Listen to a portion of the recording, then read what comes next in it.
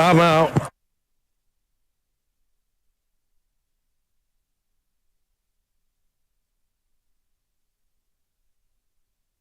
Golden State will go to 14-12, and they're 2-9 in their last 11 games, and they've got to get it figured out as Podziemski goes in and scores at the buzzer to make it academic.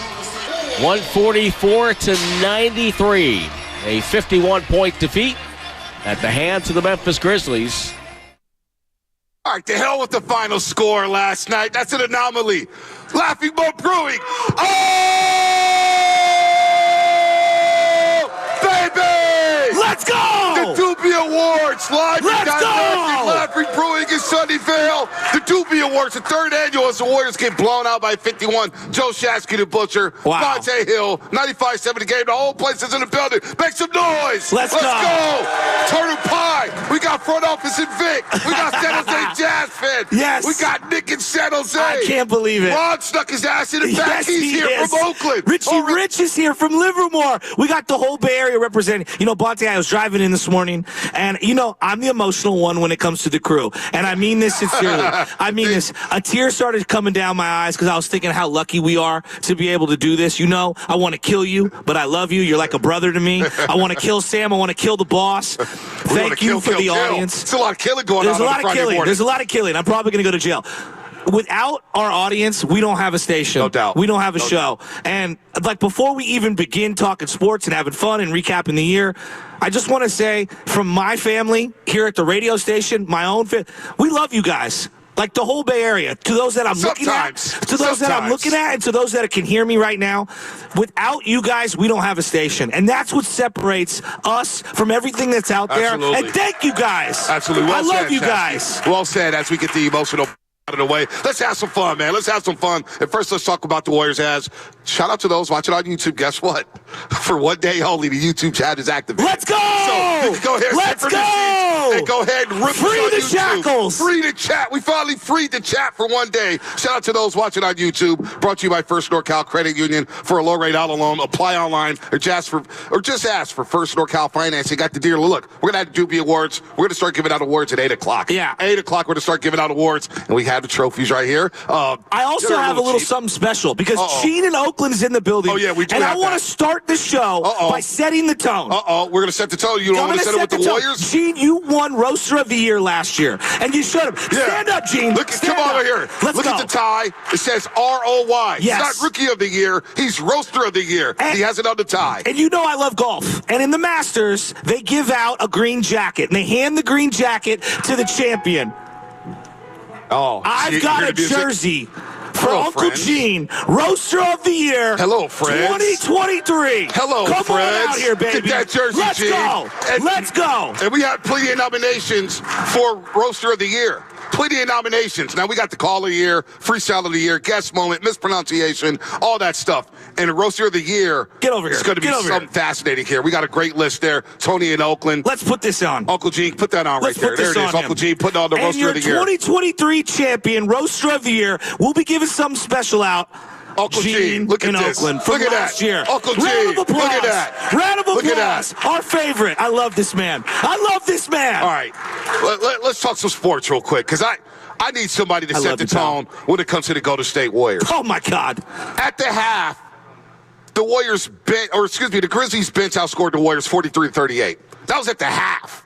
So I'm not sure if they're a 50-win team. I'm not sure if they're a 55-win team. But I need Nick from San Jose to step right up to this microphone. Nick in San Jose, live in the building. That's right. Go. He's the reigning Rookie Roaster of the Year. The reigning Rookie Roaster of the Year. He's up for the Call of the Year. So you know what? Let's just go to Nick right here, live in the flesh. Get on that microphone. Nick in San Jose. Bellarmine You're Bells. on the roast. Let's go. Boys, we are soft. We're a 44 to 46 win team unless we get a Valanciunas or someone there. The body language, it's driving me crazy. I totally agree. Is Curry, Draymond, are we about to enter the next chapter of Warriors basketball? You know, I think Curry, the way he works out so well and keeps care of his body and so darn competitive, we still got 2 years of him. Yeah. But, you know, Draymond last night, I sometimes get a feeling like he gets fouls and then he just wants to get out of the game. And I felt that last night. Shasky, you feel me, bro? Absolutely. He had 4 turnovers and 4 fouls in the first half, and he felt lifeless. It's like, and I know he wants to walk the edge. You can't just lay down. I felt like he laid down, and GP2 was unplayable. GP2. Well, too many specialists. I mean, what are we doing? He's unplayable. Wide open threes, and he's playing hot potato. Draymond Green and Zach Edey, the game within the game. Zach Edey got the best of them, and then Dennis Schroeder's debut. I mean, not what we want to remember, right, Nick? I think Schröder will be fine, and we can flip him. There's no limits to that. But, you know, Bonte, you're right. There has to be some blame, in my opinion, on Kerr. We're 2-10 in the last 10 games. We should have won at least 5 of those games. And, Bonte, if we ran some set plays in the last few minutes and just got 1 bucket, it drives me crazy. But you know what? I'm happy because I'm here with all of you. Yes, let's go. I love it. Let's go. He's fired up. We're fired up here at the Doobie Awards. So as he brings up Draymond Green, the game within the game, we know he has some history with Zach Edey. Last year he was tweeting about Zach Edey during the national championship game. We know about the ankle lock November 15th where he got upgraded to a flagrant. Taylor Jenkins. What is he, Ken Shamrock? Yeah, I guess so. Come on. And you love him in the WWE tag team with Dre Greenlaw. You brought that up. I did. And then Taylor Jenkins talk about breaking the code. Well, the code was broken last night because the Grizzlies rolled him. John Morant was doing his thing. Jaren Jackson Jr. blocking everything. He's amazing. And right now, I want to say the panic meter will come out if they get blown out tomorrow in Minnesota. Situation critical for the Golden State Warriors. I'm officially worried. I'm like Joe Shasky. It's a role reversal. Well, everybody wants to. And look, I'm here for the rest of the roster isn't that great, and I'll listen to that. But can we also acknowledge? I hate saying this. We're seeing the final 16th, 17th, 18th hole of Steph Curry's career. And I hate to say that. I don't want to be the one that says, oh, he's putting on 18 and it's over. I don't think we're there yet. But did he tee off on 16? I mean, is he walking down the 17th fairway? Like, guys, that's kind of where we're at. And it sucks saying that out loud. And there are nights where he can still be vintage Steph Curry. He just can't do it the way he used to for as long of the stretches as he used to. No. And I just feel like the infrastructure around him, it isn't great. It's not the worst supporting cast in the world. They're between a rock and a hard place. It needs some tinkering, right? When Steph Curry's averaging 22, 23 a game, you need Wiggins in his 17, 18, and you're getting that. But who's that third scorer? Who's the third scorer on this roster right now? I thought it was JK. Well, it's too inconsistent. He's coming off the bench now. He can't find a rhythm. Buddy Hield. They haven't won a game yet when Buddy Hield doesn't score 18 points. Maybe that's a barometer for this team. But Buddy Hield is who we thought he was coming into the season. He's going to have great nights. He's going to have off nights. Draymond Green, the 3 is rolling, but last night he was MIA. Looney, the 2 big lineup. Doesn't quite work in today's NBA. The league has evolved there. Yeah. So with Stephen Curry and the bilateral tendinitis in both knees, we got problems here. And so how do you fix this roster around him? I think Dunleavy is not done making moves because you mentioned GP2. When you look at GP2 on the three-point line, and I love GP2, Gary Payton II. He's unplayable. But when he's open for a reason on the three-point line. Brendan Pajinski's open for a reason on the three-point line. Pods is shooting 25% from 3. GP2 is shooting less than 15% from 3. So when you don't have that spacing, and you got guys wide open on the perimeter who are not taking wide open shots, that kills the rhythm and flow of a half-court basketball set. So the Warriors have issues here. And in a way, I'm not saying they missed this guy, but they missed the gravitational pull that Klay Thompson brought due to his three-point I would agree. And so, but that's where Buddy Hield, to me, has to step up, and he cannot But he ain't no Klay. Well, that's the problem. He's the Stay Puft Marshmallow Man. When he's on fire, he's big and strong, and then when there's a little bit of heat, the guy melts, and he vanishes and disappears.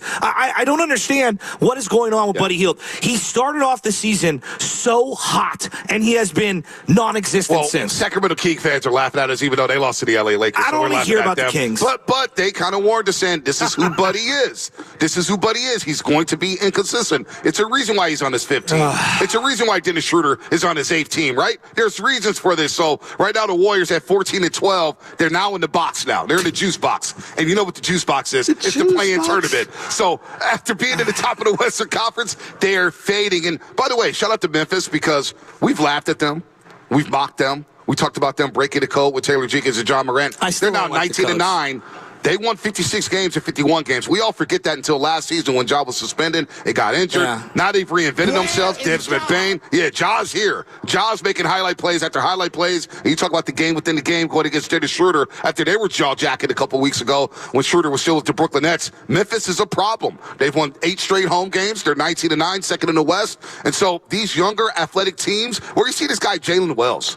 Jalen Wells went to Sonoma State for crying out loud. I had never heard of him. Never heard of him. And he's picking up Stephen Curry, 94 feet, and the Warriors cannot make them pay. So now the book is out. What do you think Minnesota's going to do Saturday night? Yeah. Jaden McDaniels full court on Stephen Curry. So who's going to make a play outside of Steph? I mean, right now, Dennis Schröder had how many days to get ready for this game? And 3 days. Look, it's his first appearance. I'm not going to lose my mind over it, but I think combined, he was the only one in the backcourt as a starter who hit a bucket. When has Steph gone his entire career and not hit a field goal? Well, that was the first time in his career in which he's played at least 15 minutes and he did make a field goal. First time in his career. It's mind-boggling. Third time he's played at least 10 minutes and didn't make a field goal. And we can make excuses all we want, but the reality is he looks tired. He looks tired. He looks really tired. He looks sluggish with the knee. I know that Anthony Slater disagrees with me on this.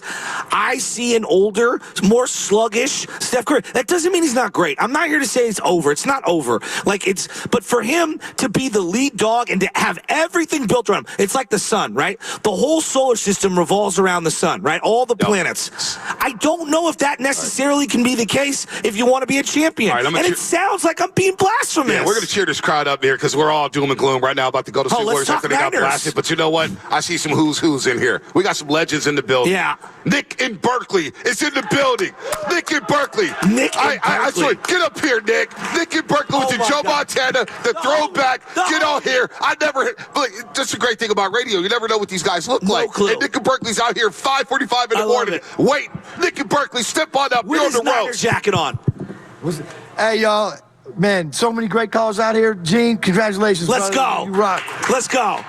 Man, I don't know what Shanahan is doing. I have no idea. Love it. He disappears for segments of the game like he's just gone in to a black hole somewhere. I'm like, Bosa, you are not it, bro. Be a leader, bro. I totally if you're agree. a follower, we don't need you. You know that cat we had out there that didn't want to come in the game? Like, dude, just quit football altogether, 100%. bro, before you get your ass whooped in the locker room. You know what I mean? I love Nick in Berkeley. Keep cooking, baby. Cook. We need speed. Like Baldy was saying the other day, we need speed, bro. Sandra Our Bullock. team is slow. They're just, it's ridiculous. And I don't know what the problem is with all these little condensed packages. We never have wide out spread on the field. No. Dude, there's like 30 yards of field on each side every play. Nick, I watched an entire breakdown of Deebo Samuel in 2021, and I was like, where did this guy go?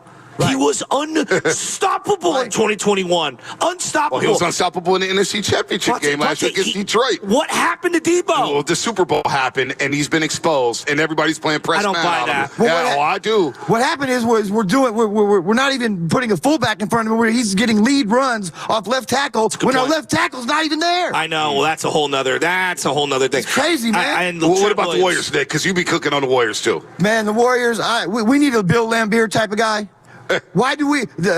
Boston has 2 centers. Who else has 2 centers? Cleveland.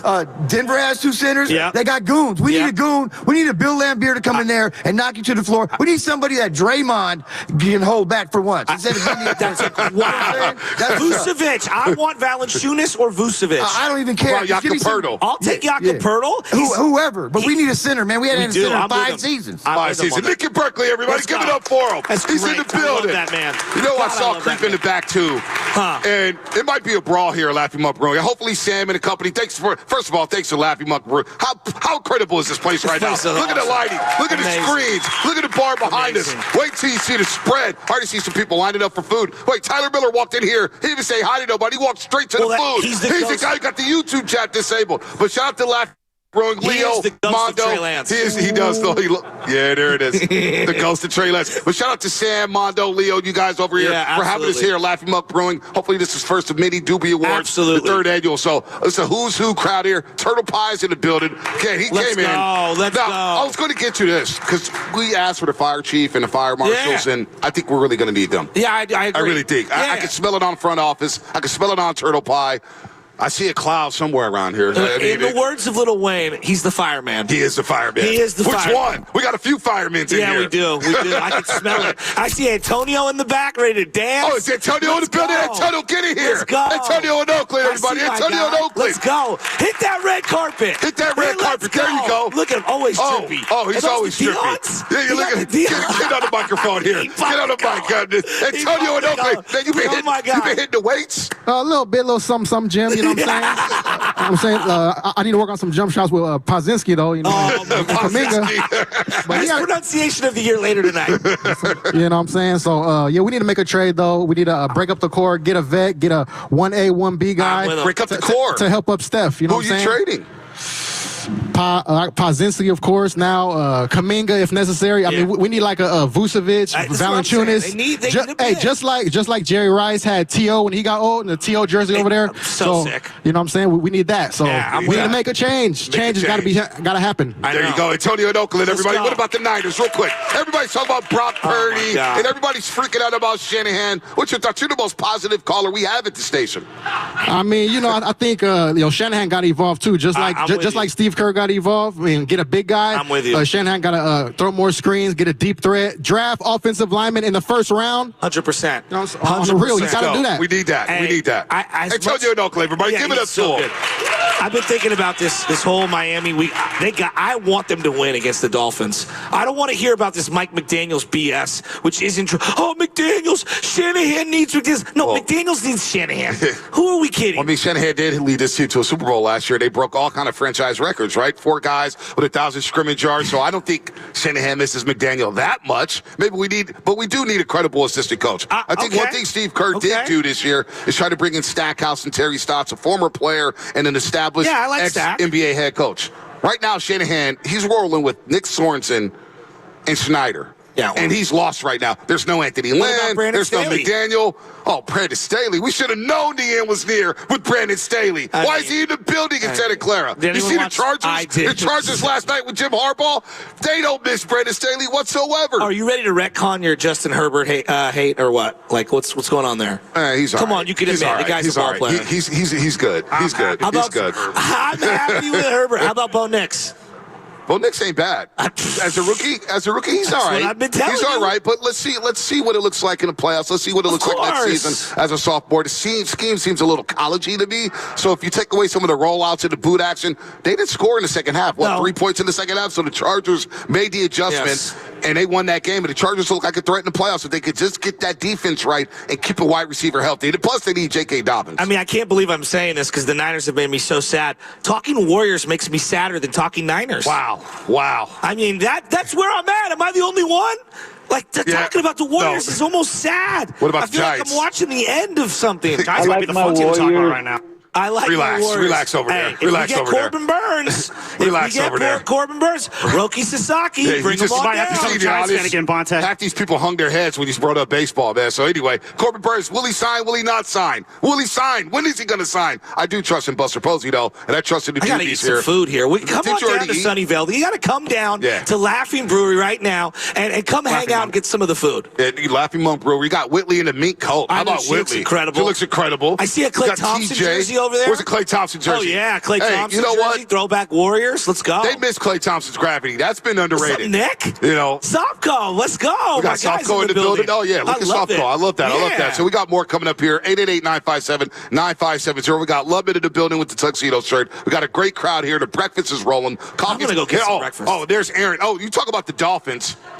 Talk about the Dolphins. Now, Aaron Rivera's in the building, and he's got a plate. He didn't come say hi. He's got a plate that's filled up. Yeah. Look how stacked that plate is. Hey. All right?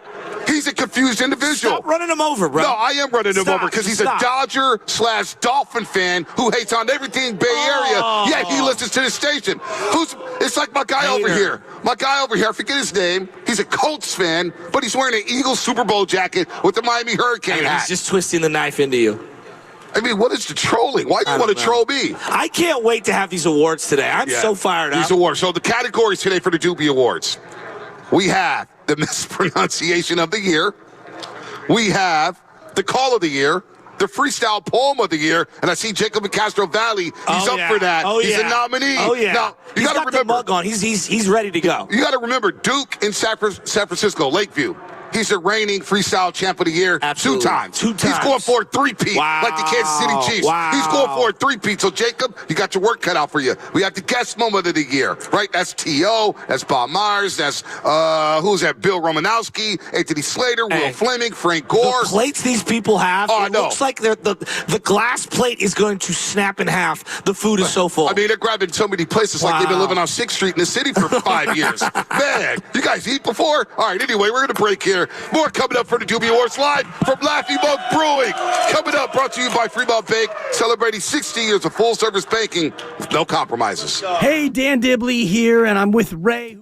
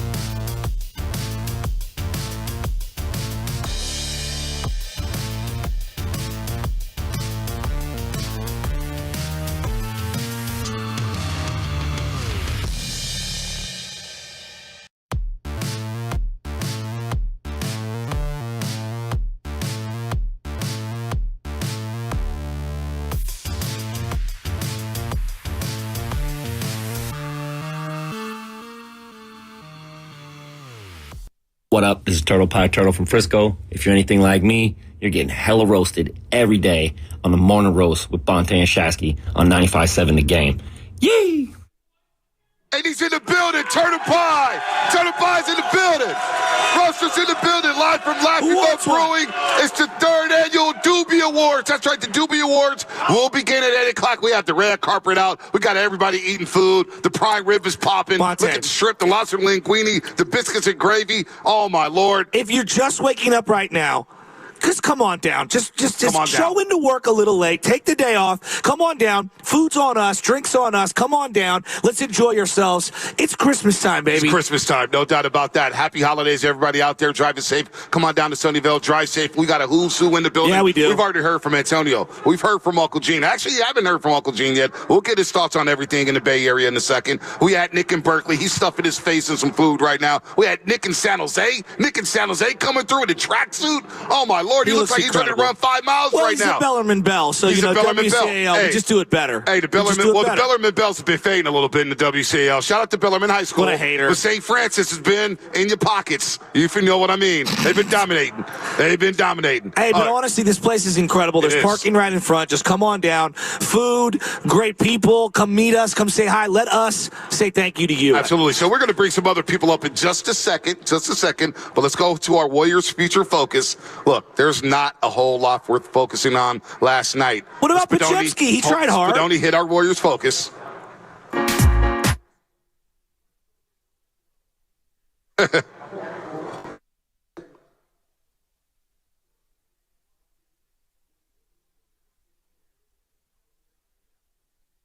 Now, we got to hold on because Spadoni said, I don't know if we have any highlights. Hell, I don't know if anybody at 95.7 The Game cut any highlights last night. It was hard to find a highlight. So you know what the highlight of the game was? Brandon Pajemski scored 21 points and 6 assists. Yeah. How about Pods yesterday? Yeah. Is he back? Yeah. Is he back? I mean, sure, why not? I'd prefer to do it in a game that wasn't a 50-point blowout, but yeah. Do you understand the Memphis Grizzlies scored 82 bench points?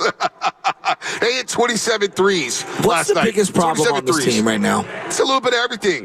Point of attack defense, shot selection, non-shot makers. You're getting a little older with the core. Draymond Green and Stephen Curry. They pressed Steph Curry 94 feet. Basically ran a box one against him in the half court. What about the play John Morant where he's stuffing out Stephen Curry and then recovers in time to block Draymond Green at the rim? Was pretty impressive. But we finally found a highlight of Brandon Pajemski. Here we go. Highlight. Anderson now. Feeds Jackson Davis. Touch pass over to Pajemski. Right corner three. Knocked it down. And even though if it doesn't matter in the course of this game, that was good for Brandon Pajemski to see the ball go through the net. That's not fair. Tim Roy on the call right here at 95.7 The Game. 9-13 pods, 21.6 assists. Maybe he can build off this for the future. That was the Warriors' future focus. Just like we love the future of the Dubs, Peralta Community College District encourages you to love your future too. You know, go to Peralta.edu and apply today. Bonte, I've been thinking long and hard. I just think the Warriors are stuck between a rock and a hard place. Like, whatever path they choose to go down, it comes with unintended and intended consequences. Okay, you trade all your assets and you go get Jimmy Butler. And then what? He's a free agent after the season. Okay, and then you got to opt out of that plea. He's going to opt out of that contract. So you're going to age gracefully with what? Jimmy Butler at 35, 36. Curry, who's already starting to show some declines. Will be 37 in March. And Draymond Green. Yeah, I don't know if that's the move. Okay, This thinking from the head up. Let's play the other side of it. Okay, you don't make any moves. You stand pat. I mean, what are they? Maybe a play-in team? I don't know if they're a 50-win team, dude. I don't know. That unnamed player may have lied to me at media day. He may have lied to me. Well, I don't know what they do. I think things started off so great. You could see the potential of where this could go. I'm not going to lose my mind. I want to see Dennis Schröder play a month. Yeah. Like, I know last night wasn't great. I like the acquisition. I like the player. I think the player is exactly what they need. A facilitator, a ball handler, a guy who can knock down shots. He can get his own shot. He can set up for others. I think the adjustment comes from the head coaching staff. Run more pick and roll for crying out loud with the second unit. But you need other shooters around him to run that pick and roll. No when doubt. You have these lineup combinations, at times you see Pods, GP2, Schröder. You see Curry, GP2, and other non-shooters on the floor. I know. They don't have the right pieces right now, and I think that's why Dunleavy is shopping. Lacob is shopping to go look at some. But then we all see this coming in the month of December. We all discussed the schedule in the month of December. Yeah. We highlighted it. But Denver, Houston, Minnesota, Houston, Dallas, Memphis. You got Minnesota Saturday. Then you got the Lakers who are starting to get their act together. The Clippers who you haven't beat yet. Yeah. Phoenix and then Cleveland. But we all said you just need to tread water in December, and hopefully you have some life support going into the new year in 2025 in January. I guess where I come down is, yeah, the schedule's difficult. They should have won at least 3, 4, 5 of those games. I mean, conservatively, they execute at a basic level. What do they win? 3 at minimum. Maybe, at minimum. Some of the cores messed that up. By the way, I want to bring somebody up. The main cores messed that up. The Houston game, 3 minutes to change. Wiggins' absence wasn't great. You know, it's unfortunate, but that's how important Wiggins is. He misses a couple of games, and this team loses his athleticism, his defense, shot making. He is hitting. He's an ISO guy at times, but he can also catch and shoot.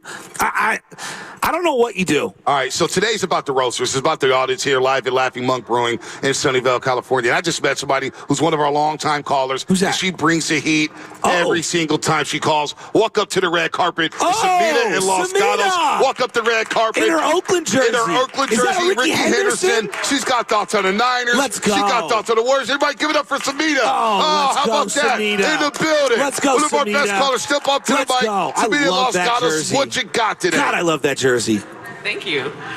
Well, Warriors basketball is depressing. Feel me? There's just no energy. It's almost like I'm seeing it's like the same kind of vibe I see on the Niners. Yeah. It's like, where's the team spirit? Where's the vibe? Where's the fight? The unity. The unity, it's like, isn't that what you're supposed to learn when you play sports your whole life? Is how to play like a team and how to persevere and how to come back from being down. And it's just like they had no fight in them last night. At all. And it was just terrible. It was embarrassing. They lost 9 of 11. And the form last night was just embarrassing. Think about the last two. Think about the last 2 first quarters, Samita. You give up 46 to the Dallas Mavericks. They wanted to come in and kick your ass. Luka scores 15.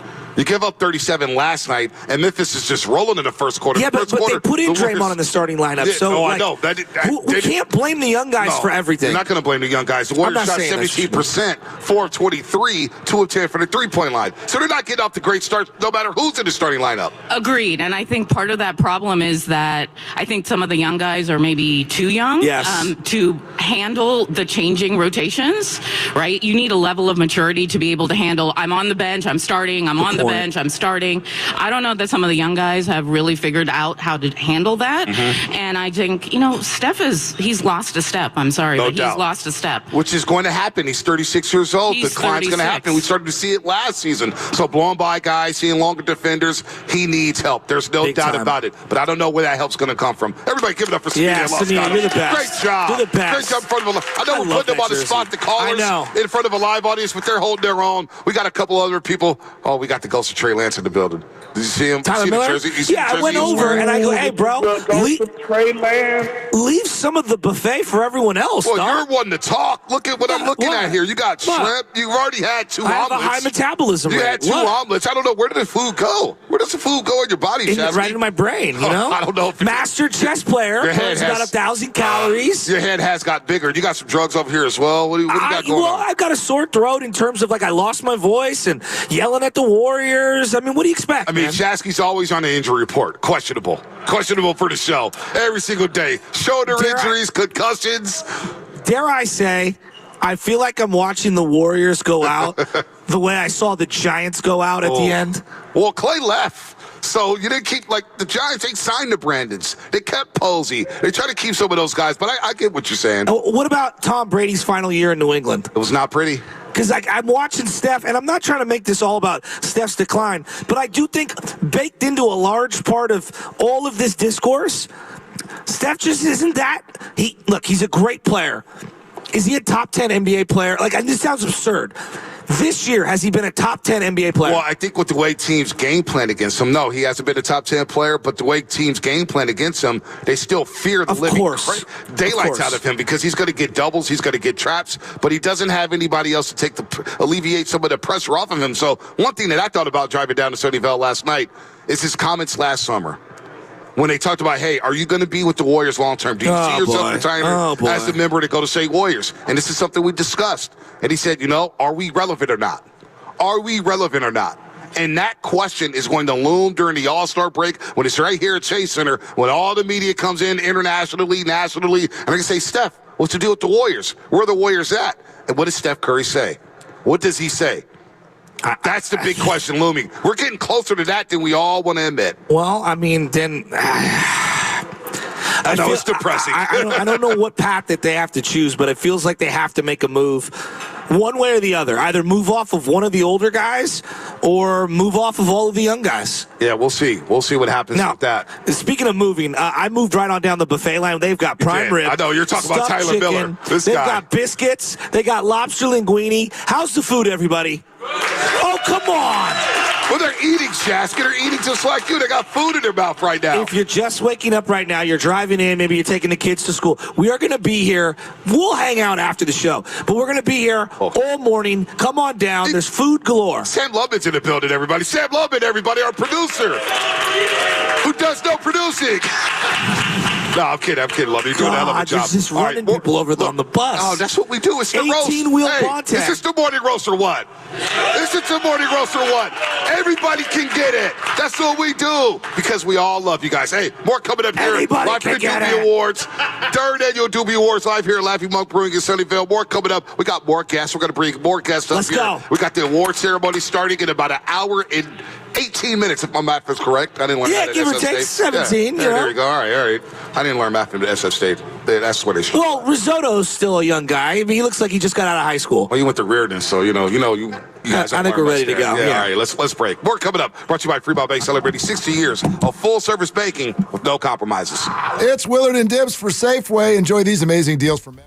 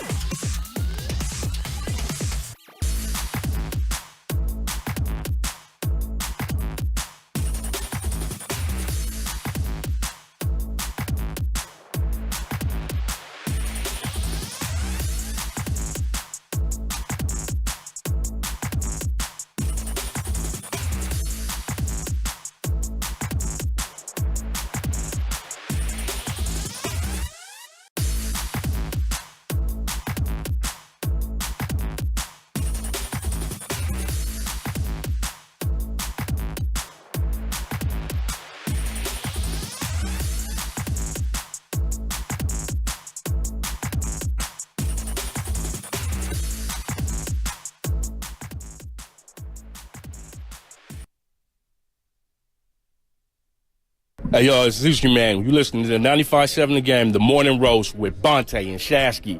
Oh, baby. Oh, this segment is sponsored by Go to State, serving the Bay Area for 3 generations. When you succeed, we succeed. Visit GoToStateLumber.com. I'm surprised Zuchi Man's not here yet. Zuchi Man usually the first one here. He's not in the building yet. Where's Zuchi? Where is Zuchi? Hey, Bonte, I'd like to do an exercise. Bring me all the fat heads, please. Uh-oh. Bring me all the fat heads. I don't like how this is going. I want you to ask me basic Warrior questions, and I will transform into said 95.7 The Game host. Oh, boy, that's and give you an opinion like I was them. All right. All right? We'll just pick up that first one. All right. Ask me a question. Hey, Goo. Hey, Goo, as Steiny would say. Hey, Goo. What do you think of the Warriors last night? I'm so mad that they lost, Bonte. I'm telling you, I'm so mad. Curry is still the chef. He can still cook. You gotta get him a number 2. He's gotta get a 2, Steiny. I'm telling you, you gotta get him a 2. And what's up with Kuminga? Hey, Goo, I told you, young players aren't ready to roll, Guru. He was flustered yesterday, by the way. Steiny, man. Send a message. Dibbers, what do you think about the officials last night, Dibs? Well, you gotta understand that when you're officiating a high-level game and a Draymond Green's out there, body of work matters. And so, if I look at your resume and you've got 7 felonies, well, then I'm going to call a hard foul. And it's going to be not a big T, a little T. I'll give you the little T. The baby T? The baby T. All right, give me the baby T. That is a 5 dibs right Dan there. Dibley here. Squirt. Squirt. All right. I get better dibs than dibs. Steiny, like, I don't know what's going on with the Warriors. Steiny, Curry, he needs help. Look. As a guy who played Division III basketball, all right, they're lousy. And let me take it a step further. Curry's done. They're done winning championships. Durant's not walking through that door. And Goo, anything you say as a rebuttal, I'm going to pick apart for the next 2 hours. What you mean the next 2 years? Wait 1 second. My producer's talking in my ear. I have to get some stuff from them. Yes, they're lousy.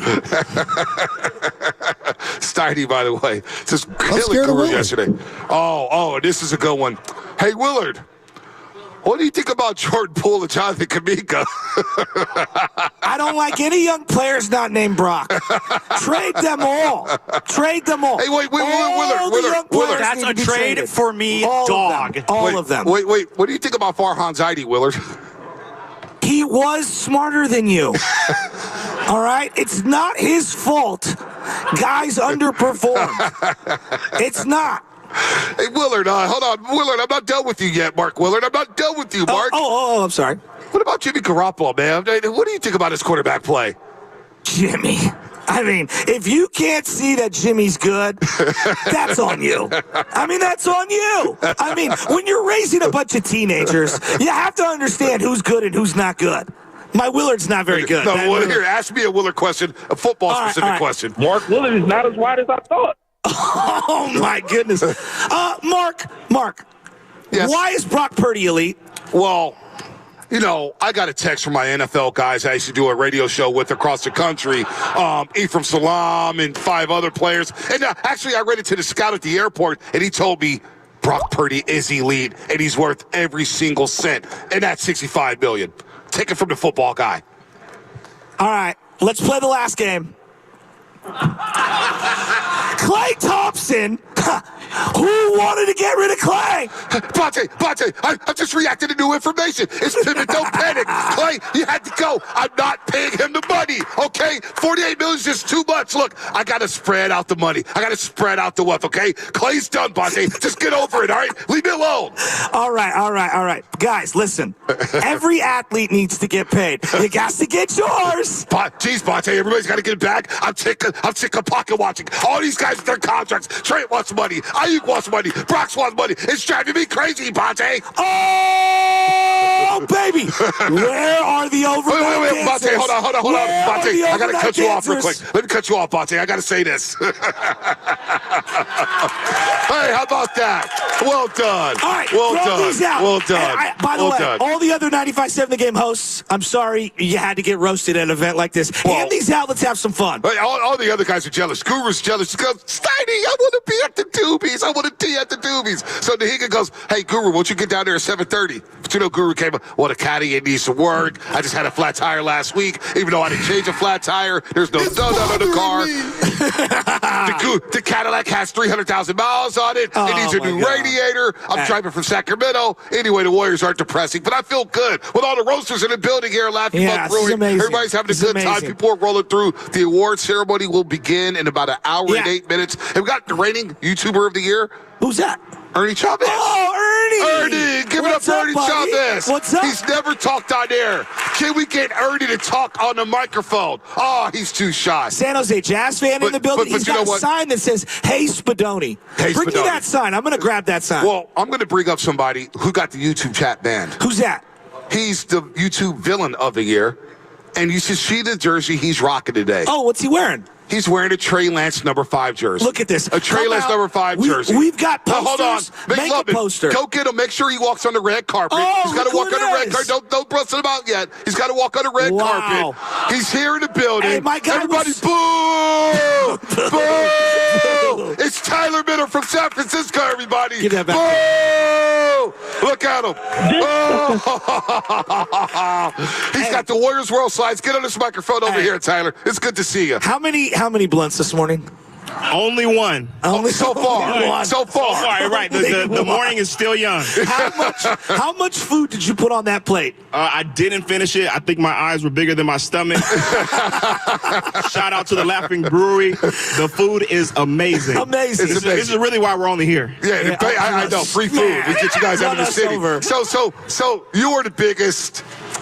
I'm not going to call you a hater. Skeptic. You're always skeptical of the 49ers quarterback situation. Now you're rocking the Trey Lance jersey. Trust me, we all believed once upon a time that Trey Lance was going to be the guy. Hell, the play-by-play announcer told me he was Patrick Mahomes 2.0. If you would have seen him throw that ball at practice. So what do you make of the season of Brock Purdy, Tyler?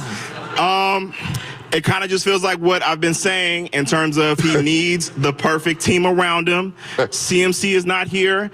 Avengers need to assemble, and I just feel like that's what's happening with Purdy, and he's not worth $50 million. So how much you paying him, 60? Why are you going up? That's what I'm saying. What do I get these athletes paid? I mean, honestly, if I think they will pay him, but if they do, it'll probably be like around like a $30 million mark. I think that's probably a little more fair, so you can bring back Dre Greenlaw, bring back Hufanga. He's going to get a pay raise. Hufanga, doesn't matter. Is that wrong? Yeah. Hey, so you say it like Shasky. That's Hub. Shout out Twin. The way I view it, look, he deserves and he will get a big extension. Yep. The question is how much for how long? I think you give him a 2-year deal, a 3-year deal. You don't have to go 5, 6, 7 years. You got all the opt-outs. You do the Jimmy Garoppolo contract where every April you have an opt-out saying, Brock, you have to prove it. And that's the best way to run with pro sports. I love players in a contract here. You got to perform at a high level if you want that back. And Brock Purdy's got to perform. He's got to perform. So give him some 1 or 2 year deals with some opt-outs there and front load that bad boy and structure it in a way, which is where Parag Barante comes into play. Remember, we saw Parag say, hey, we want you to be our agent. He goes, no, you don't, because the contracts will be all screwed up. Parag is a master at doctoring up the contract to where he can get out of it. So that's how I'll roll with Brock Purdy. I'm going to give everybody the question right now. Forget money. Game-winning drive. You giving the ball to Tua, you giving the ball to Brock. What about you, Tyler? I'm probably going Tua because I seen Tua come back versus the Ravens. Bonte, remember that game? Tua came back versus the Ravens early in the season. Doing it in the playoffs? I don't want to pull out the stats right now, but I'm just saying Brock Purdy in the fourth quarter went down by only 8 points. It's not that good. Oh, Tyler. This is why I can't handle it. I have the proof. Hey, listen. Y'all brought me up here. I was chilling. I was chilling. And the Packers in the playoffs. All right, Tyler Miller brought you by the River Islands guest line. The Warriors, are they cooked? Bonte, I'm not gonna lie to you. Last night I didn't want to think we were cooked, but last night, bruh, we might be cooked. Oh no! Honestly, do anything you can to bring in Jimmy Butler. I'm full on board now. Go ahead and get rid of Andrew Wiggins, I love you, sir. Thank you for 2002, 2022. We remember you always, but we might need to go ahead and send him off for Jimmy Butler and see what happens. Tyler Miller, everybody, give him up. The best. Boom. The best. We love you, Tyler. We love you, Tyler. Thanks for coming down, man. Thanks for coming down. You know I got There's love. only one blunt You know I deep. got love. Front office is one blunt deep. Turtle Pie is probably 5 blunts deep. Talk about snitching. 3-1-1 Bonte. No, it's all legal in What the California. hell, It's dude? legal in California. Jesus. Legal in California. Where's the firefighters? Game within the game. How many blunts are these guys going to smoke today? It's true. going to be 7. It's going to be true. 8. It's going to be 9. Anyway, Doobie Awards here at Lifey Monk Room. We're talking some Warriors as it got blasted by 51. Plus, we haven't discussed much the Dolphins-Niners game on Sunday. 125 kickoff. Give me the down Dolphins South sound, Beach, Joey. Miami. Come on, give it to me. me. The Dolphins to flip the I sound. need it. Mike McDaniel coaching against his protege or against his mentor, Kyle Shanahan. Dolphins-Niners.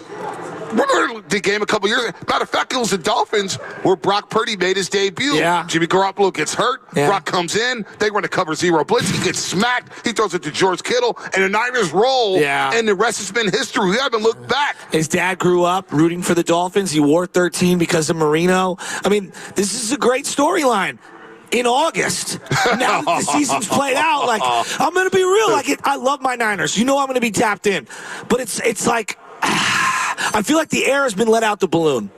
Well, what do you want to see moving forward? Instead of talking Brock, because we know that's going to take over their airways all season long. But somebody's like, I want to see Ricky Pearsall. Do we have a lemon or do we have a legit NFL wide receiver? I don't know yet. When you go through a 3-game stretch and you run 63 routes and only get 3 targets, it's like, is this guy getting cardio or is he a wide receiver? And I see Keon Coleman making plays. I see Xavier Legette eating raccoon and making plays. I see Ladd McConkey last night making plays for the Chargers. I want to see what Ricky Pearsall is.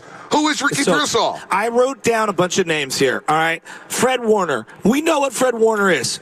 If you lose this game, you shut him down. I think you got to clean up that ankle. Whatever's going on, it's like a running back. Yep. I'm not messing with linebackers. He's an all-time player. He has nothing to prove to me. Dre Greenlaw.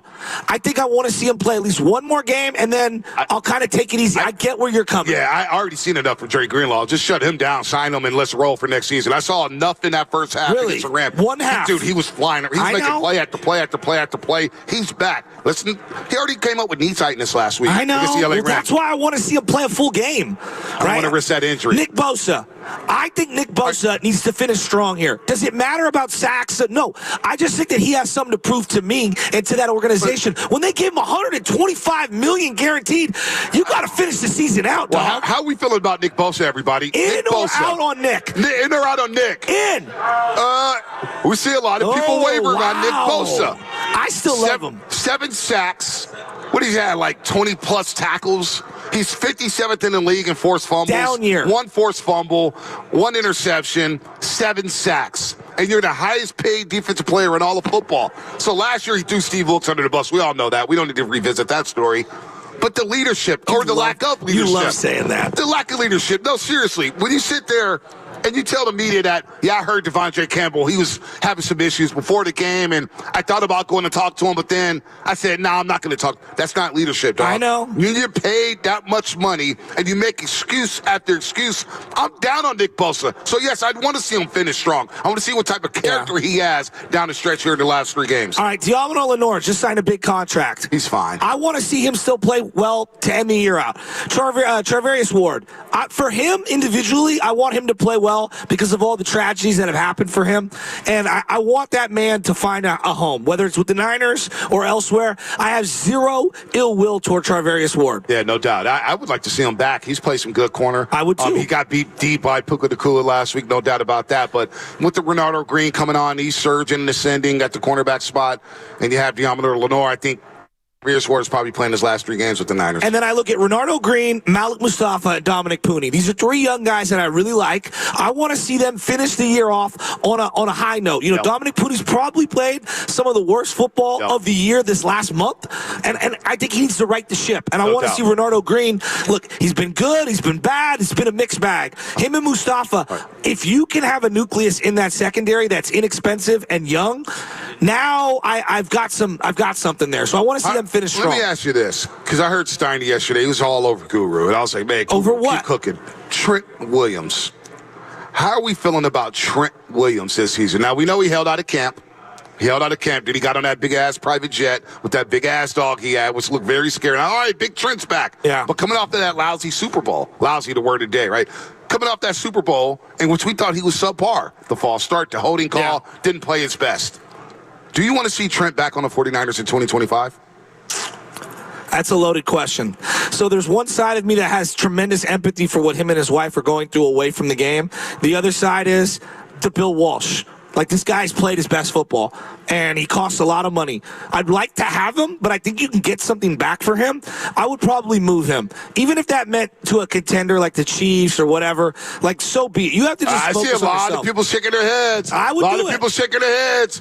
Nobody wants to move off of Trent. Not with the people out here. I would let Trent come back because this is why.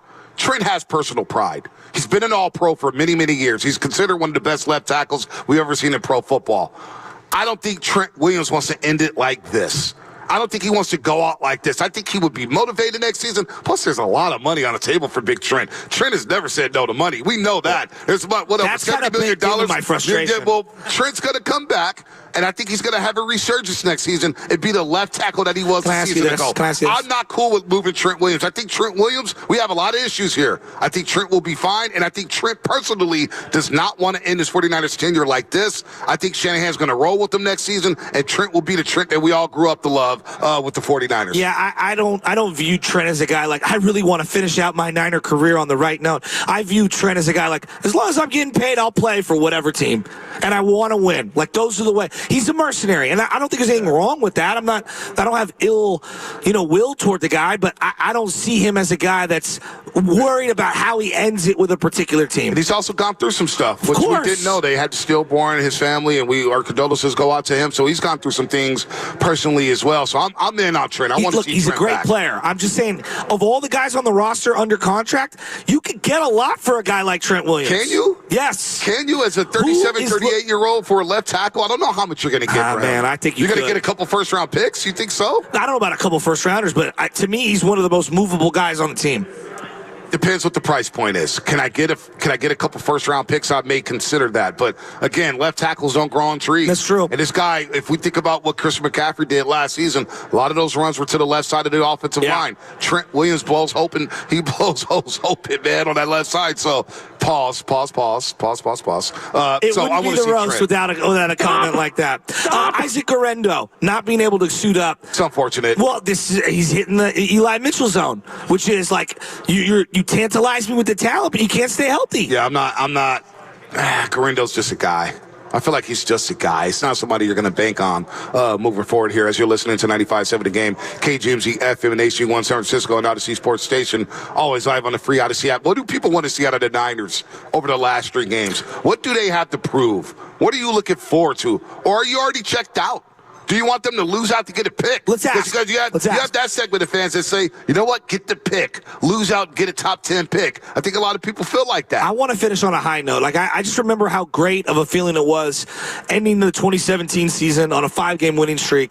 Everybody was so optimistic, and it just felt like the energy, we were building something, and I don't want to see them just lose out to end the year. I want to build for something for next year. And if anything, for Purdy's psyche, I think he needs to go into the offseason with a couple of like banger games down the stretch just to feel good about it. He's had 4 of his 5 worst games as a pro in the last 2 months. I think there's something up with that shoulder. There's something up with that elbow with Brock Purdy, but it depends how they lose, right? Say if they lose out, what's the form look like? What if they lose on a game-winning drive to Tua Tagovailoa on my end? I can live with that. What if they lose on Monday Night Football to Detroit by 3 points and they play super hard, but that a lot of guys are out? Form matters to me. I'm going to bring up Uncle Gene because he's one of our more rational callers. Uncle Gene's up to the building, reigning roaster of the year. Get up here, Uncle Gene. Get on that red carpet. Hitting the red carpet. Gene. Hit the red carpet, Uncle Gene. Hit the red carpet, Uncle Gene. He goes his own path. He goes his own path. He does what he does. Shout out to Auntie Jan. Uncle Gene, what's happening? Oh, nothing. I'm bummed, man. I mean, this is the reason I haven't come up here is I'm bummed about the Niners and the Warriors right now. Bay Area sports definitely down right now. The Sharks are rebuilding. The Giants, who the hell knows what the Giants and what they're going to do. What do you want to see from the Niners over the last 3 games? Yeah, I want to see effort. I want to see them get back to what they were as close as possible, given all the quality players that are out. I want to see Purdy try to earn this 50 to 60 million a year that he's demanding. All right. Has he not done it yet? Well, he did it last year when he had, when he was surrounded by a cavalcade of stars. But now, where he's really challenged, his flaws are coming out. All right. Absolutely. You got the problems with his, playing in the elements. You got the problem of his, I don't know, does he have a chronic shoulder problem? That's a big red flag. Hell yeah. And then making that horrible throw to basically end the season, all right, in that last game. So these are things that you got to look at, right? Nobody's saying we don't like him. We do like him. I was his biggest fan. I'm not focused on that. I'm just more so focused on you have the wide receiver core who can't get separation. No, I get it. Who's supposed to throw the ball? Jennings is having a great year. Jennings is having a great year. Brock Purdy's helped them do that. He's throwing to Jawan Jennings a lot, but you don't. One, we've underrated Brandon Ayuk. I think that's apparent. Brandon Ayuk was the number one wide receiver, which is why I wanted him back. Now he's hurt. That was Brock Purdy's safety valve, and he had a great year. See, Gene, it's hard to get a word in. Oh, well, I'm trying to get a word in. But context matters to me. No, context does matter. When you don't have the separation of the wide receiver spot, you don't have offensive line issues. You got Colton McKivitz and Jake Brendel getting pumped. No, I totally get it. But you got to do the best with what you got. Exactly. And I'm not sure we're seeing that right now. Yeah. That last game really concerned me. All right? I'm with him. And if he's going to be demanding 50 to 60 million a year, I say kick the tires. Let's look at other options. And I know there's this controversy about Sam Darnold. All right. I got into a debate with Willard last week about it. Oh, did you? How'd that go for you? Well, he said, "Well, how is that going to work in the clubhouse, right?" Oh, in the locker room. Who cares? I mean, the point is, you're trying to win. Exactly. Who the hell cares? You start winning, the clubhouse is going to be behind whatever they do. 100%. Exactly. Right. So listen, if Sam Darnold takes the Vikings deep into the playoffs, I think you got to look seriously because you might get him for 30 or 40 million. And are you in on Sam Darnold now? I'm intrigued. I'm saying, wait, he doesn't listen. I'm with him. But, look, Purdy, I told you, I was on board with him. I called in the day after the Tampa Bay game. I think I may have, and I said, I think this is our starter going forward. And you said, isn't this a little too soon? Yeah, so I've been on his bandwagon from the beginning. And now you're off of it. Well, now a little turbulent. I have questions, man. Uncle Gene, I'm a little disappointed. All of a sudden, we're going through a little adversity, a little turbulence, and you're ready to jump off the bus. Here's the deal. That's what's happening with today's sports, man. We're getting soft. Here's the deal. Okay, if Purdy came out and said, you know what, I'll take 30, 35 million. We'd all sign up for that. Fine, But no, he comes out with his agent right after the worst game he's played for us. Thank you. All right? If nothing else, the timing was horrible. Horrible. And he says, I want max dollars. All right? Seriously? So you're looking at him differently now. Demand that. Show it. All right? Uncle Gene's fired up right now. Roaster of the year, bringing the heat right here. Uncle Gene, give him a round of applause. Uncle Gene, bringing the heat. Hey, if you're just waking up right now, you're turning on your radio, you're driving the kids to school, what the hell's going on? What's with all that ambient sound? We're down here at Laughing Monk in Sunnyvale. We got the whole crowd. We got food. We got drinks. Come on, guys. Gene, how was the food? What's that? How was the food? Food is great. It's incredible, huh? Yeah. Where's Auntie Jan at? Where's Auntie Jan at? She's taking care of the dog. Oh. Hey, I get it. Trust me. Let me just say, I get it. Roaster of the year, Uncle Gene. Give it up to him, Uncle Gene. All right, we got more coming up. Niners, Dolphins, 888-957-9570. If you want to make a call, you can call us. But we got more roasters in the building. We're going to just call people out to bring them up to the mic. Yeah, we Give are. us your opinion on the Warriors, the Niners, and the Doobie Awards will begin at 8 o'clock. Let's go. 8 o'clock. A lot of controversial picks for these awards. That's coming up here on the Morning Roast. Joe Shaskin, the Butcher. We got Lubman. What have you done today, Lubman? Lubman. Everyone give it up to Lubman. Very good, Lubman. Lubman, I've had 6 plates of free food. I mean, wow. You talk about stealing money from Odyssey. Boy, I love your style. Dude, you've been running everybody over. That's what I do. More coming up. Sponsored by LifeSource Water System. The morning run over. Hi, it's Sherry, owner of LifeSource. For 40 years.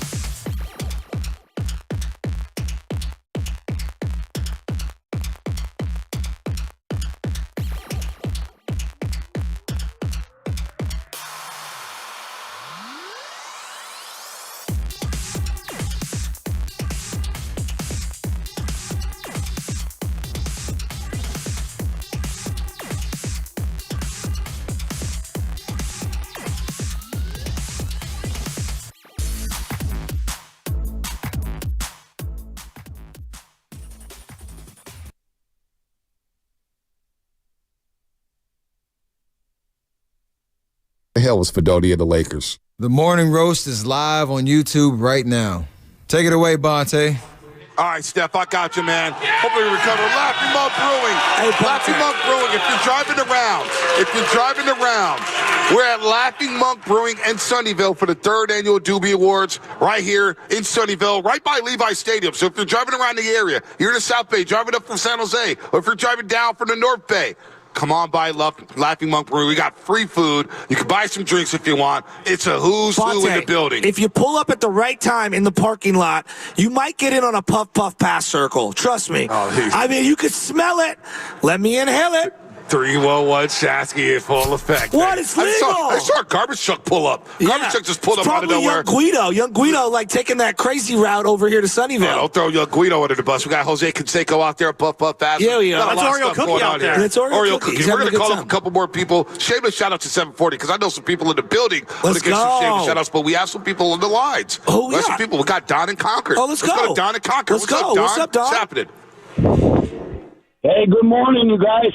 I feel really bad I wasn't able to make it down to the South Bay, but, you know, hey, I love you guys, and I wish I was there to have some prime rib. The 49ers got to win 3 games. What do you think, Joe? I think we do. I cannot lose to the Dolphins. I'm sorry. I can't lose to Tua and Mike McDaniel. Yeah, I can't listen because I got Aaron Rivera right here. Aaron Rivera, get on up here. He's a Dolphin fan. He's a Dolphin fan / Dodger fan / Sharks fan / hater. Celebrate. Okay? That's 1/3 okay. He's a tall man. What's up, boys? What's up, man? He used to work at Odyssey, and then we had to let him go. Right. Yeah. Budgetary, Yeah. I asked for too much money, and so they let me go. That's what happens Which is around foreshadowing for the quarterback situation coming in San Francisco. Oh, so is Brock Jimmy 2.0, Aaron? Oh, for sure. For sure. You put Brock on any other team without an all-pro at every position, is he beating you? Is Brock beating you if he plays for the Jets? Brock, let's hear it. Defend him.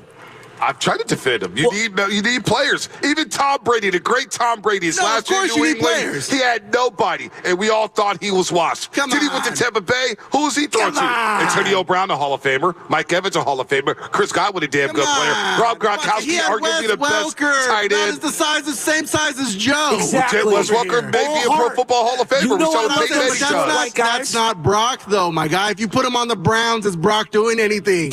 Well, the Browns are a dysfunctional organization. Not many people are doing things with the Browns. Everything has to fall right in order for Brock to be competent. Well, how many quarterbacks can you say that about, though? There's only 4 quarterbacks where I feel good, where I say, okay, maybe I don't have a wide receiver, maybe I don't have an offensive lineman. That's the golden 4. Lamar Jackson, Patrick Mahomes, Joe Burrow, and Josh Allen. Definitely. Every other quarterback you need things But then why would we reset the financial market for no reason? Well, I don't. That's Jed York. Ask him. Well, because everybody points at Trevor Lawrence, and I go, wait a minute.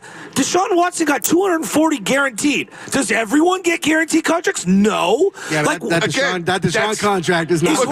That's a bad organization doing bad business. So why should the Niners do bad business? Is it bad business to keep Brock Purdy? Folks, is it bad business to keep Brock Purdy around here? At the right price. I think Brock just also fell into the right situation. If you put, everyone wants to feel like, oh, it's a feel-good, it's a next Tom Brady because, he's Mr. Irrelevant. He fell into a great situation. He did. If you put anybody that... Wait a minute. He made the most of it, though. Jimmy Garoppolo can do what he did with these weapons. He's throwing to Kendrick Bourne. No. Jimmy Garoppolo was there that season. Jimmy and Brock both got you the same Super Bowl results. I'll take Brock. An overthrow in the fourth quarter and a loss to Patrick Mahomes. I hate There's no overthrow for Brock Purdy. There was a throw that got better. Scrimmage. We'll leave that alone. All right, Aaron. What's going to happen? Are you a Dolphin fan? I am a Dolphins fan. Yeah. So, game winning drive. 2 minutes to go. No timeouts. Tua or Brock. He's taking. He's a homer. He's never won a December game that mattered. Okay, neither has. Oh, well, I shouldn't say they never won a December game, but Brock has never won a game that mattered either. Dallas Cowboys at home. 0 rings. Yeah, on that both NFC fingers. title game was really meaningless. 0 rings on both fingers. The Green Bay game was really meaningless. But 0 rings on both fingers, boys. That's what I'm going on. Hey, listen. How'd you become a Dolphin fan? Long story short, I was a child. I think my first game. I too was once a child. My first game at what is it? Candlestick. I got denied an autograph by a Niners player. Oh. And then I went over to the Dolphins sideline. O.J. McDuffie signed my football. O.J. McDuffie. Yeah, and the unnamed player blew out his knee that year. Was on the cover of Madden. Oh, that's cold. I went home that night and was like, I'm done with the Niners. Let's go Dolphins. Who's the player? Fins up, baby. Fins up. Well, I know you knew. Who's the player? Oh, it's Garrison Hurst. Oh, okay. Yeah, I'm bad cover. He's too young. He's too young. For those who don't know, it's All right, Eric, get out of here. Eric Rivera, everybody. Love you Eric guys. You guys Rivera. are the best. Eric Rivera. Love you, buddy. Let's go to Big Smooth out there in the town. Big Smooth. He's up for an award today. Mispronunciation. Gentlemen, of the year. top of the morning. I wish I was there with you. I think I have a warrant out in Sunnyvale, so I couldn't make it this morning. But listen, we're out picking up toys and food for tomorrow.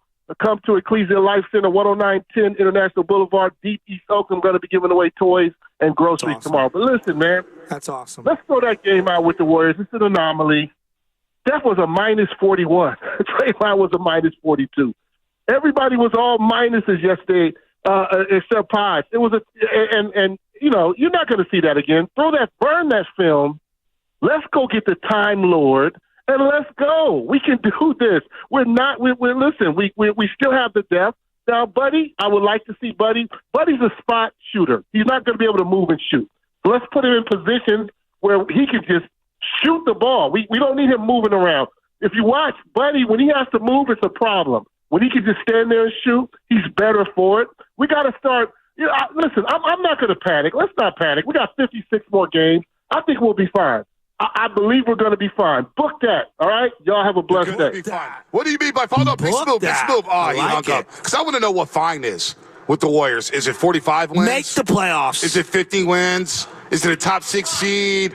We want to make a deep run. Right now, I don't feel good about a deep playoff run. I'm not going to lie to you, Nick and San Jose. I'm not feeling good right now. Steph Curry, for the first time in his career, when he's played at least 15 minutes, did not make a field goal. So let me ask you this question. He was 0 for 7 and 0 for 6 last night. Let me stop you right there in tracks. Are you more concerned with Steph or the rest of the team? I'm concerned about everything. No, I'm not picking. No, you have to pick. I'm getting my starting on. I'm going to be a fifth sitter. About Steph sustaining throughout this year and dragging this team, or the team around him? Both. No, you have to pick. I'm not picking both. I'm not picking one or the other. No, I'm picking both. You know why? Because I don't know if the pieces fit around Stephen Curry. I know Steph Curry has bilateral knee tendonitis. He's not moving well. This guy, Jalen Wells, who went to Sonoma State and then Washington State, nobody ever heard from him. He's in the starting lineup. Like, wait, I didn't see him on the scouting report. Is picking up Steph 94 feet, denying him the basketball, and he couldn't even get a touch in the half court. And the Warriors couldn't make them pay for that. I know. How many years during the golden era of the Golden State Warriors where if Steph got doubled and he gave up the rock, you see Draymond Green run a 4-on-4 or a 4-on-3 break, and you get the lob to either Iguodala or Wiggins coming baseline. You don't even see that anymore. No. So the pieces around him right now doesn't look like it fits, and Steph right now is not moving great. So I'm worried about both, Shask. I'm worried about the whole damn roster right now. I'm not going to lie to you. Well, I feel like we're starting to see Father Time, and I'm not trying to make it like he's done. He's not finished. No one's saying it's over, but he's just not the same player. You know, he's just not. I mean, I kept saying, okay, if he was at 100, now he's at like 96. Are we sure he's not at like 91? Wow, you went down quickly. But 96 the other day. He can't get his own shot off in the half court like he used to. Has he? Well, he's seeing longer, more athletic defenders, and this is why I don't feel good. This is why you need floor spacers. Yes. And this is why Klay Thompson is missed right now. Now, I'm not sure you wanted to give Klay Thompson a 4-year, $100 million deal. I'm not saying that at all. But the underrated gravity Klay Thompson provided with spacing, it's undeniable, that allowed Steph to cook. And now you look at other guys who don't even want to shoot it. GP2's on the perimeter, doesn't want to shoot it. Kuminga on the three-point line. Kerr has employed him. Go inside first and then don't shoot threes. So the roster around Stephen Curry doesn't look great right now. Now, maybe it is an anomaly. Maybe Memphis is just that good. They're 19-9. They've won 8 straight games at home. They're rolling right now. They won 11-13, the Memphis Grizzlies, that is. They look good. They look hungry. Maybe it is a one-off. But Saturday, I think Saturday's a very important game for the Golden State Warriors. How does it look? Do they get blown out? Do they play a close game? And Lord knows if it is a close game, they haven't been able to execute at the end of the game. And that's why Dennis Schröder is here. So it wasn't a great debut for Dennis Schröder. It wasn't a great game for the Warriors. They were down 57 at one point. 57 points. Do people understand that was the 4th largest road loss in Golden State Warriors history? Yeah, I can see why. It was horrible. But Bonte, this team started off, got out of the gates so well. are they more representative of that team where everything's humming and they're passing the ball, they're playing great defense, and Buddy's hitting and Kuminga's hitting off the bench and they're prolific scorers? Or are they this old, broken team with a bunch of young parts that don't fit? Well, we had this that lost 9 of 11. We had this conversation when they were 12-3. I said, let's see how this next stretch goes. Because they did beat a lot of teams, and they get credit for the wins. You only control how you play. You don't control who the other team plays or how they look. But you played a lot of teams that were missing stars. Boston was missing Jaylen Brown. Yes. Right? Houston, who were they? They were missing somebody. I forget who Houston was, but New Orleans. Played New Orleans a couple times. They were missing Trey Murphy III. They were missing Brendan Ingram. Torrey Eason didn't play one of the games. All these teams they played were missing somebody. And now the teams are now full strength, and the Warriors have been beat up with injuries. I don't know. Maybe this is more the team that's in and the West is deep. I don't think they're this bad, but they're somewhere in between because they're not the team I thought they were coming out of the gates because Buddy can't sustain. And I think Kuminga's fluctuating right now. Well, the role, the changing of his role, he's in a really tough spot to succeed. And I'm giving him grace. I feel like he's the easy person to criticize every game, and it's unfair. I think the kid's a stud. Draymond's clearly blocking him because he's playing the 4. We all understand the importance of Draymond and why he plays the 4, but he's just stuck in neutral, and Kuminga can't thrive. Right now, the way everything's set up, not a lot of guys are getting maximized. No. So where does Steve Kerr fall into this place? You kind of led me into it. Steve Kerr. How do we feel about Steve Kerr, everybody here at Laughing Monk Brewing? 4-time champion head coach. The system may need, I always thought they need to run more sets down the stretch to try to run an emotion or whatnot and run some sets. Give me some elevators. Where is Wiggins on the block late in games? Well, give me some sets. Where's Steve Kerr at? He looked, for the first time in a long time, Steve Kerr, did you see his beard? He didn't shave. Wow. It looks like he's losing sleep right now. He's not sleeping right now. Steve Kerr, this is an inflection point for him right now as a coach. Can you coach this roster? By the way, what's going on over here? You got a sore throat medicine? You got pills over here? Yeah. I lost my voice a little, all right? And I'm trying to maintain, and the caffeine's not helping, but I need it to stay awake. And because I'm on so much ibuprofen and allergy medicine. The allergies are killing me. Am I the only one? I guess I am. Yeah, you are. Where to see? How would you assess Steve Kerr this season, Shasky? Mixed bag. I think Steve Kerr's been a mixed bag. Early on, he was on point, and then as of late, he's just. You can't play 13 guys every night and think that that's sustainable. You can't have a bunch of guys who need automatic shots, not get specific rotations and roles, and it's fluctuating every night. Nothing is worse. I talk about this all the time. When you show up to the park, hey, am I starting at shortstop? I don't know. Or am I coming off the bench? I don't know. Am I playing first base? I don't know. How can you mentally prepare before a game when you don't know what your role is going to be? So let's say you're Moses Moody, Jonathan Kuminga, whatever. Day to day, you have no clue where you're going to be. Pajemski, you're a ball handler. You're my backup too. Tonight, you're my starting shooting guard. It's just, there's too much in flux. 2 or 3 roles can fluctuate. Yeah, you can't have 8 guys fluctuating on a nightly basis. That's where the Melton injury hurts because it felt like you finally solidified the starting 5 or the first 5, whatever they want to call it. And you had Buddy and Jonathan Kuminga come off the bench together. And I thought that combo could give you 30 points a night. Nice little pick and roll between those 2 guys. Pajemski could connect that second unit. Yeah. But Melton only played 6 games. So now you have an injury. Then Wiggins is out for a little bit. Then you're starting Lindy Waters III. You bypass Moses Moody. Then you're starting Pajemski. Doesn't work out well for Pajemski because he's trying too hard. And, he's trying to make too many plays. Right now, these pieces are not working. And for the first time in a long time, I saw a team yesterday that just had no energy, no confidence. They look broken. They were playing lifeless basketball. In Memphis, you knew that meant something to Memphis. Yeah, I know. That meant something to Memphis, and they took it to the Warriors over and over. I saw Jaren Jackson Jr. going at it over Draymond Green in the paint. They don't fear anything with the Golden State Warriors, and teams have been licking their chops trying to get their hands on the Warriors, and nobody's going to feel sorry for them after winning 4 championships and going to 6 straight championships or 6 straight NBA finals. So Steve Kerr's got to do some coaching there. He definitely has to figure out the right piece, and maybe the right piece is not on this team. Maybe there's another move or 2. Hell, they may flip Dennis Schröder before the deadline. Who knows? We don't even know if that's going to work. Can I see a week with him before I make We're not making sweeping indictments on him, but from what I saw yesterday, Dennis Schroeder's a pick and roll guy. Yeah, I know. He needs the ball in his hand. Well, I don't think he's your starting 2. Personally, I like him off the bench. Then how's he going to feel coming off the bench? But you don't have the biggest problem. Look at he wants to get paid. I hate Did you hear his opening? Did you hear his presser on Monday? Did Schröder? They asked him, "Do you see yourself here long term?" He goes, "Well, I don't know. I'm contracted out. Am I the only one? I'm contracted out. Everybody wants to get paid. It drives me nuts. But since the Klay Thompson injury, they have failed to find the next two guard to play alongside Steph. If I'm looking for one area that's let this team down, 3-and-D 2 guard who can play nightly along Steph Curry to allow him to be the guy that he has to be on both ends of the floor. Jordan Poole, you said? Jordan Poole is that guy? I miss Jordan Poole. Jordan Poole. Everybody, Jordan Poole. I miss him. Be nice to have him around. I miss him. As Guru said, the Hawaiian punch, right? The Hawaiian punch. Hate to go Hawaiian, but I have to go back to the punch. Yeah. There you go. There you go with that. By the way, we're going to do shameless shout-outs. Shameless shout-outs live here at Laughing Mug Brewing. If you got some calls, Spinoni, 888-957-9570. We got a pretty big name on the line right now. Oh, we got a big name on the line? We got two-time freestyle champion of the year, Duke in the City on the line right now. Duke in the City.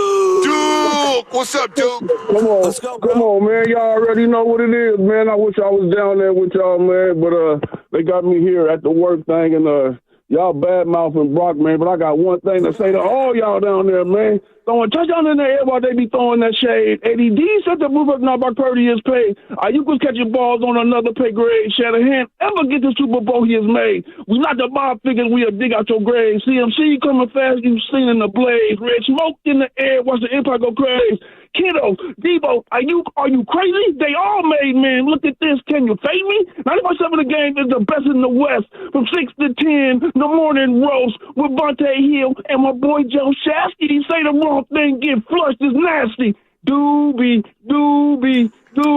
Man, I love y'all, man. Duke scored for a three-peat. Wow. Duke scored for a three-peat. Jacob at Castro Valley's in the building, and he's a nominee for Freestyle Poem of the Year. Verducci, he's in place. Tony in Oakland, she's a nominee for the Freestyle of the Year. Tony, is she coming today? I don't know if she is. Donna Concord, Father Day Poem, but Jacob at Castro Valley. Step on up, Jacob. Step on up. Let's bring in Jacob. He's a nominee for Freestyle of the Year. What's Jacob's up, Jacob? ready to go. Oh, man. I'm just glad to be here. That food is delicious. I ain't never ate like that in the morning. Let's go. Let's go. If you're just waking up right now, we're down in Sunnyvale. We're at Laughing Monk. We got food ready to go. The weed is on you, though. All right? The weed is on you. And we got a little guy. We got a little Niner fan. You got a little Niner fan right here. Little Debo Samuel right here. Jacob, what's cracking? Little Debo Samuel. What's up, Jacob? Nothing what much. You got? Are you ready? You know, being nominated for Freestyle of the Year is a high honor.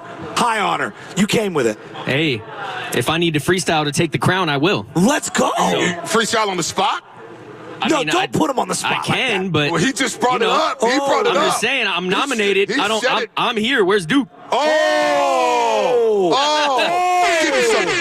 Give me 4 bars. Give me something. I'm putting you on the spot. Oh man, how much time I got? Get 2 minutes. Get your game right. Get your game right. Get your game right. I got you.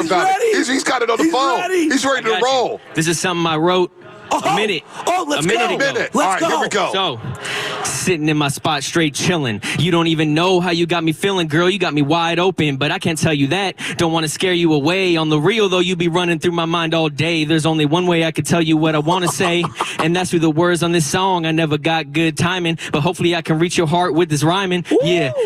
When I'm around you, I don't know what to do or say. Maybe it's because your presence takes my breath away. You're beautiful from your toes to your braids. I'll be waiting, but that feeling never fades. I'll be feeling you, but it's not all external. You know I love you even if I was nocturnal. I'd be feeling your vibes. I love you if I was blind. I ain't gotta see you to know I want you to be mine. I wanna grow old and have you by my side like a passenger. And yeah, I ain't no amateur. I know what love feels like. It's like riding a bike. Once you feel it, you know when it's true. And that's what I be feeling when I'm looking at you. Your eyes ain't blue, but you got me feeling calm, never panicking. Got me feeling like a man again. Never thought I would want to ask for someone's hand again so soon, but that's just the way you pull me till you like the moon. This gravitational pull. Maybe I look like a fool, or even a tool. But either way, I know that I am down for you, girl, ride or die, cause you be so fly. Got a man feeling like he needing to lie. Whatever it takes to get you in my ranks, I want you on my team. Right now it's a dream, I want it to be reality. Cause there's a hole in my life like a cavity. And I want you to be the fill-in. Just cause I got a son, don't mean we ain't chillin'. It's a life for all three of us that I'll be building. I want you to be his mama without that extra drama like a comma, putting pauses in your sentences. I just want you to hear it and reflect on this. Don't let it pass by like a bird that flies up in the sky. Just open up your heart and let me shoot my shot. I know I did once before and I missed. Let me shoot again, I'ma switch. Let me put that ring up on your fist. One day we gon' sit here and reminisce about how you got me high. Aren't you feeling this?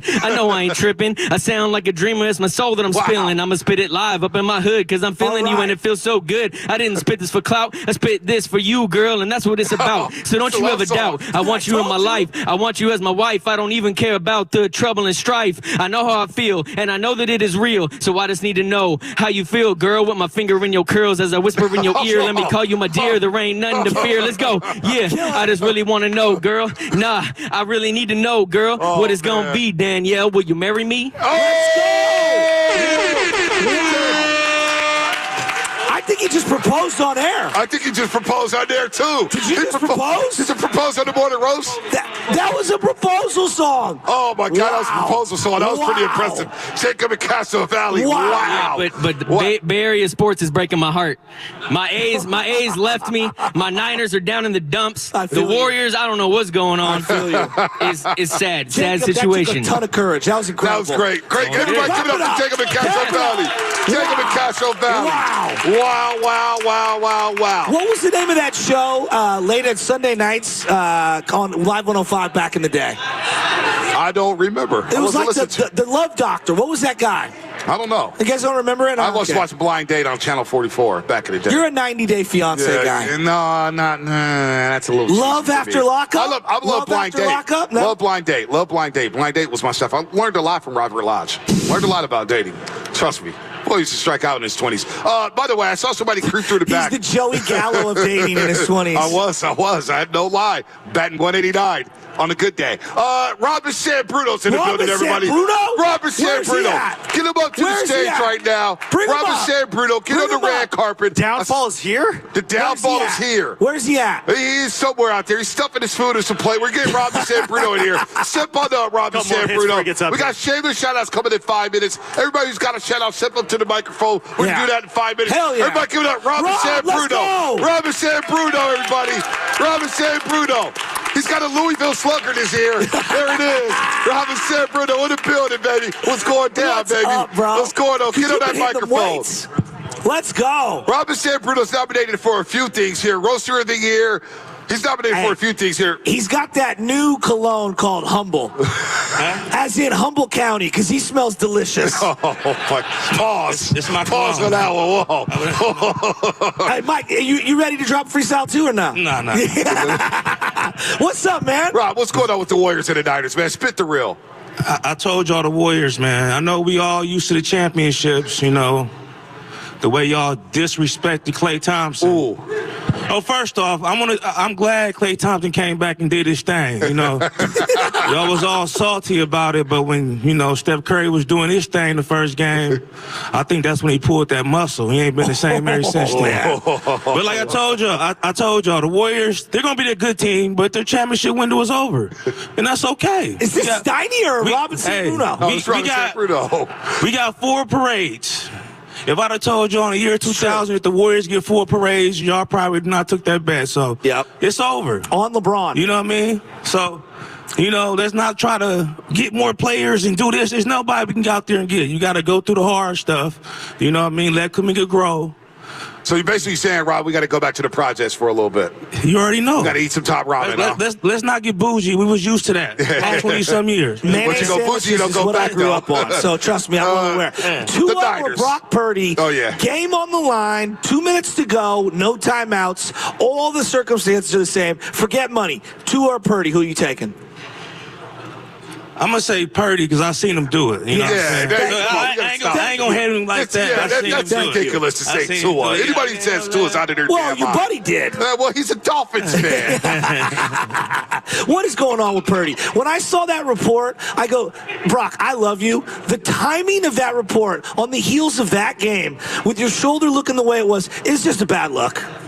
Yeah, you know, he ain't no $60 million quarterback. Like you said, I give him 30 for 3 years. I pay him for what he did for us the past 2 years. But you can't tell me you don't give him $60 million. Nope. You can't. You know what I'm saying? Now, if they want to do it, that's fine, whatever. But he ain't got the arm strength. I mean, it is what it is. Rob, give us the line. Give us the line. What's the line? The downfall. Give us the line. The downfall is here. It's here. No, it didn't. When I said that, I said it because don't no team ever lose the Super Bowl the way we did. It's true. And then come back the next year. That's right. Why I was saying, and it's hard for you to get them players pumped up again. You know what I'm saying? They go back to that level to where they got to do a whole regular season again. It's so true. They got to go through all that. So that's why I said I didn't say it wasn't the talent. And then I did say Purdy was going to get exposed this year, too. And that's what's been happening. You know what I'm saying? The Morning Post. Robin Shamfruto, everybody. Robin Shamfruto. Robin Shamfruto. He's the number one villain. I love to hate him. But look, though, I'm going to say this. What's that? Now, next year, we got the Super Bowl at the house. Oh. We make some moves. I keep Purdy because he's shown that if you put a great team around him, he gonna run the system. But we got to make sure, Cal's still on his toes. It's true. He gets shaky when he see real coordinators on the other side. You know what I'm saying? Like we'll put up 40 versus the Bears and their inexperienced coordinators, but when he goes see them boys in Kansas City, it's true. He shake up. He can't score no more. It's true. When he see that young cat in Minnesota, what he doing with the Brian Vikings? Flores? He have trouble with them dudes or McVay when it's winning time. Flores, yeah. So if Cal can stay on his toes and do what he need to do and stop wearing up when it's time to let your kahunas hang, then we gonna win. But until then, I love it. Like I said, I wanted Trey Lance. I still do. But that's right. That's right. Trey Lance. Hey, they did. It always comes back to Trey Lance. One more thing. They did my boy bad. You know what I'm saying? Did him bad. You know what I mean? Ran him up the gut like he was use check. Use check don't get carries like that up the gut. But you did my quarterback up the gut like that. But it's all good though. But Purdy, he did his thing. I think he can be a Matt Hasselbeck. You know what I'm saying? Oh my God. No. Hold on. Hasselbeck He loves that. He loves that. Man, Hasselbeck went to a Super Bowl and damn near won it. They was running the NFC West for about 5 years. He wasn't a bum. Yeah. That's what I'm saying. He wasn't a bum. Stevens has to catch the ball. They win the Super Bowl. No doubt. And they got holes. The referees played him. Yeah. I'm not. He's not. A lot of y'all was calling saying Purdy was gonna be Josh Allen. He better than them. All y'all was saying. That's what I was hearing.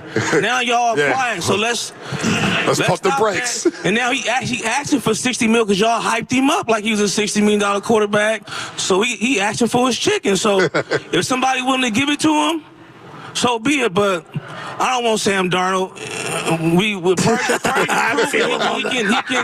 He can run the system when it matters. We just gotta make plays. And close the games out. But like I said, next year we're gonna have about 12 home games next year. So we restock.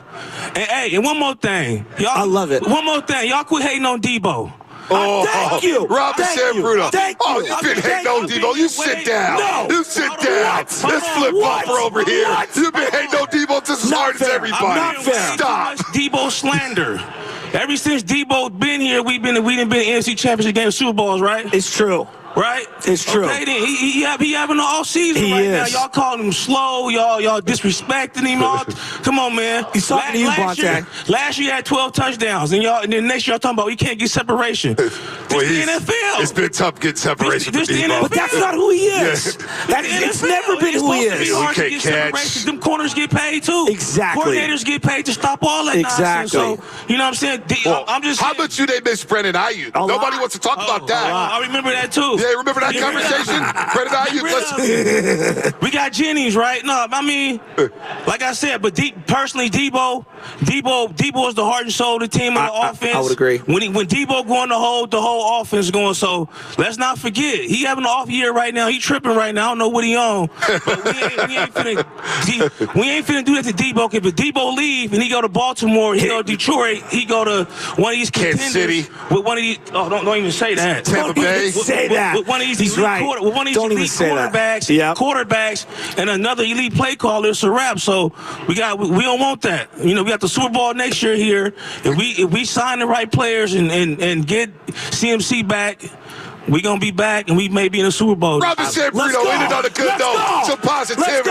Robin said Bruno. One of my all-time. And with that said, one of my all-time favorites. First time we ever met, Robin said Bruno at Levi Stadium. Said, where are you sitting, Robbie? Said, oh, I'm sitting next to Jesus. He had a big old Louisville slugger in his ear. He also so had you already know what time it is. all white jeans on, and it was like 140 degrees. Yeah, that's Robin said Bruno, baby. Jefferson High. He knows the time it is. It was Our so boy bad. Robin said Bruno. Let's go. All right. Let's go. Shameless shout-outs coming up. If anybody's got a shout-out here, step on up to the microphone. Let's go. Give your shout-out live and direct here at Laughing Monk Brewing in Sunnyvale. If you're in the area, drop by, drive on up. We got parking spots available. Free food. I'm not sure how much rib is left. I mean, we're running low on the ribs right now, so you better hurry up and get down here. Prime rib is killer. The bat signal came. Biscuits and gravy. Filmo Mike is on the way down. Oh, is he? Filmo Mike is on the way down. Oh, so he's okay. in the building here. So shameless shout-outs. Go ahead and hit it, Spinoni.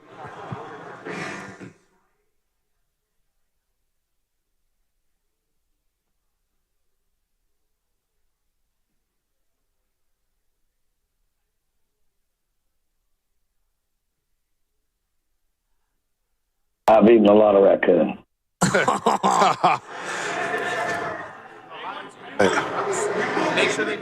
I want to shout out Laughing Monk Brewing. Thank you, Laughing all the Monk. wait staff. Clap it up. Sam, Clap it up. Sam back here. Shout out Sam. Let's go. Shout out Mondo. Shout out Leo. Making a connection. And they delivered in a major way. Yeah. And all the Hell wait staff getting up so early in the morning. The bartenders getting up at 6 in the morning. Shout out to Laughing Monk Brewing here in Sunnyvale for hosting this bad boy. We love what you guys are doing. Everybody's happy. What a scene here in Sunnyvale.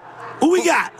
What you got, Igor? The front office. The front office in the building. Igor, that beard is incredible. Thank you. Shout out to Hoop Chat. Shout out Turtle Pie. And tomorrow at 2 p.m. at the China Basin, across the way from Oracle Park, Project Level is having a holiday gift back. We're giving away shoes, bikes, toys for the kids. Powered by Shoe Palace with Steezy Cares and Uncle Barron's also a sponsor, and the Warriors and the Giants and a couple other amazing groups. That's awesome. Dahlia Bar, all help to make this happen. 2 p.m. China Basin. Come get some toys. Let's come go. get a bike for your kids. Maybe some shoes from Shoe Palace. Let's go. I think 3rd year in a row now. Let's go. There it is. Awesome. Front office, baby. Awesome. Front office. Awesome. Step on up. Step on up. Oh. She's got her soldier rags on. What's your name? My name's Allie. I just want to shout out the Peninsula Humane Society and SPCA in Burlingame. Let's Best go. shelter out there. Let's go. If you need a big barrel-chested pitty, check out Dino. That's my boy. He's so handsome. I love it. PHS-SPCA.org. Let's go. You guys came through. They came through to the Gay House last year on Warriors Pregame Live. Beautiful dogs. Beautiful dogs. Although one of the dogs peed on the carpet, so I forgot about that. We got young Nick Bosa in the building. This is Richie Rich Jr. from Livermore. Let's go, Richie Rich Jr. Shout out to my head first baseball team, Travel Ball, and got my dad. Let's go. And got to support the Bay. Hey, Let's go, Richie Rich Jr.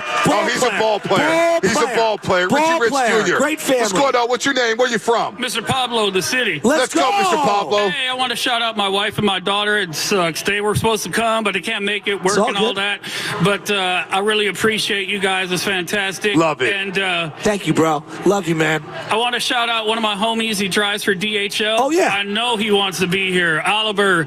But hey, I hope he's in the truck. I hope he's hearing this. And if he can shoot through, man. Shoot through. Let's go. Can deliver a package a lot of people brewing. Get some food? Mr. Pablo. Yeah, let's go. You know Mr. Pablo got down. Yeah, the food is hot. Let's go. Food is hot. Here we go. Wow, let's go. Oreo cookie in the building. What up? Shout out, first of all, to my girl and my kids. Thank my girl. She brought me here. She's going to have to come pick me up. I'm driving. Let's go. Shout out to the monk. And before I leave, it's plain to see. Can't change me because I'm going to be a roaster for life. Whoa! Oreo cookie in the building. Let's go. Let's go. What's up, man? What's up, man? Nice to meet you. What's up, man? Nice to meet you, brother. What's your name? Where you from? Gustavo calling from Hayward. Let's go. Yeah, let's do it. You guys. So I want to shout out you guys, obviously, and then Laughing Monk for the hosting the venue. Incredible. Who's amazing. Probably going to go for seconds in a bit. Let's go. And then just want to give a shout out to my family for, holidays, Merry Christmas, everybody. Oh, yeah. Everyone, hope holidays, and most importantly, shout out to the GOAT, Barrier Bob from Twitter. Always, giving out Giants on Giants. Yes. Niners stuff in general. He gave out he was the first one talking about Debo changing #1. Ooh. And also a few other things, but most importantly about the Giants stuff. Let's go, Barrier Bob on Twitter. Let's I go. love it. Great call, man. Thank you. Great shoes. Hey, What's up, man? Max from Campbell. What's Max from Campbell. What's up, baby? Campbell, Let's underrated go. nightlife. You guys, because I was dressed, I got a tea time at 7:30, but I slid over here. You know what I mean? I love was it. like, hey, fuck it. Oh my God. It wouldn't be the morning. No. It wouldn't be the morning roast. It wouldn't be the morning roast without somebody cursing and feeling too damn Hey, comfortable. my bad. Hey, Oh my God. Oh my God. You gotta be kidding. Uncle Gene. Uncle Gene. My name is Uncle Gene, and I'm from Oakland, California. And I want to shout out all you wonderful roasters that are here, watching on YouTube or listening on the radio. Listen, you guys helped get me through one of the roughest years I've had in my life. I'm turning 79 next year. You look great. But you guys have helped keep me young. Let's go, Uncle Gene. Let's go. Thank you. Rainy Roaster of the Year. Let's go. Next shut up. Who else got a shout out here? Let's go. Oh, we got Turtle Pie in the building. What up? It's Turtle Pie Turtle. I want to shout out the Morning Roast, first of all, and Laughing Monk for having us all out here tonight. Oh, yeah. Shout out my wife, but most of all, my daughter, Ari. Baby girl, you're crushing it on stage right now. Let's go, Ari. I couldn't be prouder. I love you. Peace out. Good Love job, it, Turtle good Pie. job. Latoya. Let's go, Latoya. What's going on? It's Latoya, and I want to shout out my kids. My daughter's in New Zealand. She's Oh, my coming back God. in March. I'm happy. My son's in Washington, but he's coming to see me for Christmas. Ooh. And then I also want to shout out my boy Bosa. Now, y'all know Bosa gonna come through. Ooh. It's a down year, but he coming next year. Let's go. I walk across the street. I work across the street from the stadium. I be talking to him. I giving him messages. Come on, Bosa. Oh, he coming. thanks. He I coming. appreciate He that. All right, there you go. There we Let's go. go. There we Let's go. go. Good job, Latoya. Oh, we got Chris Muller. What's up, We got man? Clay Thompson What's in the up? building. Let's go. We got Clay Thompson. Let's go. I don't talk that fast, but I just want to give a shout what's your out to name? the Alamo, Arturo. Arturo, what's up, bro? Alamo School in the Richmond district. Let's go. And shout out to my boys because they were sports day yesterday, so I dressed them up with the 49ers. I love it. But, I love it. Shout out to SS, shout out to you guys. Thank and you, to bro. the roasters. Hell yeah. We love you guys, Oh. and this is going on. Thank you, Let's man. go. Good Thank job, you for man. coming, Good job. man. We love you guys. Good job, Clay. Thank you. Nick, baby. Nick in Berkeley with a shout out. What's up, Nick in dog? Berkeley. I want to give a shout out to the Laughing Monk. The spread was incredible. Yeah. Let's go. Let's go. I want to give it up for the 2 top morning DJs around. We got 2 MCs right here, 1 DJ. You know what I'm saying? Putting it down. Oh, Yeah. TJ right here. Yeah. And putting it down, making all these other cats talking sports in the morning look ridiculous. Especially you cats in Texas getting censored by Jerry Jones. You suck. Shout out to my daughter. Happy holidays. Let's go. Yeah. Let's Nick in go, Nick. Berkeley. Nick Let's in go, Berkeley. Aaron. Let's go. Oh, man, What's this up? is It's Aaron incredible. from San Jose. I just want to shout out to you guys. You know, Joe, Thank you, bro. guys are amazing every morning. And I always tell them, that's the God, the hardest working man in radio and TV, the God, Vontae Hill. Happy holidays to you guys. Merry Christmas. Merry Christmas, Eric. Good to see you. Always good to see you, even though your takes suck. Oh, man. I love so your takes, mean. too. Oh, I love Eric. We go back. We watched up, the dog? Dodger game together. What's up? Marcelino from EPA wanted to shout out to you all. Have an incredible community. All the roasters It's the out here best. for coming out so early. And shout out to my boy Oscar from EPA. You got a little nervous, a little stage fright. He's That's hiding all behind right. his Twitter fingers over there. He's Oscar's the texting me all man. the time. And then my brother Lemon in North Carolina and Adrian in Seattle. Let's who's go. always flying out every weekend for the Niner game. Let's go. Let's go, Let's Lemon. go. Shout out Thank to you. Lemon. Oh, we got the Raiders in the Let's building. go, baby. What's your name? Where you from? My name is Brett from Kaava, Hawaii. Let's go. Let's go. Raiders, North Shore, Oahu. Oh. I'm going to Hawaii in February. How you doing? Boss, weeks. Good. 2 weeks. I need off. Nick in San Jose. Nick. Hey, I wanted to shout out to all the fathers like Bonte and Shasky and myself. And I want to say, Gianni, I love you, son. Thank you, guys. Oh, I love that. Good I stuff. love And that. then we have a special call. I love that. It's Verducci in the EDA. What's up, Dooch? What's up, Dooch? Hey, what's going on, fellas? I am sick as a dog at home, but I wanted to call in to thank 95.7 The Game, to thank my roasters. Hey, you all keep me going, baby. When things are tough, when the light is bleak, it's the roasters, it's the calls from all over the Bay, from all over the U.S. that really kind of go ahead and keep me going. So anyways, I just wanted to call. Thank you all. Have fun at the Doobies. And you know what? I did write a little something, but if I don't got the time, that's okay. Just think about me when you're throwing the awards. So thank you all so much. All right, with that said, great shameless shout-outs. That's the best one ever. Hey, I Live gotta and shout out direct. my friend Jenny Johnson, Santa Clara native. Let's go. Let's go. Good to see her. Shout out to all the roasters here who made their way. Everybody listening on YouTube. How about Robbie Dizzle in the flesh? I've seen with the Robbie San Jose Dizzle. Steak here. I love We've that seen you, man. Robbie Dizzle. I know. Robbie Dizzle's heading to Biggest Hawaii. Giants fan I know. No, he's the biggest Bay Areas fan Yeah, I know. he is. Sharks, Let's go, Warriors, Robbie. Giants, Niners, you name it. Shout out to everybody out here. Jesse Are Moore. you ready for awards time? The entire promotions team. How about the promotions team? Incredible. Look at that snazzy jacket back there. Incredible. I know. It's incredible. The promotion team for putting this on. The red It's carpet's incredible. great. Whitley, Lucas has never been up this early. Well, I know he's never been up I don't this early. think he went to bed. Oh, really? That's good. Yeah. Man, must feel good to be young. I know. Feel good to be young. All right, injury report time.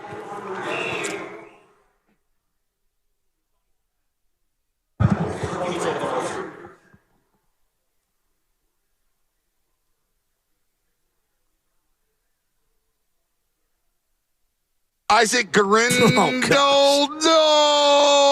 he's not going to play on Sunday. Oh my goodness! Oh man, Patrick Taylor Jr. step on up in Israel. I'm not even going to try to pronounce his last name.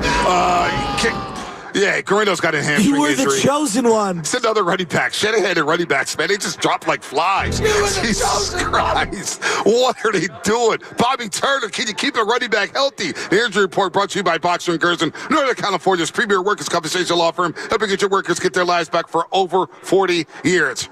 All right, what's coming up? Brought to you by Fremont Bank.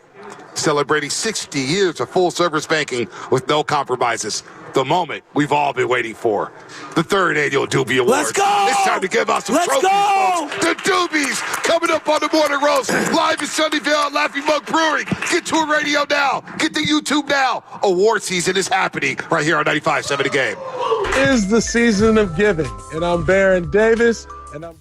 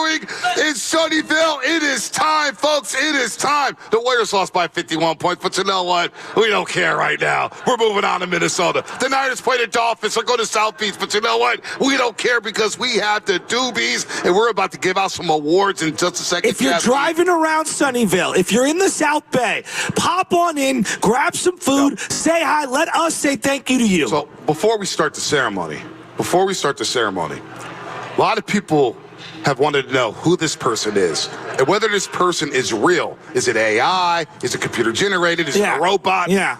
But she's actually here. Ooh. Live and direct. And she's up for multiple awards. And we're going to bring her up before we even start the ceremony. It is your favorite, Tony in Oakland. Oh my God. Tony in Oakland is in the building. My God. Tony in Oakland is in the building. She's looking snazzy. Get on that microphone. She had a chaperone. Tony. She's in the building, folks. I can't believe it. You look incredible. Good morning. Good morning. Good morning, Tony. How are you guys doing? You have more fans than we do. Sure I don't. You guys are going up for the big times. I mean, Tony, are you in the zone right now or what? Are you locked in? I am feeling it because I can feel your spirit. Oh, my gosh, Tony, you are. I'm feeling it. I'm feeling your spirit. I'm feeling the energy here, Tony. See, I told you if we were to go out onto that field before the game, we could get them in. It's true. And they'd be ready. It's true. Would we rather have Shanahan out there or us? You know what? She makes a great point. I can put down the headset. I look good in the headset. I have a play sheet here. I can call some red zone plays. I'll call a red zone fine with Bonte Hill calling plays. There we go. Tony in Oakland, everybody. You'll be back up. Okay. Tony. Wow, this is unbelievable. I can't believe she made it out. Oh, my God. We got it right. Well, wait. I see the police cars outside. Are they? She had a police escort. Come on in. That's right. She had a police escort. The fire department is right around the corner as well. There's a lot of cloud. Yeah, there is. Don't be snitching. We're in the South Bay. Very fresh. The cops are a little different down here in the area. You know, Rob came in. He was all glossy-eyed. He's like, I'm ready for another smoke. Rob was taking his time with the microphone. I say, oh yeah, he's butted up. He was kidding. That purple lurker was kicking in for a minute. He was like, I think I'm going this way. I'm going that way. Tyler Miller hasn't even stood up since, man. He's got 5 plates over there, Tyler. Yeah, I don't blame him. Come on, man. He's the butted food anyway. is amazing. If you're in the South food is Bay, amazing. Please come on by. Let's go. All right, but we're ready to give out some awards, folks. Who's ready for some awards? I am. Who's ready for the doobies? I am. Who's ready for the doobies? All right. The first award of the day we're giving out. Okay. Will be the Rookie Roaster of the Year. Wow. Now, we do have the reigning Rookie Roaster of the Year in the building, and that is Nick in San Jose. Oh, Nick in San Jose is the reigning Rookie of the Year. Reigning Rookie of the Year. Yeah. And let me tell you. I'm so upset. He did not have a sophomore slump. No. He has not been Brendan Pajimski, that's for sure. No. He's hitting about 40% from 3. But we have to give out the new Rookie of the Year award, and we have some nominees. Give them to me. Go ahead and take it away, Spinotti. Go ahead and take it away. New booty, Rookie of the Year. Phil Mike, we got the Rookie Roaster of the Year. Oh, my God. JC and Sack. Nickel and Dime in Oakland. Oreo Cookie in Oakland. And the Doobie Award goes to Oreo Cookie in Oakland. Oreo Cookie in Oakland, the Rookie Roaster of the Year. Where's he at? He's got a plate. It's Oreo Cookie. Oreo.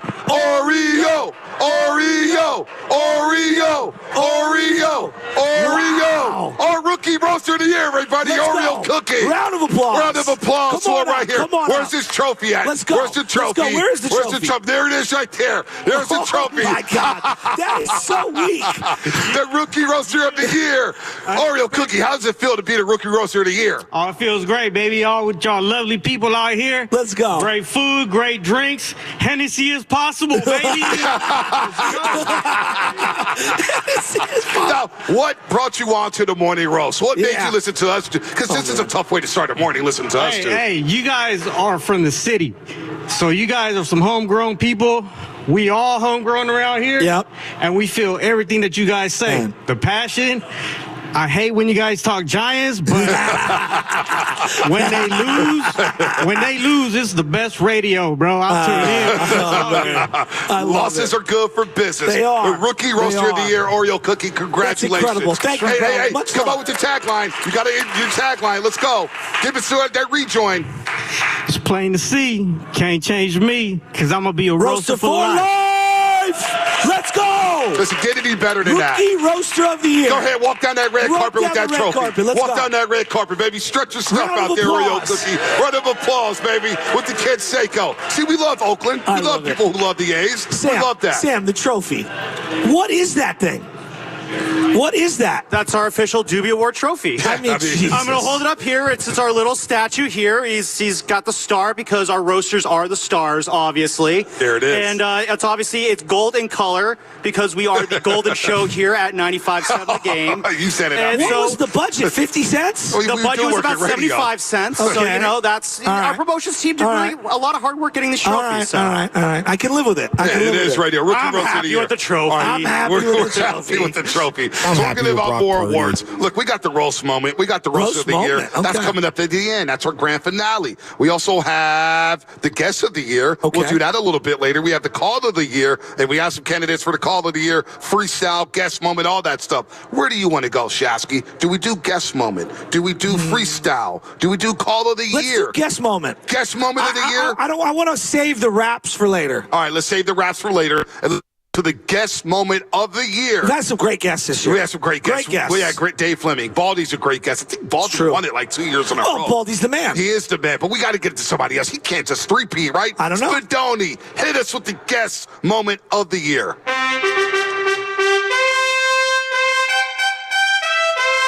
What's up, roasters? Phil on Mike, coming with the morning roast guest moments of the year right now. Frank Gore, could the 2001 Canes beat an NFL team? Do you think that your University of Miami team, that 01 squad, do you think you could have beat the Niners? Huh? Will Fleming crashes Dave's appearance on the roast. Here's what I think about the Red Sox. It's time for baby brother to sweep big brother. That's what I think. Oh, Lord, here we go. Anthony Slater with the fake question to GP2. Gary, they're asking you lobster roll or clam chowder. I'm not actually doing it. So Bill Romanowski. Patrick Mahomes is a crybaby. Mahomes is a crybaby. He is a big ass crybaby. Bob Myers catches the drop. I do think that, I was at the Super Bowl, and I was, just seeing how hard it is to win. I heard that drop. So. Terrell Owens calls out Debo. It seems like he's more focused on his pregame attire than he is actually the game. I'm just kind of tongue-in-cheek with that. And the Doobie Award goes to Bob Myers for the time he caught the drop. Bob Myers. Now, Bob Myers is working for ESPN. Bob Myers. He has 3 daughters. He's a little busy. However, he did leave us a message to accept this great award. Take it away, Spadone. Hey, Vontae Shasky. What's up, fellas? Just want to say thank you for this honor, this doobie, a guest moment of the year when I recognized the drop. I thought it was a little offensive. Like I was just trying to tell a story, and I got hit with that. But I'll take the award. I'd say the 15 championship would be 1. I think 17 was good too. I think we were like 16-1 in the playoffs. They're all good. I mean, this isn't the best award, but this is probably second or third. It's definitely better than at least 1 or 2 of the championships. So I got to figure out where to put this bad boy. But anyways, boys, love your show. Love what you guys are doing. Thanks for always having me on. And I don't even know what this award looks like. Kind of hardware I'm going to get here. But I'm excited. Take it easy. I love that Bob man. Myers, everybody. I love that man. Former president of basketball operations of the Golden State Warriors with the guest moment of the year. Wow. And Bob, this is what the trophy looks like. Not quite the Larry O'Brien. He'll look really good next to those 4 Larrys. Yeah, I'm not sure if it's golden, but it'll do. You're a star, Bob. One thing I got to say, Bob's the best. We all agree Bob's the best. Bob's great, Whether right? you think he's the greatest GM or not, as a person, he's one of the best. And he does listen to the show. Bonte said to me, hey, when you're in sports radio, they will actually listen. Yeah. Bob listens all the time. Did you guys find out what Jerry McCurry last year? I think that's because of me. No, it wasn't. Trust me, it wasn't Shatsy. I know you wanted to be. You wanted to be. What? No. Bob Myers is great, though. And for him to send that message to accept the Doobie Award. That was incredible. Look at the Doobie. He doesn't even know what a Doobie. I think he knows what a Doobie is. He knows what a Doobie is. But he lived in Danville. That's what are you talking area. about? You know what I'm saying? Danville, do they smoke a lot of weed in Danville? Everyone smokes weed now. Do they have a cannabis club in Danville? I'm sure they do. All right. Anyway, Bob Myers, guest moment of the year. We're going to roll through another one. He lives in Blackhawk. I'm sure they smoke weed out there. I'm 100% certain. All right, where do you want to go here? We got the call of the year. Let's save call of the year for the 9 o'clock hour. Save that. We're going to save, you know what? I kind of want to go freestyle of the year. Let's hear freestyle. Let's go freestyle of the year. There is a musical nature to this show. I love rap. I love a lot of different music. Bonte only knows rap. Yeah, basically. And so I like when people call in. Because let's call it what it is. You look around the country, there's a lot of white radio hosts over and over and over again. So our audience is so unique to every other radio station in the country. Yeah. And I love when people drop these freestyles. I live for them. Oh, I live for them. We had one live in the flesh. We had one for Jacob and Castro Valley. So, Padoni, let's go ahead and hit the category, the freestyle of the year on the Morning Roast. Let's do this. Freestylers, poets, and roasters, where you at? It's Filmo Mike, and I'm coming with the freestyler poem of the year. Verducci in the El Dorado Hills. 2 Bay boys living out what they love. Morning Roast on 95.7. That's the Bay above.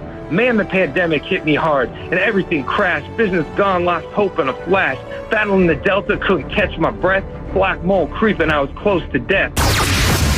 Tony in Oakland. Your voice, it washes over me, spreading waves of a perfect reality. And in what seems to be only a change of my mind, as one continuous procession of light before my unguarded, wondering eyes.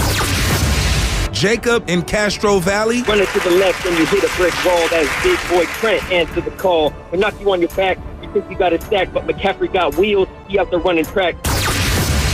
Duke in the city. We the city by the bay. With K and Shasty. The stove kind of cold. I keep my brass beside me. Spaghetti and Lubman. The Giants in the field. The better have his Glubman. The Morning Roast with the special guest Brian Balddinger. The big rag goop. And the Doobie Award goes to Jacob in Castro Valley.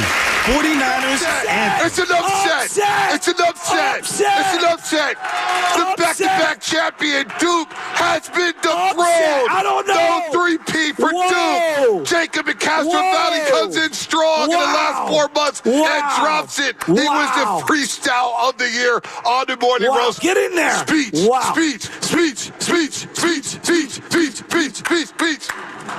I'd like to thank the English language and Bay Area rap. There ain't no better rap in the world but Bay Area rap. Yeah. Oh, my gosh. And I want to thank Bonte and Shasky for waking up early every morning. I know how hard that is, especially when you got a family. But you're here every day. You ain't late.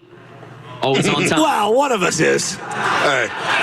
As long as I'm there when the intro, as long as I'm there when the intro's playing, we're all good. Some people need prep. Some people need a script, like Steiny. Some can just go out and do their own business. So there it is. So we got the freestyle of the year. Jacob, congratulations. Castro Valley. Wow. And the freestyle really, think about the tone that Duke has set. Duke has set the bar so high that Duke was the only one doing it. We had Uncle Gene and LT Jan with the pots and pans. Oh, that's right. You had Don and Concord, who didn't quite make the cut. Yeah. You had Jacob and Castro Valley. Verducci's cover freestyles. Yeah. It's become a thing on this show. You know, some people do like the mock sports song. We just have original content. I love it. And the best part is it's a cappella. I mean, it's old school. I love it. It's like an old Nicotina album. Yeah, no, there's some people who freestyled the other day and they lost their train of thought. I don't even remember. Was it Nick and Berkeley? Was that Nick and Berkeley came with a freestyle the other day? Yeah, that was Nick and Berkeley. He kind of lost his train of thought. And I know why now. You know, smoking up a chin me here, you know, this is incredible. But the freestyle of the year. So we got more awards. We got the call of the year coming up. We have the mispronunciation of the year. I'm a little worried about that one. Yeah, me too. I mispronunciate a lot of words. Yeah, that last 2 months that Gunnar Henderson got with the Orioles last year. Ali Rushman, who we're going to see in the home run derby. Yes. It's the part of me affirming it. Like, yes. Well, isn't there another mispronunciation we got to replay from last year, Spadoni? If you think about it, Ayuk and Debo, Juwan Jennings on third down, George Kittle, you got Ute Juice, you got CMC. It's hard to say use check. No, it is hard. So we got the guest moment coming up on the other side. We have the roaster of the year. We're going to say that for last. Absolutely. We have the roast moment. So we still have some awards to get out. We got 5 awards left. And I see some people in the building who are nominees. Yeah. No, Robin Sanbruno's a nominee. Absolutely. Tony and Oakland's up for all type of awards. I mean, Tony, it's a loaded category for you. It is. You've got a lot of selections to choose from. You're in a lot of zones, Tony, if you know what I mean. In a lot of zones, right? Brian in Palo Alto, who is probably in the building somewhere. Is BPA here? No, I think BPA's here. Hi, how are you? Yeah, he's somewhere around here lurking. Are we in or out? I love BPA. Yes on BPA? Or no on BPA? Oh, don't be hard on my guy. See, you guys don't know how to read the room. Scared. I'm not not scared. These guys wanted to make BPA the roaster of the year last season. I was like, how? If he doesn't win it this year, I'm throwing up this table. Oh, he made. I'm not optimistic. I'm not optimistic about it either. It was a real battle for roaster of the year. BPA made it real tough. So the nominees for roaster of the year: BPA, TC and Sacramento. TC and Sac, okay. All right, is anybody in? You guys in on TC and Sac, my bro? What up, bro? My bro. What's up, bro? High-level loser? He's ridiculous. He's a high-level loser, bro. I love him, but he's ridiculous. Adam in San Francisco. Love Adam in San Francisco. But you know what? Adam in San Francisco has tailed off a little bit. He has. And he tweets us a lot. He doesn't call. And he flirts with other shows. He calls Willard and Dibs all the time. I don't like that. I don't like that either. You got to call our show. I know. We're selfish here. We are. Nick and Berkeley up for roaster of the year. Nick and Berkeley. Strong. Let's go. Nick in San Jose is up for roaster of the year. And we have Verducci in the El Dorado Hills as well up for roaster of the year as well. If I were to say to you, what was the best sports moment for this year for you? For just sports moment in general, what would it be? I think, gosh, that's a tough one. It's got to be the NFC Championship game. Yeah. It's got to be the morning after the NFC Championship game, beating the Detroit Lions and going to the Super Bowl where we all thought we were going to beat Patrick Mahomes and the Kansas City Chiefs, or maybe we didn't think and we kind of faked it for you guys. But that was the moment. Coming back in that game down 24-7 at Levi Stadium. You had the Ladybug catch with Brandon Ayuk. I think it's that play. I think it's the Brandon Ayuk play. If I said the Brandon Ayuk play is the play of the year, yes or no? No? No. No? The catch. What was that? No, what's top of the Ladybug?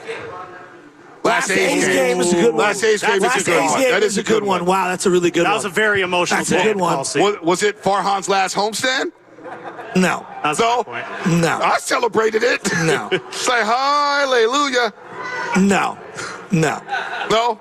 Did anything the Warriors do? Like anything?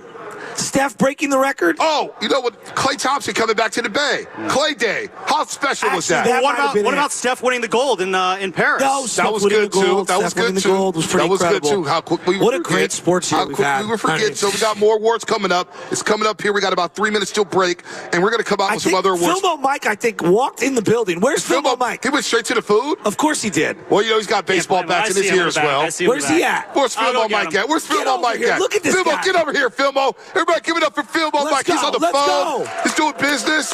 Look at Lubman over here. Finally, he's doing some work. I mean, Lubman he's not finally conducting. He almost pulled all of the electricity out. I know. Getting his cell phone. This guy's a riot He's right now. out of his mind. He's a riot right now. He's got the tuxedo Have a cocktail and relax, dude. I mean, seriously. Ali's in the building.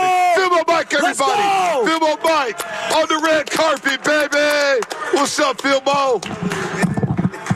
Philmo Mike in the building. He always has to part from the 90s. I love it in the head. Looking fresh and dapper. And he said, I'm on the way, save some prime rib. So is there any prime rib left? It's some prime rib left, man. Oh. It's some prime rib left. It's kind of red, but you know, it's all good. Hey. It's all good. It's all good. I'm going to get the ones on the bottom. I know they browner. So, Philmo, you've been basically our moderator for the awards. You did a hell of a job with that. You're not corporate Mike on that. What's it like working with Sam Lubman? It's great. He kind of made me nervous. He came in looking like the Charles Manson here. I was like, oh, snap. Was he all moving? Like, his he hella cool. He hella cool. He made me feel comfortable. Oh, wow. You know what I'm saying? So he was like, we knocked it out quick. He was like, man, I've been here all day. I'm trying to get home. So I'm like, all right, for sure. Let's get up out of here. I wish we could say the same about making us feel comfortable. I walk in, he's slamming a bowl of oatmeal and sausage. Both these guys, they're riots in the morning, which is why I come on time. You know what I mean? I'm hella chill. What's he talking about? Tom Coughlin will be mad at me. Let me just say that. Man. Philmo, what's up, man? What do you think about the Doobies here? Laughing Monk Brewing. You've been a long time listening here at 95.7. Be the third host. Warriors, give us your Warriors, because you always got takes on everything. This Warriors is a beautiful spot for real. It really is. This is very nice. And the Warriors, we got to get it together. I don't know what's going on. I don't know what happened, but they look lethargic. They look this slow. His knees ain't looking right. It is what it is. I'm not hating on it. It's just he's We're still going to get it together, though. I think we're going to get it together. All right, what about the Niners? Brock Purdy. Everybody worried about the contract. It's a lost year. Everybody's pocket watching. Man, he ain't worth 60. Oh, he's not worth 60 million. I never said he was worth 60. He's not worth 60 million. I want him to get like 45 million. 45 million would be cool. Yeah. Rob from San Bruno said, stop hating on Debo. For real, stop hating on Debo. For real. He's having an off season. He's having a horrible season. It's okay. But we could say Rice had a horrible season, but he never had a horrible season. But he got pneumonia. He got pneumonia this year. People want to forget. Pneumonia. It's true. He did. Have you ever had pneumonia? It's horrible. I've never had pneumonia, but I'm assuming. Excuses. He doesn't have a trend. He started wide receivers with pneumonia. How's that on Brock Purdy? What's your favorite of all of these that you did? Which one are you waiting for the most? The awards. Oh, did you already do the one with Barron? Or the one with Bob Myers? Frank Gore, yeah. The guest moment of the year. Bob Myers. The roaster of the year, of course. Yeah. Did you hear Bob Myers' message? Did you hear his message, Bob Myers? Yeah. No, I didn't hear his message. We'll play it on the other side. We'll play it coming back in. That's Bob Myers' thank you message. Philmo Mike, everybody. Give it up for Philmo Mike. Great job. More coming up here. More awards to give out to Doobies who are just getting started, folks. More coming up, brought to you by Life Source Water Systems. Live from Laughing Monk Brewing in Sunnyvale. Stop on by. Free food, everybody. Come on by Laughing Monk. Hi, it's Sherry, owner of Life Source.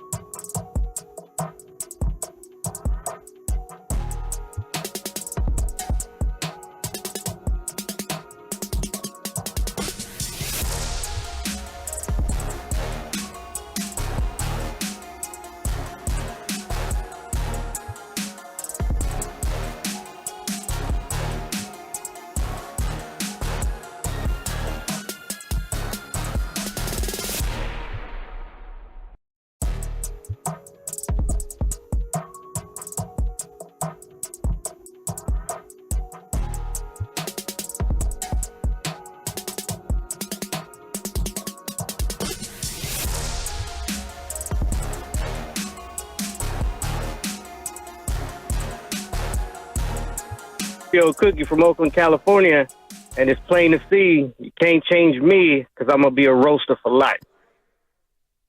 Laughing Mug Brewing, what's happening? Live in Sunnyvale for the 3rd annual Doobie Awards. Hey, we just had an appearance. Yeah, not Kieran. She has a walking boot on. She needs to go to Stretch Lab. Not Joe Cunningham. Who cares about him? Baby LJ's in the building, everybody. Baby LJ. High fives. High five. Yeah? Baby LJ, hi, how you doing? Yeah. Huh? No. No. He looks like he's high right now. Yeah. The Doobie's got him. The Doobie's got Baby LJ. Because that parking lot right now reeks like a smell it from here. Anyway, the Doobie Awards, the 3rd annual. We got more awards to give away. We're going to hours strong. Yes, we and are. Don't forget the grand finale, the Roaster of the Year and the Roast Moment of the Year. That's all happening here. But we got some people I need to come up here. Some people, who's I going to bring up here? I don't know. Who are you going to bring up? It wasn't Tyler If Miller. you're driving around in the area, you got to come on by. There's still plenty of parking. There's plenty of food. We're having a great time. And if you hit the right circle out front, you will get some puff for free. No, you will get some puff for free. Steven Risotto, you talk about a guy who just got hired. It's like carte blanche. He's going to Niner practices, coming to the roast. Well, it's kind of like the Brock Purdy situation. Cutting audio. A bunch of guys got hurt, and all of a sudden he just happened to be there. And now he's your starting quarterback. All right, so we got a lot going on here. Aaron's in the building with the Sharks. Had Uncle Gene in the building.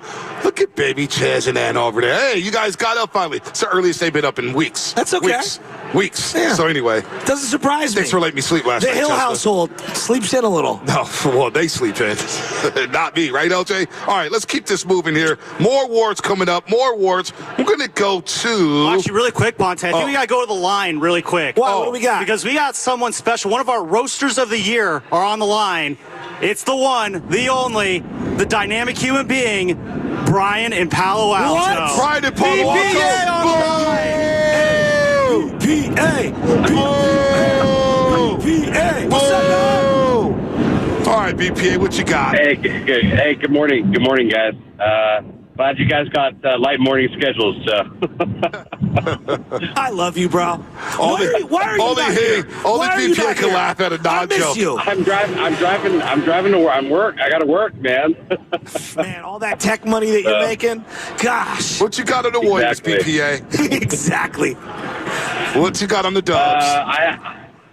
I mean, there's nothing to say. I mean, obviously, I'm expecting Schröder to play better than that, but yeah, it's terrible. But I mean, if you overreact to that game, you may as well just give up. So that's my take. I'm with you. But I'm not ready to call the Dennis Schröder thing a complete nightmare. Let him play a couple of weeks. Nobody's calling it a nightmare. It was not good yesterday, but Their defense is just it's scary bad. They need to work on help side defense, which means that you don't completely leave your guy. So, anyways. the Steph thing. If I were to say to you, what's a bigger issue this year?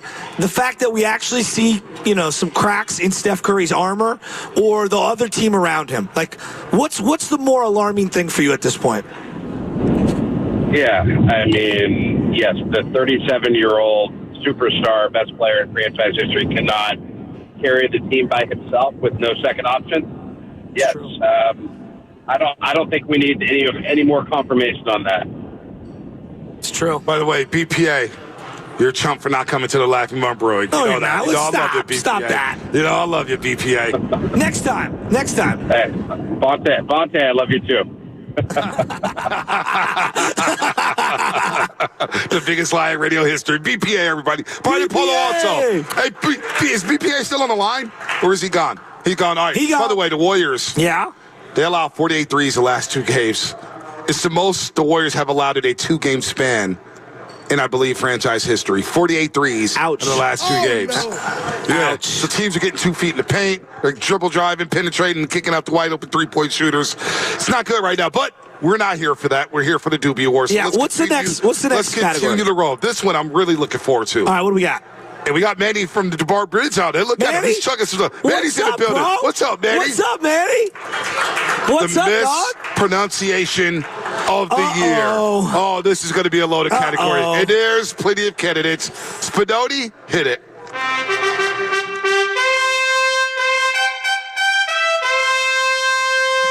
Phil Mike, tomato. Y'all don't get nothing right on the roast. Here are the nominees for mispronunciation of the Year. Bonte Hill. I don't believe you, Kashki, because you're the type of guy. Kashki? I love this Shasky. Did I say Kashki? Sam Lubman. Keep an eye on next year. I think Paige Buchers, is still coming back next year. So that's a player to keep an eye on next year if you want to watch some women's college basketball. Big Smooth in Oakland. The Warriors have figured out this lineup. Draymond stepping back, a.k.a. Iguodala. Joe, the Butcher Boy, Shasky. Is it called Soup and Coochie? The place here in the city that's What'd you say? I think it's called Soup and Coochie. And the Doobie Award goes to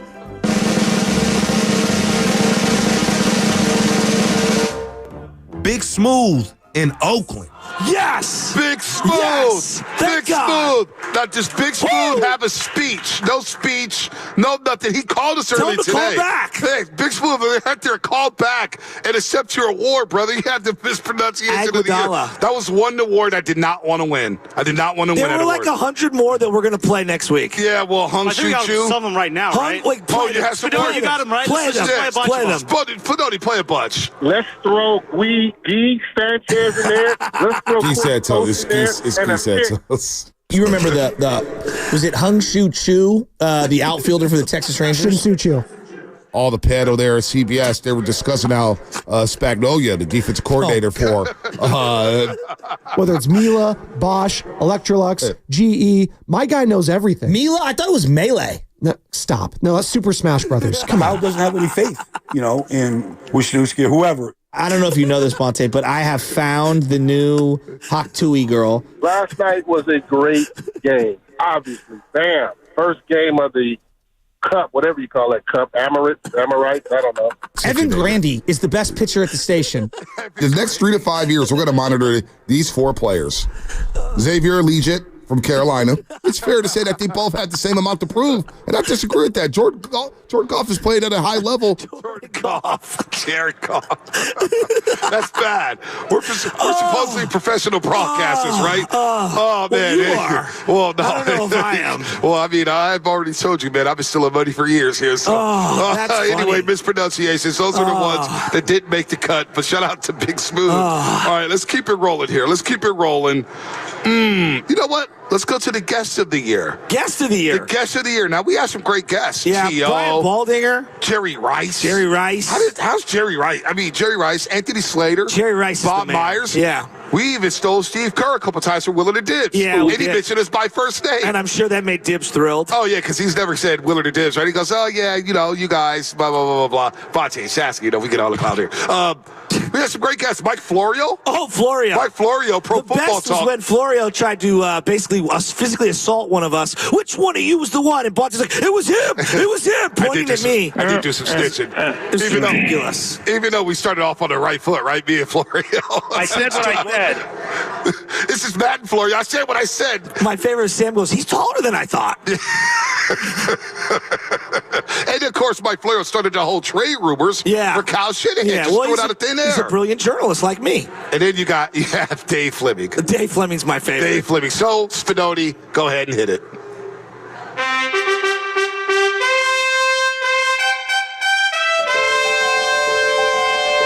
Morning Roast is Film on Mike in the building. I know y'all like your guests. Morning Roast got the best guests. I'm coming with the guest of the year right now. Dave Fleming, the voice of the San Francisco Giants. Clean it up, Bonte. Mike Florio, Pro Football Talk, NBC Sports, and Football Night in America. Oops. Herm Edwards, Brandon Ayuk's coach at Arizona State, current ESPN analyst. No, just relax. It's going to be good. Anthony Slater, Warriors insider for The Athletic and The Morning Roast. Kind of like a mashed potatoes guy. Jerry Rice, the GOAT. We would have probably been swinging on each other on the sideline. Terrell Owens, 49ers Hall of Famer and legend. And just kind of tongue-in-cheek with that. And the Doobie Award goes to Dave Fleming. Guest of the year? How we feeling about that? Over Jerry Rice? Over T.O. Anthony Slater? We may have an upset brewing. However, Dave Fleming, he wasn't driving down to Cityville to come hang out with us jabronis. However, he did send us a message to accept his glorious Doobie Award. Oh, well, let's hear it. Well, good morning, guys. It's Dave Fleming. I'm so sorry I can't be on with you live this morning to accept my award. I am truly honored. Guest of the year. Who would have ever thought? I don't know what that says about the show as a whole, but I'm tickled to death. You know how much I enjoy our conversations every week during the baseball season and even beyond. You guys are just doing fantastic work, and I really appreciate it because we have fun together, and I hope that comes across on the air. I do believe that maybe the root of this goes back to when I tried to take down Florio after he gave some stupid prediction about what the wacky part of the NFL draft was or something like that. Anyway, I'm thinking about you guys. Sorry I'm not there live this morning, but can't wait to talk to you in the new year. And I humbly accept my award, Guest of the Year. Wow. God, I love it. Dave Fleming, everybody. Wow. Dave Fleming. Dave Fleming. Dave Fleming. So we get the messages from Bob Myers and Dave Fleming. Of course, Bob Myers with the guest moment of the year. We could replay Bob Myers' message and do that if we want to. I know Loveman wants to do that because it was so good. But Dave Fleming, come a long way. We had to figure out a way to carve our lane in the Giants baseball at 95.7 The Game. We're known as a Warrior station. However, we've taken over the 49ers content. The other station don't talk Niners like we do. And they certainly don't talk Giants like we do because we're not the flagship. So we could just go ahead and just pepper them with all kind of slander and rip them left and right. And Dave Fleming said, we want somebody. We can't get Kruk and Kipe. So what's the next best thing? Well, Dave Fleming, who does it all for ESPN, college basketball, college football, and he's been on the roast for now 3 years, so a well-deserved award for Flem. This is the morning roast, a.k.a. the morning boast, so I'm going to take credit on running Farhan out of town. You're going to take credit? I think our show. We should. I really do. You or the show? I think the show. No, I see. I think the show. I'm a fracture my right hand, pat my belt. Because that was the first, the infamous crossover with Mark Willard. They're heading to Atlanta. They were 8 games over 500. And I said, Mark, Shasky, Dibs, I just don't see it with this team. The platooning, everything gets boring. And Willard goes, you don't like winning? I said, they're not going to win. This is not sustainable. And the Farhan slander started out. You've been on the Farhan slander train, too. So, yeah, I guess we can both take credit. Yeah, and now we got Buster Posey. Aren't we happy with Buster Posey? Exactly. We're thrilled with Buster Posey. Why would you be? I've been out on Farhan for so long. I just didn't see it. That 107 was a fluke. And finally, he's out of town. Finally. And it took a lot of people to jump off that train. Sam Lobo was a big Farhan supporter. So I knew I knew the tide was turning when in July he finally said, yeah, Farhan's not it. It's like, geez, Lovin, you're about a year and a half late. Let's not forget, I'm the one who had to go down to his post-trade deadline presser and be like, what's your message for Giants fans? And his message was pretty, poor and weak, which to me was like, dude, if you can't inspire me to care about this team anymore with you running it, then you're definitely not inspiring anyone else. Sure. That's why, Shasky, you did your work. Bonte, you did your work. I like to think I did the kill shot with Farhan. That is why we have Buster Posey running the Giants. Right? There you go, Love it. Sam Love it, everybody. While you're at it, subscribe to Garlic Fries and Baseball. The best Giants podcast out there. It is the best Giants podcast. They let it loose on there. But I got to say, Loveman, when we went down to Farhan's end-of-season presser, the Giants dugout. It was one of a kind. 2023 season. That was a great moment. Love and I looked at each other. I fired off a question and Farhan snapped at me. I didn't say that. You're taking it. No, your quotes are right here. And I had the phone ready for him. And then Lubbock right off the bat from the right side comes at him. And Farhan's like, oh my gosh. And we knew from that moment he was never coming on this show. Oh, absolutely. Ever. The best part was after the show where he goes up to one of the KMBR hosts right in front of you and me and says, hey, anytime you want me on the show, I'll go on. And right in front of you and me, it was, I loved it. So salty. And the other station accepted it because they like their ratings to sink in the dumps. You know what I'm saying? So whatever. Farhan's gone. We have Posey. I trust. No, I don't want to be the White Sox anymore. All right, we have Orioles or Royals. So we have the Call of the Year. We have the Roast Moment of the Year. Okay. And we have the Roaster of the Year. Okay. Now we're going to say the Roaster of the Year for the last block. Should we go Call of the Year right now? I think we do some Callers of the Year. Let's do Call of the Year. All right, let's go ahead. Spinoni, Call of the Year. Give it to me. Doobie Awards. Hey, Michelle. Morning Roasters, what it do? Fillmo Mike coming with the call of the year. Nick in San Jose, a deal with the devil. It's unacceptable. We do need Green, and I'm sick of this crap. Put Green in the starting lineup, okay? We made a deal with the devil. Just go with the devil. Rob in San Bruno, the downfall is near. We struggle with the run. We ain't got no money to spend. So what we going to do? Go get a lesser player and think our offense going to carry us? Man, I think the downfall is near, and it's coming hard. Rolando in Napa calls out the Chiefs with a whimper. Judgment Day is coming, Kansas City. We're going to crown your ass to Travis Kelce when you see Brock Purdy throw 6 touchdowns in New Orleans. You got that? Yogi in the Bay makes his bet. If the Jets win, I'll get you a Joe Namath jersey. If the Niners win, I get a jersey of my choice. It's going to be a Trey Lance jersey. Tony in Oakland. Shanahan doesn't have the balls. Shanahan is a lamb that will never become a lion. He ruins your zone because we're never going to win with him. He doesn't have the balls. And the Doobie Award goes to Robin San Bruno. The downfall is near. San Bruno, call of the year. This is an upset, folks. Can you play the whole call? Play the whole That's call. going to mess up our opportunity to win a Super Bowl. Well, hell, you lost the Super Bowl. So what we going to do? Go get a lesser player and think our offense is going to carry us? Man, I think the downfall is near, and it's coming. It's coming hard. Oh, it's so good. It's such a great call. So and it's one of the best jobs so ever. Good. Now, Yogi talking about buying the Trey Lance jersey. Maybe I'll just take the one off of Tyler Miller's back right now. He's still the only one in America rocking the Trey Lance jersey. But Robin San Bruno with the call of the year. Congratulations, Rob. Wow. Thank you. See, I don't got a Trey Lance jersey because I only buy jerseys.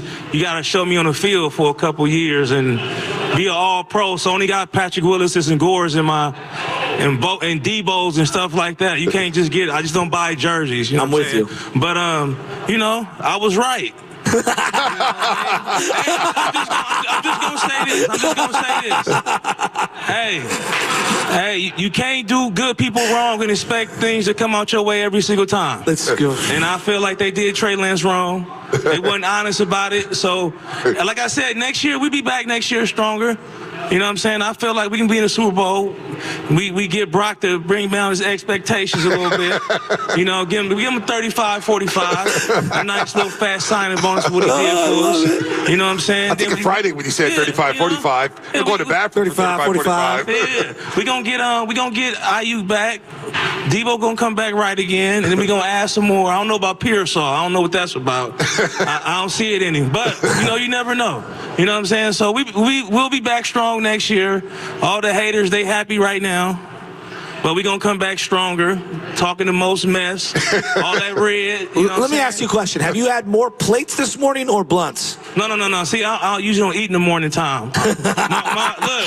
Look, honestly, my first meal is a joint and some green tea every morning. You know what I'm saying? That's what I do. So this is unbelievable. I don't really eat in the morning.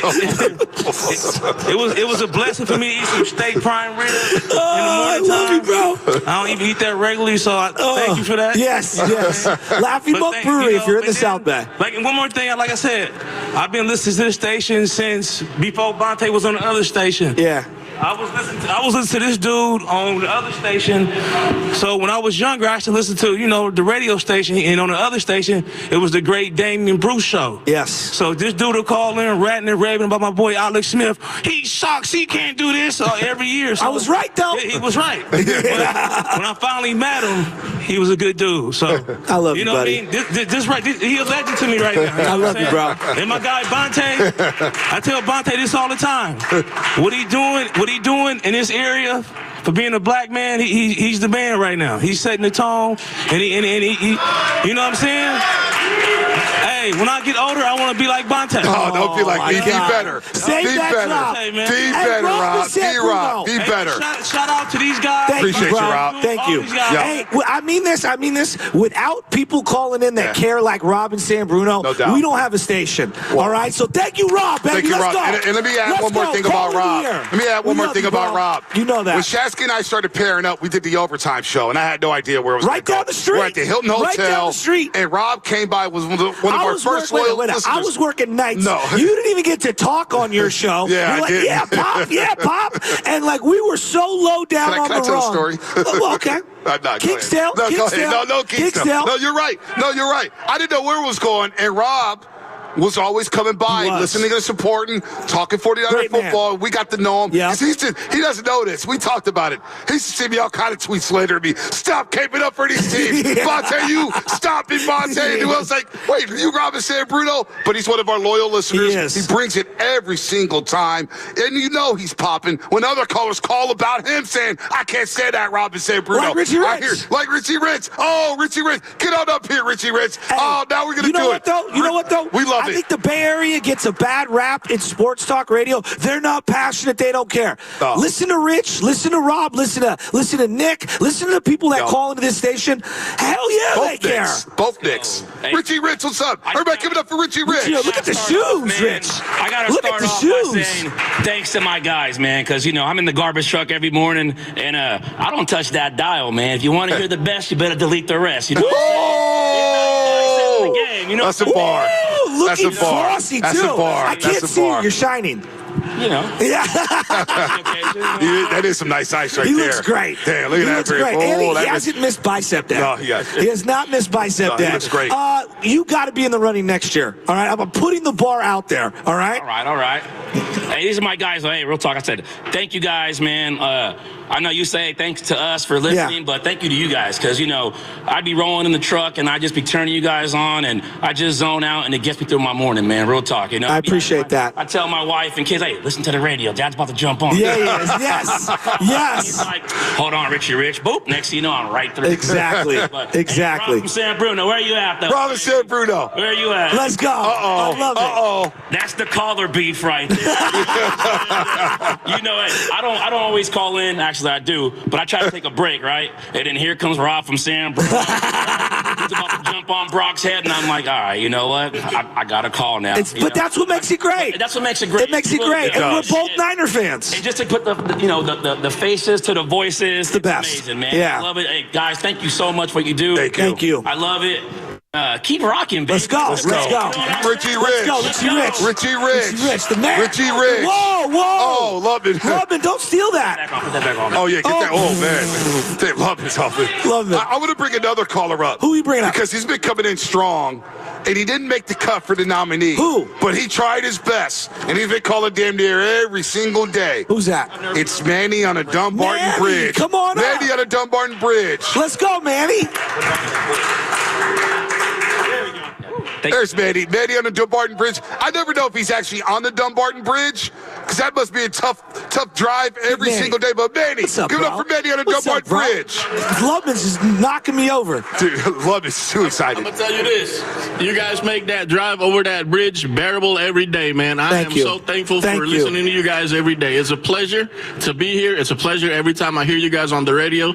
I'll be honest, when these two cats first came on 95.7, they'd be like, they ain't going to last on this program, man. The boss said that too. Hey, you know what, Manny? I kind of thought that too. It's like, well, let's go to this. I thought we were going to go straight to the top. Yeah, he did. But honestly, the more I listen to you guys, man, you guys are the best at what you do. Oh my gosh. It's always, like I said, a pleasure every time I hear you guys on the radio. Your thoughts and your insights are so on point, man. Thank you, Manny. I appreciate you guys every day, and I'm glad to be here sharing this moment with you. Hell yeah. So thank you, guys. Thank you, Manny. Love you, bro. I need to take about the Warriors. They got beat by 51 last night. They heard me. Warriors, like I said, after the whole Clay debacle, I'm kind of cooling off, and then they brought in the German Schröder. First pronunciation for 2025. Put that on the back burner for now, fellas. Yeah, all right, there it is. Manny on the Dumbarton Bridge, everybody. Let's go. Oh, they did do, the Clay thing the other night. We didn't talk about it much. But him hitting those threes in the fourth quarter and then celebrating in front of Uncle Joe Lacob. And you don't think that meant something for Klay Thompson? I mean, think again. It was a lot going on with slander and everything like that. He's an all-time legend. We all love Klay, and we all saluted him when he came back. Actually, that second game on Sunday. But that Sunday, this past Sunday, when the Mavericks scored 46 in the first quarter. It was personal. And Klay hit those threes in the game. Yeah. And it was ironic. Like, Pods gets stuck in the corner. Brendan Patinsky made Shaq to the fool last night inside the NBA. for that corner where Lucas is standing there. When does Luka Doncic play defense? And Pods looked like a little kid at the YMCA on that play. Yeah. And then next thing you know, Clay comes down, hits the three, celebrates, and it was like, oh boy, I hope that's not the moment we all remember when Clay comes back to chasing her. So anyway, that was just kind of ironic because Dallas is ascending and the Warriors are trying to figure it out. Although Pods has bounced back. Big night last night for him. Silver lining. Silver lining. Positivity. We're looking for positivity, right? Pods has scored 21 last night. Are we entering the dark days for sports in the Bay? Well, we had a great run from 2010. From 2010 to 24 till now, 3 championships with the Giants. 4 with the Warriors. Niners knocking on the Super Bowl. The Sharks went to a Stanley Cup final. They played deep into the playoffs. They have Celebrini. Yeah, if we're going to talk about dark days, Macklin Celebrini, that's the light at the end of the tunnel right now. There you go. There you go. All of a sudden, Love is a Shark fan again. There it is. Again. Not for the first time. Not for the first time. I let it lapse. We're all Sharks. I was out, but they pulled me back in. They pulled us all back in. But no, seriously, Loveman, we might be entering a dark age of Bay Area sports. I mean, you just never know. I mean, we had a great 14-year run. And the Niners, I think they'll be good again next year. I really do. I think they'll be good. Look, it's been an awful year. Were they 6-8? Yeah. 6-8. And think about the games that they lost. I just watched the Raiders play on Monday night. Yeah. They're an awful team, not the Niners. The Raiders are a directionless, coachless, quarterbackless organization. The Niners have a great GM, a great head coach. Yes, they need to adjust. They need to draft better. They've got so many better players in that team. They do, no doubt. And the infrastructure's better. I think the Niners will be back. Shanahan will reinvent himself. The Warriors are in a sticky situation. I don't know what they do. They do have assets to make a move, but what move is out there?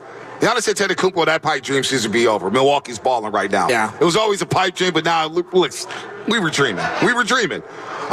Jimmy Butler, is that the answer? I don't know if Jimmy Butler's the answer. He's 35 years old, and he has a player option for $52 million. Do you really want to go down that road with Jimmy Butler? What happens if he's not playing well and he doesn't have the ball? I don't know. And then the bigs. Yeah, I don't know what the Warriors do right now, Shasky. I'm a little befuddled. Yeah, I don't know. I don't know what to make of the whole situation. And I just think all the young guys are getting thrown under the bus right now. And it hurts me to see Kuminga just, if he doesn't score 25, he's the reason we lose. It just drives me nuts. It's not fair. It's totally not fair. And I just think we're afraid to say out loud, Steph's not as great as he was. Doesn't mean he can't still be great. It's just, it's not what it used to be. No, I'm with you there. So 888-957-9570. If you do have some thoughts, this is the 3rd annual Doobie Awards live at Laughing Monk Brewing in Sunnyvale. Thanks to everybody for coming out today. Yeah. What a show. We got 1 hour left. Where's the owner? We'll get Big Sam in the building. We'll get Sam on the air in just a second here. Sam, as you are listening to 95.7 The Game, KGMZ FM in AC1 San Francisco, and Odyssey Sports Station, always live on the free Odyssey app. We'll get Sam in the building. Is there anybody else I left out here? Actually, really quick, because we got someone else special on the line right now. Who's that? Who's there? Can you introduce yourself, please? Who's on the line right now? There's only one Baldy in this world, and it's time to, only one Baldy here. Got to chime, said you can chime in during the holiday season, the Doobie Awards. You can't have this award show without Baldy called in. Joe Bont, anyway, good to hear your voice. Good to check in with you boys. But I got to say, you were the guest of the year 2 times running. Yeah. You were going for a 3-peat like the Kansas City Chiefs, and you got knocked off the pedestal here by Dave Fleming, the play-by-play voice of the San Francisco Giants. Some people aren't happy about it. They say, how did Baldy not win it 3 years in a row? Well, controversy, sometimes controversy just follows you. You have to deal with it, and so, it's not supposed to be just easy peasy here all the time. So I can handle it. It's disappointing not to 3-peat, just like it'll be disappointing to every Chiefs fan not to 3-peat this year. But it can happen. So I got to deal with it right now. Baldy, I was driving in this morning. I like to listen to all kinds of music, and certain songs came on. I started thinking about my dad. I started tearing up because, being on the radio for this long with my buddy Bonte, to be able to do what we do, we're very lucky. And I was thinking about just how one of the seminal moments in my radio career, whatever you want to call this, my dad called me one day and he goes, I love the way Brian Boldinger says, Joe, Bonte, you say our names, and it feels like you know us. and we've become friends, and I feel like we've become friends. And it means a lot to us to be able to talk to you every single week. We don't take it lightly. We love you. The audience loves you. But Brian, you've been not a great friend, Baldy. You're family now. Yeah, you are. You're family. And I love you, bro. And and the Roasters here. Give it up for Baldy. Please listen to the Roasters. They love you, Baldy. We love you. Hey. Baldy. God, thank you. Thank you for everything, Brian. That makes me cheer up, Joe. That makes me, I know we're family, Joe. I mean, I've been in your backyard, having a carnivore feast back there, drinking some good vino this time of the year. We've had a lot of good moments, man. We have some great moments, man, and we'll have many more moments in the future, Baldy. You do what you do. We'll talk to you on Tuesday. The Roasters are here live and direct. We're trying to figure out how the Niners are going to finish the season. Hey, Baldy, you definitely stirred the pot the other night with the Purdy and Darnold talk. Every outlet ran with that one. Well, it was not supposed to be any sort of a knock on Brock Purdy. Obviously, I've been as big a supporter of his as there is. But if it is about finances, though, and if finances do come into play, it's something you have to consider, I think, if you're the 49ers. That's all I was trying to say. I wasn't trying to really stir the pot. But, I understand how things can sort of be construed. That's all right. I can live with that. I got big, broad shoulders for a reason. We know. Baldy, 3 plates on each side on the bench press. Hey, Baldy, you do radio hits all throughout the country. Is there any a pairing or any kind of program director like the one we have here in Matt Nahigian and me and B on the radio? No, there's Matt Nahigian, and then there's everybody else. He literally is at the top of the leaderboard. Nobody really gives you guys the freedom. I don't know. I don't have more fun anywhere else. I do hits all over, but I don't know if I have any more fun than I have with you guys. I love you. Wow, that's a great compliment, Baldy. We've been doing this for a long time, man. Last one. Let's go. Let's go viral one more time here. Tua or Purdy? Remove everything. Remove everything. He's taking It's Purdy. a minute and a half to go. You got no timeouts. Everything's the same. The play caller's the same. Wide receiver's the same. O-line's the same. Who are you giving the ball to and why? You're saying between Purdy and Tua? Yep. I'm taking Brock Purdy. I mean, he's taking you right down to the brink of a Super Bowl championship. Yeah. Thank you, Baldy. Yeah. We're not going to get ridiculous here. We've seen Purdy do it in the bright lights of the playoffs, Baldy. That's it. I mean, we haven't seen that from Tua. So I'm just going by what we have watched and witnessed over the last 3 years. I love it. I love it, Baldy. Well, we love the shout out, man. We can't wait to talk to you on Tuesday. I miss Happy you, pal. holidays to you, man. Thank Merry you for Christmas. calling in. The roasting game. One more time. Baldy.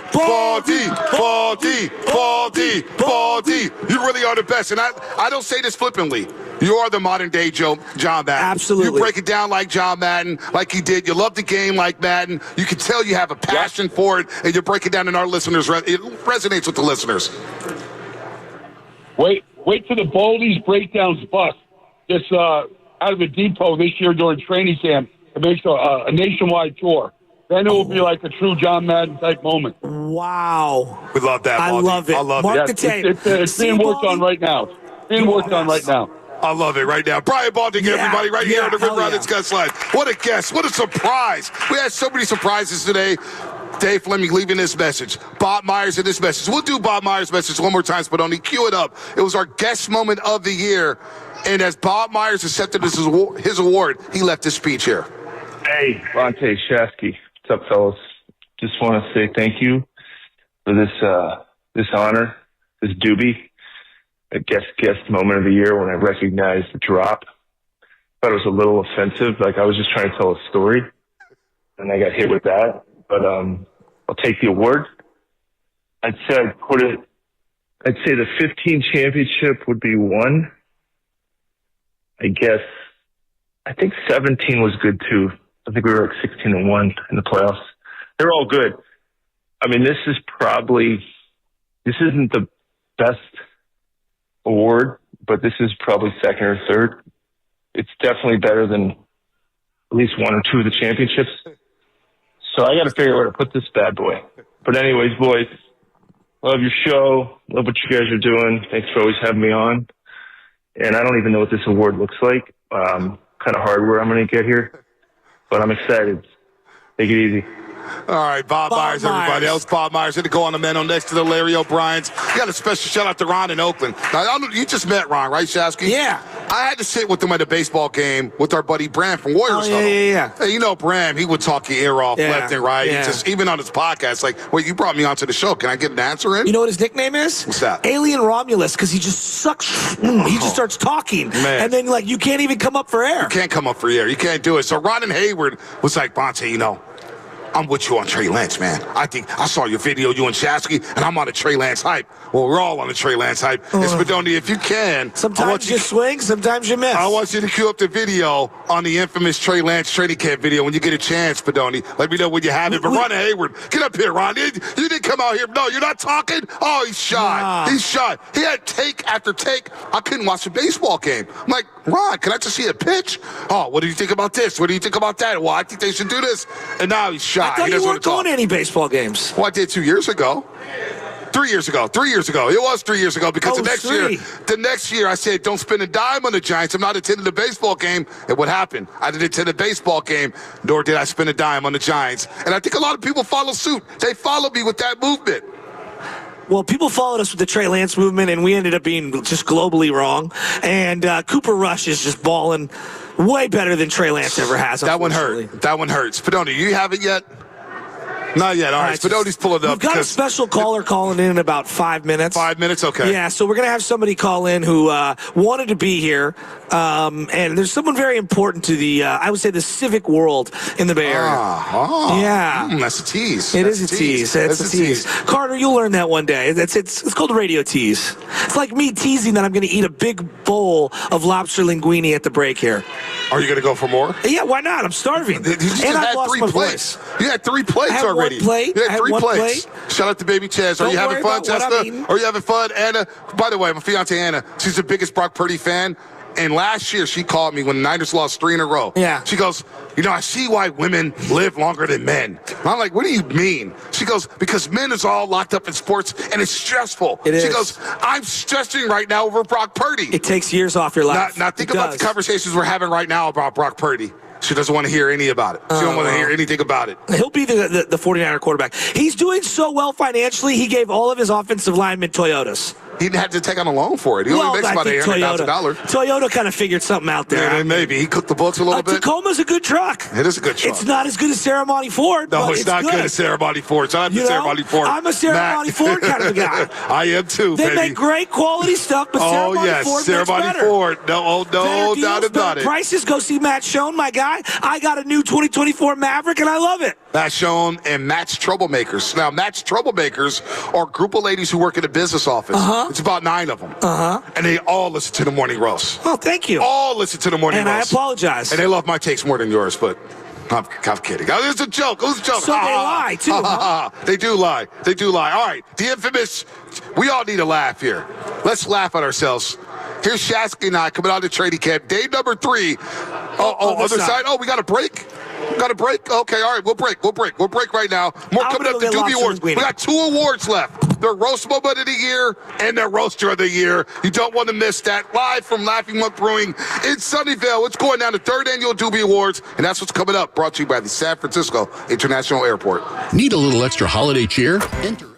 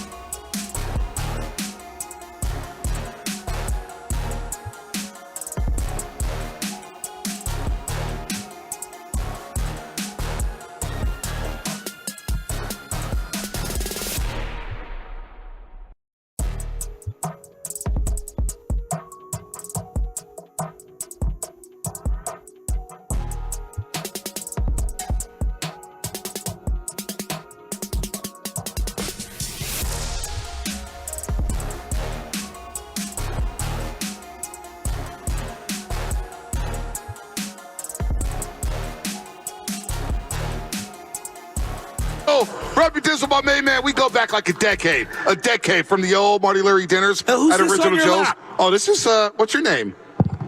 Chestnut. Oh, Chestnut, who just had her Christmas sing-along yesterday. yeah? How'd you do? She did great. Yeah, did you win an award? No, did you win an award? Yeah. Yeah? All right, she won an award. And she just had her birthday. How old are you now? How old are you? 4. Oh my gosh, she's 4. Round of applause Round for of baby applause. Chaz. She made 4. She's out She of the made baby 4. phase. She's into the 4-year-old Yeah, phase. 4, and I've lost a lot of hair. When she turns 8, I'll probably have no hair. She's got all your hair. Yeah, That's no, what's I mean, happened. I get the hairline as you see, man, the corners. Somebody Instagrammed me, and they were like zoomed in on my line. It's like, hey, you want me to cut your hair? I was like, Pat's doing a great job at Dapper Don's. What are you talking about? Every time I get a haircut, I go, how many more of these do I get? Yeah, yeah. You know, I It's don't know. worrisome, man. How many more of these do I I'm like, got? hey, just be careful around the soft spots, brother. Sometimes you cut the lawn a little too tight and it doesn't grow back. All right, joining us live on the River Islands guest line.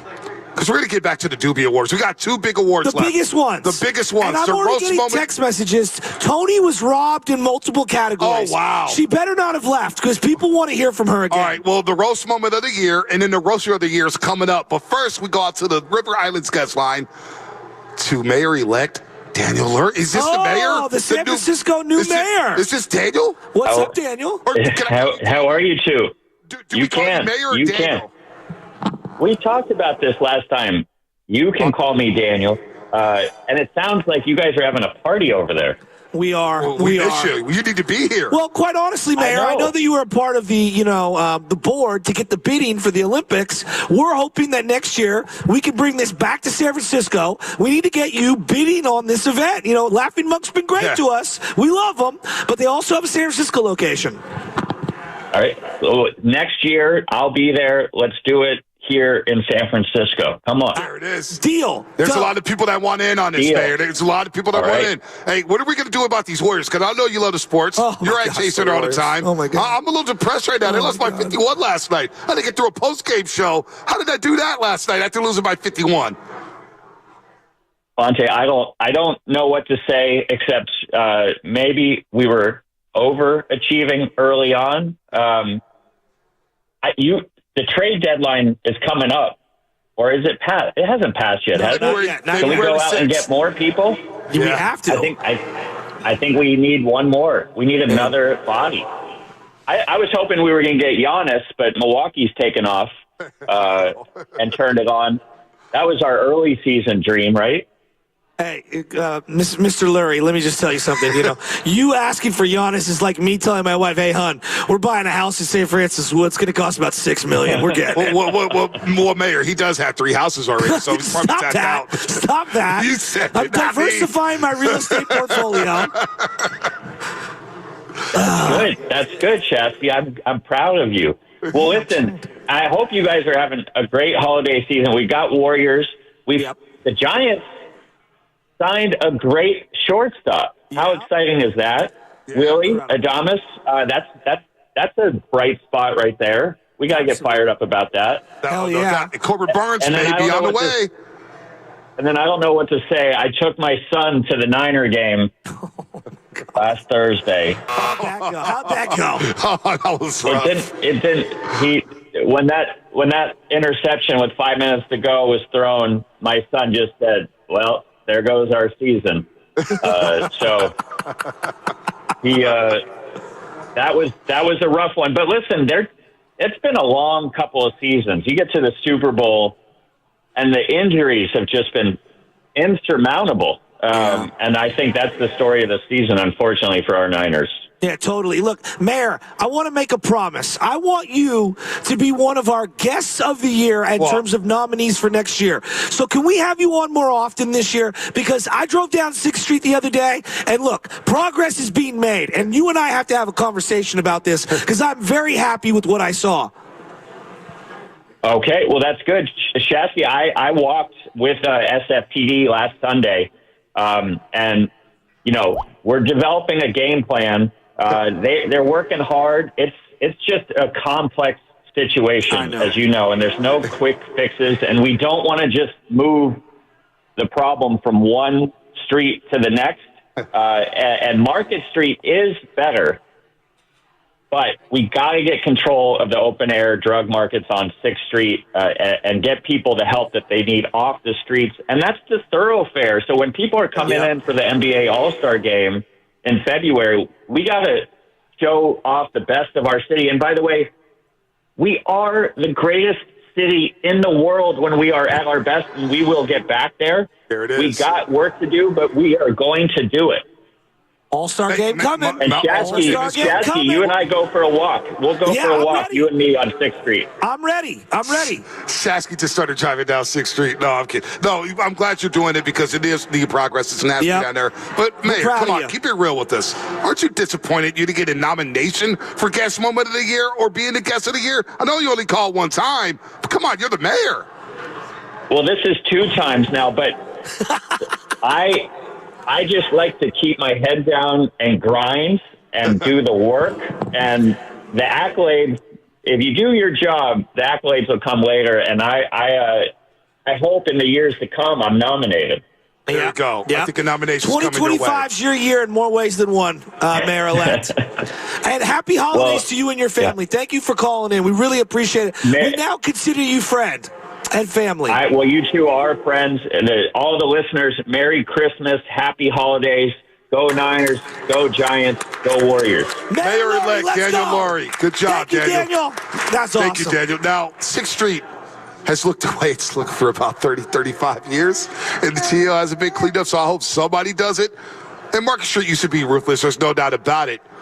But the city it has a bad reputation. I want to say it's been quite overblown because of the news cycles, because of social media. And a lot of people say, well, man, we act like San Francisco's Gotham City or something. Ed and I were just in New York City. So the Soho district had nothing but garbage bags, bums, homeless people, all that stuff. So we'll do better in San Francisco, but I do think it's a little overblown. That's just my personal opinion. Yeah, are you ready to give out some more awards? No, I'm ready to play this video right here, Spadoni.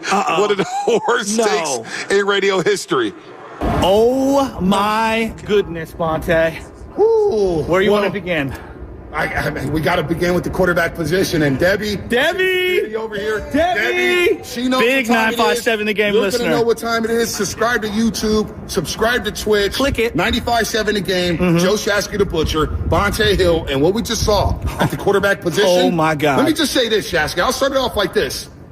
I will be shocked if Trey Lance is a starting at quarterback in week number 1. I'm going to be real with you. I've seen a lot of quarterbacks play for the 49ers.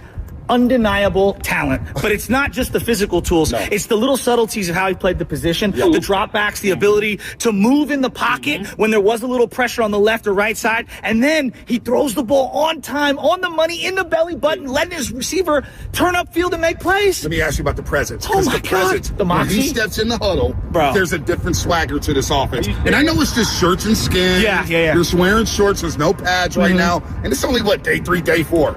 But the zip out of his hands, the way he can run and eat up yards and gobble up yards, it just looks different. And poor Jimmy Garoppolo, I'm not going to say poor because he's got a lot of money. He's got a lot of cake. He's got the J's. But when Jimmy Shasky, he's throwing balls behind guys. It was bad. Wobbly. It was bad today for Jimmy. He threw a pick 6 to Fred Warner. He threw another deep shot. Didn't he just look tentative? He just looks shook. And he's holding the ball forever. He doesn't have the ability. Look, how about the yardage that's hidden for Trey Lance to just run?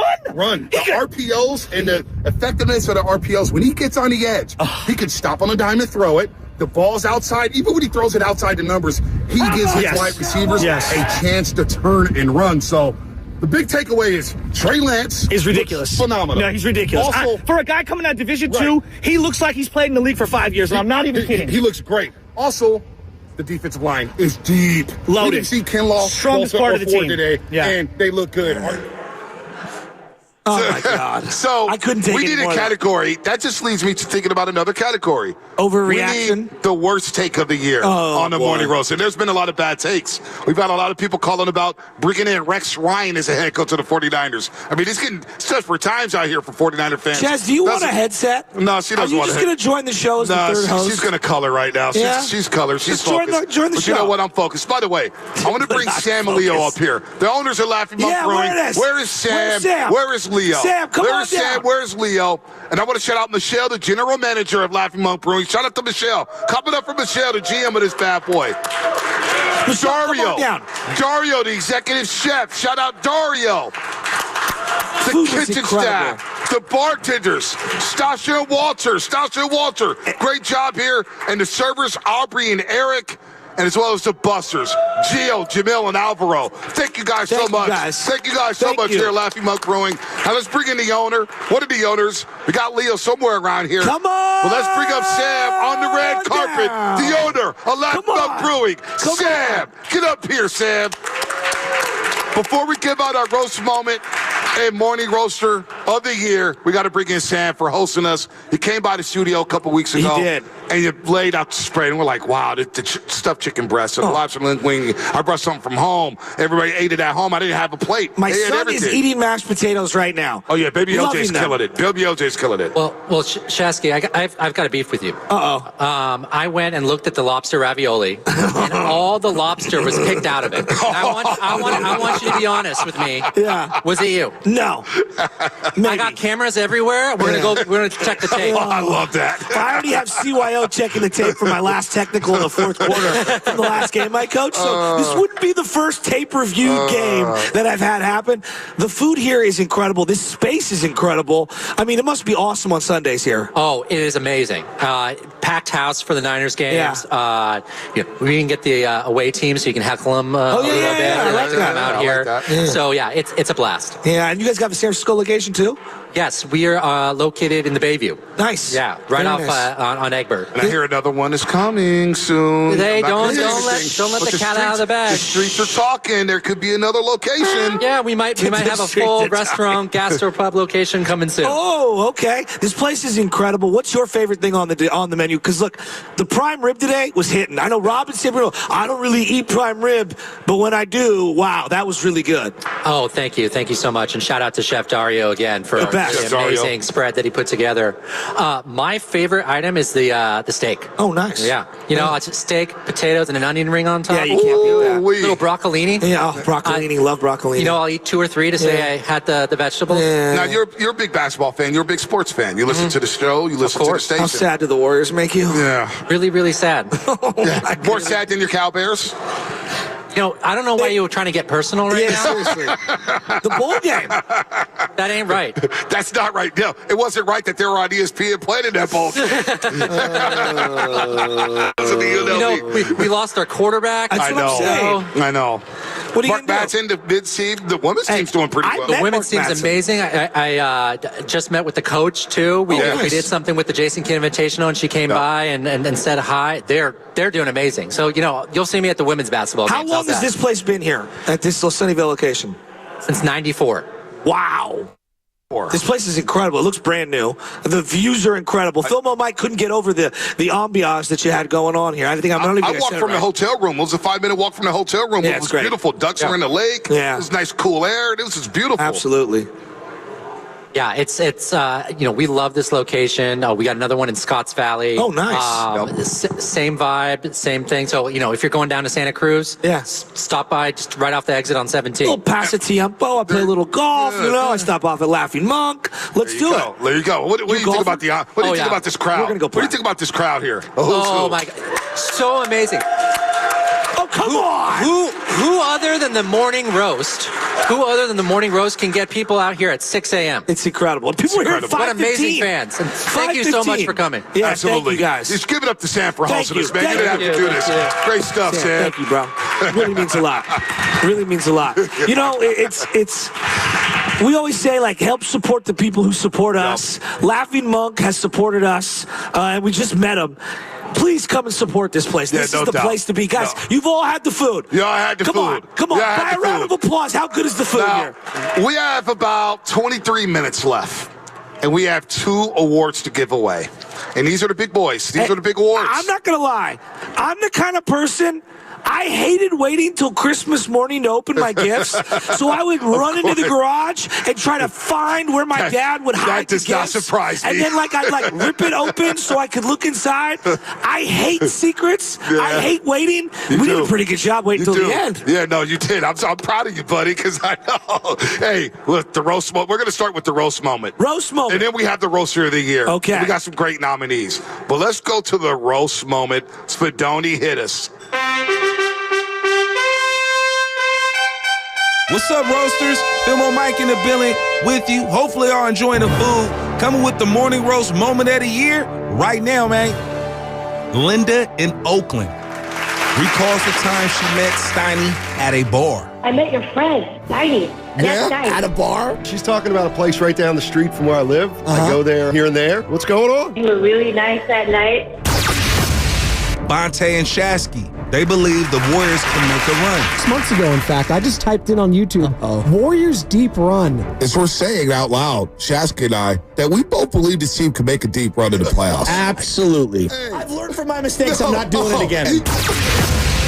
Lubman and Spadoni are the real Bonte and Shasky. I am really concerned about where things are going with the Warriors here right now. I mean, without Steph out, I'm really, really worried. David Sampson was saying last night. You're always worried. Okay. Am I wrong? Yes.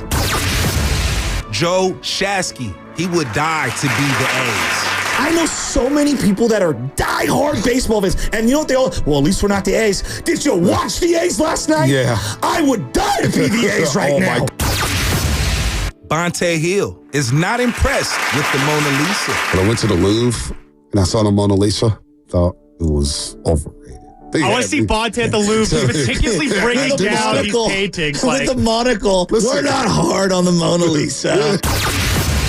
Bonte Hill makes a deal with general manager BPA. I'm giving you 268 made threes last year, 301 the year before. And I'm sorry, I hate to break the narrative. Oh, so you just wasted my time there. This is the best work you've ever done. And the Doobie Award goes to Bonte and Brian in Palo Alto.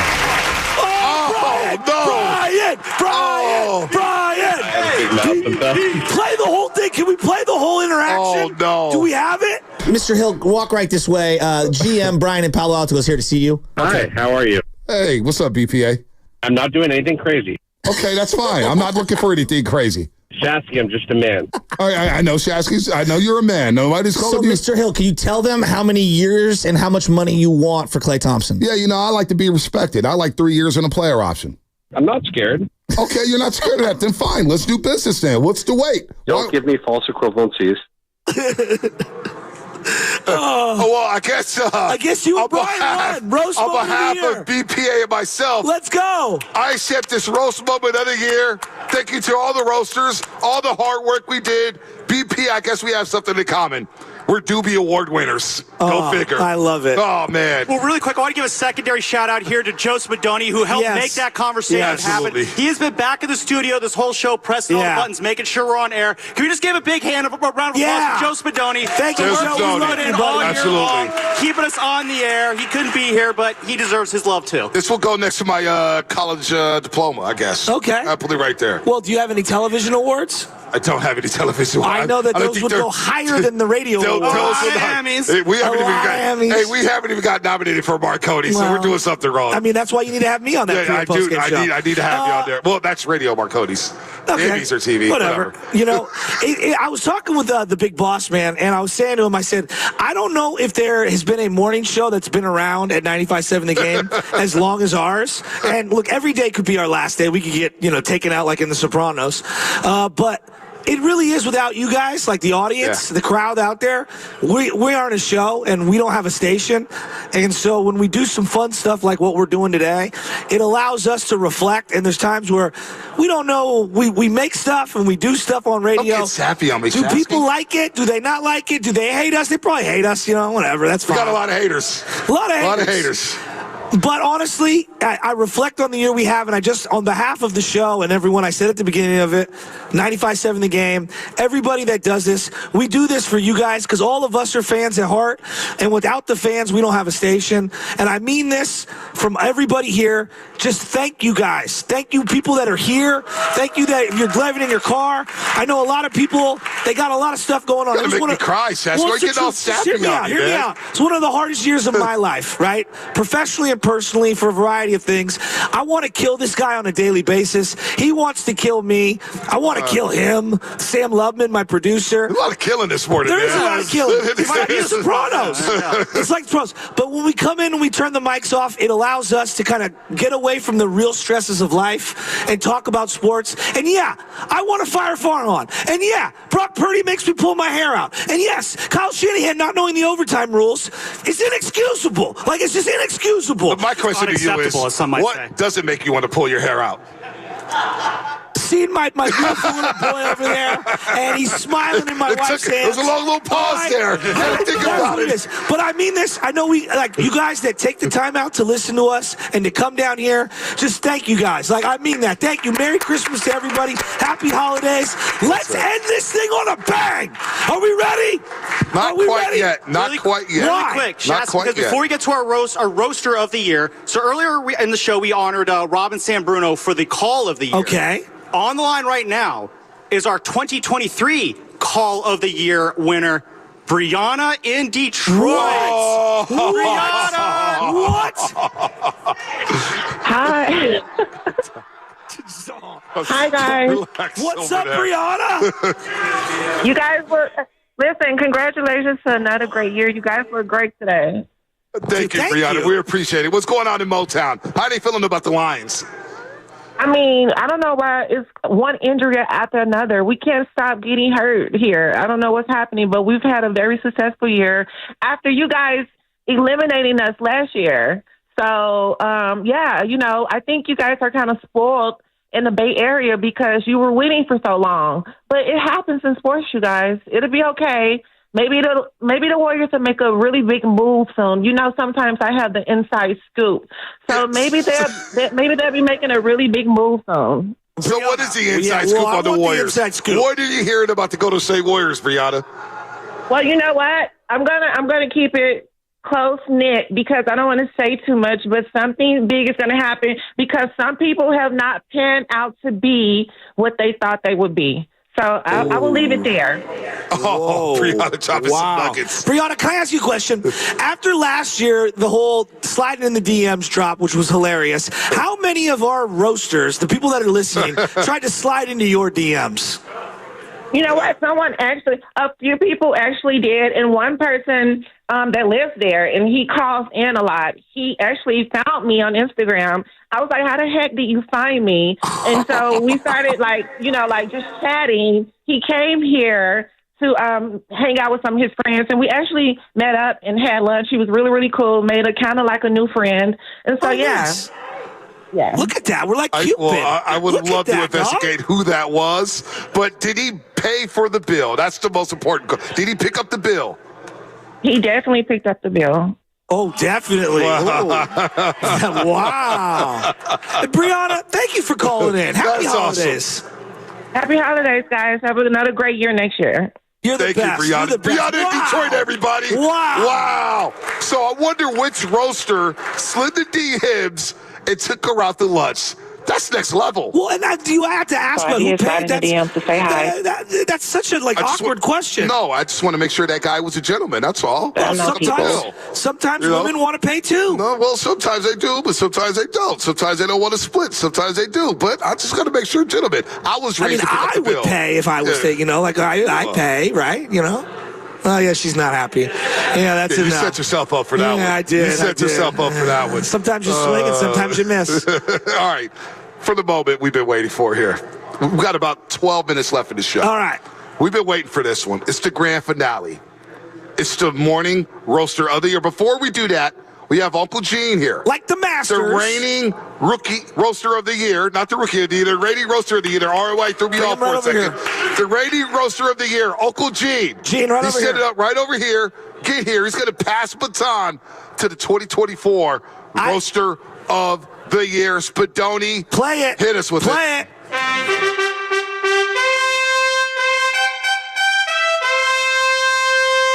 This is the reason why we here, people. We trying to see who roasts the best. Coming with the morning roaster of the year, Brian in Palo Alto. Tony in Oakland. TC in Sacramento. Nick in Berkeley. Nick in San Jose. Adam in the city. Verducci in the El Dorado Hills. And the Doobie Award goes to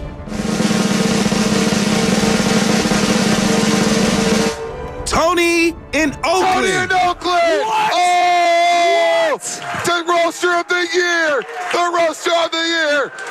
Tony, Tony, Tony, Tony, Tony, Tony, Tony. Upset of the year. Upset of the year. Tony's in the zone. Brian in Palo Alto's punching air somewhere right now. Deservedly so. Here, Deservedly Chief, so. Put the new Get the new jersey out, Tony. on her. Tony in Oakland. The 2024 Wow. roaster of the year. Wow. Tony in Oakland.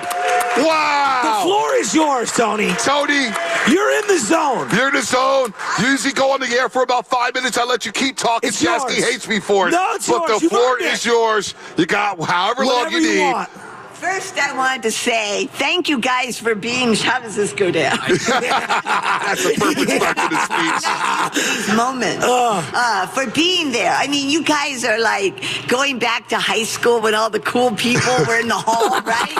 And then you can mix it up, and then before going to class or never arrived to class, right? Yeah. So we're also glad you're there because you give the vibe, right? I love it. And then, so you know, in case if I didn't go to the club or whatever, but it's fun to mix it up.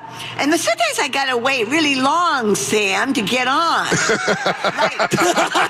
just threw you under the bus.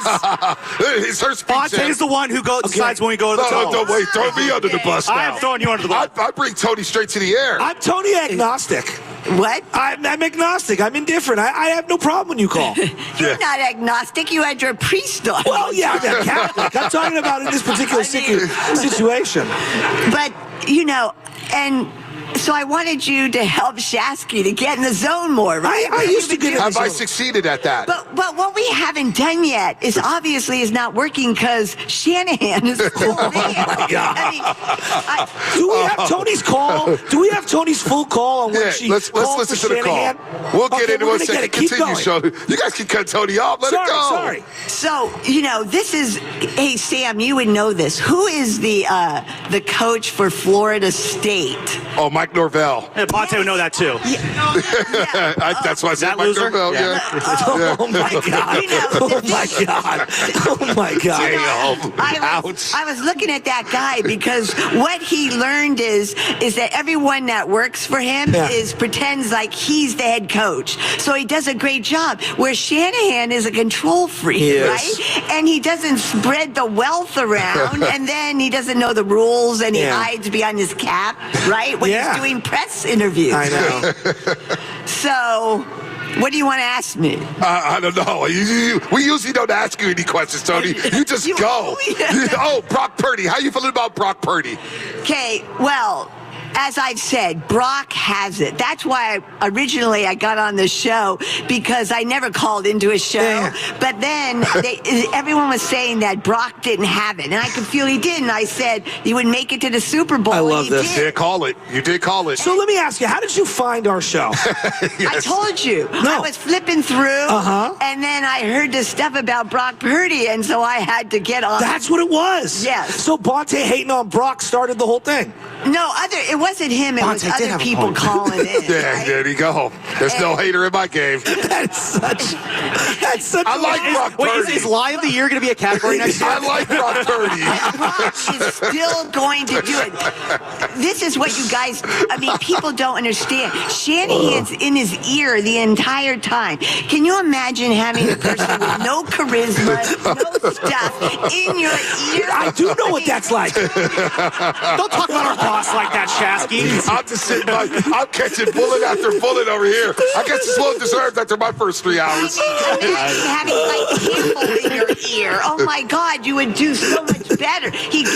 Like how many guys here played sports and had a coach that gave them the stuff? I mean, so what about your tennis background? Because you love tennis. I love tennis. He knows nothing about tennis. I don't know anything. I was at the U.S. Open, Tony, watching Coco Gauff and Djokovic. And what happened? I was in the zone. I was right. She has a new coach now. She has a new coach, my boy Brad Gilbert. Yeah. Shout out BG Tennis Nation. There, right? We're not going there. We're not going there at all. Shout out BG Tennis Nation. You know, I had no idea what you look like, but for some reason, I had a feeling you looked exactly like you look. Oh, you did? Yeah, I do. No, you did. I can just imagine you guys saying, how would I look? That's what we all, that was the biggest question is what does, to everyone would text me, my friends, you think she's real? I'm like, yes, she's real. Of course she's real. I'm dead serious, right? I don't know about that. But you know what? There is a way to solve the problem. What problem? With the Niners. All you got to do is get them into the zone before they hit. It's really easy. You line them up and I'll say, okay, who felt it last time? And they don't have to talk. I can see, wait a minute. I'm hearing it. I always get. Hey, Tony, you and I are always in the zone. Jerry Rice was talking about this. He doesn't think that the family should be on the field. I'll say, Bonte, tell me about it. And you might, and then all of a sudden it spreads like wildfire. It's contagious. No one gets them in. It's true. I mean, the guy who left the field, what's his name? Devondre Campbell, yeah. He just got, because that shows there's no leadership. That would never happen. True. What about Nick Bosa not saying anything to him before the game after hearing him say that he's going to quit or he's not happy about his role? I mean, the guy, you can see, he's out in the snow without a hat on. Then he goes in for the press and he has a hat on, right? So he can hide. It's true. I mean... So Tony, what does this award mean to you? Oh, it means everything. Where will you place that award? Will it go in the living room? Will it go in the kitchen? Will it go in your bedroom on the nightstand? In the bedroom, and then I have all the zone stuff. Oh my goodness. What is the zone stuff? I want to know what the zone stuff is, Tony. Oh my goodness. Okay. This is a child show. Dump button. This is a child show. Sometimes. We have a child next to us. We had somebody dropping that bomb earlier. Careful. Live on location. Anyway, there's this thing that there were all these pieces of rocks, a coral on the beach in Hawaii, and I asked to receive. Oh my God! If a museum were to see this piece, it looks like two kissing, and then on the back it's head. It's when you have the divine kiss. Do you know? Really? No, I don't know. I know, Tony. I know. Okay. No, that's when the flow is going through right from the divine. I love it. Oh man, Tony! Everybody, Tony! Get a picture over here. You got to get a picture with us. He's going to place the tie. He's going to place the tie on you, Tony. Give it to the next winner. The 2024 Morning Roaster of the Year, Tony in Oakland. Everybody, Tony.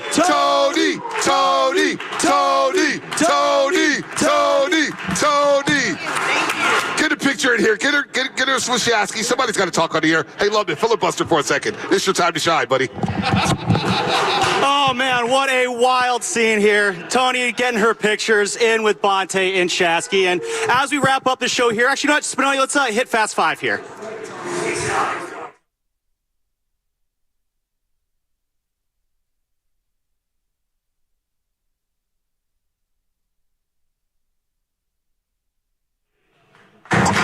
That was unbelievable. What a show. Those 4 hours flew by. Hopefully everybody had a great time here at Laughing Monk Brewing in Sunnyvale. Tony in Oakland. Roaster of the year. Most incredible thing I've ever seen. It was unbelievable. By the way, special shout out my boy Ralph in Coyote Creek. Ralph, where you at? Where's Ralph at? Anyway, shout out to our special friends, the Robertsons, visiting us all the way from New Zealand. Jeff, Patty, Stu, Gemma, and a special congratulations to New Bed student Ava. We love you all. That's Ralph in Coyote Creek. My final thought is you guys are amazing. You guys make the show. You make the station. This is awesome. Filmo Mike, get in here. Great job. Great job, Filmo Mike. Filmo Mike. Unbelievable. All time. The All doobies. time. All time. Congrats to Bob Myers. Congrats to Dave Fleming, Tony, Jacob and Castro Valley. Who else? We had our rookie roaster, Oscar and EPA. Congrats to Oreo Cookie. Shout out to all the Doobie Award winners. And I just want to give a big thanks to all the people behind the scenes at 95.7 The Game that put this on. The promo people, Jesse, your whole crew, Carter, Risotto, Lubman, Nahegan, everybody, Whitley, TJ, you know we love you. You're the absolute best. What did Risotto do today? Radio station doesn't exist without you. We love you. Just stole money today, huh? Yeah, Risotto. Filmo Mike, give us your final thought. What's your final thought? Great show, man. Great food. The food. Please forgive me for calling the prime rib kind of pink. That thing was hella good. Pink, brown, and delicious. That's a drop. Let's go. There's so many drops in today. Oh my God. Laughing Mug Brewing. The weed is hitting hard. That's all. Yeah, man. I look high right now. My bad. You getting to Uber home or what's going on? I don't know. Yeah, get the Ubers. Where the cops Corporate at, Mike isn't going to work Cops today. are waiting for some DUIs. I Man, love they're it. trying to hit the holiday quota. Shout out to Spadoni out there. Yes, who's back there in the Spadoni. studio. We wish he was here, but he was here in spirit. Everybody clap it up for Spadoni. Let's go. Back in the studio. Let's go. Hey, you know what? Merry Christmas. Merry Good Christmas. luck affording gifts. My God, is it expensive. Yeah, I'm broke right now. Hey, Spadoni. Oh, there what it is. do we got? Hey, Spadoni. Hey, Spadoni. We love you you, got buddy. a sign here. Yes. Hey, who else was back there with Spadoni? Ken. Ken. What's up, He's Ken? a Dolphins fan, though. So. Yeah, forget Ken. I ain't shutting him out, man. Forget the Dolphins. We love Ken, though. Classic morning roast. Just Go back ripping to New everyone. York City. All right. Yeah. And with the drive-by. Oh, wait. We got to read, too, right? We got some Laughing Monk people to thank here. Oh, yeah. Oh, there we thank. All right. Sam and Leo, the owners of Laughing Monk. Michelle, the general manager. Chef Dario. Chef Dario. The kitchen staff as well. Absolutely. Stasha and Walter. The servers, Aubrey and Eric. Gio, Jamil, Alvaro, the busters around here. Thank you for waking up so damn early Hell to yeah. come serve us all here at Laughing Monk Brewing. You guys are awesome. Thank you awesome, for awesome, everything. awesome. Thank you, the audience. Thank you for the 5 great years. We hope to do 55 more before we get kicked on out of here. There it is. Sam Lubman, what you got? No, this is a great year. Honestly, seeing how the Doobie Awards formed that first year where Bonte, you and I just kind of kicked the idea around, put it together last second, to last year when Jokic absolutely ruined the entire show, having it all go off like it did this year. I cannot wait to see how we top this thing next year. We're going to have all you guys back here next year for it. It's going to be an amazing 2025. What do you know, Lubman? Shasky didn't come up with this idea. Can you believe that? No, it's with you and me, baby. We'll come with all the ideas. First time for something. Anna, I know you want to talk. Anna. Does this work? Yes. Hey, Brianna, come slide in my DMs. Whoa! Okay. I don't know what that was. Oh my God. Oh my God! Oh my God! To that show. We're a non-violent show. That was fast. All right, brought to you by Xfinity at home run to go. You get the fastest internet to all of your devices, everybody. That's it for us. How about the Doobie Awards? Yeah! Woo! There's Matt Nahagian, and then there's everybody else. Many architects and builders who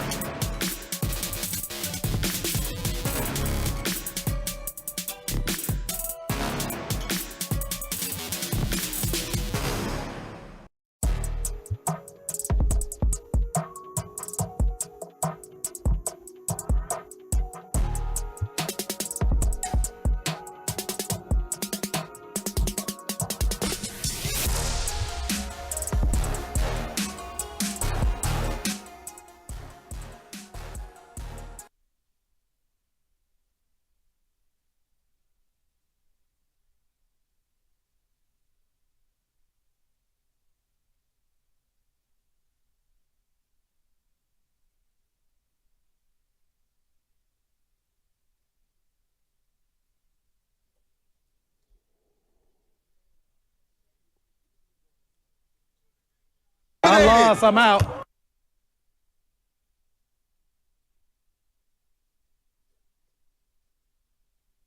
Golden State will go to 14-12, and they're 2-9 in their last 11 games, and they've got to get it figured out as Podziemski goes in and scores at the buzzer to make it academic. 144-93, a 51-point defeat at the hands of the Memphis Grizzlies. Oh, boy. Oh, my. You know, sometimes I get, hammered for being a little negative. Right. I'm going to open the show with the words of our great producer, Evan Giddings. Yeah? I didn't say it. He said it. Okay. I haven't heard it. I didn't think about it. He thought about it. Then he said it. And he said, boy, that was a tough night for the all-in for Steph Curry crowd. Boy. But you could add 10 more great line, but you could add 11 more lines to that. But if we want to start, What do you mean? Wiggins had 19 and Potts was 21. Potts scored at the end. You can't be stat padding when you Plays get beat hard like that. to the final buzzer. Potts, but that was come on, man. What? But listen, I'm not, before I deal with the hurt, and I need your help, I got to give shout out to the Morning Roast. They threw a party. There was a party in the Bay at the Laughing Monks, Donnie. They were dressed up. The fans came out. So kudos to the fellas because they threw a party. It was awesome. But now we have to do the autopsy that was what I thought was a new opening night. And I'm not blaming this on Schröder. The Warriors had Who a are you going to problem. blame it on? AGE. Oh, no. That's mine. Well, you know what? Okay, can you move over? Sure. Stoney, what's going on, man? 48 three-pointers. That the Warriors, their one staple on this early season was their defense. And I'm going to my favorite casino in Vegas. Was it a mirage? Because they haven't played defense at all these last two games. And if that was flukish and it's not indicative of who they are, Stoney, this thing is rotten. You could play all the pre-drops ever. I'm offended. 37-15 in the first quarter. That was a no-show. And real quick, I'm not the stat guy. Day, I got to call you out. Okay. You are the owner of the worst plus-minus in NBA history for a guy that's played 20 minutes or more. You and Jackie Robinson, minus 42. And all you were doing was fussing, but not stopping anybody. It starts and ends with you. You're part of it. And if this is the Steph Curry we're going to get, it's a wrap. It's over. What's going on, man? I am worried. This is not about Kuminga. It's not about Pods. It's not about Schröder. It starts and ends with the Chef and Dre. Yep. And 2 games in a row. This feels like Toronto and New Orleans at home when they were booing last year. Now, you could tell me they scored 133 against Dallas. I'm talking about defensively. Stoney, I am scared. And then I drove in and parked the caddy and said, Goo, they didn't make the playoffs last year, bud. But it was an anomaly, I thought. Stoney, this is scary, man. They're 10th right now. And they were once 1. They started 12-3. Oh. They're 2-9. I had to let it out. Go ahead. They're 2-9 since. And so this was a problem before Dennis arrived. Don't put this on Dennis. I won't. But what's scary now is they didn't know who they were before Dennis. So how are you going to, you know what I mean? It's just like another riddle to solve is how do you incorporate him in what? And I'm not mad Kuminga came off the bench. You know, I don't know what to do, Matt. This is not good. Steph Curry didn't score a field goal? Well, I'll just leave it. Ja had 9 points, so it wasn't Ja Mania. What is going on, man? Seriously. What is going on? 888-957. Marvin Gaye. 9570. I have a couple ideas. Possibly. But oh, man. That was I'm nervous. Absolutely a gut punch. And I get it. You get blown out once in a while, but there was something about the way the Memphis Grizzlies just overmatched them. Oh, preach. And I feel like there are a certain amount of teams in the league that if they have enough athleticism and length and youth, that if they play hard, they're going to beat the Warriors. What else is there? That was the big three. Athleticism, length, and youth. What else is there, Steiny? Well, there's smarts and there's experience, but this was bigger about making Raymond Ritter. I'm sorry. All I do is interrupt. Go finish, man. Take your time. I am not.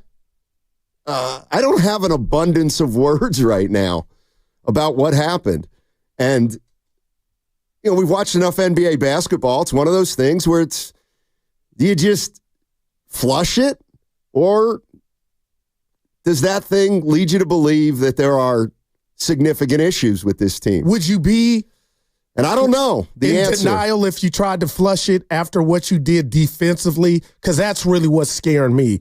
The one thing I kept telling you, they scrap, they bark, they fight.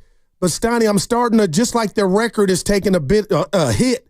Now I feel like is this really the last two games?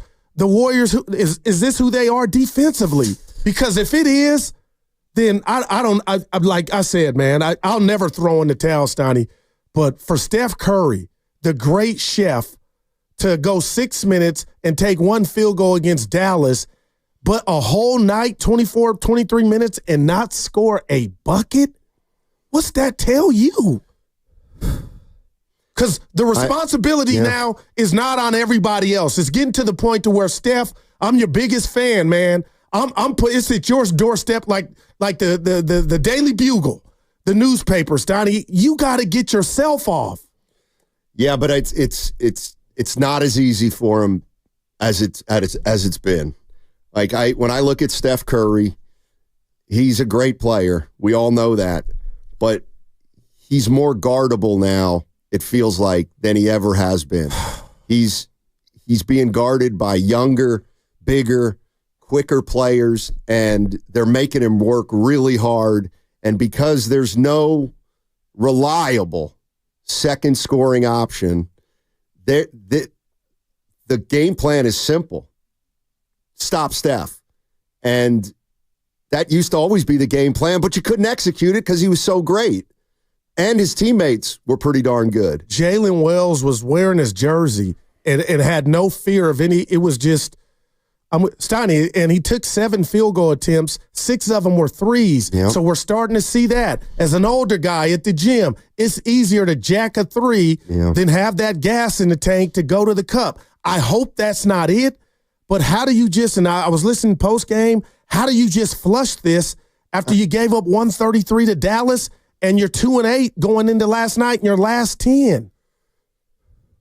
Yeah, I mean, obviously they got a game tomorrow against Minnesota, and the NBA, the games keep coming, but absolutely. I mean, the other thing is teams around the league see that game last night, and they know that this isn't the juggernaut offense that the Warriors have usually have.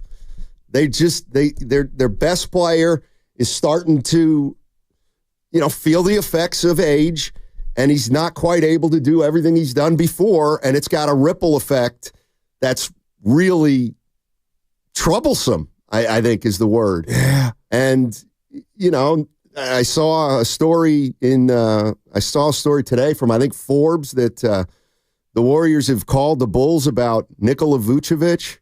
I'll take him in a second, Steiny. I mean, teams are owning the pain against us. Yeah, it's Chris A on the YouTube chat. Age is a factor, but it's not the entire problem. I would agree with that. But Warrior fans, how sobering was that thing last night? 888-957-9570 is the number. The other thing is I think one of the things this team's going through right now, and part of it's because of the Schröder trade, but it was 2-3 weeks ago where Steve Kerr said, you know what, Draymond's going to come off the bench and we're going to start Kuminga. I didn't like and then that. Schröder comes, and the problem, oh boy, they got They got some issues. They got issues. And I got issues. This is not fun watching. The game was over at half, or maybe the first quarter. Maybe, yeah. Oh boy, we got the chat back. Yeah, but we have to be responsible with it. Well, I don't even bring up the text line anymore. I got you. And happy payday Friday. Oh yes, sir. Yeah. This is the Christmas check. Is there more in it? No, the Christmas check. This is how I get my gifts when I get this check. I thought there might have been a little bonus. And we got to shout out the anonymous listener that gave us some gifts. Yeah, we'll talk about our loyal P1 on the other side. What's coming up next on The Game is presented by Fremont Bank, celebrating 60 years of full-service banking with no compromises. On January 1st, tolls on the Benicia-Martinez Bridge will go up $1. Don't wait for the invoice. Pay tolls automatically with Fast Track. It's the most convenient way to pay tolls. Get started at BayAreaFastTrack.org. That segment also brought to you by Bay Area Fast Track. Looking for lifelong financial guidance? Look no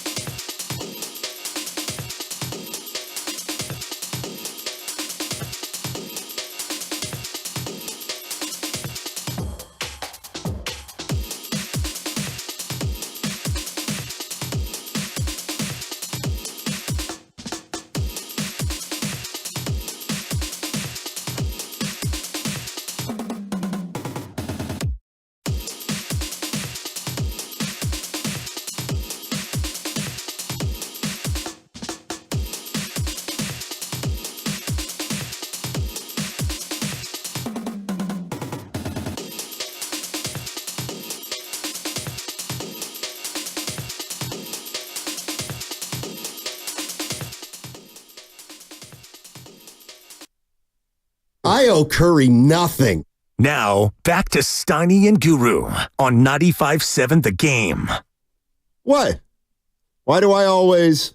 You and Evan. All right, so I tell you guys, 1 minute left in the break. Okay. 30 seconds left in the break. Lump me in. Why do you always ask for something as we're coming back from break? I give you a minute heads up every single time. Yeah. That's the time to ask me if you need something. What would you like? Some of that curse sound from last night where he says we're still good. Ready or not. Hey, by the way, we'll get into Warriors in a minute. I got to say thank you. We have to say thank you to our loyal P1. That's what he or she goes by. They don't want us to know who they are, which is fine. And they sent us a holiday gift package. It had cookies. It had brownies. It had a mug from where I went to college, Franklin and Marshall. Guru got this really nice. I got it up on the YouTube chat. Pittsburgh Pirates. Man, shout out Dave Parker. Water bottle. Yeah. There was some popcorn in there, some Martinelli cider. There was cookies, chips. It was a real gift bag. Yeah. And it was from our loyal P1, so thank you so much. Thanks. And he wrote a nice note, or she. As for Goo, it says, keep doing what you do best, being the one and only Goo. There's never a dull moment when you're behind the mic, and I wouldn't have it any other way. I needed that. Wow. There you go. All right. There you go. I perfected the imperfections. Yes. So thank you very much, loyal P1.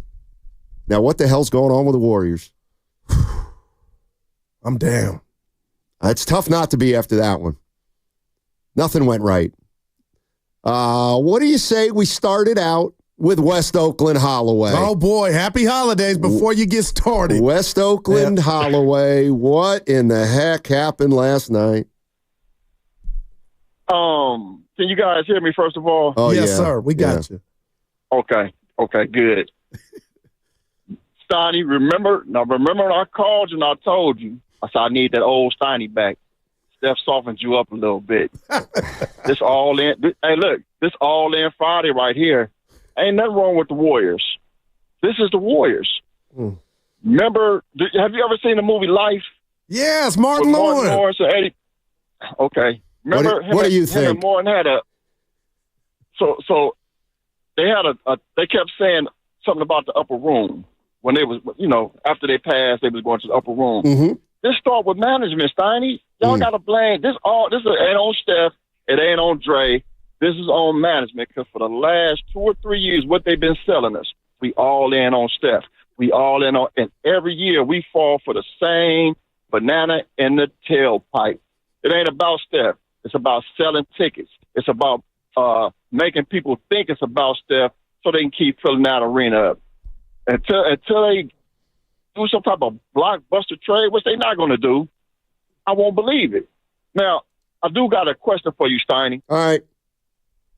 You remember Forrest Grant? Oh, of course, the yeah. Bulls? Mm-hmm.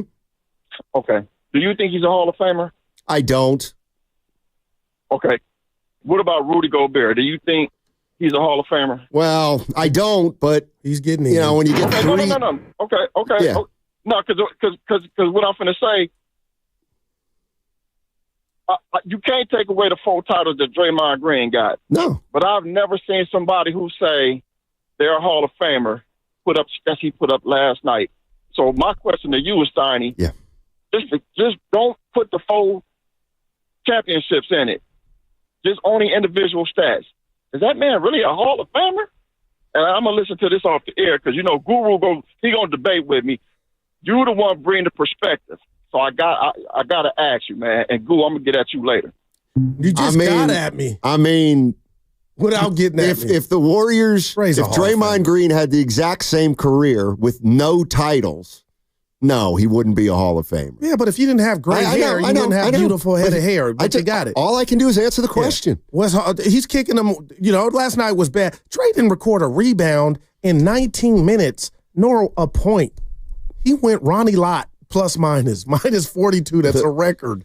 But Steiny, Jim Barnett gave him the best, and I'm not saying this is why you're in the Hall of Fame, Draymond Green. On his best day, he thought he might be one of the best individual defenders he's ever seen. I think he is, too. In his prime, Draymond's going to the Hall of Fame. And the Warriors don't have 4 rings without Dre, but the bottom line is Dennis Schröder had me thinking this is why I'm so hurt, Stoney, or disappointed. All right. This was supposed to be the new opening night.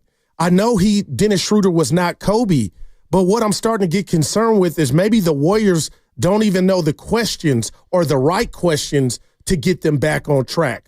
Because, again, Dennis was not great in 22 minutes, 2 of 12, 0 of 4, 4 turnovers. But Draymond also it starts with Dre and Steph, and that's what I'm starting to see fizzle out at the beginning of games in regard to impact.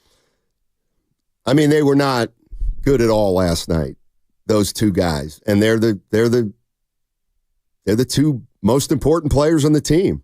The one thing I was going to say before the break that I don't know if it's worked out this way and it's not something they could control or whether they just haven't really figured it out yet. But like I said, a couple weeks ago, they say, Draymond's going to come off the bench. We're going to give Kuminga. We got to get Kuminga going. And he goes to the bench. And then they had an injury, I believe, to Wiggins.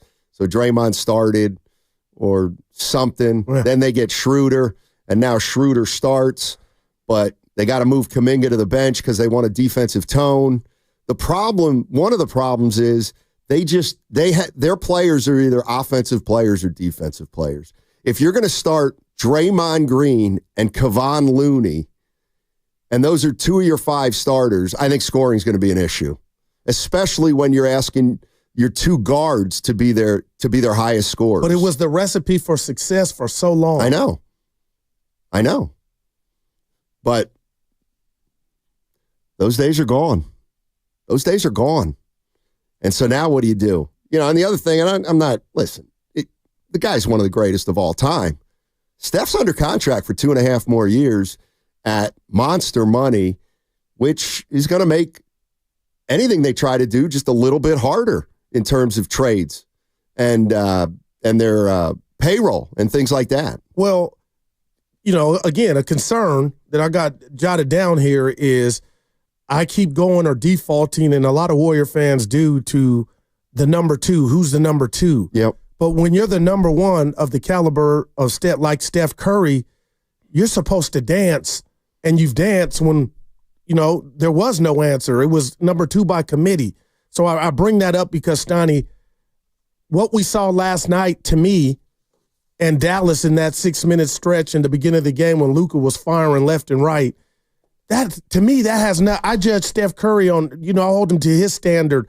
That has nothing to do with the number 2, 3, or 4. Right. I want to see you dance. And right now, you're just offbeat a little bit, and we're not used to it.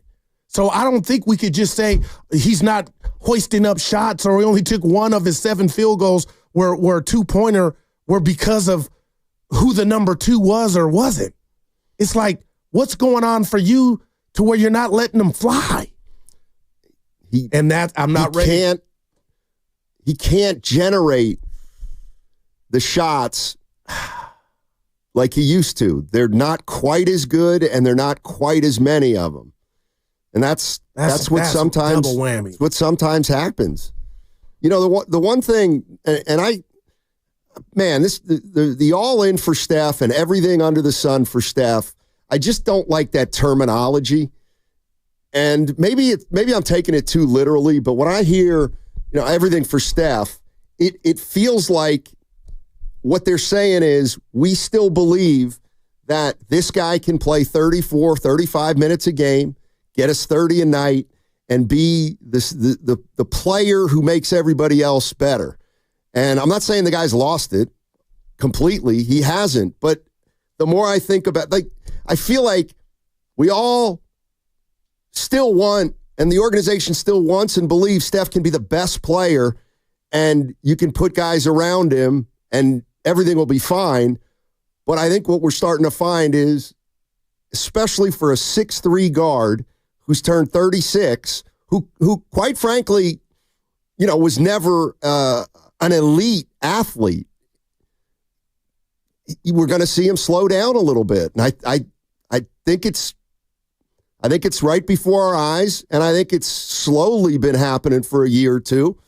And this year it's just become more noticeable because it's more of a dip for him than we've normally seen, and he's not getting any help, or he's getting less help now than he's ever gotten. Yeah, and to me, they are not scaring anybody. No. Offensively, Draymond's going to get the ball at the top of the key. Him and Looney will do the same. They'll rotate. Somebody's at the top of the key waiting for Steph to come off a pick, Steiny, a screen, and it's just like, it's really becoming, it feels like my eyes are telling me, if I'm a defender facing the Warriors, you guys are easy to guard. So that's why I'm wondering, is it upon Kerr, and I'm going Kyle Shanahan, is there something there that where the offense, maybe it needs just a tune-up or a variety or something a tad bit different, but who am I to second-guess Kerr? And is he out there, to be honest, let's put a rat on the table, brought to you by Echo Pest Control, is he out there missing shots? It just seems like teams are swinging the ball, and they did this last year, and they're getting great three-point looks. And that was not the case early on this season. But the Warriors are slipping defensively. And I don't have the answers, man. I just don't. I know Dennis Schröder did not have, but like, who had a good game? Every starter was minus 100 last night. Well, Pods was pretty good. And I don't know why I'm mad at him at the end for taking that basket. Why wouldn't you? Dude, you can't put lipstick on a pig. There's not, just dribble the ball out. But he was going for his. Yeah, you got to keep playing.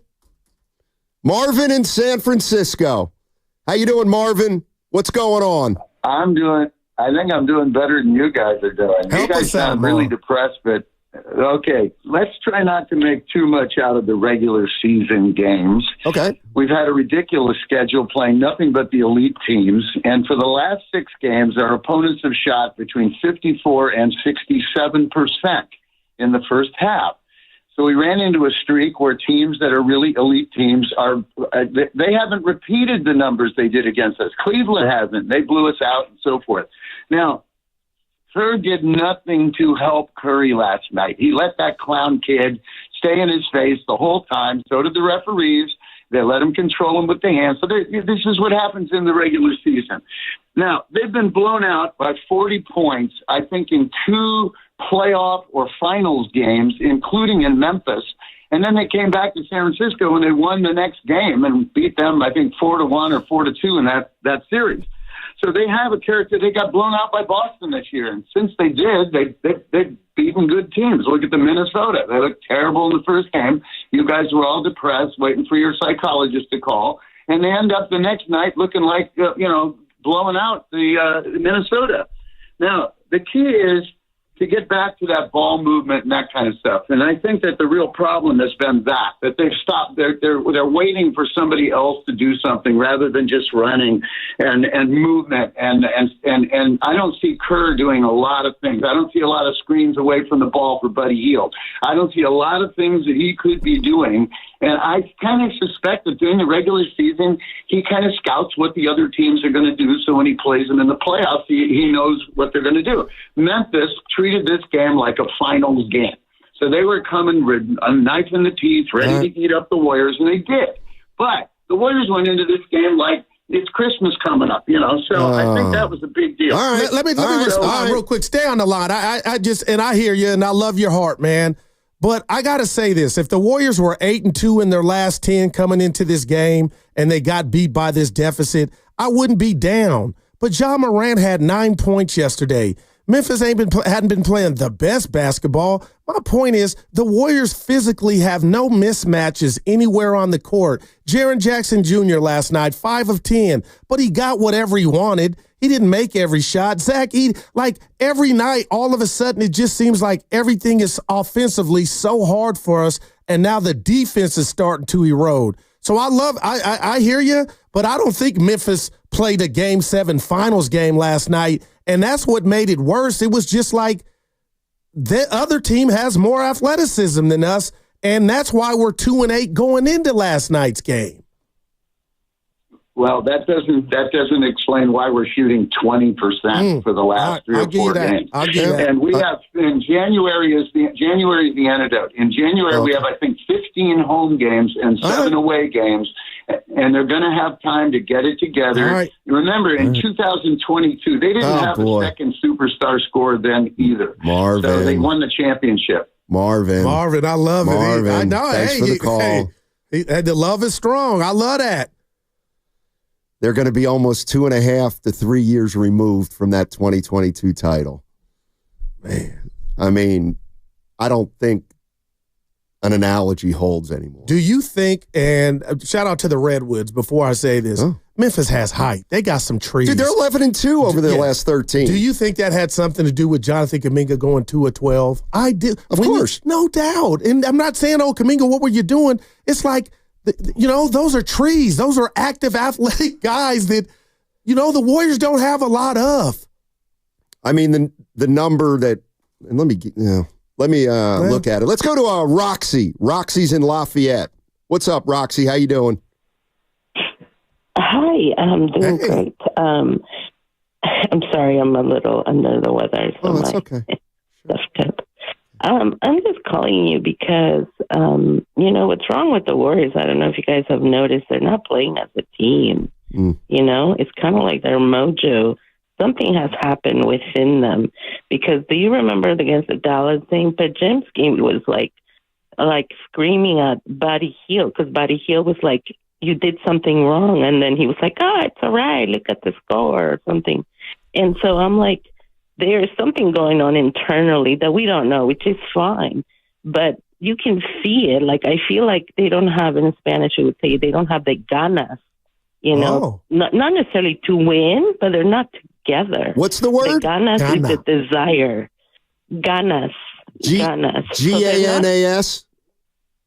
Yes, and it's the desire. They want to win, but they want to do it individually. Also, you have to take into account Steph is hurt, you guys. Wow. He has 2 knees. They've been telling us, and he is not gonna tell you that he's playing hurt.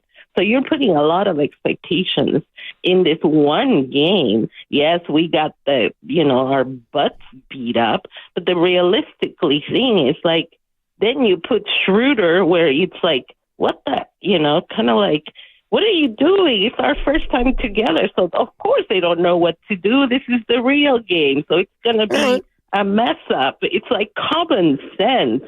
So, let's not be depressed, you guys. Okay. All right. Well, that's Roxy and Marvin saying ganas. Ganas in Spanish means desire or enthusiasm. You don't see it. Well, it's hard to when you're down 57. And when the other team is hounding you to where you can't do anything. Ja had 9 points, Drew Brees, and they beat the Warriors by what they did. I'm sitting there like, how? He played 17 minutes. He played 17 minutes. Man. Cameron's in Antioch. What's up, Cameron? How you doing, man? Hey, how you doing? Right here through this door. How you doing today? Doing well.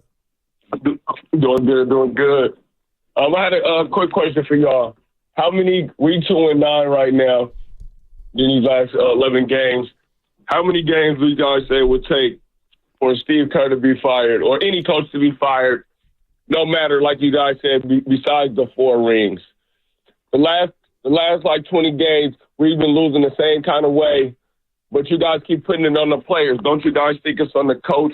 He's going out there with these tiny lineups. Curry is not a shooting guard, so putting a 6'1" guard to him, having him run a point, does not make any type of sense. Shooters have been coming off the bench in the non-Steph minutes.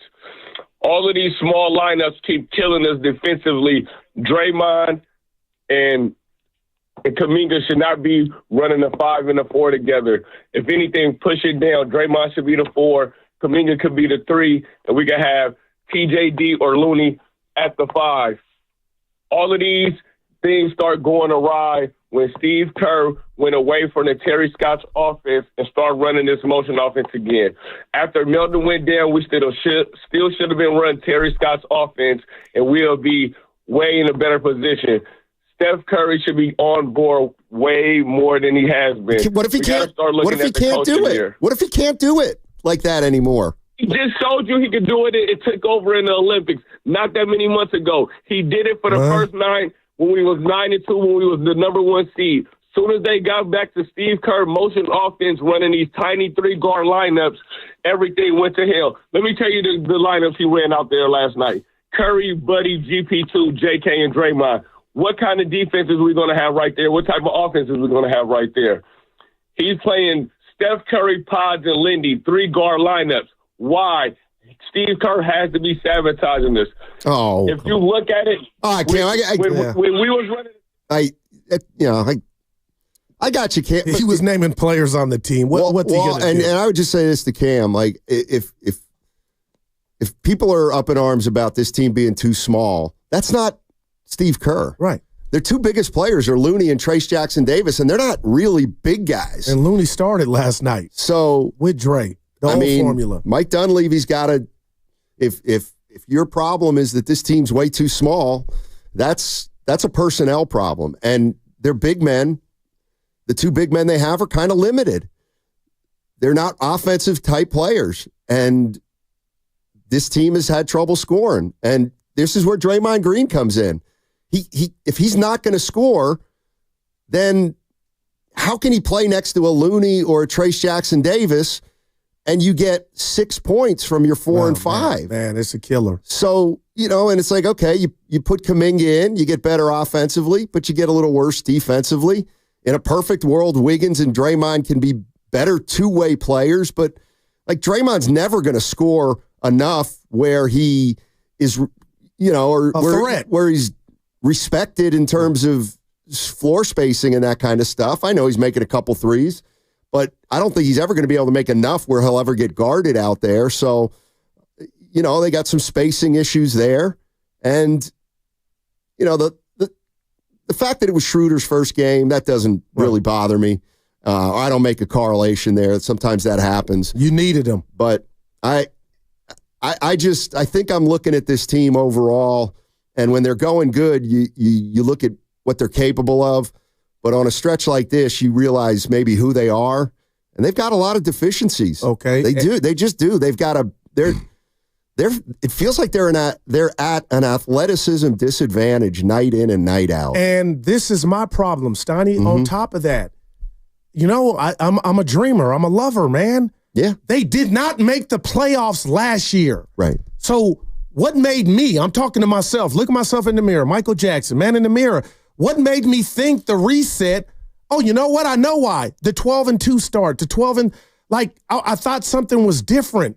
But when you look at it, outside up into this trade, and we got what 4 quarters or 2.5 quarters with Schröder, Stoney, what's really changed, man? The Looney, Draymond, and I'm not saying I'm against it, but that's who you are. That's part of your heart and soul. The days of having 2 guys, big guys, not be able to give you anything like offensively to where it's a problem, maybe that's running out or it's ran out. Because who would pick up the phone and say, Goo, why are you so shocked that the Warriors are 2-9 in their last 11 when they lost to Sac in the play-in game last year? That's what scares me, because I'm acting like this is all new. But if you look at last year's results, this team was not good enough to qualify. No.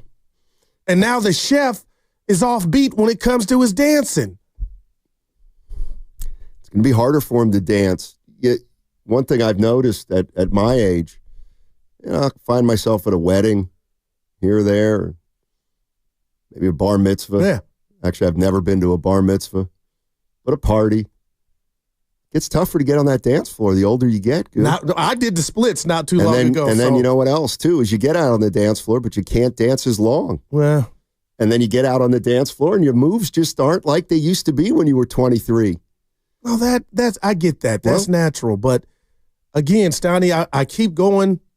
The word is deflect for Steph. I keep saying it's what's around him, and everybody wants an all-star or all-stars, but we got to get more than what we're seeing from him these last 2. 1 field goal attempt against Dallas in 6 minutes when you're going up against a guy that, 2 guys with Kyrie. Like, those are the games that, I saw Magic Johnson. He had an interview yesterday, Stoney, and he was just talking about how his juices would get going when he was going up against a Bird or a Dr. J or whatnot. And I'm like, you can't tell me Steph the Killer didn't want to have his best performances against a Luka or a Kyrie. But last night, there's Ja. Man didn't even score from 2-point basket. Great point guards. They don't score if they don't have to. Everybody else was doing well. I'm looking at Steph, his numbers. We got to go. Oh. Okay. Oh, boy, I see. Wow. Gene, Stan, Joe, Caleb, Sonny in San Jose. We'll get to all your calls on the other side, but I think I'm going to point something out stats-wise, which is a little bit alarming. That segment was brought to you by Lucky, California. The perfect holiday meal starts at Lucky.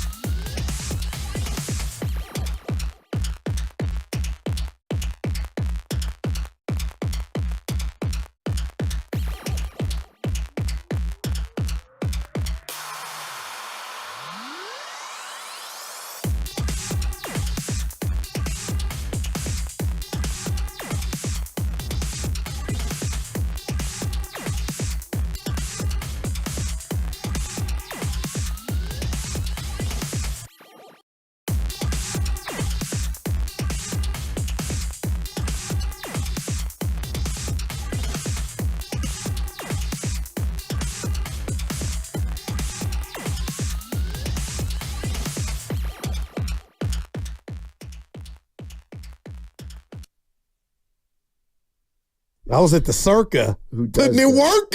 Now, back to Steiny and Guru on 95.7 The Game. Hey, you know that drop where you say, when are you going to get a heart? When are you going to get a heart? Wow, That look one? at Evan. Remember that? Yeah. So I saw something that really tugged at my heartstrings earlier today. In fact, I didn't quite, tear up, but wow, I did feel a certain kind of way. You tingled. There's a video out there. We'll see. I think you can catch it on NBC Sports Bay Area of Brock Purdy.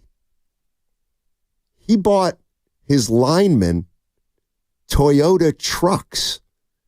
He bought 10 Toyota trucks for his offensive linemen, one each. Also, he knows he's getting 60. I mean, good God. The guy's making $1 million, right?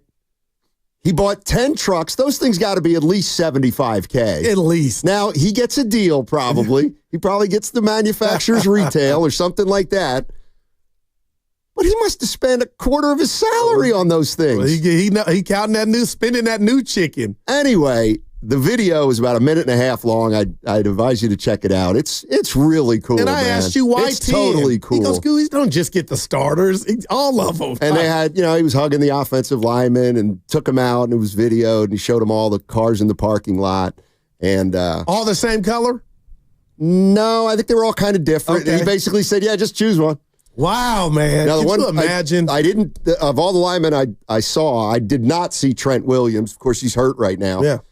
He was at the game Thursday with the scooter. But I was really thinking to myself, should he really have to buy Trent a car? I mean, Trent's making 20. It's a gift. I know. Yeah. I know. I don't mean it. I'm not taking a shot Yeah, like I got you. He doesn't deserve one. People I just took it mean that way. No, Yeah, no. yeah, I just yeah. mean, man. I mean, Trent's made $180 million in his career. Yeah. Brock's made $2. Mm-hmm. So really, good job, Brock Purdy. Great job, actually. But he must know that money's. It doesn't take Einstein. Well, I'm he getting something, Goo. I mean, he's probably saying, I only get 30. I'm still getting 30. Tax write-off. Yeah. 10 trucks. So check it out. It's pretty cool. And we Did he got get use check something? Oh. Juice. I feel like Juszczyk would fit well on this Warrior team. Why? Feels like he's on the downside, too. Well, the offense as a whole didn't have a good Who, the Niners or the Warriors? The Niners. Warriors aren't done. They got time to remedy it. Warriors get beat by 51. Pods' bucket at the end.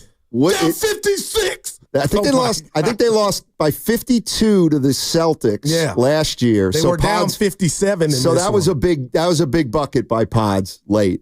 They were down 56 to Toronto last year. Oof. That's where all these came from. Down 56. I was at that game. Toronto's nothing. It was. We don't know where Wiggins is. It's tiny. That was, I think, the back-to-back. It was New Orleans and Toronto. And I was they in lost North by Carolina 30. watching the Pelicans, and there were boo birds at Chase. Thank God this wasn't a Chase. But Steiny, 287. That's the number. 287. 287. See if he can get it. He knows it. Juan Soto's batting average? 287. I hate he's not a Yankee. 287. Come on. Their percentage from three-point range. No, the number of points they've given up defensively the last 2 games. Oh, my God. Think about that, man. Yeah, that's not good. That's not good. Let's start out with Caleb. He's in Livermore. Wants to talk about what he thinks is the Warriors' biggest problem. What's going on, Caleb? How you doing? What's going on, guys? Hey. Happy Friday. Yes, sir. Yeah, you guys sound extremely excited. It was not a great game yesterday. That was not exciting. No. Yeah, that was bad. But I want to talk strictly about what do you guys feel like right now is the Warriors' biggest issue, and what do you think they need to do to correct it? Do you feel like they need to go out and make a move? Do you feel like it's internally, the coaching? What do you guys feel it is right now? Man, boy. You know what? I knew you were going to ask that, and I'm gonna go size. I'm puzzled. I'm gonna go size. What do you think, Caleb? And then I'll try to make something up because I don't know but I'll try. What do you think? So you guys are talking about the Warriors' lack of size and athleticism, and I think Vucevic's name has come up a lot recently. I think they got to make a move for him, man. I mean, there's not a lot of guys who are 20-10 and can shoot that well from three. And the way the Warriors play, I think it'd be great because, they can play 5 out with Draymond. I think it can make Draymond better. It gives Steph more open looks. I just think they need to go out and get a stretch 5, man. You might be right about that. And there's one out there, You might be right about that, in Caleb. in Chicago. By the way, as long as the YouTube chat's up, we still have those super chats. Atco Pest Control's paying $5. Read it's not, yeah. It says Steiny from Brett Siegel. Just now, it says GSW is willing to listen to offers on Pajemski, Moody, and Jonathan Kuminga. Okay. Maybe. I mean, can they really not listen to offers right now? If you're Golden State? Because if there's an alarm, it's been sounded, right, amongst the organization. Well, it has to be. You were before BS, before Schröder. Yeah. You know what I'm saying? You had issues. It's just one game, short sample size, Minnesota tomorrow. But come on, Steiny, if you're really trying to be a problem or a threat, and it's everything for Steph, something's imminent, man. You got to go down swinging. This is Steve Kerr from last night. It was just a humbling night all around. I mean, they took it to us. They were great. We, just couldn't get anything going first quarter. They took us out of their stuff. They did a great job defensively, and everything just went south from there. So give them credit, but we got a lot of work to do. Clearly. Now, can I ask you a question? Humbling means what it means, right? You lose by 51. That's humbling. So, what I know about this team, I mean, this is the second time we've been blown out. We got blown out in Cleveland early in the season. So I know who we are. I know what our team is about. I know we've got competitors. I know we're going to bounce back and we're going to regroup. So I'm not concerned about that, but we got a lot of work to do to execute and, learn how to execute under pressure and take care of the ball and get good shots. And so we'll, as I said, regroup tomorrow in Minneapolis and, have a practice and get ready to go Saturday. All right, he says he still knows who this team is. Says they're still a good team, but they've got to start proving it, and they got to quit talking about it. They've lost 9 of 11. Stoney, they hadn't played a game since Sunday. I know. Maybe they were rusty. No, but the practice thing. And then I got to say this. Tell me if I got the word humble wrong.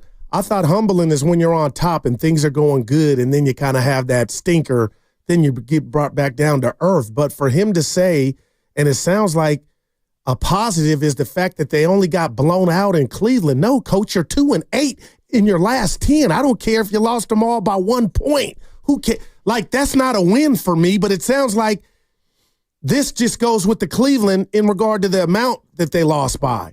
No, the problem is you're 2-9 in your last 11. Right. And the guy you traded for, it looked like nothing changed. Well, I mean, in fairness, one game, I get it, but it's 10 games before him. I mean, in fairness, Steve Kerr's just pointing out to people that it's not like they're 2-9 and they've been blown out by 36 of those nights. They haven't. He's right. They got blown out last night, though, and it didn't look good.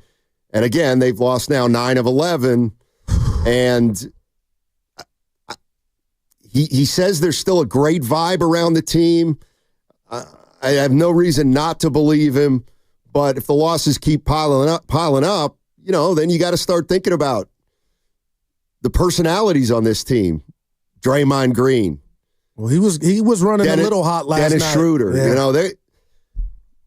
That's something to monitor if they can't turn this thing around. I'll tell you what. Yeah. If you ask me, Goo, how many buckets or how many points did Dallas get, easy points, I would have just let the game play. Because it felt like everything they wanted, they got. And last night, Memphis, Stoney, offense it's easier. The Warriors' offense is just, why is it just like pulling teeth? Well, because Steph Curry's not playing well. And he makes it all go. It's hard, man. I mean, this is what I'd be a little concerned about. And, you just if you look at any great player's career stats, it always happens. It just does. Steph 2 years ago averaged 29. Last year, 26. This year, he's down to 22 points a game. Now it's at 22. And he's He's averaging almost 3.5 fewer shots per game. That's a lot. That is a lot. And his turnover rate right now is as high as it's been in a long time. So that tells me that pressure, the opposing team's defense, the pressure they're applying to him is taking a toll on him. Is there anybody? I mean, we got to start talking about it realistically. I think that's all. That's all I would tell you. Is it feels like they still are trying to build something around Steph from 4 years ago, but he's not that player anymore. Okay. That's the way it feels to me. All right. And they're asking him, they still want him to be that player from 4 years ago, but not only can he do it, but he doesn't have the kind of teammates that he can rely on that he has in the past. Okay, for right now. And the Warriors have come out and said it. Steve Kerr told Willard and Dibbs on his last cameo with them this week, it's all about Steph, Steiny. So I'm going to say this. We got a game Saturday, tomorrow. But the bottom line is, if this is what the mantra is, you got to go all in. And if they can pull a trigger on another trade, they're going to do it.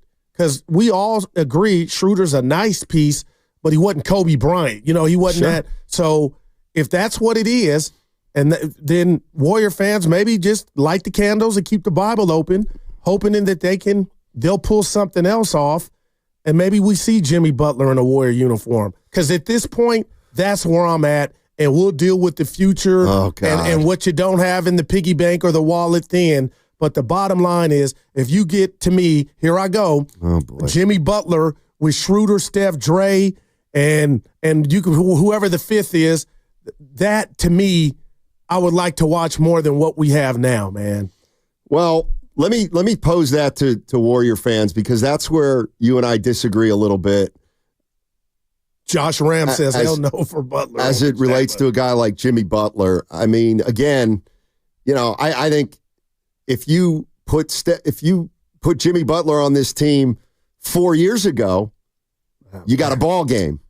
But I no longer think that Jimmy Butler is going to transform this team in the snap of a finger, which he's going to have to do, because they will then have a 34, 35, and 36-year-old. And I guess that's the point. That's the thing. When you say, Steiny, I'm scared.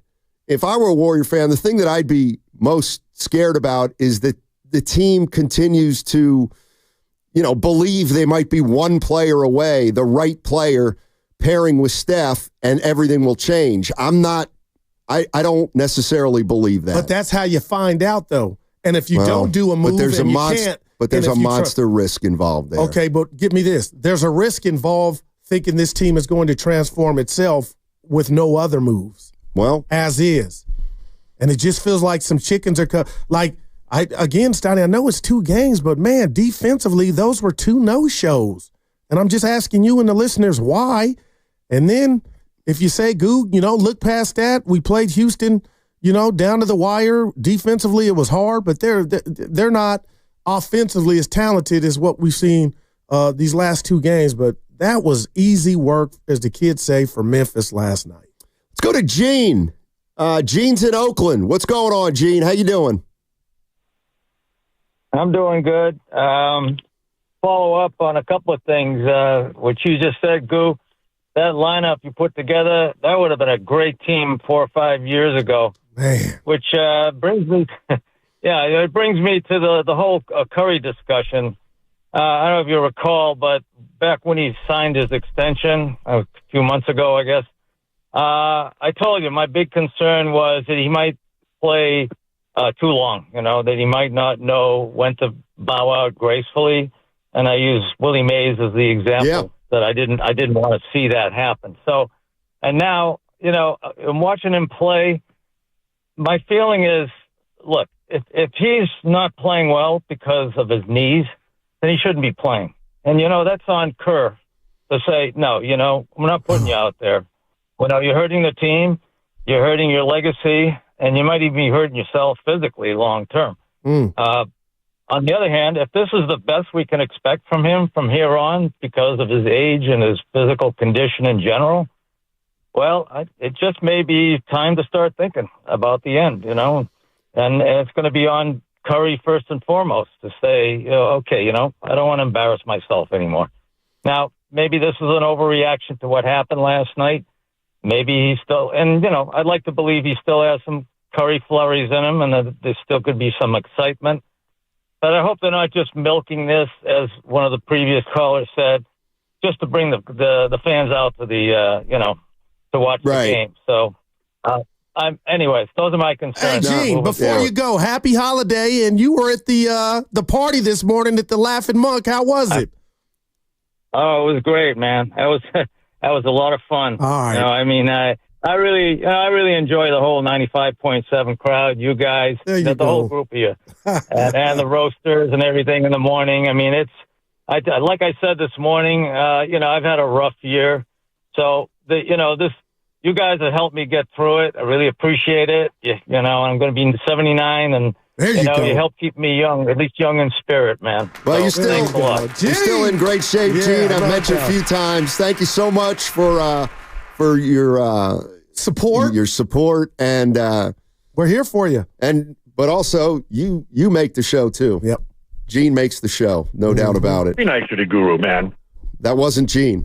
Who was that? I don't know. Yeah. Hey, I'll say one thing. Hold on. Oh, okay. Stop. Hold on. My bad. Yeah. You're listening to 95.7 The Game, KGMZ FM and HD1 San Francisco. Always live on the free Odyssey app, Twitch and YouTube, powered by First NorCal Credit Union. So I'm going football to bring it back to basketball. I thought and I was hoping that if the Niners came out and said something was up with Brock Purdy's shoulder, he would, for me, Steiny, get this is just how I am, the benefit of the doubt in regard to maybe some of the subpar play was from, the injury. Steiny, you can't beat age, but if Steph is dealing with something that's legit, that's not age-related. It is age-related. No matter what it is, it's age-related. Because this is what you look like. This would explain a lot. The lack of explosiveness, him not going to the cup as often. And I guess, Steiny, I'm hoping that, but if they know Celebrini and all the Wizards out there know Steph and Steph knows his body, he wouldn't put himself out there if there were something making him look like he's slowing down a tad bit. You get my drift? Not really. The way he's looking, okay, I would hope that what Gene said, if he's dealing with an injury, they would think about tomorrow and say, okay, we're going to shut you down for a week or two and let the chips fall where they may.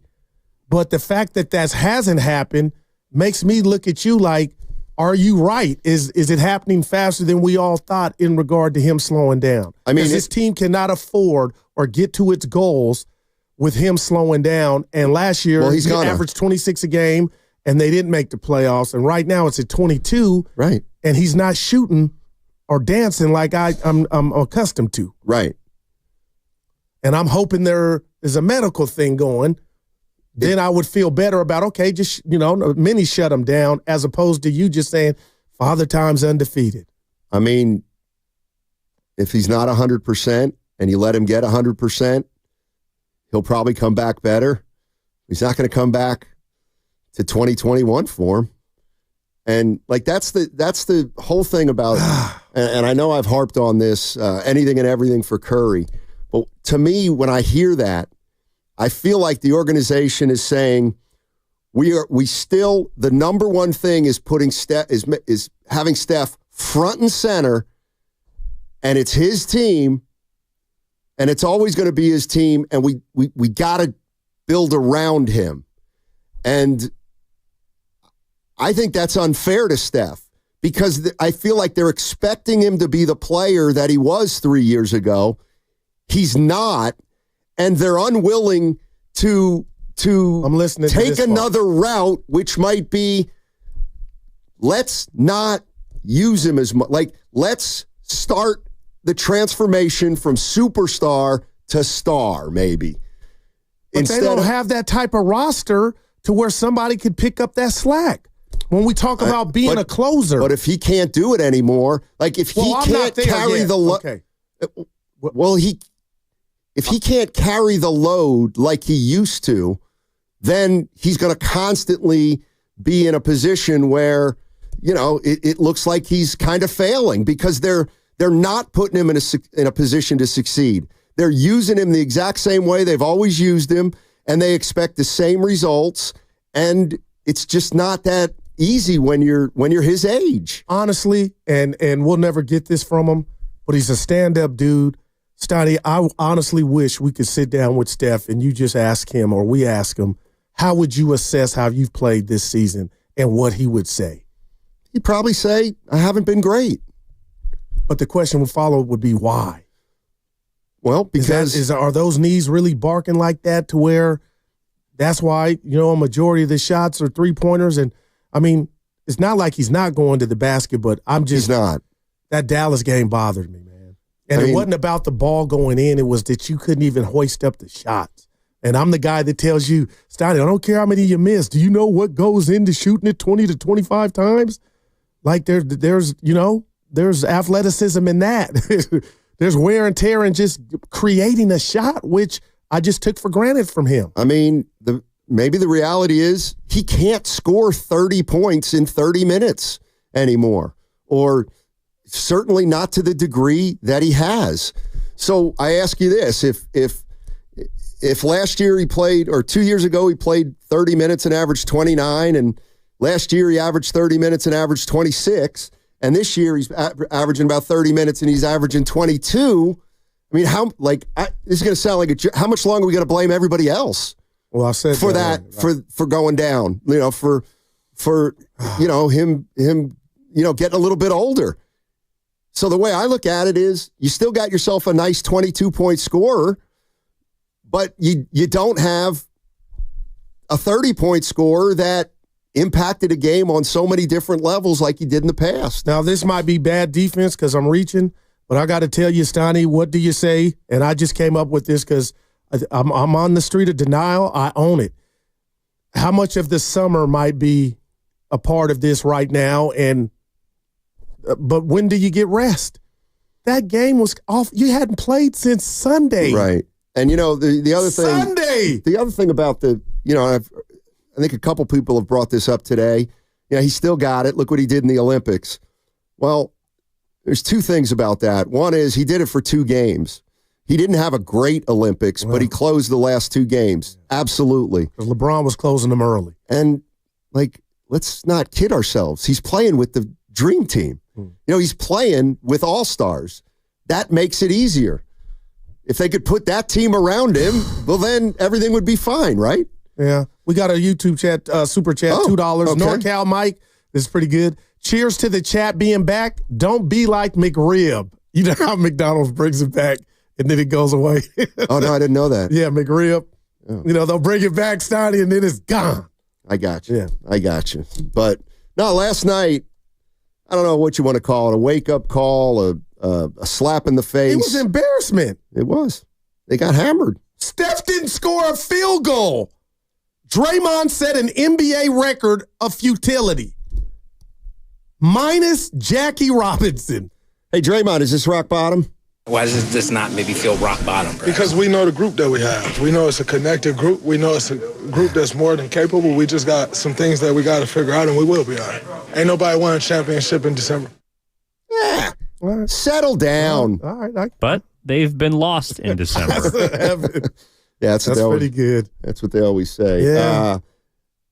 Where was the game lost? Where do you feel like that game was lost? You pick. Yeah, everywhere. Oh, we got another everywhere. Yeah. Everything, everywhere. It's always everywhere. Fun game. Man. Wait. Pod's got 21 and Wiggins at 19. Oh, my gosh. Listening to the telecast, you would have thought he had 50. Yeah. I'm like, what do you do? I mean, when you lose a game like that, I could care less about who had a good game because nobody did. One of the reasons Pods and Wiggins probably had a good game was because they were losing by 50. And I was a little behind, so I had to start from the beginning. So I'm smashing home in traffic, thinking it's like Game 7. Schröder's making his debut. Let's go, Memphis. And that got out of hand fast. All right. I see Jesse in West Marin, Joe in Oakland, Sonny in San Jose. I think on the other side, I want to talk a little bit about, what might be their best lineup and whether the answer could be found in a rotation. I'm a little skeptical, but we can go down that road. 888-957-9570 is the number. Download the free Odyssey app and check us out on YouTube and Twitch, powered by First NorCal Credit Union. That segment was brought to you by the California Lottery. If you're looking for the perfect gift,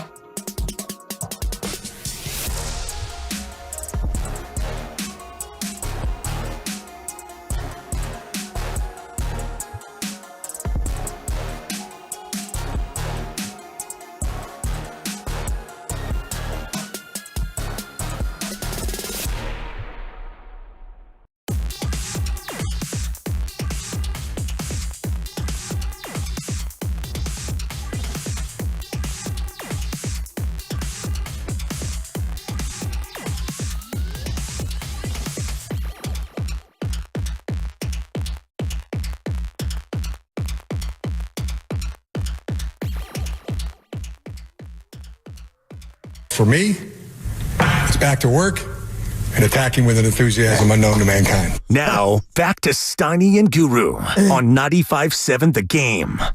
That man. Did you see he met Larry David before the game last night? You got to be kidding me. No.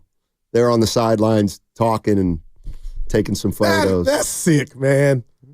Oh, by the way, the Chargers are back. What coaching does. Yes, sir. Speaking of Evan, he's got a rap to put on the table that has something to do with you that you threw me under the bus before the show started. When do you want me to do it? Let's do it right now, Evan. All right, so, we got a lot of love on this show. And Steiny, you are a big team player, all right? You're our point guard. You're our Steph. Maybe not last night, but you're our Steph. We get, as you appropriately laid out, a fantastic gift basket from our listener. Christmas gifts, personalized gifts, a touching note, just fantastic from a P1 who doesn't want any credit. And we love you for it. You open the package without Guru, number one. Number two, you open the package with a coworker not to be named to try and, I believe, impress them. How? And that is something what are you talking about? that you used as Guru was walking in. He didn't catch it, but that package was for the both of you. Right, I saw him walking in, so I started to open it. No. You were already opening it before. How I took it. Yeah, I was opening it as he walked in. But Evan's telling me something. Oh, no, he's wrong. No. Evan, I appreciate you watching everything. Okay, so keep him honest. My main man, Joe Hawk, said, Steiny, you got a package. This was like at 7:45. You got a package. I'm like, okay, cool. And I get it. And I'm like, I'm going to wait for Guru. My man. Till 8. Well. 8:15. 8:30. 8:45. And then finally I said at 9 o'clock. At 9, I'm opening it. I'm opening it at 9. And it was great timing because he came in at 9:01 and caught the very beginning of it. But as you know, it coincided with a particular coworker He was coming showing in off. That's the part. who you wanted to show how much love and appreciation Look at him your smile. show It's gets okay, Steiny, he was flexing. without your partner. I knew he was coming. Messed up, bro. We could be the new Sarah and Vinny. I know. It was 7 years. Oh, you and me? 8, yeah. Wow. 25 to go. Dude, if you look at those old videos, your hair looks like you got an afro. It's great. Let me ask you a question seriously. Yeah. How many more years you want to do this? I'm thinking 2 tops. Not 5, No, not dude, 6, not 7. Till I'm done. Till I can't breathe. Well, who's going to be your next partner after I retire? Evan? He's going to be doing Red Sox play-by-play You're right. by that point. I got some names on the list. Okay. Yeah. I mean, I love ball. 888-957-9570. Who do you want to see Guru's new partner be in 2 years? Black Mets. When I walk. Oh, you ain't going nowhere. What are you talking about? I could start collecting Social Security pretty soon. But you love what you do. Yeah, it's okay. This is not work. This is a blessing, what we do. I mean, it's coming fine. to see you. It's fine. Yeah. I mean, I still can think of a few other things I'd rather be doing. Golfing. You golfing tomorrow? I'm supposed to, but it's going to rain. And did Evan go with you last week? No, he didn't. Dibs gave him an That's invite. right. Evan, what happened? Oh, my gosh. That's right. I'm coming back at you in a second. Evan got the invite from Dibs and didn't get the young generation. No. I feel like, damn. Okay, so I promised Jesse, Joe, and Priest I'll get to you. So last Friday, we came down your road. In the morning, Evan's like, I'd love to golf with you guys. And he's like, you golfing Sunday? And I said, yeah, we're golfing Sunday. He goes, can I golf? I'm like, well, we got 3 foursomes. And you said no. Yeah. And they're filled. We don't have a spot for you right now. So then we go to the ship, and I meet my buddy Dave. Okay. Who's kind of in charge of the golf group. And he goes, hey, by the way, we got a couple spots open for tomorrow. And Evan's there. Evan's present. And I said, oh, my God, perfect, because Evan wants to jump in. Evan wants to play. And so Dave's like, dynamite. And Evan goes, when are you playing? And we said, 7:20, his first tee off. Early. We're playing at Moffett Field down in the peninsula. And he goes, oh, boy, no, I can't do that. I'm like, why? He says, that's too early. This is my first Sunday off in 7 weeks. That's too early. Tell me it didn't go down. I'm not going to make it. Saturday night will not be sacrificed for a 7 a.m. tee time. I'm disappointed, man. I don't work on the Sabbath, all right? That includes golf. Oh, man. All right. Yeah. Let's go talk about something upbeat like the Warriors. They're going to bounce back. You got Priest on the line? We do, but I'm going to go to Joseph first. He's been waiting a while. What's up, Joseph? How you doing? He's got a line. I kind of want to get into this, too. What's up, Joe? How you doing, man? Hey, guys. How's it going? Happy holidays to you guys. Sir. Back at you.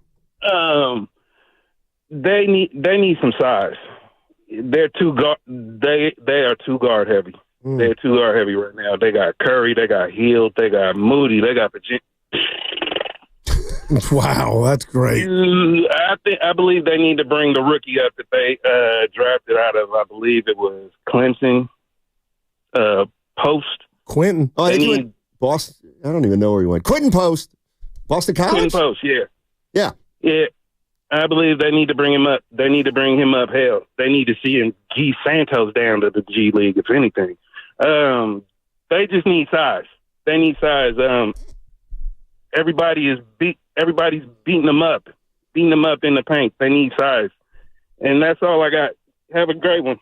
Appreciate the call, Joseph. Yeah, I said it earlier, Stoney. I mean, not saying anything nobody knew. They were a dynasty that didn't need size in a crazy way. Well, when Kevin Durant came, but you know what I mean, Stoney. They had a formula and it worked and it was ahead of its time. And now it just seems like every team they play, they got wings like round table pizzas, Stoney. Everywhere you look, they could put it on the floor. They could shoot the three. And at this point, with Quentin Post, could he do any worse? Yes. Yes, he could. Yes, he could do a lot 2 points worse. for your starting center and your power forward last I get that. I get that. And to me, that's you got no block shots from him. I would say that's and 4 among rebounds between the two of them. And I know it was a bad night, but that's how a bad night happens when you don't show up.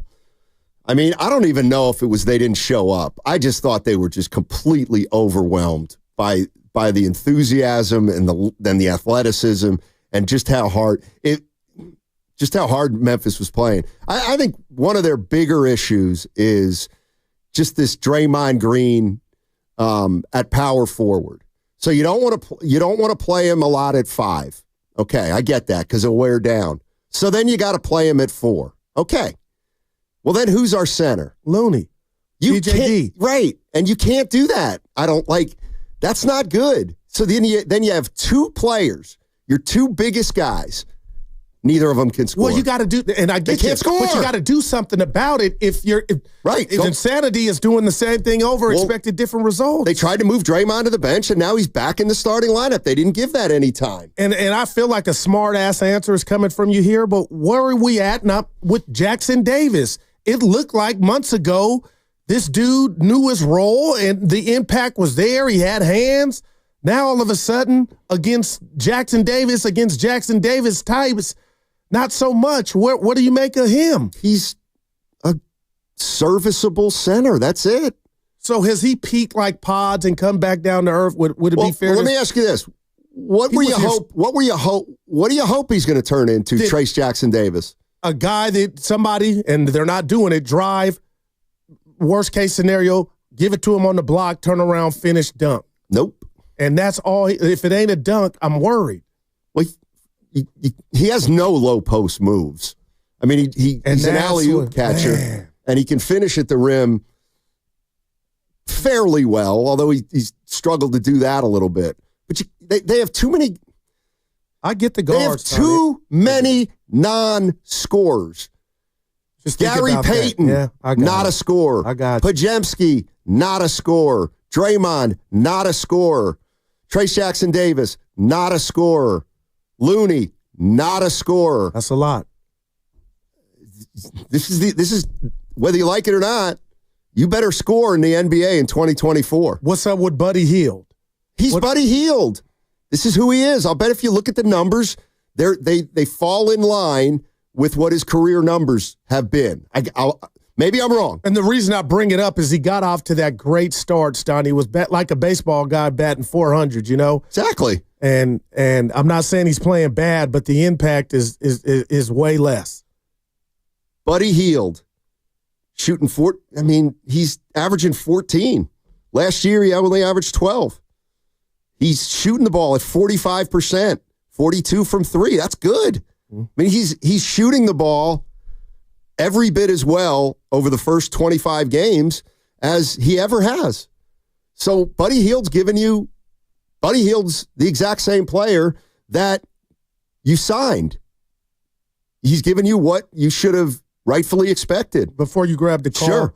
I'm going to tell you, Evan, and the listeners, why I called your doctor office is because I'm conflicted. And we can go all the way around the sun, again, about the lack of having a number 2 bona fide scorer. But what I'm having problems dealing with, doctor, is the fact that it starts and ends, and you tell me if I'm being unfair, with number 30. And Steiny, I'm telling you, that Dallas game Sunday night, that 6-minute stretch of what's going on? Now last night, it's not about how many points. It's about the lack of shot attempts.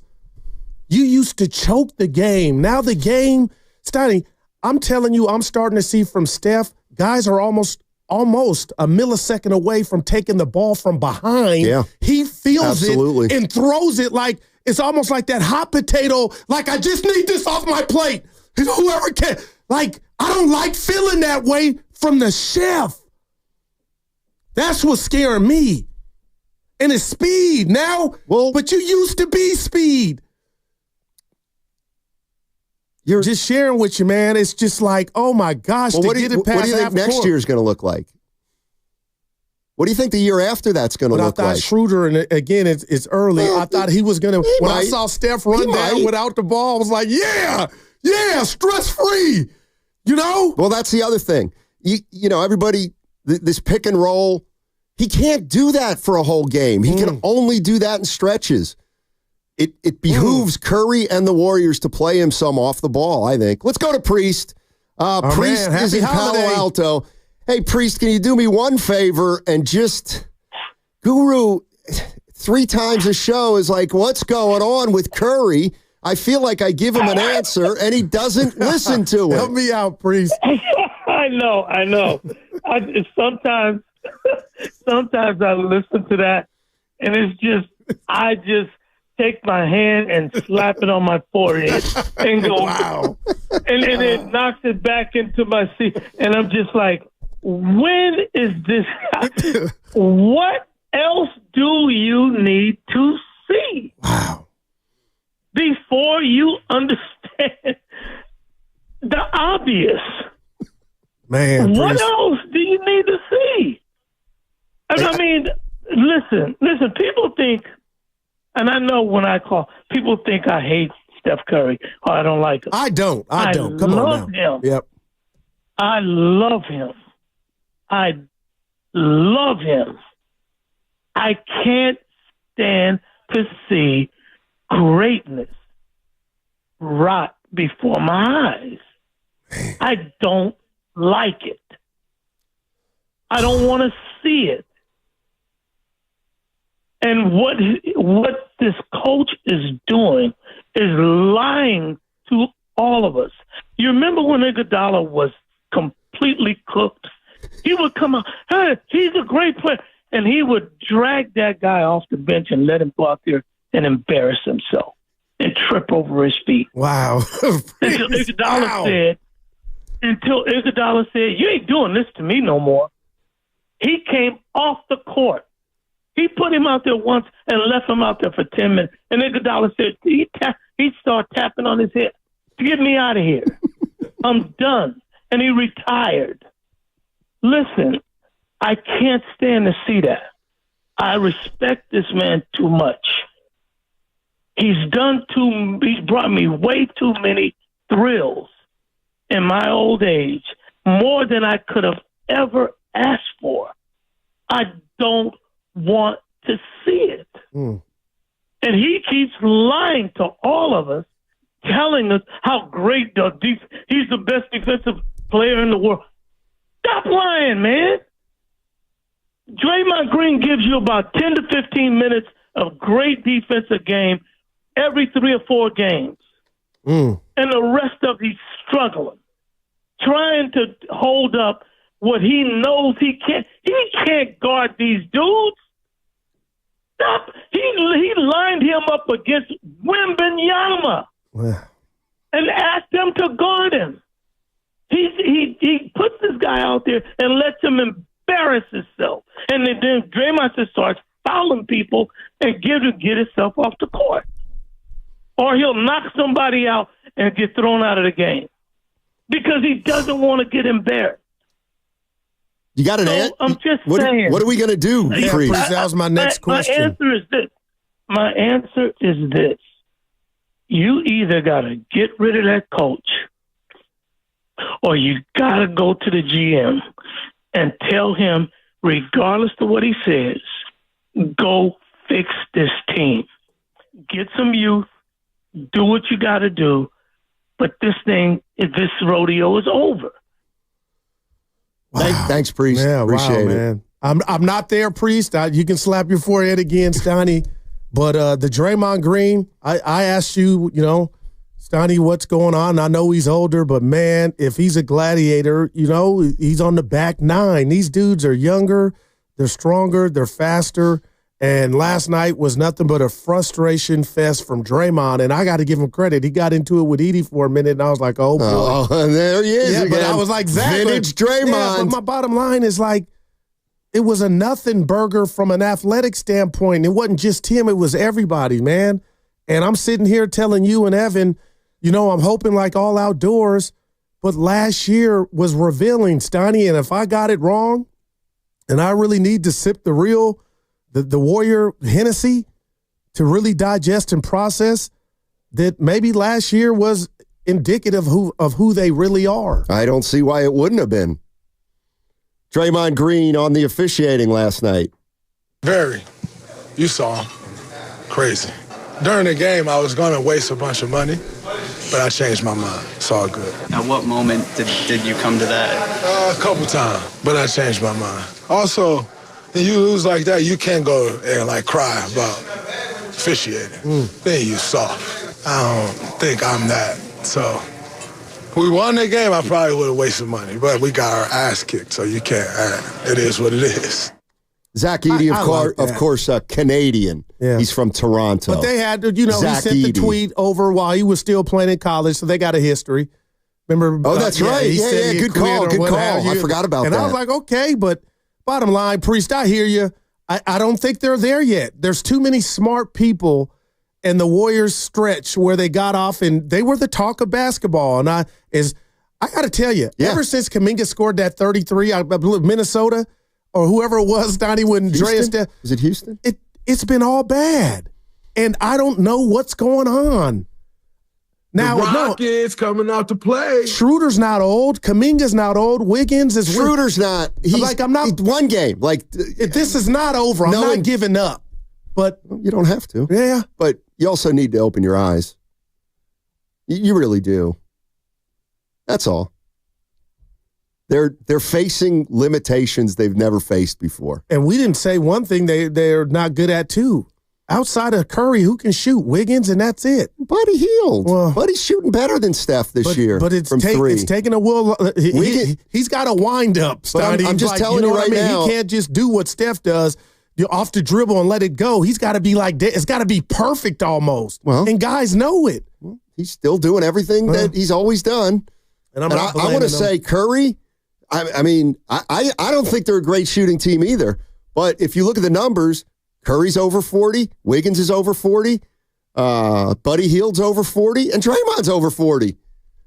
Kuminga's way down there. But the Draymond is such a I agree. short... I agree. I totally agree. Let's go to Jesse is in West Marin. Jesse's girl. What's up, guys? Can you hear me? Yes, sir. Love your guys' show. Try to listen to it every day if I can. Sweet. So I was talking just kind of about how the Warriors' season's going so far. I think their early stretch kind of maybe had a large part to do with the schedule who they're playing. But as far as Steve Kerr playing 20 12-man rotation and them starting off kind of real slow and them not being able to close games.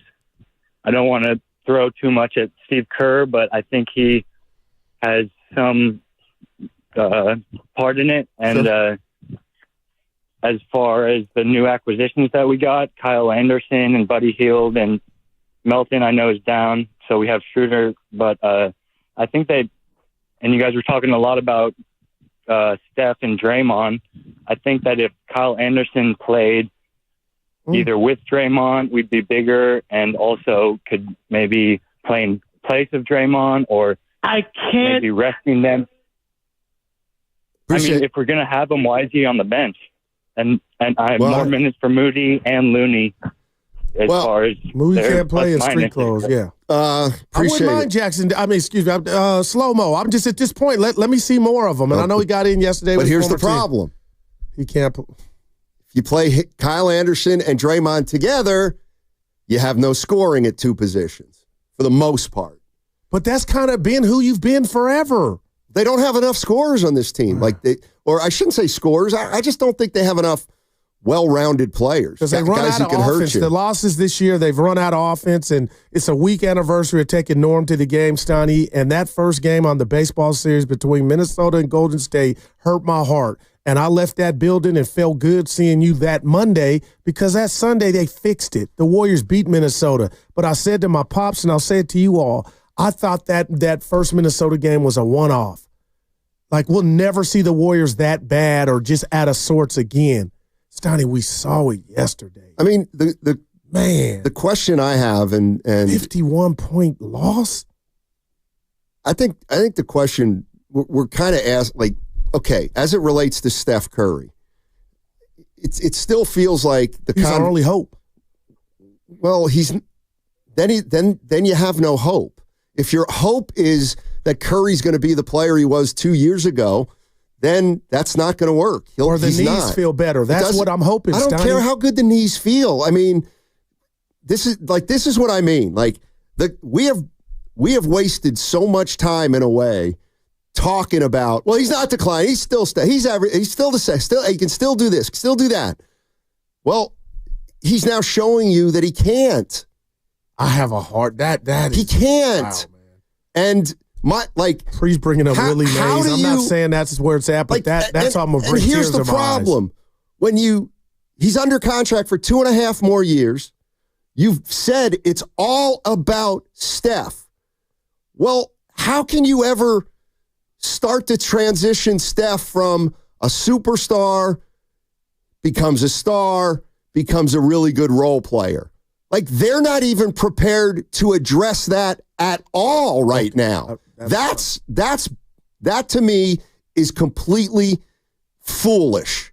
Like, it feels like they still think they can accomplish what they want to accomplish with Steph playing the exact same role that he's played in the past. And he can't. Well, we can't say he can't. He's averaging 22 a game. But I'm going to say this, and this is real. Steiny, Dennis Schröder is a nice player. He's a 7 in regard to can he change everything around you. All they got left, partner, if that's the title of the jam, is to go get a 9, a guy that used to be a 9, a Jimmy. But like, they got to swing for the fence, Steiny, and see if it works. 888-957-9570 is the number.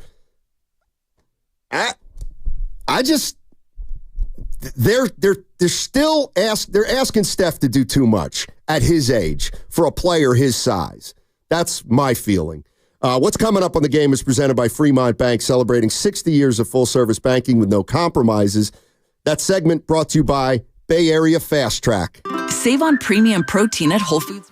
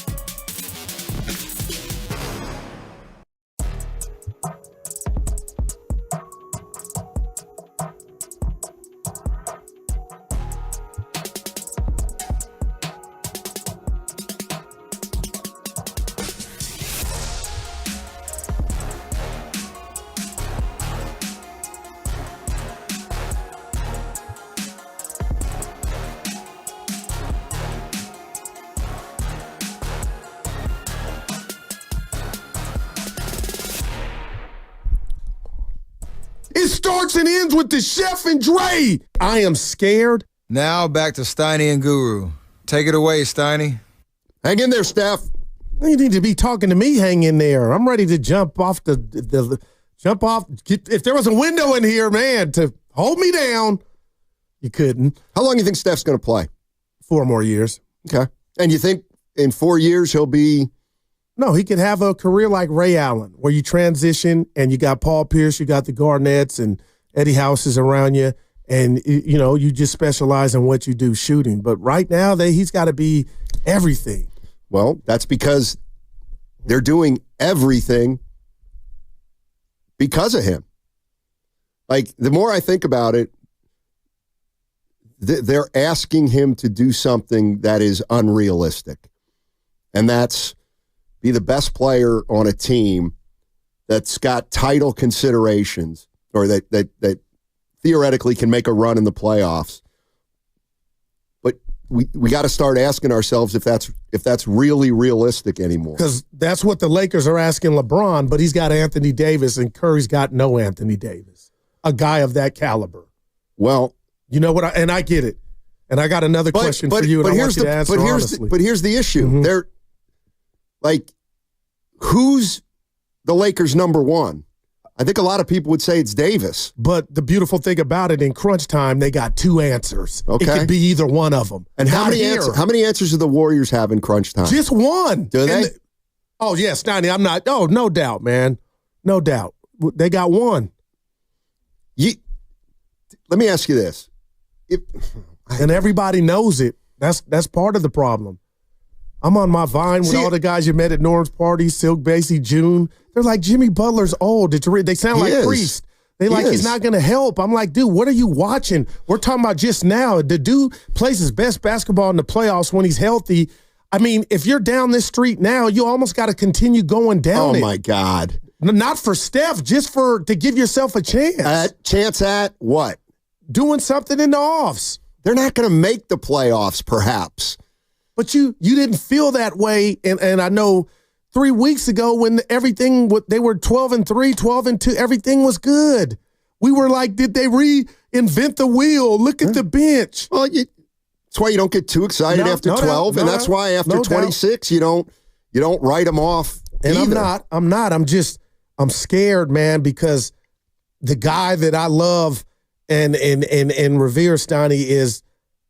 I'm not getting the at-bats, or that's when I'm asking myself, why are you not being active? Because.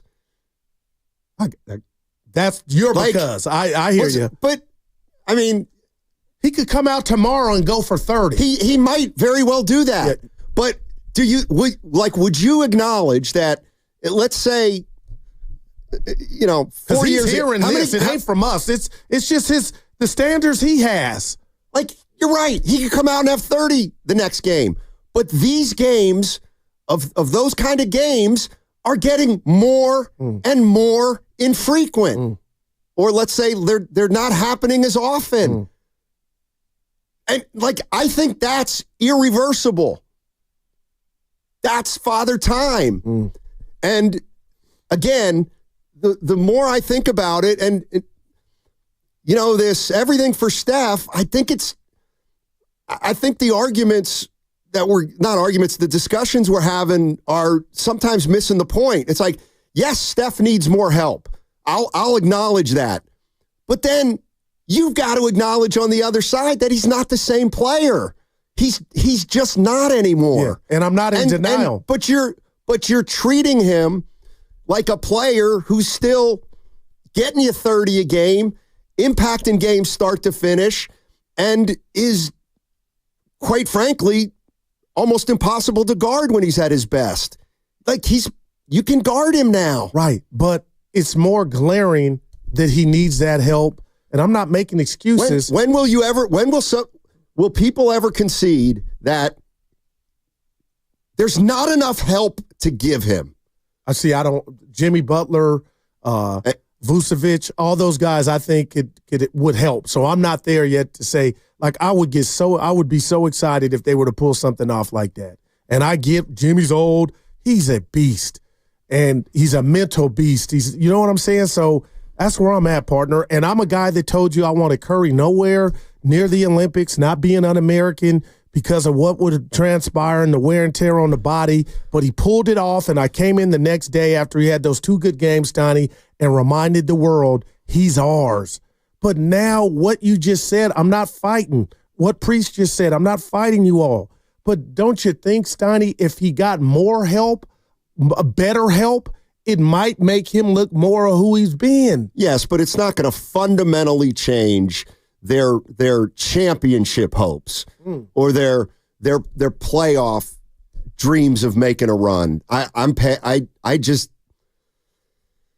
don't see it. I just don't see it. Let's go to Vince. Vince is in the city. Hey, Vince, how you doing, buddy? Hey, what's up, guys? Listening to you guys talk about the whole Warriors dilemma that's going on, I think one reason why Steph's production is down is because defenses get to focus on him and really just focus on him because they know damn near nobody else is really going to score. I mean, look at what's happened since Buddy Hield's gone cold. All the attention's on Steph. Guys are passing up open shots, and you're not getting any layups. Maybe JK could get to the free throw line, but he's, a 60, 70% free throw shooter? So you're not getting the production that we used to get. Like, it was evident last year when Clay was going cold. Yes, you guys mentioned it earlier. He's still somebody that the defense would have had to have gone out to. But, at the end of the day, Steph's the only guy. That's why in the closing minutes, when it's closing time, we're not getting buckets because all the defenses are going to focus because they know, even the casual fan knows, the ball's going to Steph. Now, one thing that I think would help the team is if you look back at the 3 previous rings before the 22 run, we always had a big who could plug the paint, do the dirty work, and just kind of set screens, catch lobs, and rebound. Bogut, Zaza, JaVale McGee, even Festus. We don't have anybody like that. And who did they play in front of? They played in front of Draymond, so he could play his natural position at the 4. Kevon Looney was playing that tweener spot between 4 and 5 when he would get in. Right. So I think not having the size just to keep up with all these younger guys that are now on teams like Edie, like there's plenty of teams. There's too many bigs in the league right now who are fairly athletic that are just easily going to eat up the glass and then get other teams second opportunities. We don't have any of that. And now that we only have one shooter who's getting 60% defense from everybody on the court, you're not getting the looks that you used to get, which means your scoring's not going to be there. So you're not going to be able to shoot. We used to just outshoot people. In the beginning of the season, we were outshooting teams. Now Buddy's cold. Steph's the only shooter, and he's damn near facing a triple team every time he gets the ball or he's on the court. So I do agree with you, Goo. We got to get another offensive playmaker. No doubt, man. We absolutely need a number. We've been saying it. We need a number 2. We need somebody who can take the pressure off Steph so he can be a little bit more free and have less attention when he's on the offensive end. Let me ask you this. At the same time, Let me ask you this, Vince. And I get it, but that's and That's what Schröder is supposed to be, right? Another guy who can make. Well, he was be a playmaker. He averaged 18 a game. I got you, but he just had one game. He was bad. No doubt. They think Schröder is going to help in that regard, but clearly that's not going to be enough. So. Okay, that's fair. Like, he's not the caliber. Thanks, Vince. He's here to help and alleviate some of the duties from Steph and keep it copacetic. But, Steiny, we're talking about, again, I keep going to Butler because that's the only name to come into mind. A guy like that. And you know what? Mike D, all you can do is TRY at this point. Try. You got a gun to you. Roll the dice. But you can't. There might not be a move to make. There might not be a move to make. And now, to me, now more than ever, you got to be very careful about future firsts. And giving those up for one Hail Mary. Let's go to Matt. Matt's in Oakland. Hey, Matt, how you doing, buddy? Hey, gentlemen. This is not a one-off. This is a trend. It is a statistically significant trend. And, they still need to make a trade, but at this point, it seems pretty obvious to me that they have to get younger and longer. I would not give up a single first-round draft pick. And, they should probably go get somebody, but we need to change our expectations here. Draymond did not score a point. He did not get a rebound. He did not get an assist. He did 0. And this is after playing one game in a week. These guys can't do it anymore. We have to realize that. Now, Lacob owes Curry a lot, so what he wants matters. But the idea that you're going to trade away J.K. for Jimmy Butler or somebody older, forget it. He does not owe Curry the destruction of his franchise, and it's okay. They did great. This thing happens. Nature bats last. I just hope they don't do anything silly. I don't think they will, but these guys aren't going anywhere, man. Sorry. I mean, I think Draymond's done. I would include him in a trade package, actually. You might be able to get somebody a little bit younger. It's cool. It was great while it lasted, but people, sorry. Yeah, not yet. Thanks, Matt. Appreciate some reality. Well, the reality is, I get what you're saying, but the organization's sending another message, and I'm okay with it. I'm not. And the coach is saying it. Well, I don't know if I'm not. Yeah, they're saying we're going all in. All in for what? Bona fide, somebody that could change and help this team, not just Steph. You're listening to 95.7 The Game, KGMZ FM and HD1 San Francisco, always live on the free Odyssey app, Twitch and YouTube, powered by First NorCal Credit Union.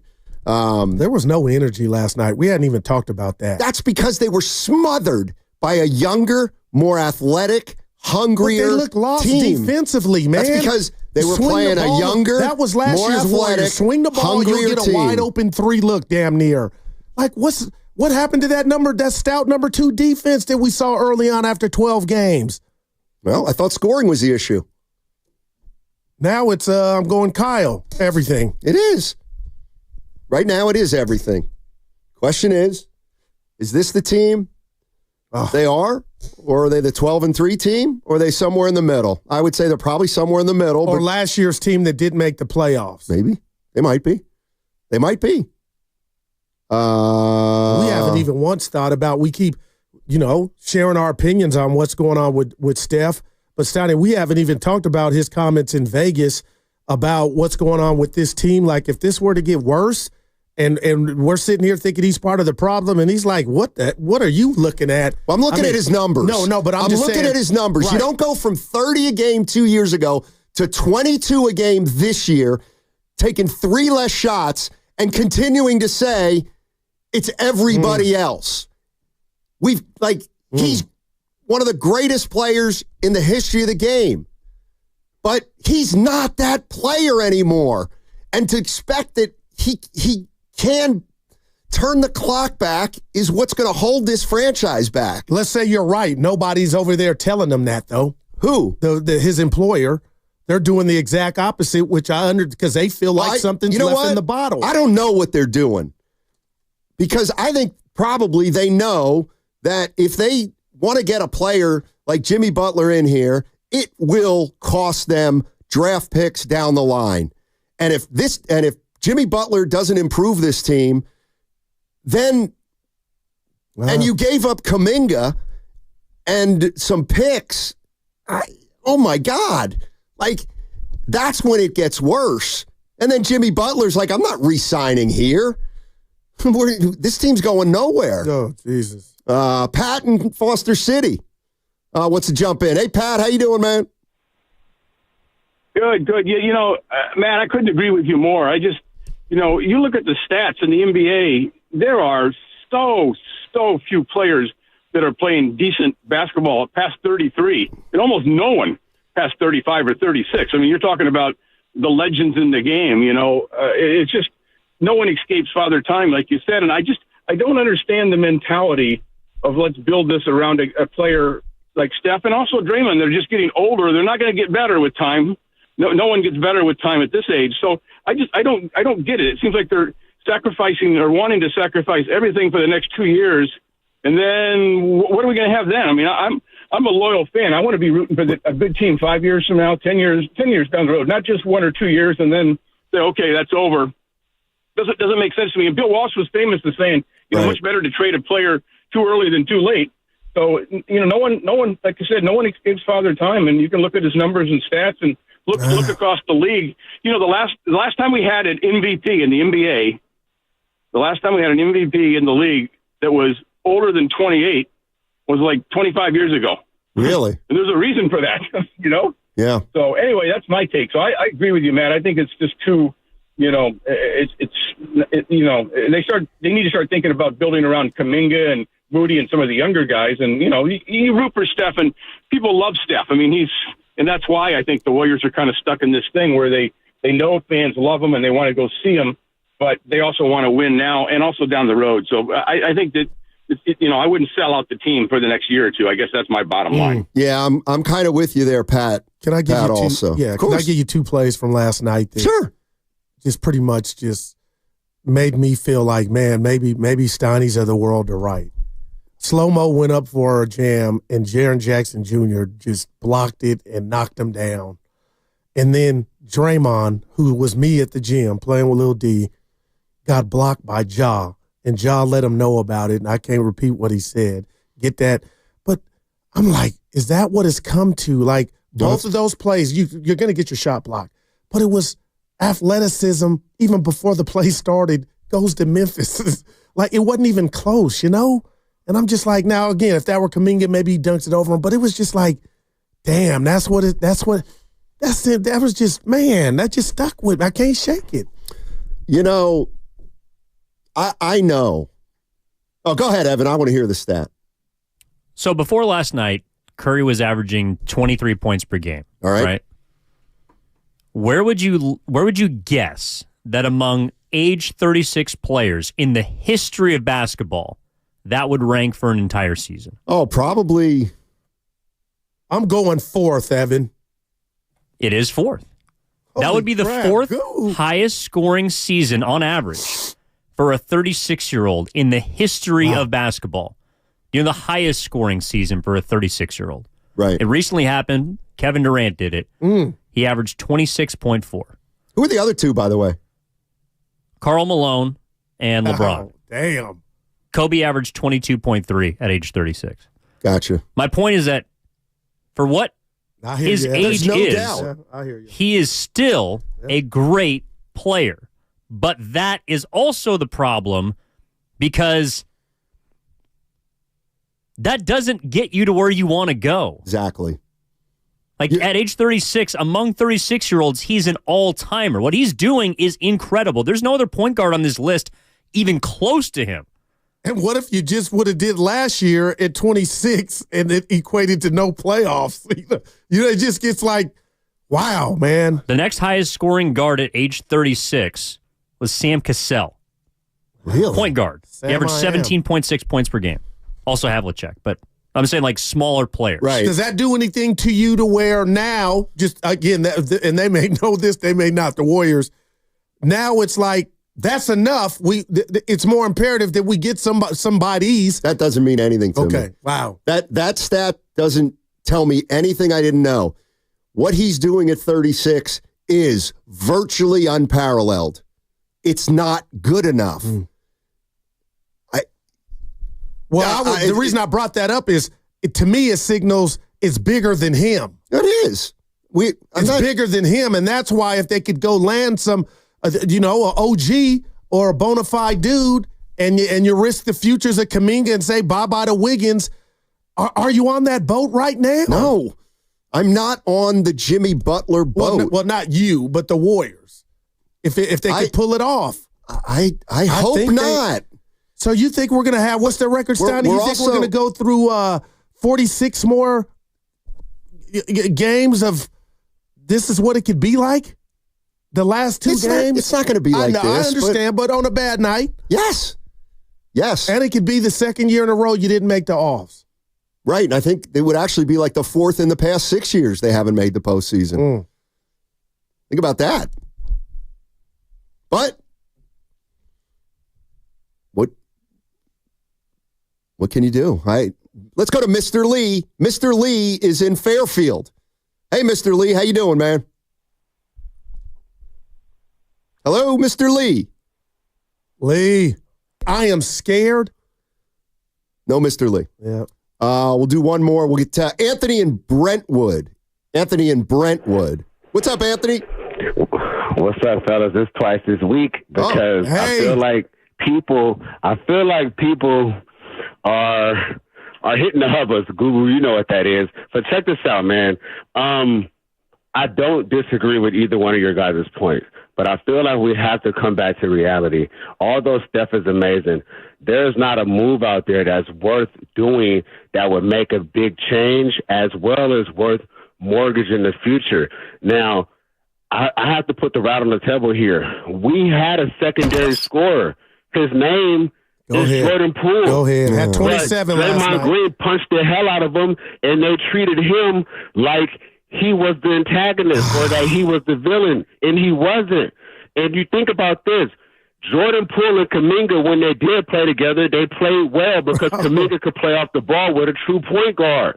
So let's stop acting like we didn't have what we needed a couple years ago. It's just the organization chose Dre over Poole. I understand it. You choose the veteran guy that you went to war with more years than you choose the new hot shot. I understand that. I get it. That's fine. But this is the bed you made, and you better lay in it. And you have, and we cannot. Think about this. We got Steph and Dre on 2 to 3 more years of contract. Steph had the worst game he's ever had in his life last night, and Draymond decided he wasn't going to do a damn thing. That's because they know in their hearts what they have currently is not enough. I want to say one more thing about Kerr's philosophy. Kerr prioritizes older guys and he prioritizes vets. That is not a philosophy of building a team around youngsters. This is why I believe Kerr has to go. Not because he's not a good coach, not because he hasn't got all the hardware to prove it. It's his philosophy. It does not run conducive to what the Warriors need to do in the next couple of years. His philosophy is more for the regime that, you know, is kind of phasing out. But we need a guy that can truly what am I trying to say? Develop younger players and get the most out of them. Jordan Poole was an anomaly because he went to the G League and said, I'm going to show y'all that I'm really like that. But most young guys don't flourish in this system because you kind of clip your wings. Anthony, you're right. I need some tissue. And that's why I think it's absolutely fair of, like, if you're Steve Kerr probably isn't the guy to coach this team down the line. Well, I wasn't. I was more on the Jordan Poole. Had that punch never occurred, man. Well, again, and they chose Dre over him. Yes, they did. All right, 888-957-9570. I see a lot of callers want to jump in here. Daniel, Trevor, Murillo, Big D, Eric. We'll get to you all on the other side. But I do want to, because you got a list to get to. Remember, Evan asked you're going to share with the listeners what you're thankful for. You got the goal, it's a short list, bro. What was I going to say? I can't. You got the goal, my brother. I do have some empathy for Warrior fans. I have a story I want to share with you at the on the other side, and maybe it'll make everybody look at this situation through a little clearer lens. We'll see. What's coming up on the game is presented by Fremont Bank, celebrating 60 years of full-service banking with no compromises. Segment was also brought to you by the California Lottery. If you're looking for the perfect gift, give Scratchers.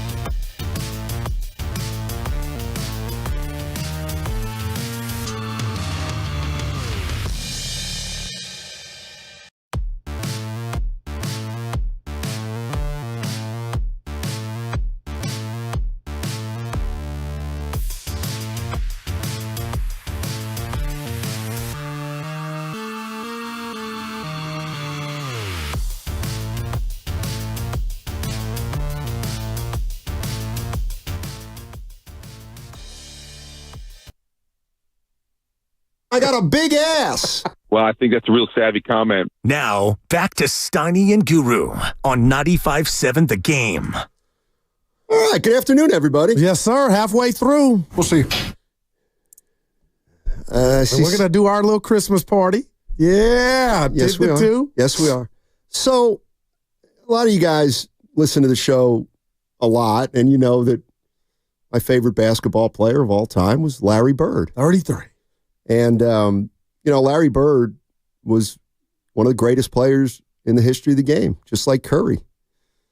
And so Larry Bird in 1987-88 He's too old. averaged 29.9 a game. It was the most points he'd ever averaged in his career. He was 31 years old. Okay. Finished second in the MVP voting.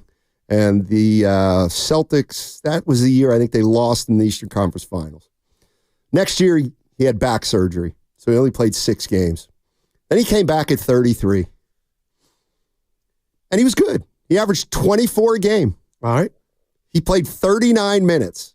Played the exact same amount of minutes as he played the year before he got 39 hurt. a night? 39 a night. God, dog. And he averaged 24.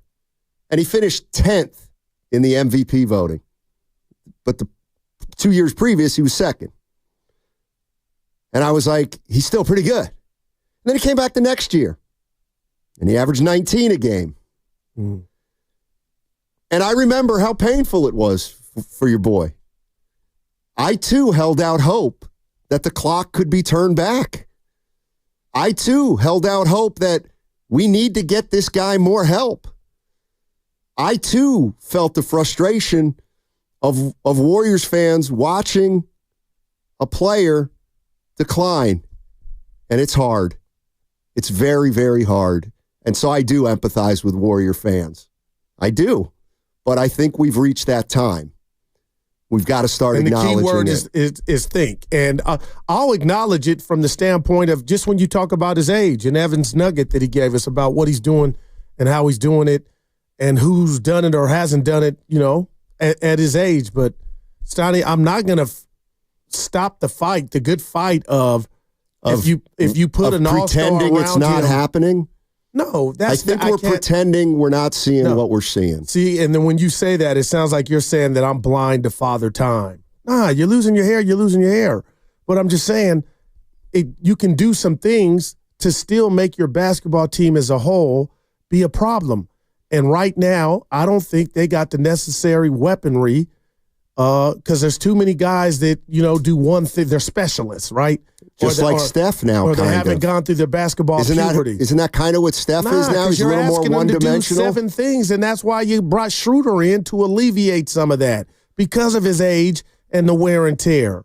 But I'm saying, what if they're right now? To me, there's no rest on the horizon.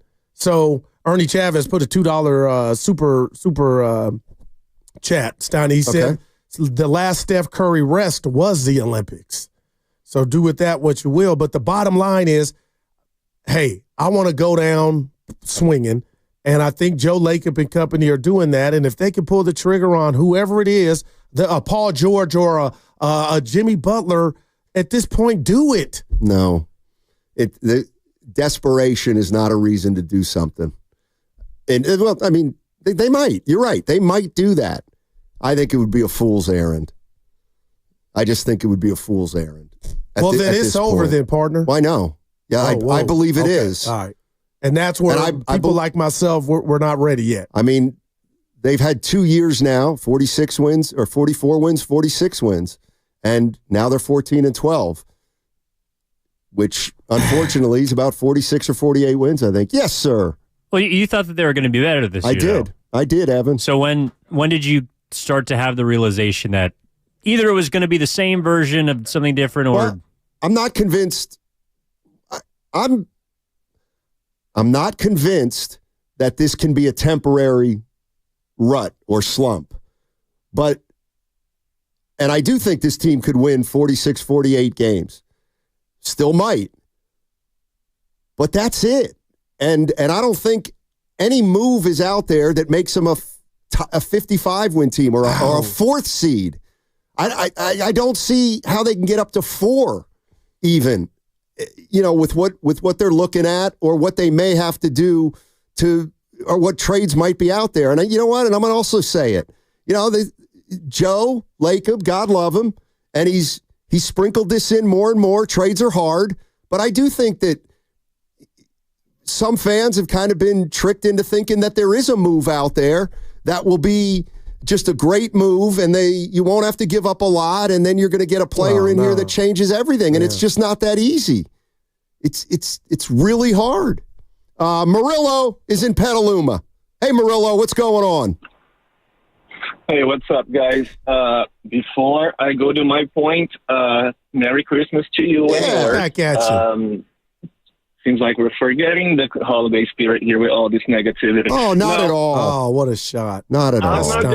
This is sports. It's not life. I'm not going to be a negative, but a little pessimistic here. I'm going to echo the words of Gibbs a couple of days ago. There's too much glue on this team. There's too many glue guys on this team, and I think I was not in agreement with the Schröder acquisition because of this. I don't think. Here's my take on Schröder, and I know, Guru, what you're thinking. Murillo, you're probably. Well, first of all, he's not going to say your name right. Murillo. There you go. You're probably saying Morelli. Sorry, I don't know what that is. You're probably going to come with Morelli, but he was having a career night with the Nets. And I'm going to say, well, he was having a career night because he's playing for a contract, he's playing without expectation, and he knows he's going out there and getting all the touches.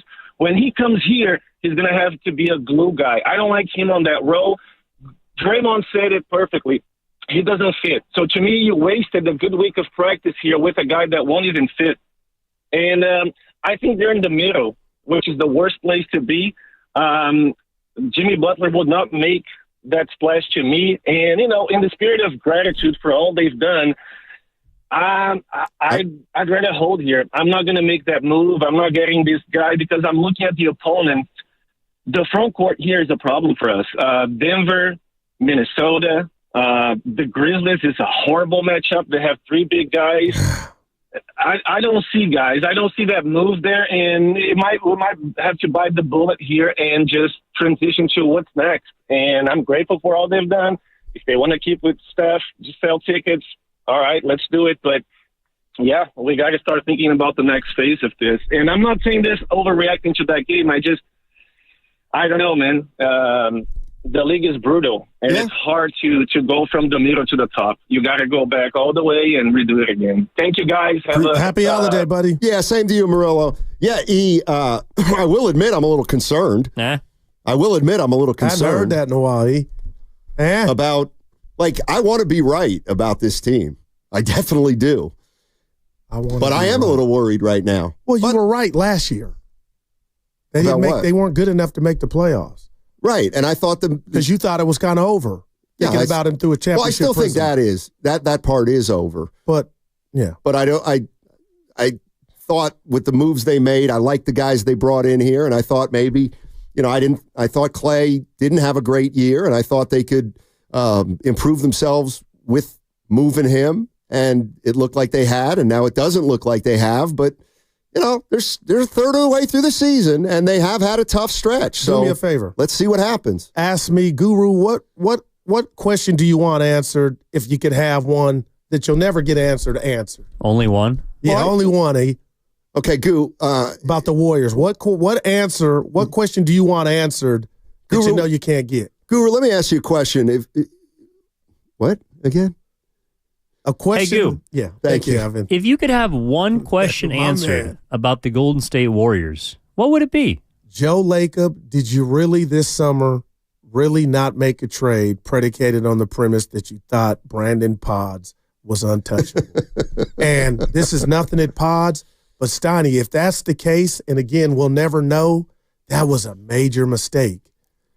If he was the reason you didn't pull the trigger, I don't believe that was true. I know it's out there, but I really want to know now because I'm nervous and I'm getting scared that, there's water on the boat. But if he was the reason and he kind of showed you before the All-Star break, more of who he is, and last year was, an anomaly, if you couldn't pull, big game hunting off because of he was deemed untouchable, that's something you don't come back from. Is that unforgivable? When you talk about it's unconscionable. When you talk about keeping an era or a run going, yeah. We got a super chat from Atco Pest Control. Oh, how much? Guru and Steiny, did you see the reports that the Nuggets are interested in Jordan Poole? Okay. I hadn't. I hadn't. We talked about that, and they're also interested in Levine. Denver needs Jokic needs just a little spice, and one of those two dudes would, man. Steph Curry did not panic after last night's game. This is what he said. We're going to keep saying it because I genuinely believe it. Like, we're better than what we've been playing. We're better than what we showed tonight. Vibes are way better. So it's nice to say it, but you got to be able to, do something about it. And I feel like we can. So we'll just wait and see. We'll see. Vibes are not points. I want points. I'm fed up with all this vibe crap. We want buckets, Steph. What do you want, Draymond to punch somebody? This is not Cub Scout. We want points and block shots and defense. Enough of this vibe crap. Vibe. Brotherhood. They are getting along. What? That's a price of admission. Grizzlies gave you points and blocks. Steiny, I'm about to make. I don't know if I'm gonna make it. This is not the reality. Okay. I'm holding. It is. Nope, I'm holding. The reality is they had a great start at 12-3, and now they've only won 2 out of their last 11. That's like the reality. Their last 11. Let's go to Big D. Oh, Big D's in the hospital. He always joins us at lunch. Yeah. What's up, Big D? How you doing, buddy? Oh, hey, Merry Christmas, man. Hey, I went back in the office, man. I had to turn it down, man. I had my phone on, and Guru was yelling. Oh, that was awesome. That was Steiny. Hey, hey, Guru. Stephen Curry's like your Cadillac, man. You know it's getting older, baby. Man. I'm gonna wear my ugly Warriors Christmas sweater because that game was bad yesterday. Oh, yeah, they need to revamp. I think they need to make that big trade. I'm in for the big trade, and what happens. You know what I mean? Hey, I think it'll work out for them. Yeah, Hey, Steiny, Merry Christmas, man. Yeah, you're good, dude. I like you. You're all right. Thanks, Big D. Appreciate it. Got a fan, and we love you too, my man. You know what? Let's stop talking about a big trade because there's only one big trade they can make. Okay. And that's for Steph Curry. Oh, well, no. Then that's over. That's any other trade is just a trade. We're talking about keeping this thing going and getting the chef help. That's yeah. And oh, boy. I did not like that. Play it again, Steph. Okay. If you can. We're going to keep saying it because I genuinely believe it. Like, we're better than what we've been playing. We're better than what we showed tonight. Vibes are way better. So it's nice to say it, but you got to be able to, do something about it. And I feel like we can. So we'll just wait and see. I'm your biggest fan. Well, I don't want to hear about everybody else. When you don't score a field goal, let's just hone in on you. Don't meet the media? No, I want Curry to talk about himself, his play. Is it age? Because we're fighting a good fight. I don't want to hear about us. I want to hear about you. And some reporters should have been asking what's going on. And I just couldn't get it up.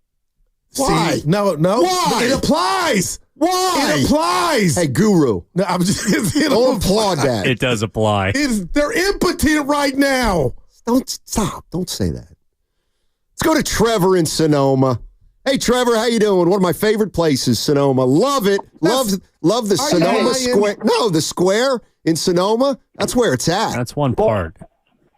Yeah. I'm actually in Rotor Park, not actually in Sonoma, but I didn't think many people would know.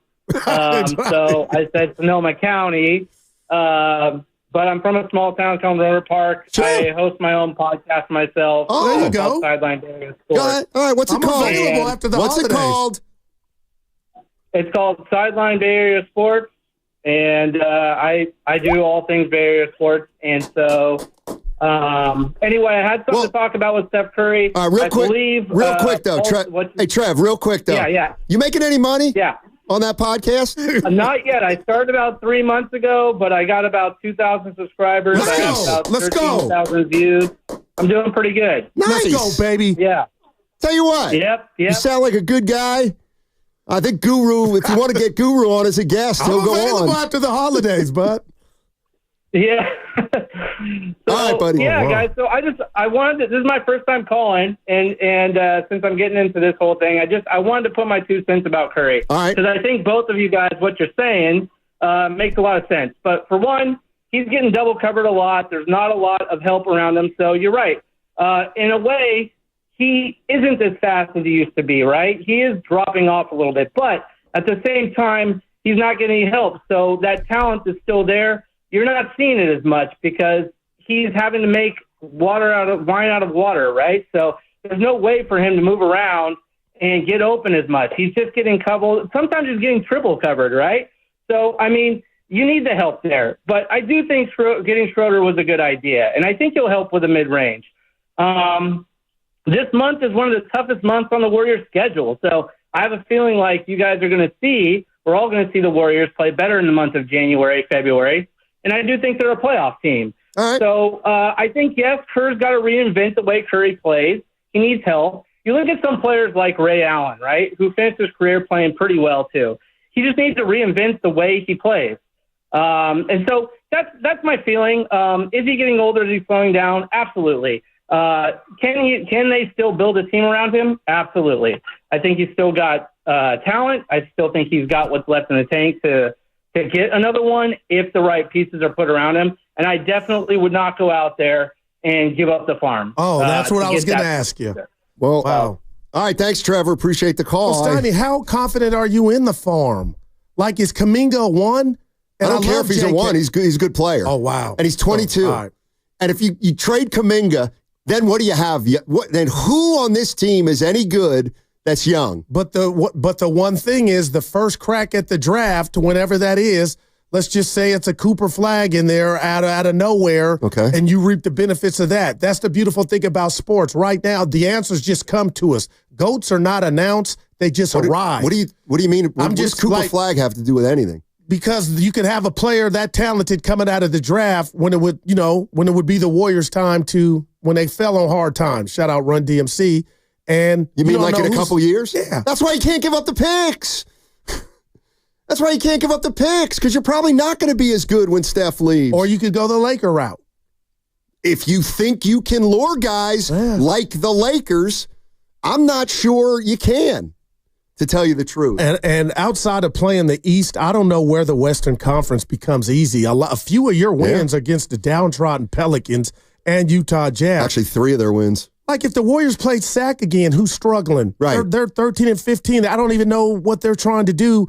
But, Steiny, they got size, athleticism. Like, everybody the Warriors play now, I feel like has a chance.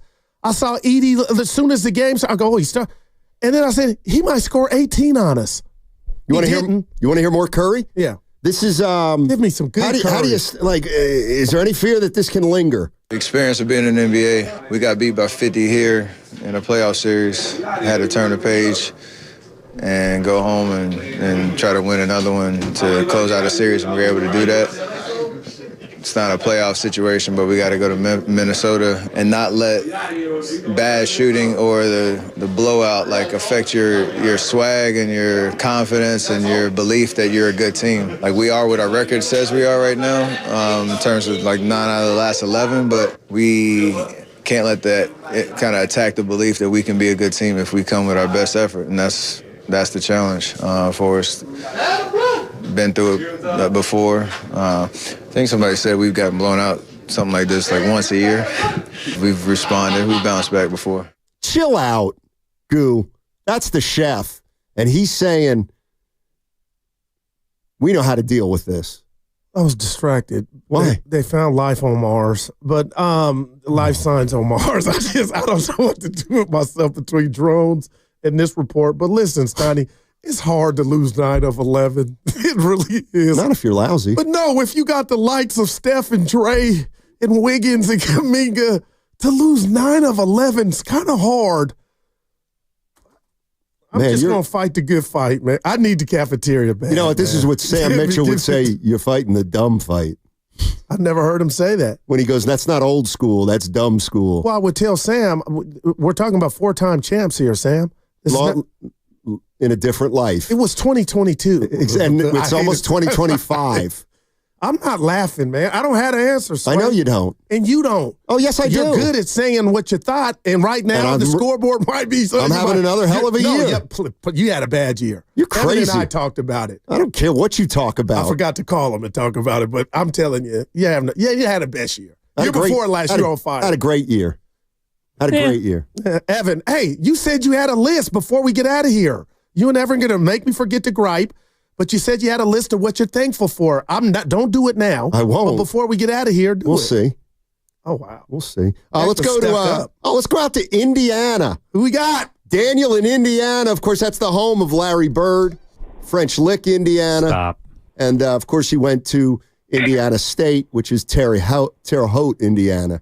Hey, Daniel, how you doing? What part of Indiana you in? Hey, actually New Albany, Indiana, south of Indianapolis. So Okay. it's right across the bridge from Louisville. Yeah, Louisville, Kentucky. Nice. So, yeah, this is the first time I've called in this season. I was on with you guys a lot last season, talking about Trace Jackson Davis and all kinds of other things. Oh yeah, I remember. And I tell you, it's been last season. We had the same old, conversations. Who's going to be his number two? Who's going to be Steph's number two? And the whole time I'm thinking to myself, Steph is the number two.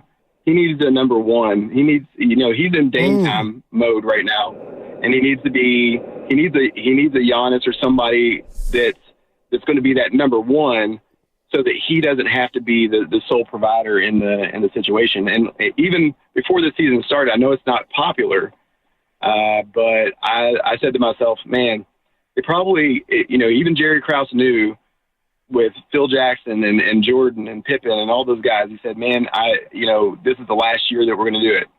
And before the season ever started, I told my son, I was like, they really should trade Steph for LaMelo and 3 picks.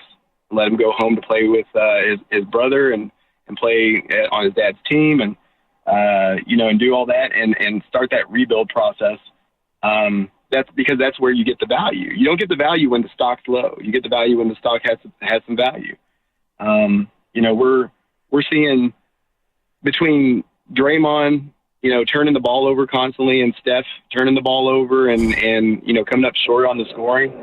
Man, they're looking old, and Kerr's just basically running the same team. Sans Klay Thompson. He's got Schröder in there now. He's run the same team that had the lowest plus minus of last season. The only difference is Looney's lost 20 pounds and is looking more athletic. But he's running the same slow, small lineup, trying to do the same things. They have to get back to, if they want to be successful, they have to get somebody else in here who is dominant. And then they also have to get back to what they were doing in the beginning of the season, which was tough defensive basketball with run and gun style, and subbing people in and getting fresh legs in there, because those legs that they're playing with are old. Appreciate it, Daniel. Good stuff. Don't be a stranger. Kerr had a beard last night. He didn't shave. I saw him at the podium. I was like, oh boy. I tend to agree with him. But as long as the Warriors they don't, need we're okay. they need a one. Wow, that hit me, because that would allow Steph. They need forget the number. They need another player. Well, but what he's saying is, I get it. Like, is Jimmy Butler a one now? I don't know. And if the playoffs started, he would be.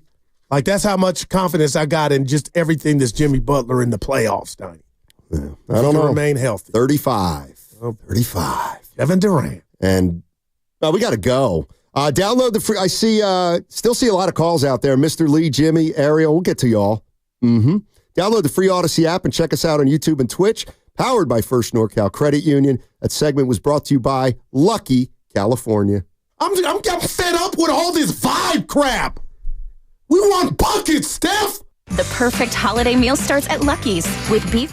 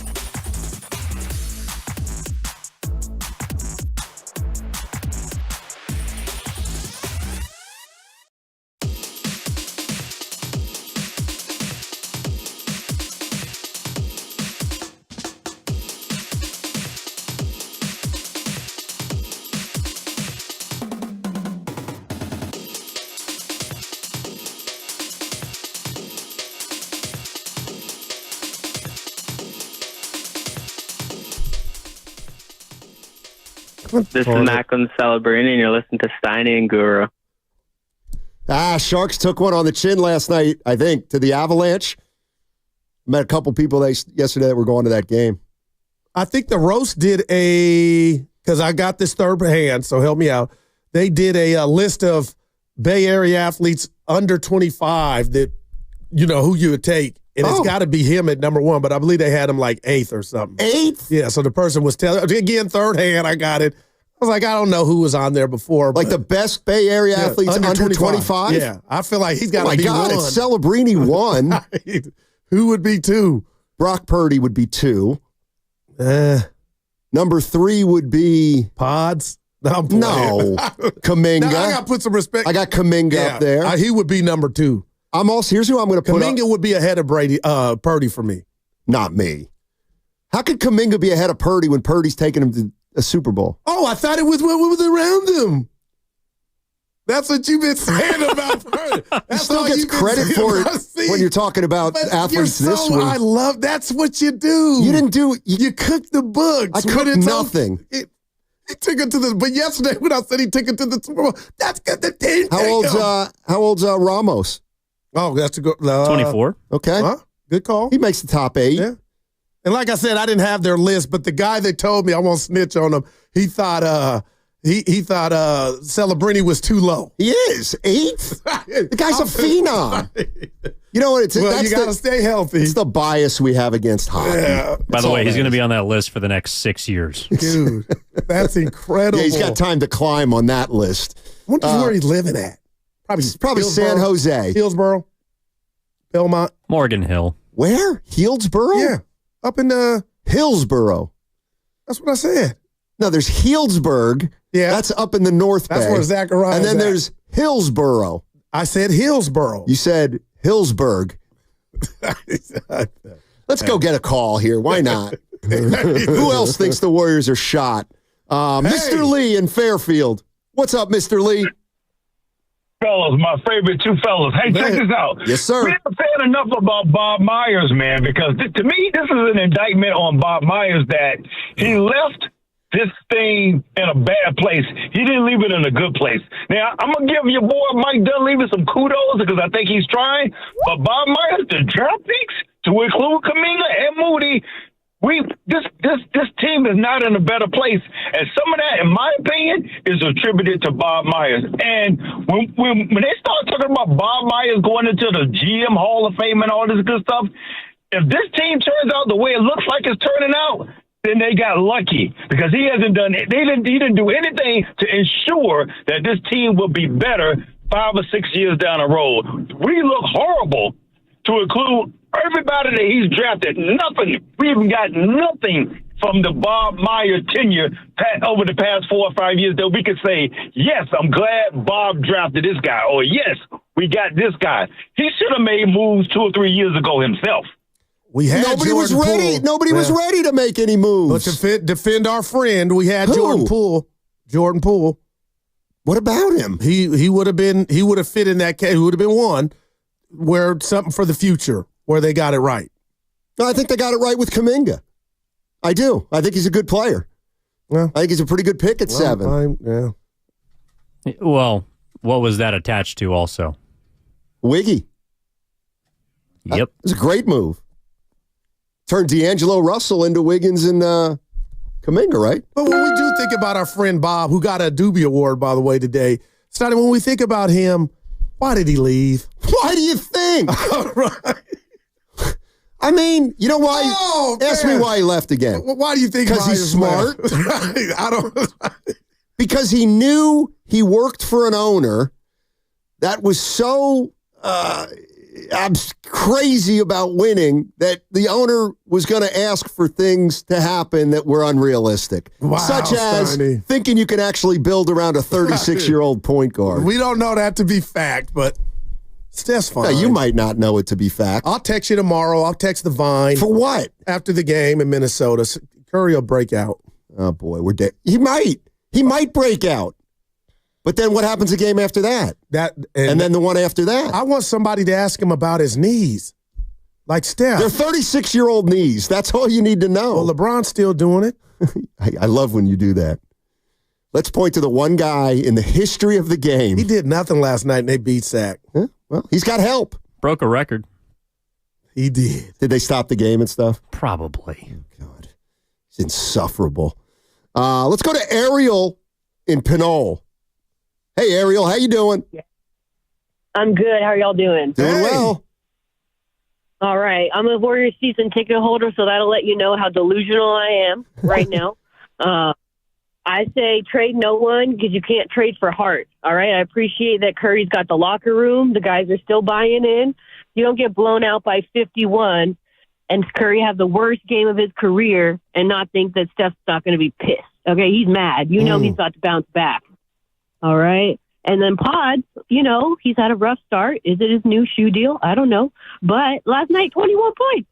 Schröder said help him out. He did. Pod scored. I was happy to see that in the stat line, and even though I turned it off after halfway. Ariel, you're doing the Lord's work. Ariel, my goodness. Go ahead, young lady. And I just want to say no one believed us in 22, and I'm here for it. We're coming. We don't give up. Keep everybody. We don't want anyone to trade. I like it. We're here for it. Moody's hurt. He'll come back. We're good. I'm not worried. This one, flush it. It'll be the turning point this time. Catch us at the end of January when we're in the top 8 for sure, okay? And then don't ask me for a playoff ticket. Ariel, I won't ask you for a playoff ticket, but I will ask you to come to Christmas dinner. Oh, my God. She's a believer. You know what, Ariel, I was going to ask her. She sounded very young. Well, and naive. Oh, she's a season ticket holder. Maybe she's making. And you don't. Maybe she's making bank at like 23. You always worried about the pockets. Well, let me tell you something about the Bay. People have money here. And you know what? There are people half my age who make. I know them. Who? You have no shame. About what? You asked a guy earlier who was plugging his YouTube channel how much money he made. And he meant it like he wanted the answer. I want to know if you can. That's how you get a knuckle sandwich in people's pockets. Well, how am I going to find out if I could do a freelance podcast as a side hustle? You do it. Be a fool I to want go off of one person's experience. Evan said, I made $50,000, and then you go do it. Okay, Evan's Evan. You're how much different. money can you make doing a podcast? I wouldn't know. I don't know. Exactly. I'm trying to find that out. 6, not 7. Well, there's other ways than being rude. No, there's not. And I'm going to say something because the year's coming to an end. You can never go behind me and open my bar tab to see what I tipped.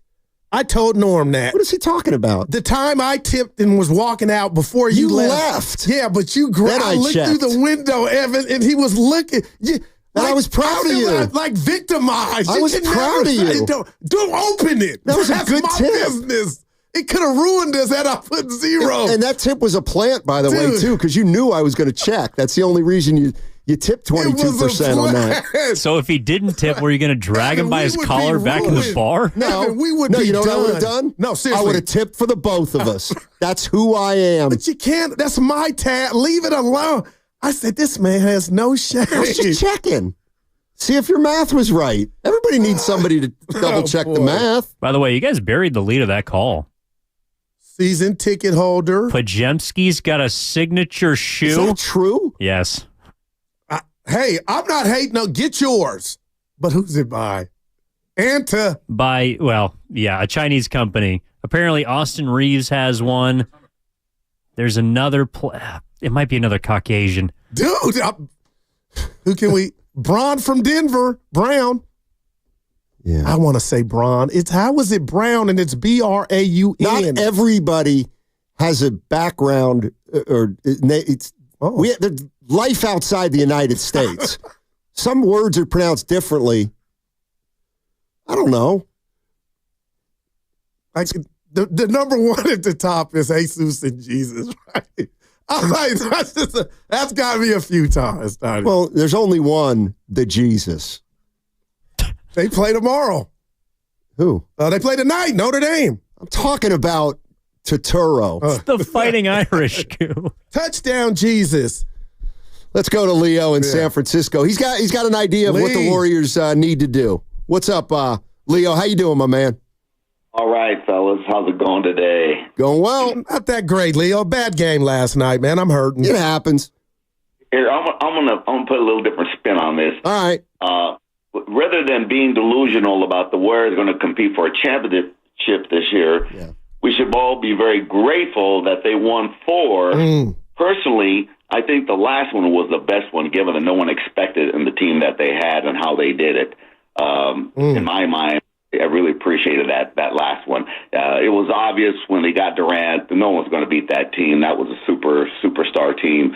But that last one was great. So I think we should be grateful for that, because how many teams can say, in the amount of time that they've had together as a team that you win 4 championships just doesn't really happen that often anymore. So I'm going to start off with that being a positive note on that Warrior. But like any other dynasty, you've got to move on. Other teams start taking hold of that mantle. You've got the Thunder now. Grizzlies are playing better. They got Morant back. Rockets are coming. Dallas was in the finals last year. It's still got a team. If they had much of a bench, they'd probably be top 2 or 3. They were last year. Last year was a sign. You could see it coming. I mentioned it last year. I mentioned it probably a couple weeks on the show here. Last year, Lacob should have said, you know what, we got to start rebuilding this team. That was a crash and burn in Sacramento last year. It was obvious that team was done. And I just think they need to focus on development. And unless the owner says we're going to start developing the young players, we're going to move away from what we've had over the last several years, it's not going to happen. And I really believe Kerr is like Phil Jackson in the sense that he could coach stars. He can't develop players. And he's proven that over and over again. He doesn't want to. And I said it last year. The owner should have demanded him to start playing those young players. If he wasn't willing to do it, he should have walked away, and Kenny Atkinson could have taken over that team. And I'm sure Kenny Atkinson would have done a good job with all young players, because he did it, and he was doing it with the Nets, and he's got a pretty good young team now, and he's doing it with Cleveland. So it's time to move on. Hey, before you go, has anybody told you sound like Farhan? Yeah, you told me that one time. Okay. Well, there you go. Evan, back me up, Study. Sounds just like him. A little bit. Thank you, Leo. Happy holiday. Thank you, Leo. Appreciate the call.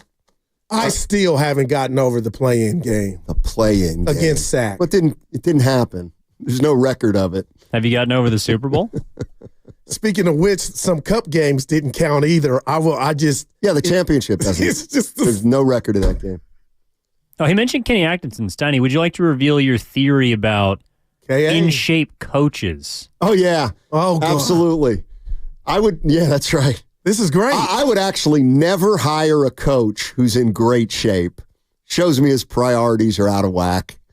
That's why I couldn't stand Kapler. But that's a hater rate. You can't Kerr's in shape. Spend 6 hours in the gym and then be the most effective coach you can be. So you're going Gottlieb. You're saying you can't do a radio show and coach a college basketball team.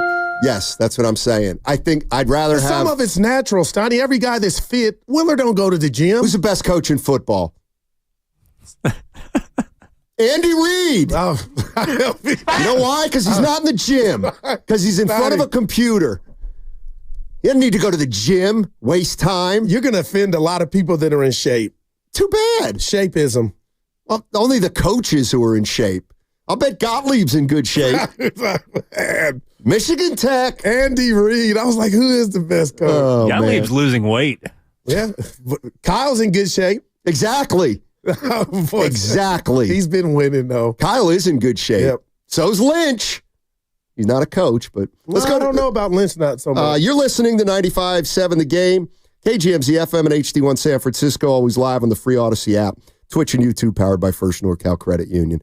We still got a lot of people that want to talk about this sinking ship. I'm sorry, the Warriors. Stop. Dennis in San Francisco. What's going on, Dennis? How you doing? Good, guys. How are you guys today? Doing well, thank you. Good. Sounds like it. I call in periodically, and the last couple of years, I've been saying trade Steph, get picks for him, and get some young talent. Whatever the league is loaded with young talent. You look at Jared Jackson last night; he's developed into a real good player, and And that's what. But he was allowed to develop, and they stuck with them. And the Warriors have to bite the bullet. They like you said, Jimmy Butler's not going to be any answer for us. I mean, Jimmy Butler's not 7-1 and rebounds and block shots. Until they get somebody like that, they're and those don't grow on trees. And who's going to give you one? You know what I mean? We'd be lucky if we get Vucevic, but what would you have to give for him? And I think if you got him along with Schröder, you could probably make a little bit of a run, maybe. But that's not going to fix it either. Steph's too old, like you've been saying all program, Steiny. He's too old. He's going to get hurt eventually this season, and then where are you? Well, that's what I'm worried about too. Oh, Jesus! They got to bite the bullet. They can't. There's no way to fix this. Draymond's old. Steph's old. That's what we're stuck with. And unless you move them and think about the future, because I don't think that they can get enough to make this team better. I'm skeptical of that too, Dennis. That's my biggest worry. You know what else I would do? Well, not would do, but I got something on my list. I mean, who's got to be somebody you're open to trading is Draymond Green. Like I could see a contender. Nothing's off limits, right? Really, right?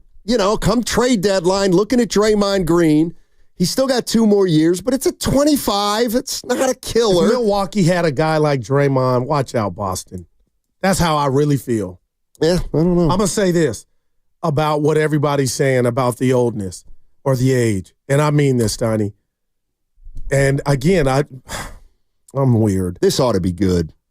But I'm making the parallel with Kyle being responsible for how his players are looking offensively. Do you think now, maybe the Warriors, and Chris Mullins talked about it in crunch time, but do you think maybe they need to dumb it down or simplify what's been so successful and how they approach offense, and kind of, when I say dumb it down, make it easier for guys like a Wiggins, guys like Kuminga that don't have to take a SAT test to play in your offense, and maybe dumb it down? So you're saying we got a dumb team? No, I'm just saying maybe if athleticism is starting to become a problem, putting all the onus on Draymond to be Vinny Testaverde, when let's skip that part of the process and put the damn ball in the player's hands. Sounds to me like you want everybody to go one-on-one. Well, that's a part of it, but something different, Steiny. Yeah, that'll win. No, something. Come on. You ain't won 2 and 11. I'm just saying, come on, man. It's just a thought. Dumb it down. Maybe these guys, it can't be this difficult for guys that are athletic to not look athletic. That's what I'm trying to get out of myself. I've been trying to tell you for years they're not athletic, and you still think they are. Okay, now we're you think Moody's a great athlete. Wiggins is not athletic, Steiny. He's average athletically in the NBA. Okay, I would put him above average. I wouldn't. Okay. How many? Kaminga. Let's go down Memphis's lineup. Do you want to do that? Well, see, now you're cooking the books. No, I'm not. Because Memphis is, they're the standard, or one of them. Well, okay, you want to go down to OKC. You want to do OKC. Well, let's get out Hell, the you West. want to do Denver. That's the problem. But my point is, simplify some stuff. They have one. Well, now they got 2, because Schröder. No, he's not a great athlete. He can create his own shot. I'm talking about, they have one above average athlete. Kuminga. I don't think Wiggins is too far behind. He's average. Damn, Stoddy, everybody's got a Wiggins. Problem is that everybody's got 3 of them. Let's see. You put my glasses on. Put your glasses on. Mike in Oakland. What's up, Mike? Hey, fellas. Hey. I got a few gripes, man. Go ahead. One of them is I'm watching the Warriors. They're not passing the ball anymore. They become stagnant. They're playing one-on-one ball. The ball's not moving. And then when you give somebody the ball, he's open, and he dribbles in to get it blocked or turned over. So they're not taking the shot. So that's another part that's bothering me. So that equals to a turnover. And they're doing it regularly rather than take the shot when it's open. And that's the problem, man. They're not confident anymore. Something's going on in the locker room where the confidence is showing. You can see it. Defensively stagnant, offensively stagnant. I don't know what Steve Kerr's got to do But whatever he's doing, he should be doing the opposite of, because that's not working. I'm yeah. Go ahead. You got something? No, I cut you off. No, you're good. You're good, Mike. Okay, so that's just my feeling, man. They change. They're not playing the same game. They're not playing the same. There's no fun out there anymore. You don't see no laughter. You don't see no joy. Well, and that's what makes the Warriors stick is joy. We just played the soundbite that Curry playing, saying the vibes are good. Appreciate it, Mike. We're gonna keep saying it because I genuinely believe it. Like we're better than what we've been playing. We're better than what we showed tonight. Wait, you yell at him again? So it's nice to say it, but you got to be able to, do something about it. And I feel like we can. So we'll just wait and see. Go ahead, yell at him. No, I can't. Yell at the best player in the history of our franchise. He's my guy. I do want to listen to a little more of. You don't think there's nothing to maybe Kerr just kind of just at this point? I think they have a personnel issue, if anything. I don't think it's a coaching issue. Okay, I got a question. What if I tried to take some of the offensive responsibility away from Draymond spoon feeding everybody, including Steph? I'm sick of it. Oh. Could we do the turnovers or let Kuminga run it through Kuminga? But Steiny, just alleviate that. It don't always got to go through Dre. And I'm like, didn't last night. Well, I give you that. But you said you don't just an iota of what I'm saying. Sure, try everything under the sun, but I just look at their roster and it's like, Steph, he's great. Okay, we know that. He's great. Draymond, he's fine. He's okay. He's good. He can't score. Can run off three names. Can't score. Wiggins, Kuminga, Schröder, and Kuminga. That's not a championship NBA team, and it's probably not a final 4 to 8 championship team. It's like, okay, Steph's great. Who else? Schröder? Yeah. He's fine. And Wiggins has already been, the Schröder replaces Poole. That was already a championship team. So 2 of the 3 have shown you, Kuminga and Wiggins, that they can be part of a championship team. Okay, then why aren't they? Maybe it's because Steph can't reach that level. And that's where I'm going, and that's what I'm talking about. Well, there's not enough. So much of Dre on offense. It's like, what are we really doing? Let's go to Schleprock. He's in Sunol. Yeah, we'll get Schleprock real quick. He's succinct. Don't know. What's up, Schlep? Thanks, guys. In Fremont now, but here, the Warriors aren't the team that they used to be. Steph is not the Steph that he used to be. Draymond is not the Draymond he used to be. They're older. They're getting older. They will get even older next season. So the Giants right now, or the Warriors are reminding me a lot of the Giants when it comes to the offseason. They see what happened the previous season. They know there are shortcomings, and then they go out and they get somebody that's just a guy. Nobody that's going to really go out there and really help the team, but they just fill the spot. You know what I'm saying? So that's what they've been looking like for the last 3 years. They look like the Giants, what the Giants do in the postseason when it comes to acquiring somebody. Steph is still good. Steph is not the player he used to be. That's obvious. But it's the surrounding guys around Steph that is the shortcoming. I'm keeping Kuminga. I'm keeping Steph. I could get rid of Dre. I could get rid of Wiggins. I could get rid of Mooney. I could get rid of Windex. It's just they're old. They're slow. Here's another analogy, Guru. Give it. I love the rest of the league. The rest of the league. The Warriors are chewing on big league chew, and the rest of the league is they got the real tobacco. Yeah, they got the tobacco, the stuff that's good for you. I got that, my brother. I know we do. What's coming up on the game is presented by Fremont Bank, celebrating 60 years of full-service banking with no compromises. Valvoline Instant Oil Change is your 15-minute drive-through oil change. Visit their expert technicians to check fluids, tire pressure, windshield wipers, batteries, and more. Safe holiday travel starts at Valvoline Instant Oil Change. Locations and coupons at BayAreaOilChange.com. That's BayAreaOilChange.com. Looking for lifelong financial guidance? Look no further than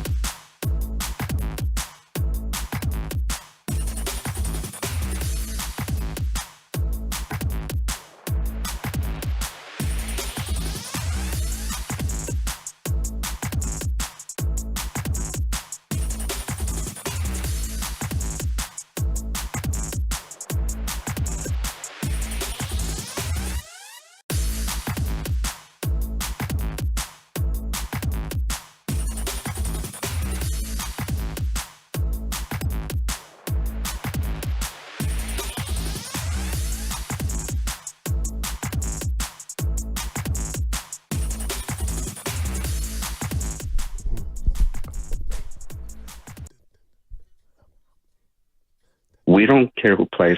We just like the challenge. Now, back to Steiny and Guru on 95.7 The Game. This is like the challenge.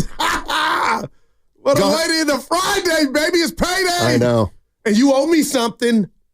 What are you, high? What do I owe you? Oh, boy. What do I owe you? Mouth? Seriously, what do I owe you? I'm joshing. An apology. Yeah. I know what you mean. It's a Friday. So I owe you. Like I always. No, opening the gift without me. You didn't even know about it. Until my brother told me about it. Because you stabbed him in the back. You said you had 2 questions for me. I mean this because it came up on the thread, and I'll bring it up. How do you think Klay Thompson feels right now? I don't give a rat's behind. That's not Next question. What's the wasn't question? he the fall guy for them? Not necessarily. I think 80% of fans looked at Klay as the fall guy. I think it was 72. Okay, that's my point. And then I got to ask this. Oh. Did the organization choose Pods over Klay? Well, I think they did. And it's okay, but it's obvious. I'm just... And with Klay, they'd be better now? I would think they would be. Why? He's not having a good year. He's not having a bad year either. Huh? Let's look at the numbers. But first, let's go to Austin in the Yoon. Oh, the Yoon. What's up, baby? What's up, Austin? How you doing? Hey, not much. Hey, how y'all doing, Guru? Hey. Hey, I got this. I'm tired of the Warriors. They keep going after these guards after guards after guards after guards after guards, but not going after what we actually need. We got 2 big men on our team that can't shoot a lick of anything. Which ones? Only Draymond can really shoot out of our big man. He can't shoot. Not one big man. Draymond at all. Looney can't shoot. The other guy can't shoot. I just don't understand what's going on with Kerr. We need a big man. Go get a big man, period. Please. That's Mike Dunleavy. And then got to be Dunleavy. One more thing. Yeah, go ahead. And one more thing with that pause thing. Did they choose Curry over Jordan Poole for 3 more extra years until he's 39? What's the real reason other than a punch? Why did they really actually get rid of Jordan Poole? Well, the punch was it, man. You couldn't have them coexist. That had nothing to do with Curry. Look, and you know what? You guys are talking about Poole. Yeah. Poole. And again, Steiny, let's be honest. What's the biggest mistake the Warriors have made in the last 3 years? One, not disciplining Draymond when he hit Poole, but running Poole out of town. I would have did that to Dre and said, take this bread and deal with it. To me, the biggest mistake they made was re-signing Draymond. Oh. Wow. How much different would this really be without Draymond? But, I know that if we get rid of Draymond. They were afraid of that. Exactly. But why? I don't know. Because many people thought Draymond is still a vital cog to winning basketball. And I'm not saying he's not, but... Yeah. The only way he's a factor, and I know he's improved, but he's not a threat offensively, but I can't run from the fact that he's been hitting his shot. But Steiny, I feel like the only way he's a part of this offense is him at the top of the key, and now we're seeing the turnovers on fast breaks, even in the half court. My point being is I just feel like that part of the Warriors ran its course, and it got you 4 rings, just won 2 years ago. But is now apparent to the naked eye. You got to be able to put the ball in the hoop. I don't care what, 3, 4. But that hasn't just come into play. He's going to the rack, and I'm on Dre right now sometimes, even against Houston with air balls that don't get talked about, cinnamons that don't even get put in the oven. And I'm just like, damn, that's what's killing this team. But everything is running through him, and I feel like it's scholarship run through him. It's like, let's turn the page and just see something different. Let's evolve, coach. Well, what does that mean, evolve? They tried to evolve, I think, with Kuminga, trying to give him a bigger role, and now he's back on the bench. Well, he's still playing 28, 30 minutes, so I don't think he's fussing. I mean, of course he wants to start, but come on. Chris A. said just what you – cinnamon is the and nobody uses that. Because you didn't have it. By the way, guys, just a couple of 49ers updates. Oh, this ought to be Niners, good. Dolphins. Yeah, they actually do play this weekend. Their season is not officially done. 125 Sunday. Catch the kickoff show earlier. All right, so out earlier, according to Cam Inman, Isaac Guerrero will not play, and Trent Williams is also out officially for this game. Questionable Nick Bosa, Dre Greenlaw, and Patrick Taylor Jr. is expected to be the 4th starting running back of the season for the Niners. Oh, boy. Man. Evan, give me one factoid about that running back. He has a similar build to Jordan Mason. He's a big boy. Oh, another baby Taylor? Marshawn. Yeah, Patrick Taylor's massive. Where'd he go to college? I have him tiny? I thought he was like 6'1". He looks pretty big. Oh, looks like we have a dispute. No, that's how you guys think. I hate you guys. Anything I say is. But let's go to Christian. Oh, Sonny, you're going to like this guy. He went to Memphis. Did he? Not Tulane, but Memphis. The better school. But he's not young, right? Like, he's not 23. No, he's like 26. Yeah. He is 6'1", though. Let's go to Christian in Fairfield. He wants to talk about this dumpster fire. Hey. What's up, Christian? How you doing? Made him laugh. What's up, guys? Hey.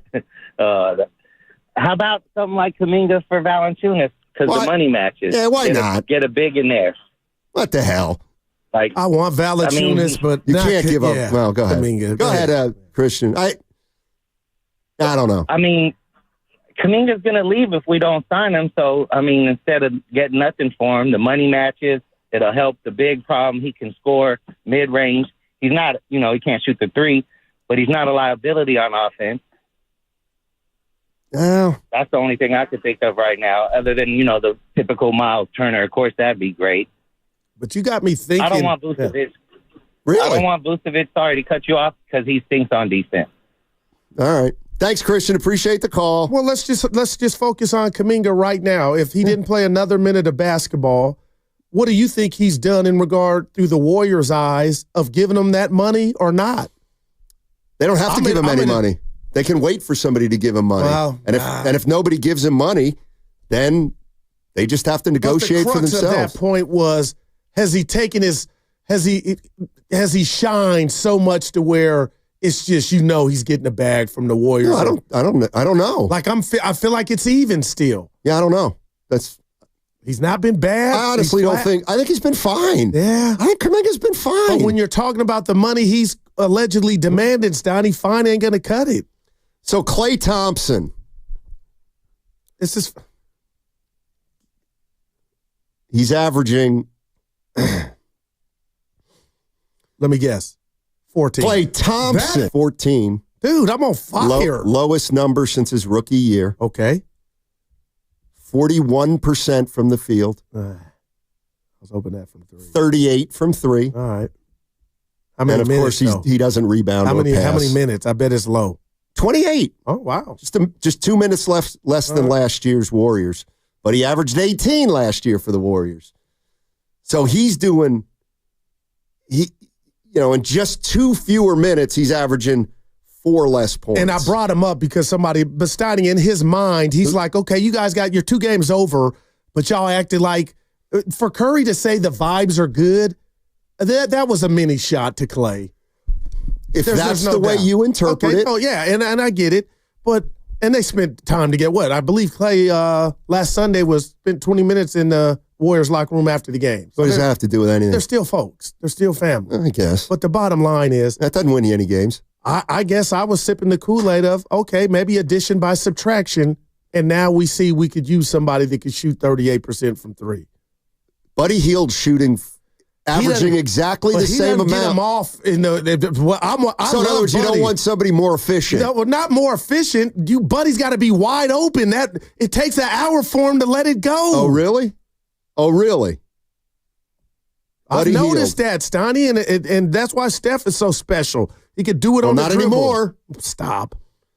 Dude. Monday we'll be singing, Niners, Dolphins. But dude. Yeah.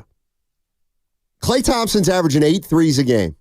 Buddy Hield's averaging 7.5 threes a game. Well, damn. Buddy Hield's averaging 14. He's shooting better than Klay from the field and from 3-point range. What's the 3? 42.3. Exactly. Get off field. Well, get off You know him. what it is? And I'll give him that. I'll take that L. He started just almost you know what I'm saying? Buddy. And it feels like he's regressed, but so damn. you pissed he's not shooting 60% from three No, still? I'm not pissed, but. By the way, Steph Curry, no field goals last night. Draymond Green, no field goals last night. I don't know. It's the first time that's happened, I think, in their careers or something. How do you feel about that, Steph? First time for everything, right? I never thought that'd be a situation or result of the game. Just from the very jump, they just kind of punched us in the mouth. We didn't have an answer. They shot the ball well. We were getting the ball at the basket every possession. They were funneling us to the spots on the court that they wanted us instead of the other way around. It was a tough night, obviously. Something you have to accept as if you don't have an answer for, how a team's guarding you. You got to figure something out on the fly. We didn't do it and didn't think it'd be 50, but thankfully we had guys that kept our energy up in the second half. Second unit that came out and played, but that was kind of embarrassing. Yeah, second unit came out and played, Goo. Silver lining. And it was only kind of embarrassing. Steph, I love you, man. We got to fix it, man. Well. And it starts with you. Sean in Oakland. Hey. Yeah, thanks for taking my call. I think you guys have hit on a lot of points. The Warriors have too many players that play similar roles. They're duplicates across the board. So here's what I like to see. I feel like Kuminga and Wiggins, same person. I'd go with Kuminga, higher ceiling. Wiggins is probably at his highest trade value in quite some time because he's playing well. So I'd love to flip Wiggins for either, say, Vucevic or Aiden. You guys can tell me offline whether that works money-wise and so forth. But we need a big in his place. What that does, that unlocks Kuminga, puts him at the 3. Personally, I think Kuminga's a 3, not a 4. I would like to get to the situation where that trade for Ellis for Bogut really wasn't about Bogut. It was about unlocking Steph and giving Steph, room to cook and breathe around there. So I'd like to see moving forward a starting lineup with Steph, Moody, Kuminga, Dre, and Vucevic or Ayton. And then you got a bench, Schröder, Hield, and, whoever else you got out there. So that's what I got, and I'm just trying to figure out how you feel about, Dylan Wiggins for a big man. Well, I don't hate Vucevic. I don't hate him either, and there's a definite need. And if you're telling me Wiggins and Kuminga cancel each other out and you were to lose, like if we got news right now, and knock on wood, that Wiggins is lost for the season, man, nobody better than Jonathan Kuminga to pick up that slack, right? And last night, I'm watching the telecast and Kalina and Fitz do a great job. It was such a bad game. You would have thought Wiggins had 50. So, because he was only one kind of, but when it was all said and done, he had 19. Right. But he's a floater. My point is, if he hasn't taken the bull by the horns in regard to be that bona fide number 2, I'm ready to take that chance and get a big in Vucevic and just say, okay, Kuminga, you do more. Moody, you do more when you come off the bench. Like, I'm just there. Andrew Wiggins not being the bona fide number 2 like 2022, I'm ready. And Steph's not the bona fide number 1 like he was in 2022. I'm not there. Come on. No, I'm serious, man. Come on. I'm not going to let a couple. Come on, Stoney. I just can't do it. Come on, Goo, look in the mirror. Give me 20. I am. Goo, please. I'm 20 more games. Goo, look into the camera and say. No, I'm just telling you how I feel. I'm not there yet. I'm not there. You spent the whole day talking about everything he can't do. No, people calling me Goo delusional. Yeah, I think you are. I'm not. I'm telling you. I'm good now. Like, what are you saying? He's not the number 1 he was when they won a title. That's 2.5 years ago. I'll give you that, but that's all I wanted. Where he's at now is still good enough. It's good enough to get you 8th in the West. Well, it wasn't last year. Exactly. And this is a year older. I don't know, man. What don't you know? I'll help you. I need the weekend. For what? Just to go to watch another Warrior game? Yes, I'm wonder why Steph's going to go 6 for 18 against that defense? I'll take 18 shots. Okay. See, now it's so bad, I'm looking at the field goal attempts like they're buckets. They're not. They're just attempts. I'm looking at the field goal attempts. What do you think his plus-minus was last night? Minus 38, because it wasn't worse than 42. So I'm on fire. I'm going to go minus 38. Then I'll say, what was Draymond? Minus 42, Jackie Robinson. I'll say Cruz minus 41. He was minus 41. No. In 20 minutes. 24. I just want to throw and light my but he's the same notepad player. on fire. No, that was one game. He didn't score a basket. Wow, man. Like that really the fact that that's serious, never happened before. No doubt, man. That's on nobody else. That's not on the coach. That's not on the person playing the music in the arena. Come on, man. Steiny, do you remember that Larry Bird once went scoreless early in his career as a starter when he played the Warriors? I have a vague recollection, and I want to say he was 0 for 9 that night. Wow. But I guarantee you, he had 17 rebounds and 14 assists. Okay. That's who he is. I'm not being a... See, he could do other things to help you. He didn't have to score all the time. I remember him laying on his back like, oh, it's a wrap. Ask me. Oh, go ahead. I was going to say, I'm just looking at this box score. Who do you guys think the best plus-minus was for the Warriors last night? No, Wiggins. No. It was Wiggins. Oh. Kyle Anderson. Healed. Looney. Waters. Oh, what's my guy that you met something? Guy Santos. Go on fire. He's a +4. That Your Pod's bucket boy's helped. on a heater. Real quick here, random, #random. Okay. This is real, not being a smart ass. I love sports. All teams like to my team. Ask me my 2 sport regrets that I have. Guru, what are the 2 sports regrets that you have? That I didn't get, or we didn't get to see Larry Bird and Len Bias play together. Okay. He was my Michael Jordan before Mike. Okay, You that's never even one. saw him play, but go ahead. I watched the Maryland game where he threw the ball off the inbound, the defender. Okay, what's your second? Tony Romo was going to get to play with Zeke Elliott his rookie year. Zeke was a rookie, and Tony broke his back in a preseason game in Seattle. Dak entered, but I believe that team was good enough, had Romo had, to hand it off to Zeke, who was rookie of the year. Like, that didn't just come What's out that, of... 23 years ago? Well, as long as Roma didn't have to hold a place kick, I think they would have been fine. Too soon, Evan. And they came up with the rule, the K ball, because the balls had too much stuff on them. What stuff? What did you call it, Evan? Stick 'em? Slack? No, Stick 'em? It was a new ball that they used for that field goal kick, and they banned it. There was a substance on it. Sounds it's like called the K ball. This sounds made up. No, you can Google it. I'm not going to Google it. It was implemented after that year. It cost Parcells his career. But, Steiny, I'm telling you, Len Bias and Bird, that would have bought Bird probably 2 more seasons. Like, I'm serious. I ain't a Celtic fan. I love me some Len. Oh, my God. Imagine had they played together. Well, he would have been a rookie. But still, he would have been a bad one. Let's go to Donnell in Oakland. Hey. And Donnell, give it to him straight, please. Hey, first off, my bad, D. I think I remember, like, we're about the same age. I think I seen you at Jeffrey's Inner Circle back in the day, because I see you on the My face should be on the wall of fame at Jeffrey's. What's up, baby? That was me. Yeah. And Matt, man, I mean, I know we kind of going back here, but your show from when you turned 60, bro, man, Ready sent us to the Bay a gym, man. I just want to say that. Oh, wow. I like this guy. Thanks, Donnell. Appreciate it. I mean, I remember Red that we had you on. Like, come on now.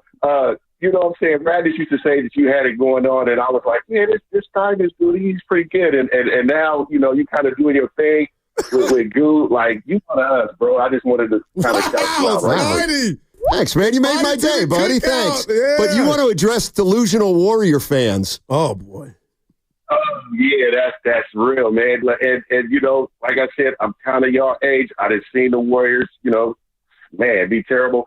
I don't want to go down people's roads, but we don't have the same players that we had when we were winning championships. We don't have two-way players at a lot of positions. And Draymond was never a two-way player. He was never a scorer. He was doing what he's doing, and he still does that, but we don't have the other guys to play around him for whatever reason. And I'm sorry, you guys, but Kuminga is not that guy. Like, he's a forward, and he, but he's not better than Dre.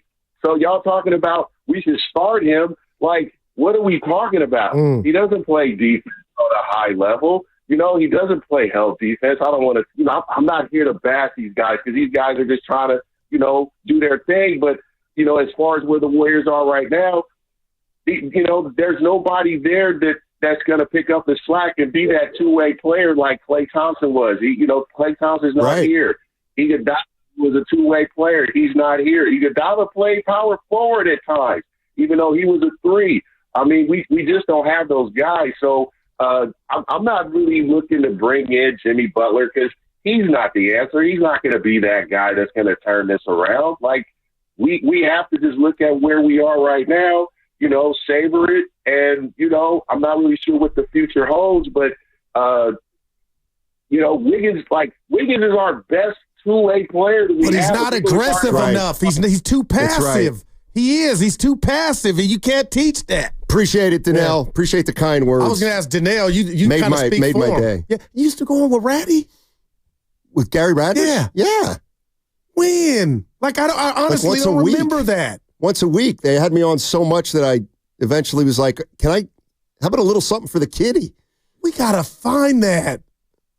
That would be microfilm, right? Or fish? What? The old data. No, that's newspapers. I don't know if we have the rights to that audio. Oh, you're right. I didn't know that. Of course you did. But Steiner, your boy was Derek Jeter and Jeffrey's boy. I got jumped one time. I know. We've heard that story about 7 times. I haven't. It was 5 guys. I've forgotten it too, but actually. Some people say it was 2. It was 5, but anyway. Mouth got you into a little trouble that night, huh? I was feeling myself spree well. Yeah. They were all in there, and I spilled a drink on a dude. He said, "Hey, polite." He spilled a drink on me, and I was feeling myself, body like heaven, 6'4". And what'd you do? Say, so what? Yeah, I was ready. Then, poop, poop. I didn't know who he was with. Did you get cold cocked? None of that. I was with my boys, but they weren't with me. Well, then they weren't with. Were you with your boys or were you not? I had Norm's suit on. I borrowed his suit, and I went over. I'll never forget it. Did you get bloodied? A little on the lip. Well, you proud of yourself? No, not at all. Why didn't you just say my bad? I was drunk. I go, who you talking to? How big was the dude? There were dudes, but I didn't know who were, they were dancing around. He said, I'll never forget it. Yeah, I told my sons about it. You never want to be that dude. Oh, boy, Tulane's down 6-0. I never drunk around my kids. Hey, Astros have reached with Walker. Dude, Evan said he's going to rake. I agree. 3 years, 60? I thought he was better than that. Well, he's like 33. Oh, okay. Curry 100 said, Guru, bing, bing, bop. That's what happened. All right. Yeah, I didn't go to the floor, though, Stardy. Didn't go down. I'm not looking forward to the crossover day. You're on fire. I want to get... What's on your Christmas list, Tiny? This show, it's my fault. I know. It's your fault. I'm just saying, what is it?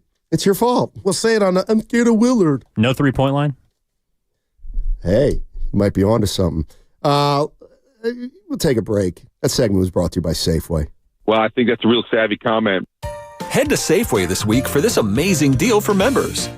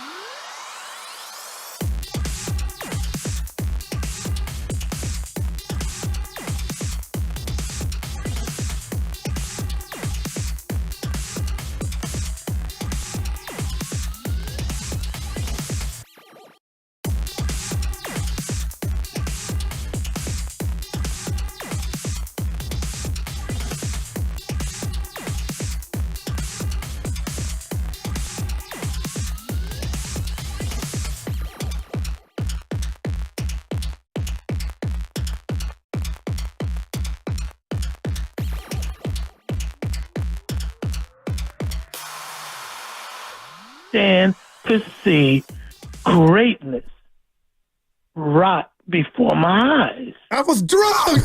Now, back to Steiny and Guru on 95.7 The Game. All right, crossover time with Dibbs and Willard. On a brought to you by payday. Atco Pest Control.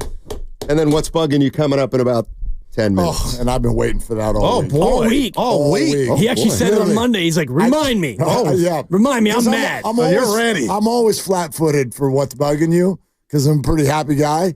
And then, this happened on Monday. So I texted the whole show team. Remind me. I can't wait. Because I got my thing for Friday already. It's a good one. Yeah, it's a good one. Anyway. Unlike the Warriors game, which wasn't a good one. Not a good one. It's a good transition right there. Thank you. Thank you very much. I'm down. How can you not be? How can you not be? Curry didn't score. Right. A bucket, a field goal. In 2 points. Yeah, but you know about field goal. Draymond had the Blutarski, for those of us who remember. Oh, yes. 0.00. No points, no rebs, no assists. He had nothing. NBA record. He had nothing. He had some field goal attempts. He sure did. Yeah. And he also had a moment where he got absolutely clowned by a 7'2" rookie who he already grabbed his ankle, and many people thought he should have been suspended or arrested. And then Draymond gets his shot blocked, and he runs down, and he tries to, what are you trying to do to Zach Edey? And Zach Edey looked at him like, little dude, He did look what are at you going him. to do? He gave him the look like, come on, little man. Dude, you guys are getting crushed. The weird thing about that game is that's the effort you would expect in game 6 of a 6-game road trip. Right. When you're exhausted. They hadn't played since Sunday. They haven't played.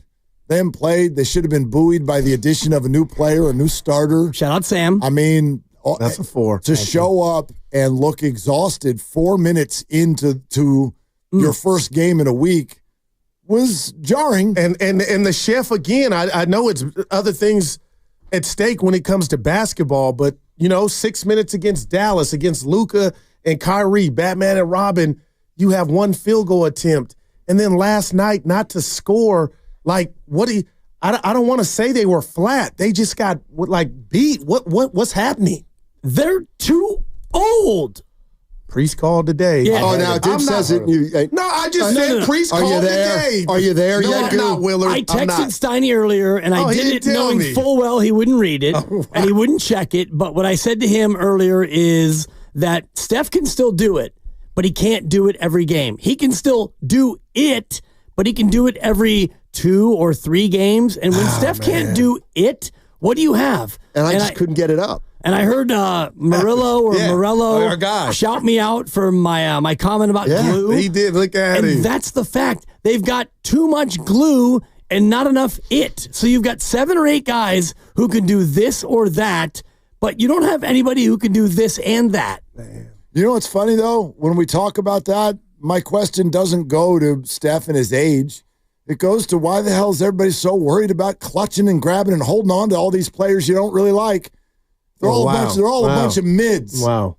If they're all a bunch of mids, then what are we worried about? I'm not saying that Kuminga's a mid. I'm saying he's a 22-year-old who might be something. And you have. Yeah. And you said when Steph leaves, they have nothing. Yes. And you and I disagree about that. I'm and in again, that camp. not nothing on an individual by individual basis. He's a good player. He may become better, but at the example I want to use that I used yesterday, LaMelo Ball averages 30 a game. Their team can't win a game. So who cares if you have one good player?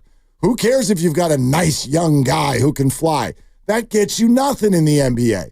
The whole thing is going to need to be rebooted at some point. So if we meet you guys halfway and go, you know what? You're right. This is a Hail Mary at best. They are way too old. Then I would just offer you, why don't you want to trade them then? Because if you really want to, I don't know why everyone's so freaking excited about this rebuild that apparently is being pushed off for another year. Because aren't those fun? The Spurs have had a great time the last 5 years, right? They're having fun now. Are they? They're still mid. They still don't have a winning record. But they have a box office player who so people are excited about. So the Warriors. Which is why you don't trade him. And you just answered your own question with our little back and forth. So now the Warriors season is a sideshow. This is an exhibition. Well, what was last year? I don't know. They're Last trying year to do was something. a sideshow. It was an exhibition. No, but that's hindsight. Well, That's hindsight is 50-50. But you didn't know as that. you know. You didn't know that in the middle of it, and you didn't know Draymond was going to get suspended and miss almost a third of the year and all those things. Like, every year has its own story. Well, you don't know what this year will be. I just don't. That's all I'm saying. I don't understand if we're going to sit here and go on the premise of Steph doesn't have enough help. Then what are you worried about giving up? Who cares? What do you have? That's where I'm at. What do you have? Brandon Pajemski and Jonathan Kuminga.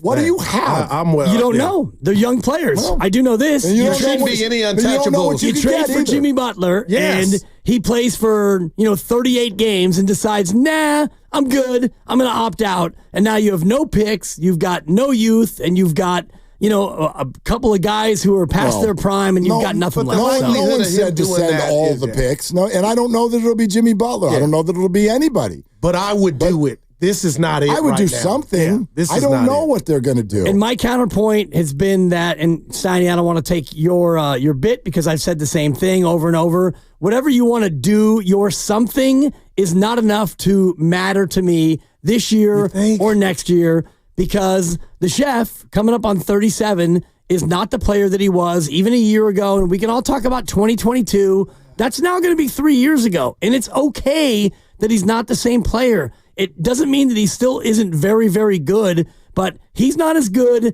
They're not as good. And you know what? Everyone else is better. That's the thing that no one wants to talk about. Not everyone else. Memphis is better. Houston is better. Right OKC is better. Minnesota is better. Denver's better. Phoenix is better. They've been better than Houston every time they've played this year. Except last time. They're 2-1, and we all know damn well that the ending was controversial. Memphis. And Memphis came out they're playing took really you well. by the short hairs, and you had no chance. And you got Minnesota coming up, and Minnesota is better than you. Too, though. I don't know. The way I look at it is if 12-3 was a moment in time, why can't this be? It can be. Okay. But 12-3 was built on Utah and Portland. So if you want to talk about, if you want to talk about the mirage of that 12-3, look at the teams they beat in that 12-3. Yeah, they beat Boston. There's some of that. Ooh, they beat Boston. Yep, You're right. They beat Houston twice. Yeah, they sure did. Okay, they beat Oklahoma City. They beat Dallas. They beat Memphis. I don't know what they beat Utah and New Orleans 5 times combined. Utah, New Orleans 3 times. No, 4 times. Yeah. It was 3 New Orleans. So 4 of their 12 was against teams that haven't really beaten anyone else. I just rolled off a good number of those are good teams. Right. And so you have an older team, good in the beginning, coming off a week of let's get refreshed with a new player and let's practice, and you come out and you absolutely Casey Schmidt the bed. Down 57. I mean, there's nothing's going to change the embarrassment of last night. You had a week off. Right. And that's what you showed up with? Yes. My God. It was awful. Let's go trade for Jimmy Butler. It's one game. Yeah. It's one game. It was one game. It's not like they're losing. It's I'm one with game. you, man. This is complete and total stinker of the decade. It's one thing to lose a game on the road. It's another game to lose, like that. Yeah. And I get that Schröder wasn't really comfortable. He didn't fit. And, I look at the way they guarded Steph Curry. And if I'm looking at, like the Niners, you look at the Niners going up against defenses, play man. They can't beat you. And that has not been solved. And you look at how to stop Steph Curry, just have one guy, follow him everywhere and, top lock him and deny him and let the other guys beat you, and they won't. If I had another 20-point per night scorer on the team, that might change the way he got defended. Yeah, you do. You don't. Pods at 21. No, per night. You're welcome. Per night. Thank you. I hated he I had to scored do it. that. Not one night, per night. Right? Yeah, per night. Well, That's you all had I'm Jordan saying. Poole, Listen, and I heard you earlier talking about Jordan Poole. when does it? Again, it's just a part of the history. I know you hated him, Willard, but at the end of the day, you could use his skill set. That's all. No, you can't. What you mean? No, you can't. No, you can't. Hey, they won You're last night. hemorrhaging for scoring. That's like there's empty points and then there's real points. Jordan Poole is first of all is a wasteland on one end of the court, which is where I would actually be concerned right now. 287 points in 2 games. What you've seen the last 2 games defensively is where my mind is. 287. It's not about the offense, which takes nights off or whatever. And by the way, look good against Dallas. You score 133 points and still lose by double digits. That's where my thoughts. So I don't want more Jordan Pooles. Good Lord. Not a smart basketball player. You can score. A lot of guys can score in the league. But anyway, that's just, Hey, Yeah. Real quick, who's enjoying these bouts of rain and cold weather we've been experiencing? The weather isn't the only thing to worry about. We also have to worry about ant and rodent season. If these pets, if they've made their way into your home and they're looking for shelter from the rain and the cold, Atco Pest Control, they have comprehensive solutions. From effective ant treatments to rodent eradication, which is an eradication sensation, and exclusion work. I love the word exclusion. Atco can take care of what's bugging you. Call Atco Pest Control or fill out a service request online at atcopestcontrol.com. It's the What's Bugging You segment. I'll start. Although I wanted him to be here. I wanted Evan to be here because he told me something. Well, then let Mark start. Did Evan go home? Oh, man. He's doing something. Oh, yeah. You want me to stall for you? Sure. Okay. Mark's got a good one. I've been ramping up for this. Okay. Yeah, all week. Corporations of America. Listen. I'm not here for the capitalism slander. It's not capitalism. This is Christmas. Okay? If you want to do this the other 11 months of the year, you can. I still think it's stupid because people have birthdays in all 12 months. But for the love of God, when you are the father of 3 children and you're gone all afternoon and you come home this time of year, very blessed, very thankful, 3 or 4 packages are in front of the door every day. When your wrapping paper is filled around the product with your store name listed all over the place, guess what? They know what you got them for Christmas. Why is it so hard to just put a brown box or a brown bag at the doorstep? What's in the box? Why? This is not advertisement time. It's just on my doorstep. In fact, I don't want to advertise that something's on the doorstep because someone walking by might get interested. Can you please stop labeling your stupid packages with what you are, because people inside the house who have asked for things for the holidays now know what they're getting. Is that so hard? How old's your son? I got 10, I got 15, and I got 17. Okay, let's talk about the 17-year-old, and I think Guru can speak to this. If you want to solve that problem, yes, I've got a great gift for the 17-year-old, and it's called Blue Chew. It comes in discreet packaging, doesn't it, Goo? Nice. He won't know what it is. Did you just suggest that I get my son Blue Chew for Christmas? I'm just saying he won't know what it is from the outside. That's fair. I bet it would have been like the want ads. Come on. Or that too. Or an ad for like the military. Like, go ahead and enlist, my man. I mean, just please, what is this discreet packaging? Is that so hard? Thank you, Amazon. Every time you show up, you're from Amazon, which literally is an advertisement that's like, that could be anything. It could be anything. Yep. Yeah. Please. I get that. Good Lord. Here's what's bugging me, and I found this out this morning from our great producer, Evan Giddings. I can't believe he's one of my favorite people. Evan Giddings. But he's bugging me today. Randy Bennett, the head coach of St. Mary's. Yeah. Do you realize Evan told me this morning he doesn't talk to the media? Wait, what? He never talks to the media. After games? After games. He comes on shows. We've had him He comes on shows when they make the tournament. Oh, that's the only time? That's the only time. He doesn't speak after games. You have to go to the associate head coach, apparently. He's got no press conferences. Why is that bugging you? Come on, Randy. He's he's a gem in the Bay Area. Isn't that a rule? Not in college. I thought so. Haterade. Randy, let's get to the bottom of this Mahaney transfer. I mean, let's go. Come on, Randy. You so busy? Throw us a bone. I love hearing Randy talk basketball. Kyle Shanahan is like, I'm sorry, what did you say he does? Right. And Kyle spoke today. We're going to get into it. Possibly. Yeah, again. Everything. Talk about, scheme and mustaches were the two headlines. Scheme and mustaches. All right. Yeah. So, I like that one. That was good. Yeah. Denver Broncos once had a running back. His name was Reuben Drones. But what's going on with drones in our world has me scared, and I'm sick of it. What's happening with all these drones and these videos that I'm seeing?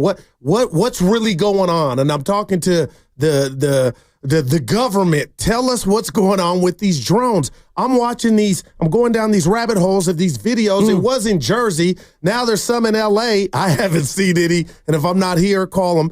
But where are we at with the drones? What's happening? Because I feel like something's going on. They're not telling us. What are you seeing? I don't even know. Like what? You haven't seen like the UFO, the drones all over? Okay. Educate me. Okay. Educate me. Well, there's videos floating in New Jersey. Okay. But now they got some in L.A.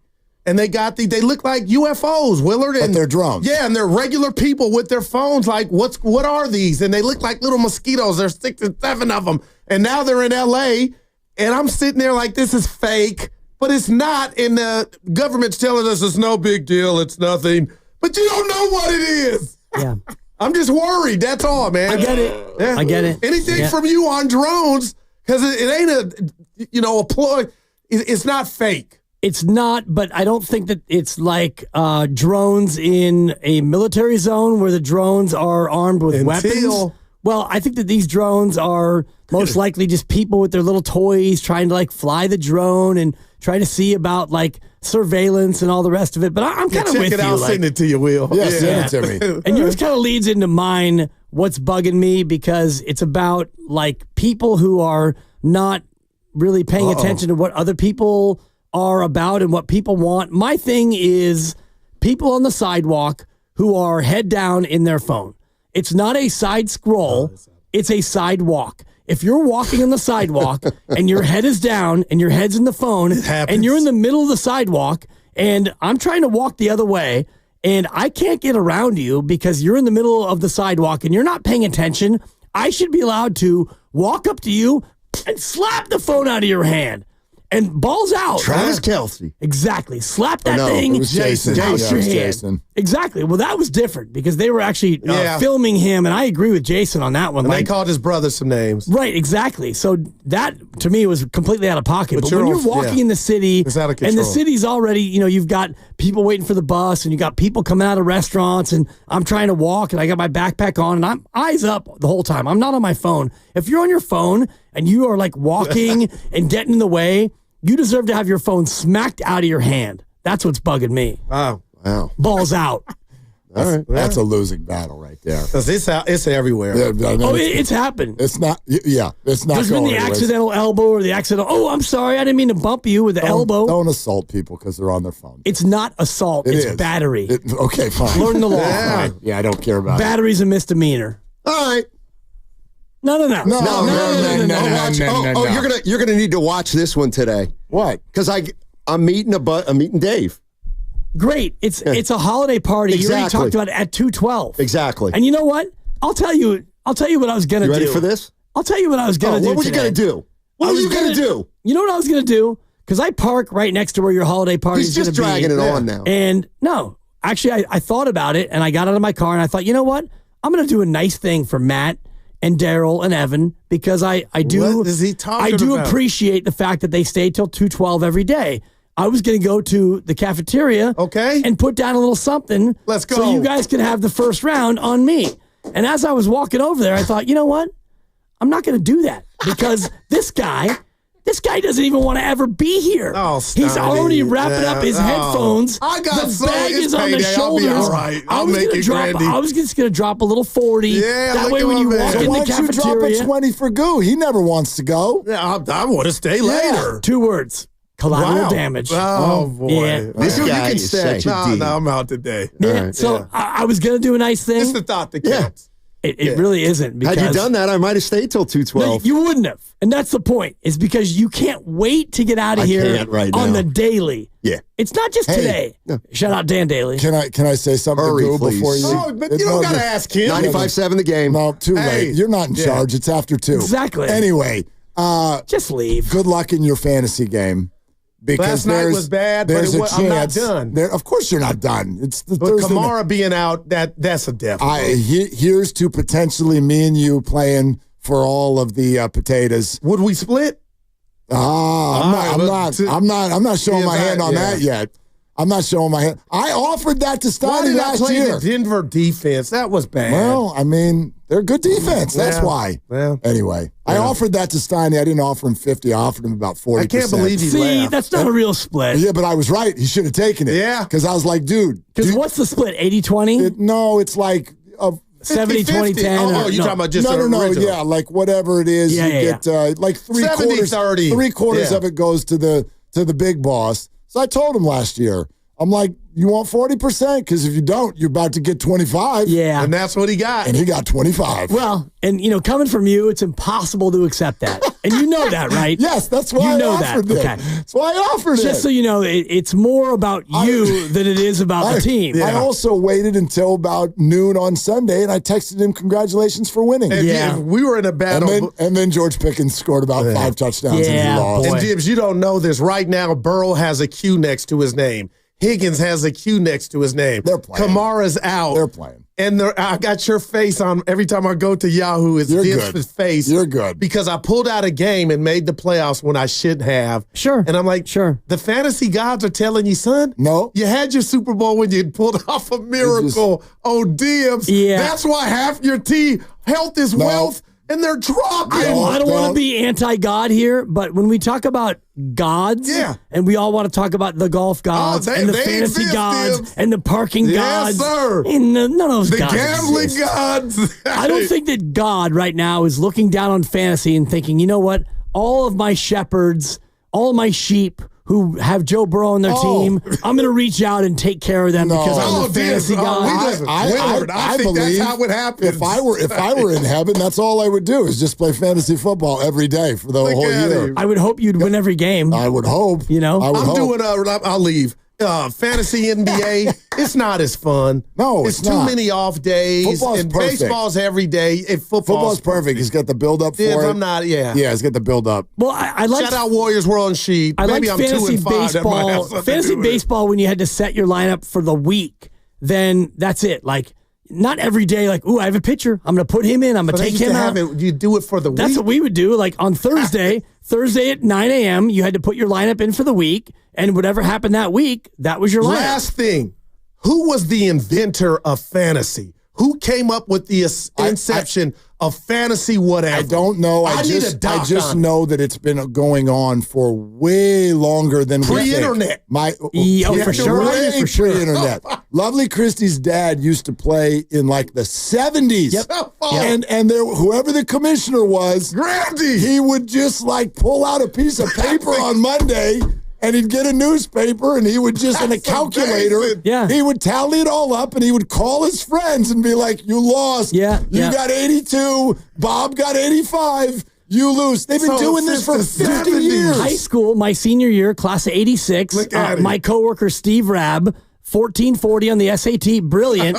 We had a fantasy baseball league. He would do it on binder paper with a pencil and an eraser. Come on, man. Every morning, chronicle, box scores. Sporting Greed. Do the math. So exactly. if you're in a league where somebody was like, I don't like the ESPN app. Let's do Yahoo next. Shut up.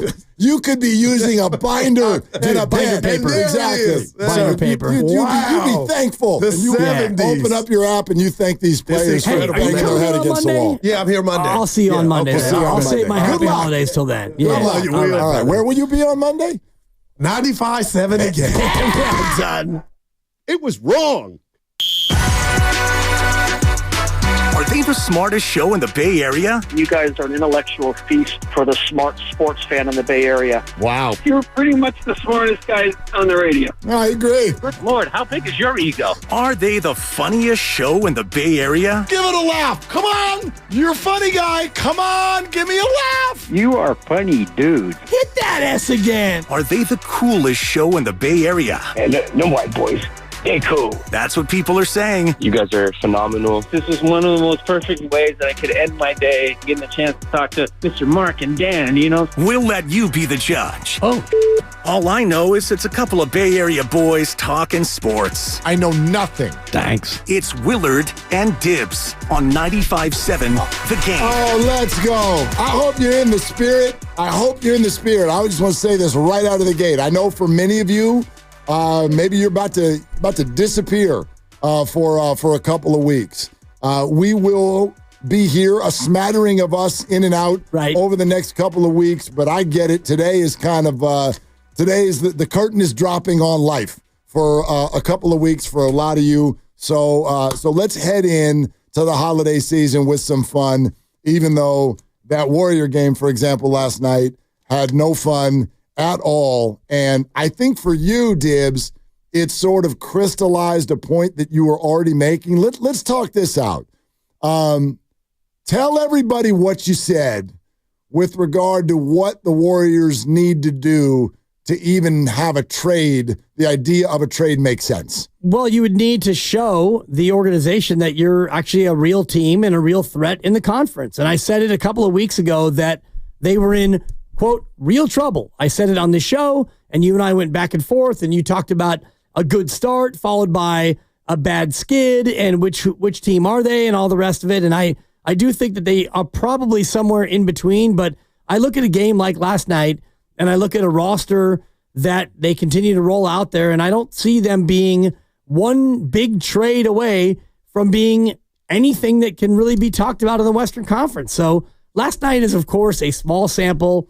The Dennis Schröder era did not begin very well, and Draymond was terrible. Steph was no better, and everyone was pretty much bad except for Andrew Wiggins and Pods in garbage time. But I look at this team, and I don't see them as one trade away or two big moves away from doing anything. So what are we even talking about here? We're talking about what is probably, in my opinion and theirs, the only thing that actually makes sense. Because even if I accept some of what you're saying, like I want to do that real quick, okay? If you think the Warriors are too old, you're probably right. You're probably right. If you think that this isn't heading anywhere special, you're probably right. If there's no great move, turnkey out there, you might be right. You might be right. But Dibbs, like hell, I'm going to try. I'm going to try because you know what else I think is probably right? You probably don't have anything right now on the roster that's really all that worth your time and freaking out about for 2028 and beyond. You really don't. And I try to say that repeatedly without it sort of like being offensive sounding to the likes of Jonathan Kuminga or Moses Moody or Brandon Pajemski or Trace Jackson Davis or anybody else. That's my response. If you think there's not enough around Steph, then why are you so worried about giving him up? Because even though you're probably right, Dibbs, you might be wrong. You might, because we're reacting to something that doesn't exist yet. We're reacting to a trade or a series of trades that we don't know what they are yet. We're reacting to what we've seen, though. No, but we don't know who that person is. What if it is more of a, I know you like Vucevic, don't you? Sure. Okay, what if it's more of a middling deal for Vucevic? But you got to give up some assets. No, like here. So you get Vucevic and you get Cam Johnson. Let's see what happens. Right. Like here's what I would say. You're essentially throwing out there that this Warrior roster needs to earn the right for the team to make a trade. Right. And my response to that would be Steph Curry has earned that for the last 10 years. He has already earned that. Even if this is farcical, even if this feels like a Hail Mary, even if it feels stupid, even if it feels like it is something that could bite you a little bit down the road, that's where I stand. They have earned it. Number 30 has earned the right for them to at least try to do something. To gut the future for a Hail Mary. What future? Well, and that's where you and I disagree, because you could talk about the future and we don't know, just like we don't know what the move would be. We don't know how much better Jonathan Kuminga will be, Pods, TJD, Moody, the picks that you have. We have no idea what those will be. Those players could all get better. They could all ascend and be better players. I hope that they will. They should. And those picks can be actually winning picks. They don't all have to be James Wiseman and Justinian Jessup. They could be picks that actually land and are good players. I'm not even suggesting you got to give all the picks up. You know what I'm saying? Well, like, you'll again, have to give up some picks. Something. And some players. I don't know. They got Dennis Schröder without giving up any picks. And how's that working for you? Well, I don't know. Well, it's one game. 1. Yeah. Well, 0 for 1. Okay. Can we say 0 for 1? Sure. Without being too critical of Dennis? No, last night was literally one of the more embarrassing games of the entire Steph era. 4th worst loss in Warrior history. I mean, well, God, if there's ever... Now, I don't get it either. Off of a layoff, I don't get it either. But if there's ever a night to just flick the bug off your shoulder, that's it. I mean, I don't see it that way. It's only the second time they've been blown out this year. I don't, do you suddenly have thoughts that that's what they're going to look like going forward? How can you, after a week off, give that effort? I don't know. That to me is a bigger question. And we can talk about flicking off all we want to, flick it off. It's just one game. And you're right. It's 1 of 82, which is about 1.4% of the schedule. That's fair, but you're coming off a week break. You have a new player. You had a bunch of practice, and you go into Memphis, and you got absolutely run out of the gym from the opening tip. Yeah. You showed no effort. Very surprised. You showed no enthusiasm. You showed no offense.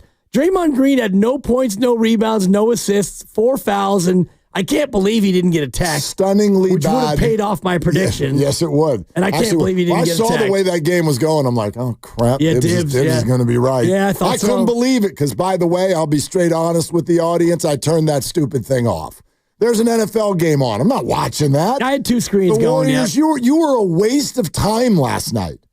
You were a waste of time.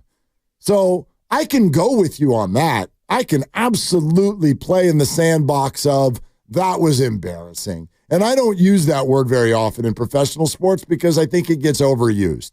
It's not embarrassing usually to, like the 49ers this year. I don't find that embarrassing. It's frustrating. Yeah. It's disappointing. Buffalo was a little embarrassing. Well, yeah, like you're in a snowstorm, blah, blah, blah, like weird stuff, whatever. But I don't find it embarrassing when other good teams with millionaire athletes outplay That's you. fair, yeah. But I'm the with Ram you. game was not embarrassing. No, it was boring. They beat you. They were just a little bit better than you. 12-6 is a hard score to utter, but I don't usually use the word embarrassing. Last night, that's kind of embarrassing. You lose by 50? Yeah. That's hard to do in and the NBA. And you were down by 57. Right. Like, it's hard your best player, the best player in franchise history, could not make a basket, and your Hall of Famer had no points, no rebounds, no assists, and 4 fouls. That's embarrassing. I'm interested in this concept you're bringing up, and I think we would love to sort of get a finger on the pulse of the audience. 888-957-9570. Do the Warriors need to earn a trade? Do they need to play sort of, quote, well enough in order to earn a trade? And if they don't, then just stand pat. I will admit, I understand where you're coming from. Right. I really do. And I get what you're saying about Steph and what he is accumulated and what he's earned and everything he's done for this franchise. That matters when it comes to this sort of a conversation. But for me, when you look at heading to the deadline, if you're this team, then for me, you're not going to sacrifice your future just because Steph's been really good. I mean, look, put it this way. I'll move over to your side of the fence if we see a lot more of that over the next month and a half. I don't think we're going to. I don't think they're going to lose by 50 again. I really don't. No, but you've lost 9 of 11. You know, they were 46-win team last year, and I'm remembering a game against the New Orleans Pelicans last year where something like this happened. And I can't remember what the final score was. Let me see if I can find it, actually, because I feel like it was sort of right around the same time of year. And I feel like it was here at Chase. Yeah, they lost by 36 on January 10th. There it is. All right, so it was a little later in the year. To 17-20. There you go. 17-20 and lost by 36 on your home floor to just kind of a mediocre basketball team. Yep. Like an okay team. The Pelicans were okay last year. Another play-in team. That felt like rock bottom. And whether you liked the way it went from there, and obviously they didn't even end up making the playoffs, but from that 17-20 embarrassing moment, they became a 46-36 basketball team that had a shot to work their way into the postseason. This team has a better record than that. We'll see where they are after 37 games. Right now, they haven't played that many. But this team has been better than that team. And maybe this is their rock bottom. Maybe it is. I don't think they're going to lose by 50 again, but I'll move over to you. I'll at least meet you somewhere over in your area code if the Warriors just literally lose almost every game, which is what they're doing right now. Well, I don't think that's going to continue. The next 6 are at Minnesota, Indiana, a team kind of like you, the Lakers, the Clippers, the Suns, and the Cavs. And the Cavs are the best team in basketball. Really good. The Suns are also very good. And, you got the Lakers on Christmas. You go to LA to take on the Clippers, a team that, is right kind of in the same range as you, fighting for survival. So the next 6 games to me tell you a lot about who you are as a team as Schröder starts to become more acclimated with the Warriors. Maybe. I mean, I don't know. What if you come out of there 3-3? Right. Then for me, you're the same team that I said you were. Okay, and so that's not enough for a trade? No. I mean, you're an over 500 team as you move into the new year. We know that the Boston Celtics 3 seasons ago met you in the finals and almost had your number. And in late January, they were 500 team. Yeah, different thing though. Completely different team. That's a team that was younger and trying to find its way. Yeah. This is a team where you've got your number 1 star who's having the worst year he's had in 10 years, and your number 2 star who is coming off a 0-0 game, and he's already, struggling with his physicality, and you've got a bunch of, for me, not nobodies, that's a little bit unfair, but you've got a bunch of, bit players behind your best player who's no longer an elite player. Which I continue. Every time you say that, my response is then, what are you worried about giving them up for? Giving who up for? All these middling players behind Steph. Why because are you these worried? middling players might be better. And the guys you're trying to give up are guys who are young players who have more of a future than Steph and Draymond. That's I can fight your might with another might. Because we're assessing a roster that in theory would be different. If you add another 1 or 2 significant changes, we would have to reassess. You could sit here and say Steph Curry can't do it at this age, and I think I can respond to that and say that's precisely why they need to go find somebody else who can take the pressure off of him. They just did. No, not really. And that's one game. 18 a night. Yeah, for a Brooklyn team. I don't think he's going to score 18 a night here. I get where you're coming from. I hope he gets more than 5 a night. Yeah, me too. No, we got problems. For sure we do. Look, if anything looks like last night, they got all kinds of problems. But that's a start. But look, more is needed. The defense is going to continue to throw everything at Steph until there's another option that penalizes them for that. And I'm sorry, Kuminga fans, he's not it. He's not it. And I don't want to sit here, and neither does Steph, by the way, for the rest of his career, wondering what Jonathan might be someday. It's just not worth it to me. I've said this to you a couple of times the last few days. I'm willing to be wrong. If he becomes a wonderful player someday and you regret moving on from him and you did it in an effort to help your generational star, I'm willing to accept that. But let's focus in on that idea of, do the Warriors need to earn a trade? What do you think about that? Yes or no? 888-957-9570. We will take your calls. Monty Poole's going to join us in about 5 minutes, and so we'll get his perspective, but then we're going to get your calls. We'll also let you hear what Draymond said when he was asked if this is rock bottom. We're sponsored by Lucky California. Happy Friday, everyone. It's Willard and Dibs. The perfect holiday meal starts at Lucky's with beef bone-in ribeye roast, only $5.97 per pound with digital coupon limit 1, or cooked spiral sliced bone-in hickory half ham, $1.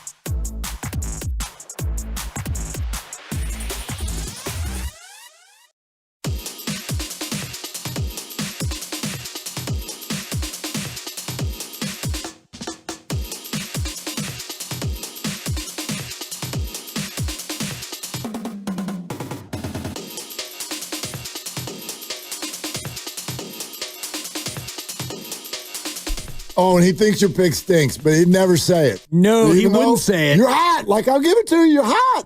I told, like last night, I went with you now. You better have. Yeah. Yep. Charges -2.5. Good pick, Dibs. Lucas tried to fade me. Grandy, you weren't here. You were under the weather, but Lucas tried to like fake fade me. And I called him out. I'm like, I don't believe you. I don't, but like you don't. It was so half-hearted. Yeah. Yeah. Tell me about the spreadsheet now, Grandy. Yeah. You won't. Yeah, 4 in a row. I wasn't even here yesterday. What do you want from me? I want you to show up ready to work. Don't come down Grandy's road. I will. The man had a sore throat, and he absolutely will tell you your record is over 500 now. When I showed up with a sore throat, he couldn't wait to vote me off the island. You should never show up with a sore throat because you get mad when other people do. Well, and I'm just going to say this. You shouldn't. It's a little hypocritical. Just a little bit. Well, it's only hypocritical if I show up sick because I have a 2-year-old and there's a certain strain of virus going around her school. And there's a certain always is.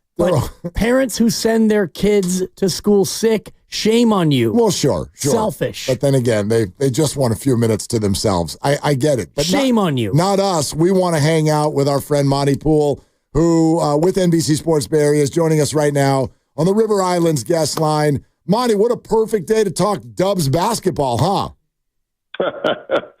Well, I'm not sure they would agree with that, but yeah, not so bad. I mean, my gosh. Like, okay, so one night, just brush your shoulder off, forget it, move on, or do we have legitimately some signs of major concern here? What do you think? Yeah, I mean, there are some signs of concern because, this is looking at a game that they practically did not show up. There was all this talk about setting an early defensive tone, which they didn't do against Dallas on Sunday. And Steve Kerr was like, yeah, we are a defensive team. That's what we have to hang our hats on. And they had a couple of days of practice. They had one game over a 7-day period. And so they had a little bit of time to sort of pull some things together. And then to see that performance last night, yeah, it has to put you on alert. I'm curious to see how they respond tomorrow in Minnesota. If they lose again, if they lose big again, yeah, then sound the sirens, sound the alarms because you got real problems. If they play well and lose, then I think you can ease up a little bit and see where it's going because it's going to take some time for Dennis Schröder to be able to assimilate himself with this group. He's playing with a totally different team in Brooklyn. Basically, the last 4 or 5 days for him have been a whirlwind. Yeah, he had about maybe 2 hours worth of practice time with these guys. And he was in the starting lineup last night, and he didn't play well. But who did besides Wiggins? So yeah, I think you don't want to overreact. But at the same time, you got to be on alert to see what happens tomorrow night because if they get blown out again tomorrow night, wow, that's a real problem. Yeah, and it's been kind of a real skid. And Mark and I have been going back and forth about the idea of has Steph earned enough over the course of his year to warrant them to make a move ahead of the deadline if the team is not doing much better. I'm more interested, Monty, in about what you're seeing in how teams are defending Steph, because it seems to me more and more that teams are willing to, top lock him and guard him for 94 feet and really take him out of the game. Are the Warriors not adjusting to this new defensive approach on Steph? Well, yeah, I think that's part of the issue. That's happened before.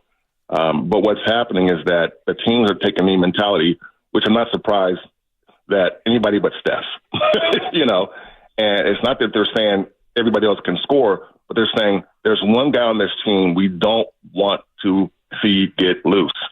And you're seeing that a lot now. And Steph is, he's one of those guys that we know he's had some knee issues, both knees. And so you've got some issues there that he doesn't really want to get into. Steph is one of those people who just doesn't even acknowledge his injuries. And so I have no doubt that he's playing through something.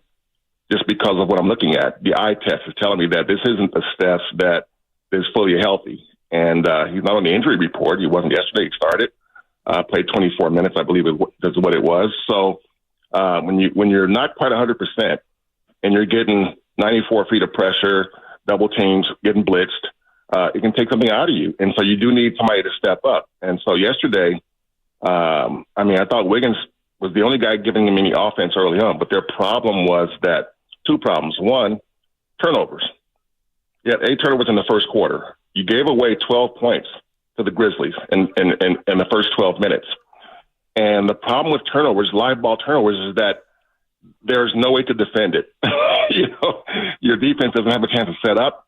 Might be able to scramble back and maybe get something, but the Grizzlies shot 9 of 10 on fast break points. Guess what most of those were? Live ball turnovers. Yep. And you can't defend them. So if you shoot 90% in any part of your game, you're probably going to win. And so the offensive, the poor play on offense was accentuated by the fact that the offense was committing so many turnovers that led to points the other way. So you're looking at a team yesterday that didn't bring offense because it was bad, and the defense, again, the defense didn't look good, but it's worse, made worse by the fact that there were so many turnovers that allowed Grizzlies to go the other way and get easy buckets. Monty Poole, NBC Sports Bay Area, is with us. Monty, when you see the Warriors play like they are now, I wonder what you think the organization thinks. In other words, the worse they play, does that make them think, hey, we have got to make a trade? Or does that make them think, boy, we shouldn't make a trade because it's not worth it to go for something that's not going well? Well, I think that's a process they're in right now. Make no mistake, though, Joe Lacob, the CEO, is very much, he's as ambitious as they come. He's not a guy who accepts losing unless you tell him, here's why we're losing, because Steph's out, Draymond's out, Wiggins is out, then okay. But when he looks out there and he sees the only guy on the injury report is Moses Moody, and you're losing like that, yeah, he is not going to be a happy guy. And so Mike Dunleavy has made it clear that, the Schröder trade was a good trade, a sharp trade, a smart trade. It made sense given that they lost Melton, and he sort of replaces that. But they're not done, and the question is, what can they get and what are they willing to give up? And I've been of the opinion that, it's hard to get a real an impact player, a real difference maker, without giving up Kuminga. And I know that's not something that Joe wants to do, but I do also know that the organization is, there's some people who think JK can be an all-star, and others are skeptical still. And after 4 years, I get that side, because you watch them play, and sometimes he looks good and sometimes he doesn't. And I think if you're Steve Kerr or Mike Dunleavy, that's what you have to figure out. He had this little audition here for a couple of weeks where he was starting in the lineup. He was in the starting lineup, and let's see what he does for us.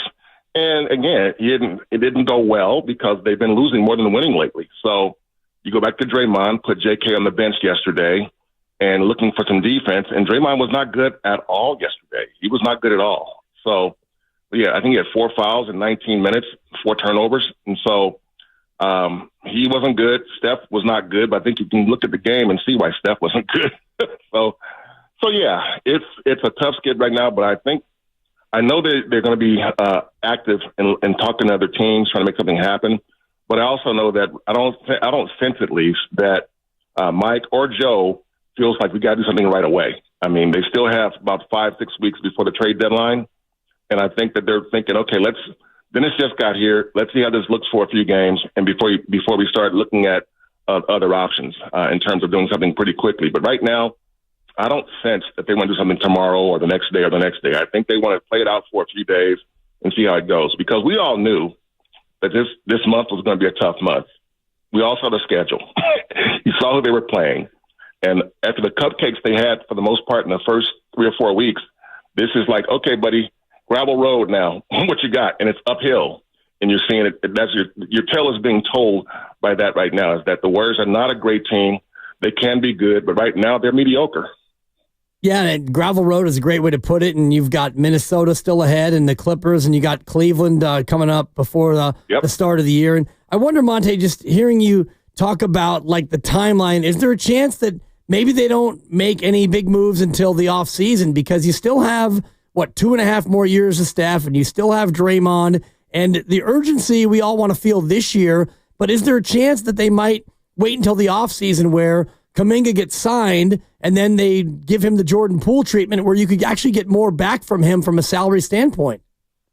No, I mean, that's on the table too.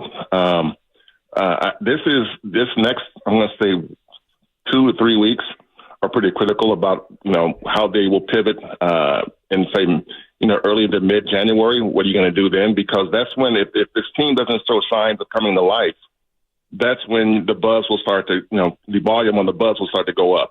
And whether they make a move in 2 weeks or 4 weeks or just ahead of the deadline or, maybe in the offseason, I do sense that they will definitely try to make a move before the deadline. But I think that more than likely that move is still, not imminent. I'd be surprised if they did something in the next week or so. I think it's going to be a little more time. They want to see how it goes with what they have right now because they have to know they're not as good as they were when they started because they played a lot of teams that weren't very good. And they're not as bad as they are right now. They just look bad. And they looked really bad the last couple of nights. So I don't sense that they are pushing the panic button just yet. And I don't see that from Mike. I don't see it from Joe. They're trying to do some problem solving. And the question is, will those problems how long will it take to solve those problems if they ever get solved at all? Monty, how real is the Jimmy Butler talk? Everything that I've heard, rumors, whispers, and the whole nine indicates that, yeah, Jimmy Butler is nice in theory. The concept of having Jimmy Butler on your team is good because he's well known as one of those players who really gets up for the postseason. But everything that I've heard is that the Warriors are kind of skittish about his availability. This is a team that, the last couple of years, when Wiggins was out, they missed him. What happens if Steph goes out. And so they want to make sure that they want to feel like he can be there for them. And availability has been the problem with him in Miami. That's why he got on the bad side of Pat Riley. Pat's like, yeah, Jimmy's great, but we don't always see him. And if you're the Warriors, and you just went through this with Melton a little bit, they knew it was a risk because he had a back issue last year. But they thought, no, let's give it a shot because if he's healthy, he can really help us, which is true. But D'Anthony Melton is a lot different from Jimmy Butler in terms of Jimmy Butler makes 4 times the money, first of all.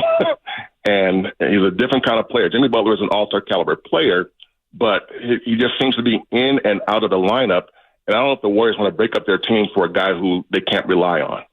Yeah, and that's fair. I mean, especially if he decides that he doesn't want to opt in next year, so now it becomes a 3-month rental. The thing that's sticking with me, Monty, is the idea of Steph Curry and whether or not he can still, quote-unquote, do it. Because at times, yes, he can do it. He can still be one of the top 5 players in the association. But do you look at Steph now, coming up on 37, as a guy who can night in and night out carry a team to be a legitimate, deep playoff team? No, he's got to have help. They know that. The Warriors are aware of that. They're looking at Steph and Draymond in the same vein that Greg Popovich looked at Tim Duncan, Tony Parker, Manu Ginobili toward the end of their careers. Let's bring their minutes down to the high 20s, low 30s, and put some guys around them. The Spurs got lucky in getting Kawhi Leonard, and so he was able to lead them to one more championship with that group. And Kawhi was huge for that team. If they didn't have him, that championship was not going to happen. But if you're the Warriors, you understand what Steph and Draymond have done for you. You're not going to short-shrift them now. You understand how important they are. So you want to keep them. You want to preserve them every chance you get. But at the same time, you're not going to give up on them. I mean, I heard somebody yesterday saying, "Oh, maybe it's time to trade. Make a big trade." There are some guys in the NBA you just don't trade, and number 30 is one of those guys. You just don't. I mean, the Lakers. Remember the talk back in the day about the Lakers maybe trading Kobe. Kobe wanted out. Wanted out. Can you think of how silly that would have been? And that was never going to happen. It was never going to happen. And to me, Steph is much in the same status. A guy that you don't trade because of what he's meant to this franchise. The Warriors are the number one, the most valued franchise in the NBA, and second in all of American sports. How much of that happens without number 30? Yeah, none of it. None of it. Yeah. So they understand that part of it, too. He is his own economy. And as long as they have him on their team, which I believe will be as long as he's playing in the NBA, he's going to be there. He's not going anywhere. And Draymond, to a lesser degree, yeah, maybe Draymond at some point. But the question with Draymond has always been, what's his value to other teams? We know what he means to the Warriors, but what do you mean as much to another team? And I think that's a fair question to ask. Monty Poole, NBC Sports Bay Area. Monty, this might be a rabbit hole, but I hear people talking about it, so I'd love to get your insight. Can we go back to the offseason? based on your knowledge, the chasing of Lauri Markkanen, how real was it? And if it broke down, did it break down because Danny wanted too many draft picks, or was Brandon Podziemski actually the linchpin that he was rumored to be? It broke down because Danny wanted too much. and I think the Warriors knew that. Anybody who's dealt with Danny before knows he's going to try and fleece you. And the Warriors looking at Lauri Markkanen and saying he's a nice number 2 or number 3 guy. He's long. We could use his length. But we don't want to break up our future nucleus for that. And now I don't know how good Podziemski is going to be in 3 years, but they think highly of him. I need to see more. And so you're looking at Podziemski and Kuminga. Those are 2 guys that the Warriors look at and say, these guys can be with us for the long term. And I think when Brandon's really good, when he's at his best, yeah, I love him. When he's at his best, he reminds me a little bit of Ginobili when he was playing for the Spurs. A guy who's not super big, but always gets in the way, makes good things happen. But Kuminga is different. Kuminga's a different athlete, and wondering what to do with him is sort of where they are right now. And but the trade, the Markkanen trade was discussed, and the Warriors were very interested. But when you deal with Danny Ainge, you got to know that what he wants, and he's probably going to want too much. And sometimes it's better to walk away when you talk to that guy. Is there a certain reluctance around the league accordingly to maybe give the Warriors, not a sweetheart deal, but to just deal with the Warriors in general because of all the success that they've had? I sense that, yes. And not that they won't deal with them at all, but yeah, they don't want to do the Warriors any quote unquote favors. It has to be a tit for tat. Okay, if you want our guy, give us your guy. And that's the issue. And part of that is because the success they've had and where this franchise has gone. If you've been around the Bay Area long enough, there was a time when the Warriors were a backwater in the NBA. They were like, nobody wanted to come here, and they were always losing. Ownership was bad, and they couldn't retain stars. Gilbert Arenas got going here, and he said, I'm out of here. Chris Cohan wouldn't even shake my hand, So where they've come to, where they are now, and you say to yourself, well, you give them a chance. This franchise has really blossomed from the bottom 5 of the league to the top 2 in the league. And so I just think that they got to have one eye on the future because Steph is not going to play forever. And, they're on Christmas Day again this year, 12th in a row. And ask yourself, will this Christmas Day game streak continue if number 30 is not there? I got to say no. And if you're looking at that, that means that they're not in the championship picture. They're not right now, and they won't be unless they make another big move. Monty, it's wonderful to have you at a time where the frustrations and the questions and everything are at a real high after last night. So thanks for doing it, man. You got it, guys. Take care. Okay, you thanks, too. Monty. Yep, happy holidays, Monty Poole, NBC Sports Bay Area. Yeah. Well, and I did want to ask him about trade timelines because a lot of us are so hell bent on this deadline, this urgency, and all the rest of it. It's okay for them to go through this whole year and not make a deal, but then make a deal in the offseason that does exactly what people want them to do now. Because I do think that, and I'm thinking about Jordan Poole and what they did, not to Jordan Poole, but with Jordan Poole. They paid him, they traded him, and as we talk about Jonathan Kuminga, for me, there is value in doing that with Kuminga. If you don't absolutely love him for the future, why not wait till the offseason, pay him $27.5 a year, and then you can trade him for a player who's making $27.5. Yeah, because it's all about A, who's available coming back, and B, it's easy for you to say it's okay to wait. I don't think Steph agrees with you. You know what I mean? Fair, but he's got 2.5 more years, so. But my God, that's not a lot. You're not going to put it this way. I agree with you, provided that they're not passing on a deal that comes earlier that they actually think can help. And listen, we've talked to every opinion is completely valid here. I can easily see both sides.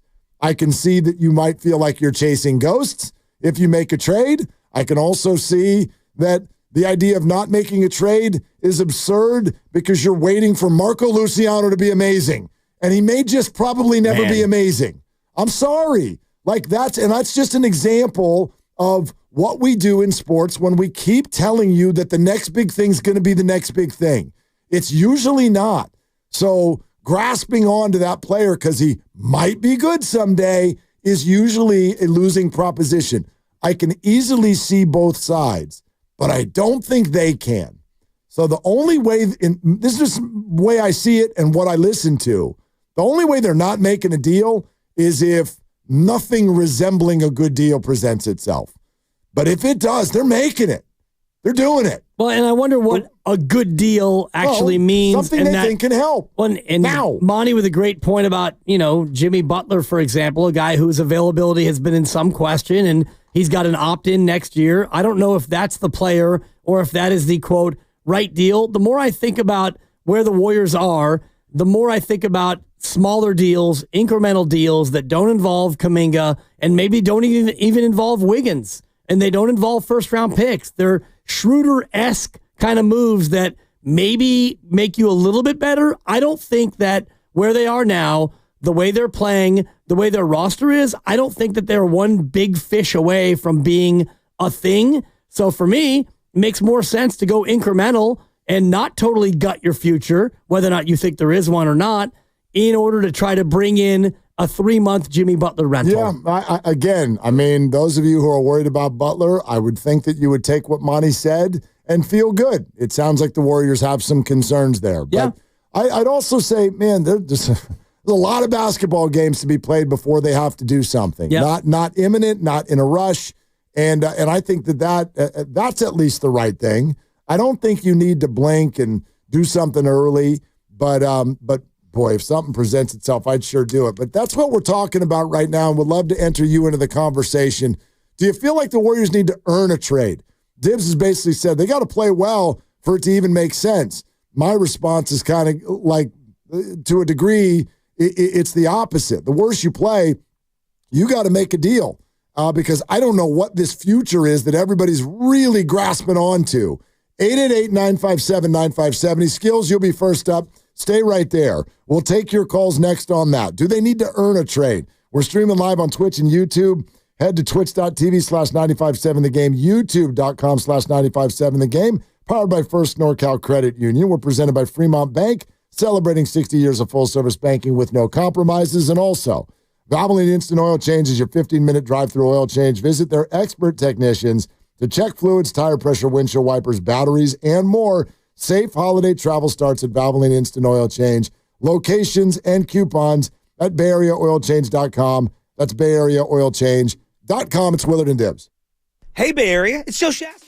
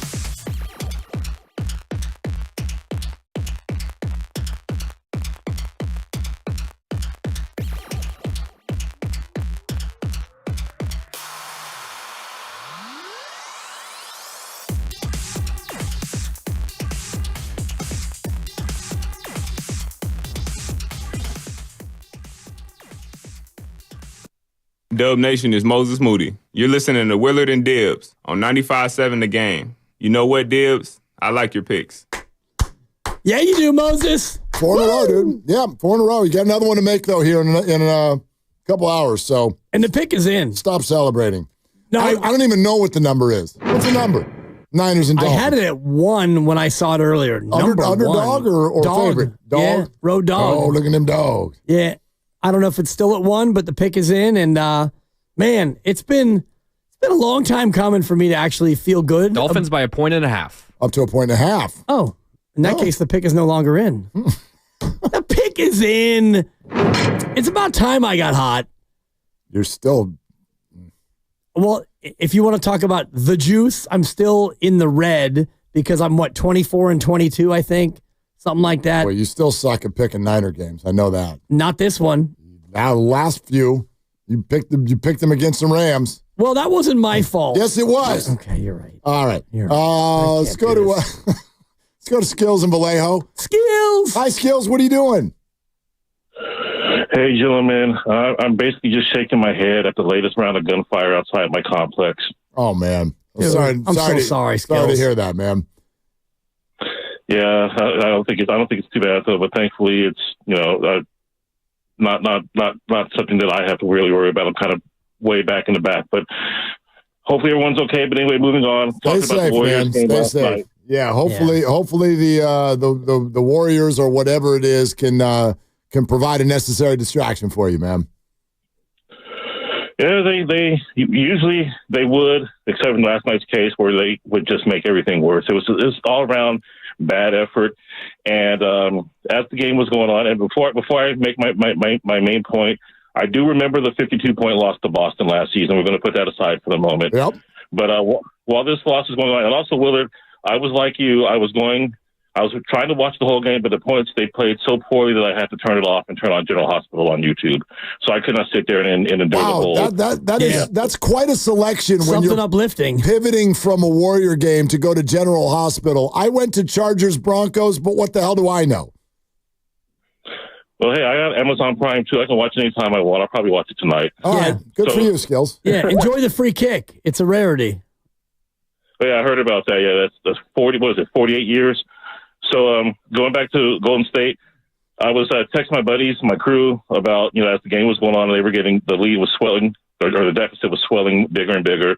And I was texting my friends back and forth, and I was like, the worst Warrior team, the Bob Sura, it's a great timeout Warriors. I don't remember them ever losing this bad. I really don't. And I thought about it. Did they ever lose this bad? So I went online and did the research, and I looked at the 2000-2001 Warriors. They're the worst team of my fandom, which goes back to 91.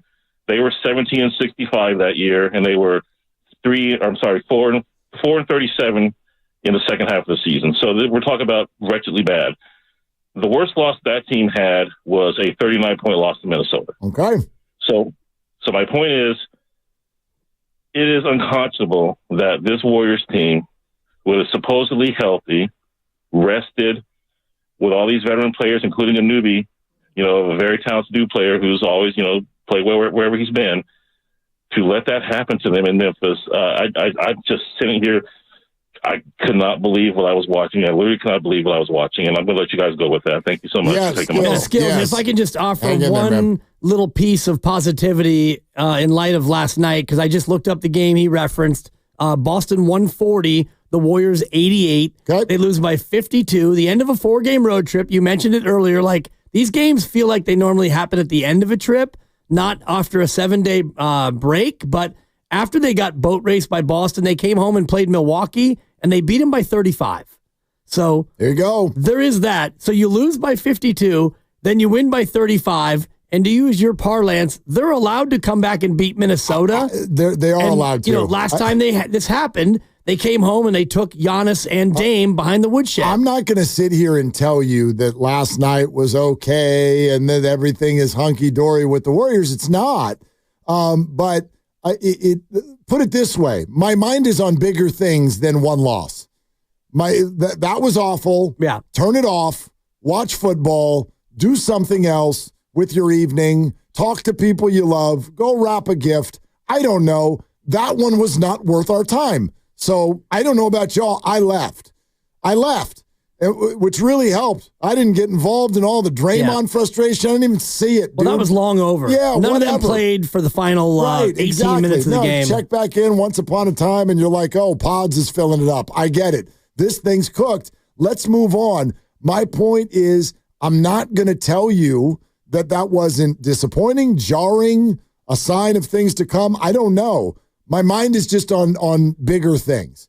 My mind is on the season as a whole, the setting that the Warriors are in right now with regard to whether or not they should be making a move on Steph versus holding on to all of these pieces going forward. And it's interesting because you and I just talked to Monty Poole. Yep. And I really came out of that sort of like, put it this way, if I was riding the fence on the way in, I'm now entrenched in riding the fence. Right. Because he'll sit there and say, and this is not what we think, this is what the organization thinks. Yeah.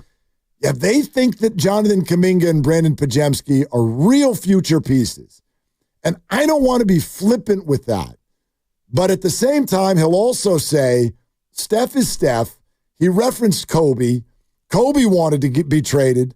They didn't do it. No. Look at it now. It's a laughable thought. And so, I don't know, man, what's the tiebreaker? For me, the tiebreaker is the greatness of Steph. And I'm willing to be the dummy who thinks that a 37-year-old point guard is worth making everything about him. And I'm fine with it. I'll be that dummy because... You're not a dummy. No, but I just, like, let me say when this. Someone says there's not enough around Steph, my immediate response going forward is going to be, then why are you so worried about keeping him?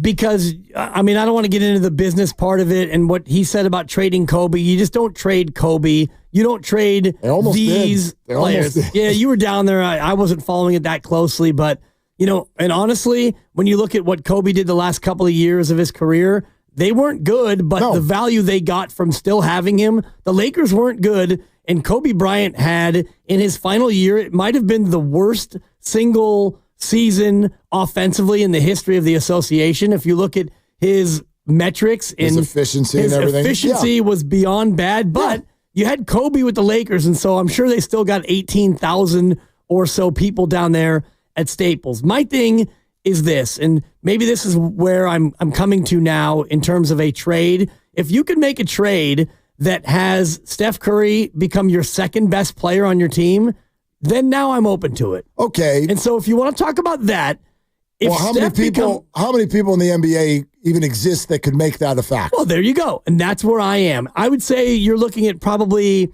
8 to 10 players right now because right now, if you want to be honest about Steph Curry this season, forget the career, forget the MVPs, the gold medal, the 4 rings, all of his unbelievable legacy. Right now, this player, 36, almost 37-year-old Steph, he's probably about the 23rd best player in the association. But why can't it be somebody who, even if you don't consider him better than Steph, can change the way a defense attacks Steph simply because of his scoring prowess? I get that. We're at an age of the NBA, because we romanticize all of the Jordan thing, I really think NBA fans get too fixated on who's the one.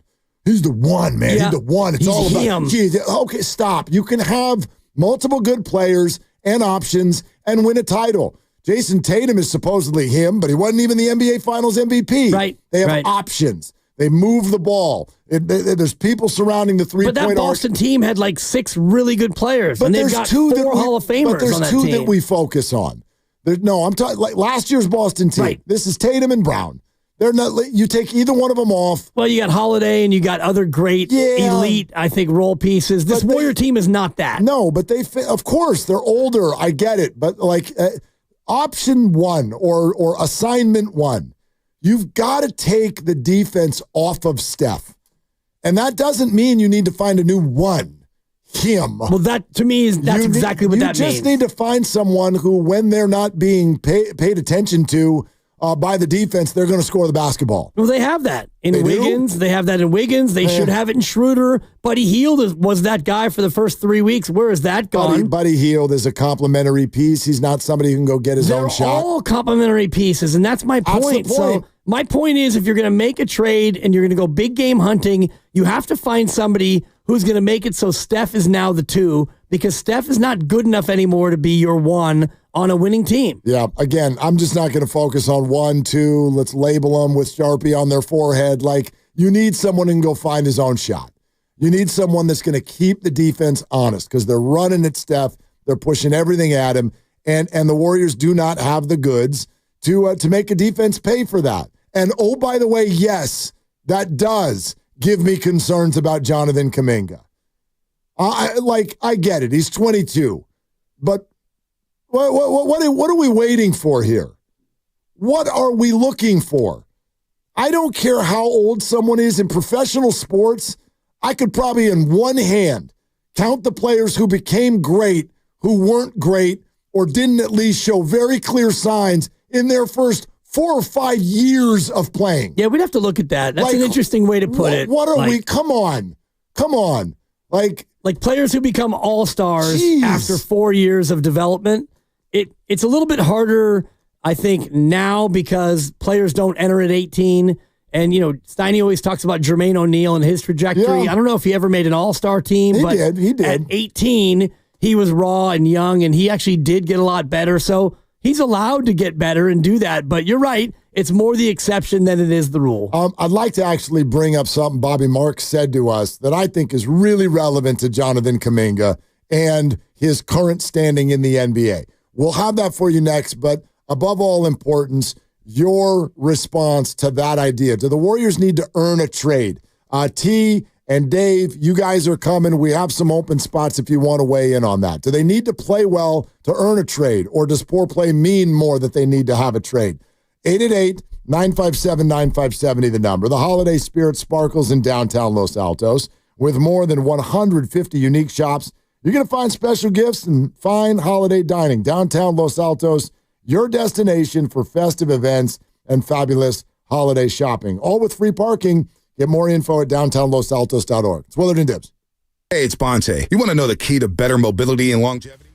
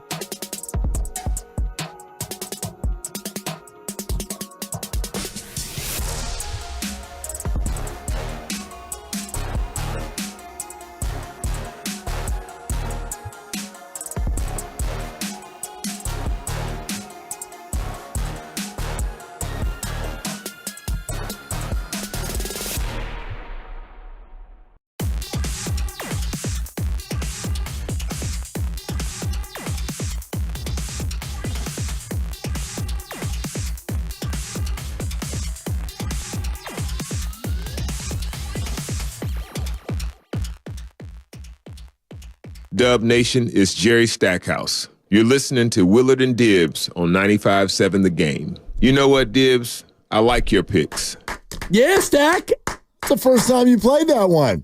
I never heard from. I didn't even know we had him from Stack. Yeah, we got Stackhouse. Yeah. We also got Terry Stotts. How about that?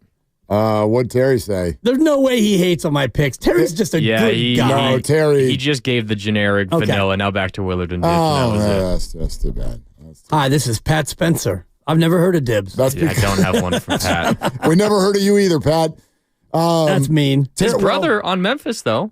There was a little family reunion going on last night. Yeah, exciting. Did they square off at all? Was their mom in the stands with a half jersey on? I did not notice that. Was she there? Like when the Chargers play the Niners and Mama Bose is like, oh, I get to cook for two. Yay. Joey Bose is going to the playoffs. Oh, yikes. Yeah. Nick's not. Not Harbaugh. Anything but Harbaugh. Wow. What's that referring to? I don't really remember. Wait a minute. Do we have pre-Harbaugh sound from Cheryl Bosa saying that Joey does not want to play for Jim Harbaugh? I think it might have been something like that. And now he plays for Jim Harbaugh? Yeah. That's kind of fun. I feel like we probably should have done something with that a little while ago. Yeah.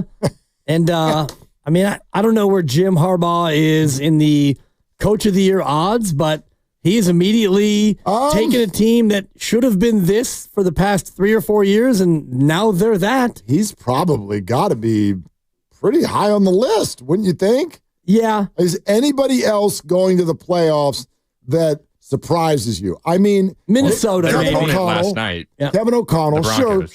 Sean Payton. Yep. But they, the Broncos have got to take care of business. And then, just because of the nature of who he is and the way they've played all year, I think Dan Campbell is on the list. Yeah. Dan Campbell's on the list. Just look at the latest. Kevin O'Connell is plus 109. He's the favorite. Yep. Dan Campbell second, then Sean Payton. Dan Quinn. Dan Quinn is ahead of Jim Harbaugh? I don't even see Harbaugh on this, according to sportsbettingdime.com. I see Harbaugh as the fifth option at plus 1,000. Yep. Huh. Well, then he's not going to win, but he should be higher on that list. Agreed. In my opinion. Yeah. Okay. 888-957-9570. Draymond was asked if this is rock bottom. Why does this not maybe feel rock bottom? Perhaps? Because we know the group that we have. We know it's a connected group. We know it's a group that's more than capable. We just got some things that we got to figure out, and we will be all right. Ain't nobody won a championship in December. Fair. But he also, this is the same guy who talked about, I can't even get up for Charlotte in February.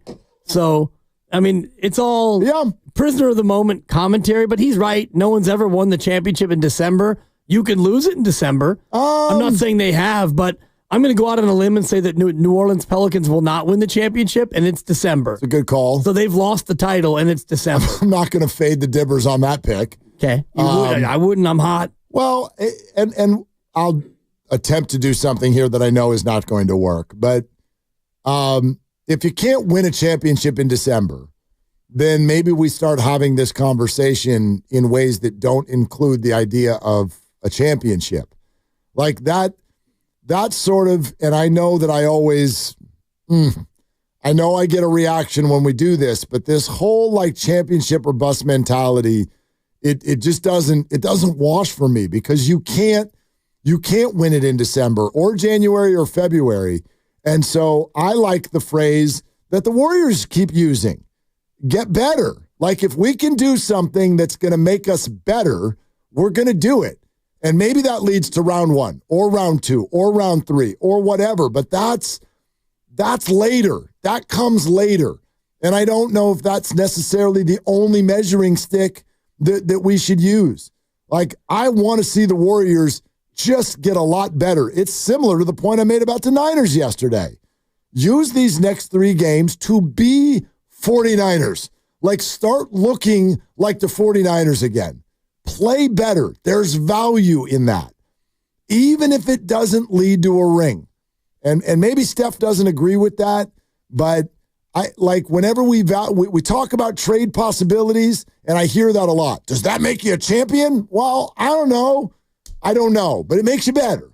Yeah. So to me, that's worth it. But there's multiple ways to get better, and you can have the players that you have play better, and you can get better that way, or you can trade the players that you have and try to bring somebody in and think that that's going to have you get better. I do think that the question was a little bit of a loaded one about rock bottom. If you're 14-12, that's not rock bottom. No, and I get it. I get what we do. By 51. Fine, and you've lost 9 of 11, or you've lost 10 of 14, whatever you want to look at as the metric. But this is not, quote, rock bottom. And when you lose a game like that, you lose it, and hopefully you're able to get rest and come back against Minnesota and be better. I don't think that looking at this as rock bottom is the real issue. I look at what this team has been now for 2 and 3 weeks, and I see a team that is really flawed in a lot of different ways. And when you have a flawed team, a lot of times you can get rescued by your superstar, but I don't think that this superstar now at 36 and almost 37, I don't think that he's the rescue guy anymore. So I look at the overall team, not as rock bottom, but to me, there's deep, disturbing trends about who this team actually is. Yeah, I want to know what's wrong with the defense all of a sudden. Like these big... What do you mean? They've only given up 143 and 144? This whole, they stink, they can't score, maybe they're not good, maybe they are, and then there's the youth, and then there's the old. I'm just like, what happened to your defense? You guys were playing really good defense the whole year. And these last 2 games, you've been turnstiles. What happened? Yeah. That's what I would have asked Draymond. You're the leader of the defense. What's going on out there? He'd be honest about that. He'd be honest. Yeah. I do think a lot of it is live ball turnovers leading to easy shots, and also the 3-point percentage that they're allowing right now. They're not getting out to shooters, and that's on them. Yeah, exactly. You know what I mean? Like, I know that a lot of times when the other team just got hot. Well, you're making them hot because you're not guarding them close enough. Dave in the city. Hi, Dave. You're on with Willard and Dibs. Hey, fellas. I got 2 things to say. Starting with yesterday. That loss was absolutely on Stephen Curry. I mean, he came out with no aggression at all. He was just being so passive to his teammates. And then when they went on runs, the Grizz, I mean, he has to find a way to quell that and kind of, maybe get to the line, do something instead of just hoisting up threes. And my second thing is, I think with all the trade speculations, I don't know if the players want to keep getting up every day, knowing that they might be on the block or getting out of there soon. So that might be a factor in terms of the second unit. And if you are going to make a trade, I mean, go get Brandon Ingram. You need somebody that could put up points, run with the horses. I mean, you go get him. Yeah, Dave, I'm not going to disagree with your point. It's not going to happen. Yeah. Thank you so much, Dave. Thanks, Dave. I can't tell you how many different doors I've knocked on, and they say the same thing every time. The Warriors have no interest whatsoever in Brandon Ingram. Every time someone brings him up, I'm like, I can sort of see where you're coming from, but for a bevy of reasons, they don't see it that way. No, I don't think that he is the guy. And, Steve Kerr had a chance to coach him, and then he didn't coach him because Ingram didn't really want to play. And so I think that there's a bad taste in the mouth from that standpoint. And I do think that if you're going to add a player to this team and you're going to keep Steph and Draymond, it's got to be a certain player. And that's why I was so excited about Dennis Schröder, because he does have a little bit of that snarling dog, that toughness, that edge that you need. And that's why the Jimmy Butler thing is interesting to me, because Jimmy is cut from that same cloth where Jimmy Butler in the right spot would compete, I think, for everything that he would possibly want to win. Don't lose your Schröder fire. One game. I lost it. Don't lose it. No, and I do like. I like conditions. There's one game, and it was a stupid game. There was a stupid game. And I just watching him play, and I know it's going to take time for him to get comfortable, but some of the things he was doing are not things that we do here. For example, there was one time where he gets a defensive rebound, and he's looking to push, and he immediately pitches it ahead to Kevon Looney on the wing. It's like, we don't do that here. We don't throw the ball. Well, that's going to take a minute. That's what I'm saying. So he pitches it ahead to Kevon, and Kevon catches it at about 17 feet and immediately throws it back to Schröder. It's like, dude, we don't do that. We don't throw it to me on the break.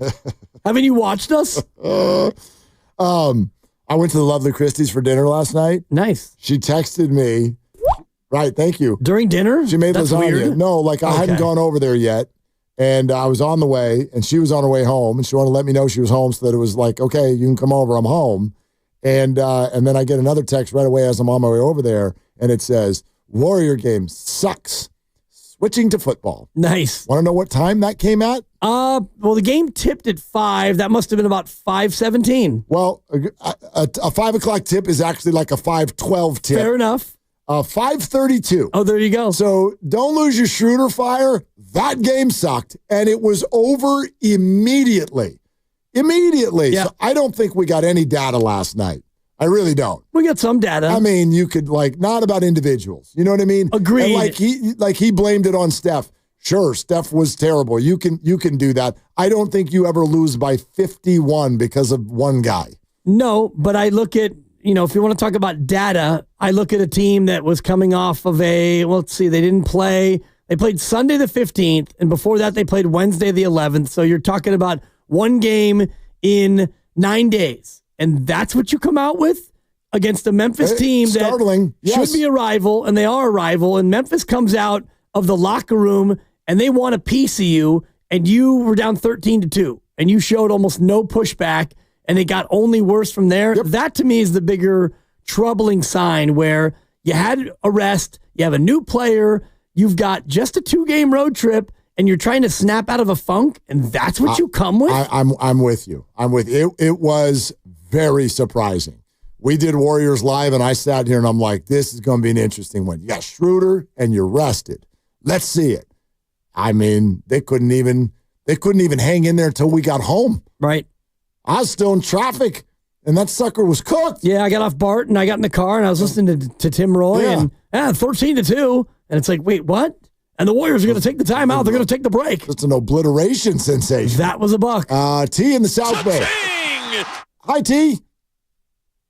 How you doing? Can you hear me? Yep. Yeah. Awesome. Dibs, I got something for you. I love you, but my third point is directly related to your Stephen Curry comment. Wait. Yeah, let's go, T. What are your first 2 points? Very in the lead. My first 2 points. All right.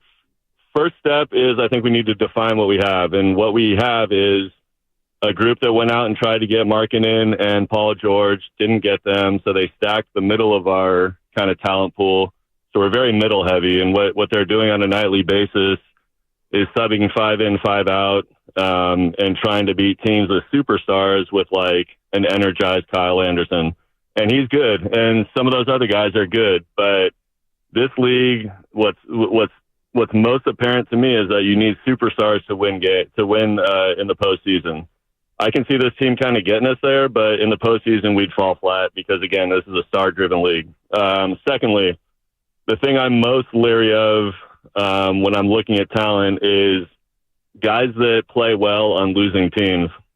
I'm actually more judgmental of them than I are of guys who don't play well on losing teams because those guys at least haven't shown their hand. And when I look at a guy that averages 18 points for Brooklyn and they can't win, his good just isn't good enough. That sounds negative, but I think my definition of Schröder is he's a backup point guard. He can mix in and out of the starting lineup a little bit, but we just can't have a 6'1" guy in our backcourt. And the third thing I want to say is if anyone thinks Steph Curry is out of the top 20 with how electric he is and how he impacts the game, I don't see that. I think that what's polarizing now is that there isn't a second or third option. All great teams have 3 great players, and we have 1.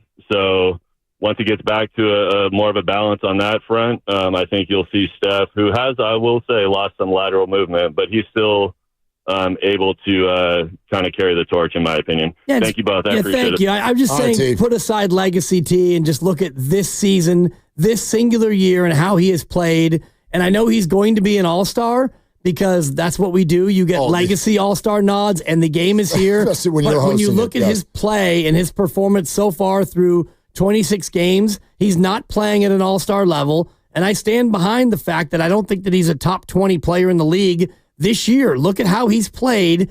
He's played great at times, but his overall play, he's taken a step back, and it's okay to say that. I'd love to. We don't have time for the exercise because it's a long one. I'd love to hear your 20 players who are better.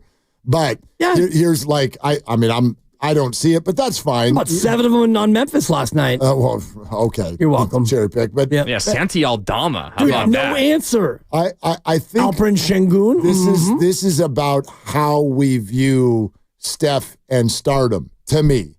Like, again, the romanticism of the NBA star. I think Steph is fine. It's just a matter of what you're asking him to do. I don't care if he's top 20 or 21 or 18 or whatever. He can still absolutely play if the entire defense is not solely focused on stopping him. That would be hard for any star. Any star. Do you think if the Denver Nuggets, literally, if they had no Jamal Murray and they had no Aaron Gordon and they had, like, there was nobody, and there's no Porter Jr., and five guys could just be like, okay, I got the right shoulder, you've got the left shoulder, I'll take the left ankle, you get his forehead, and I'll get the right ankle.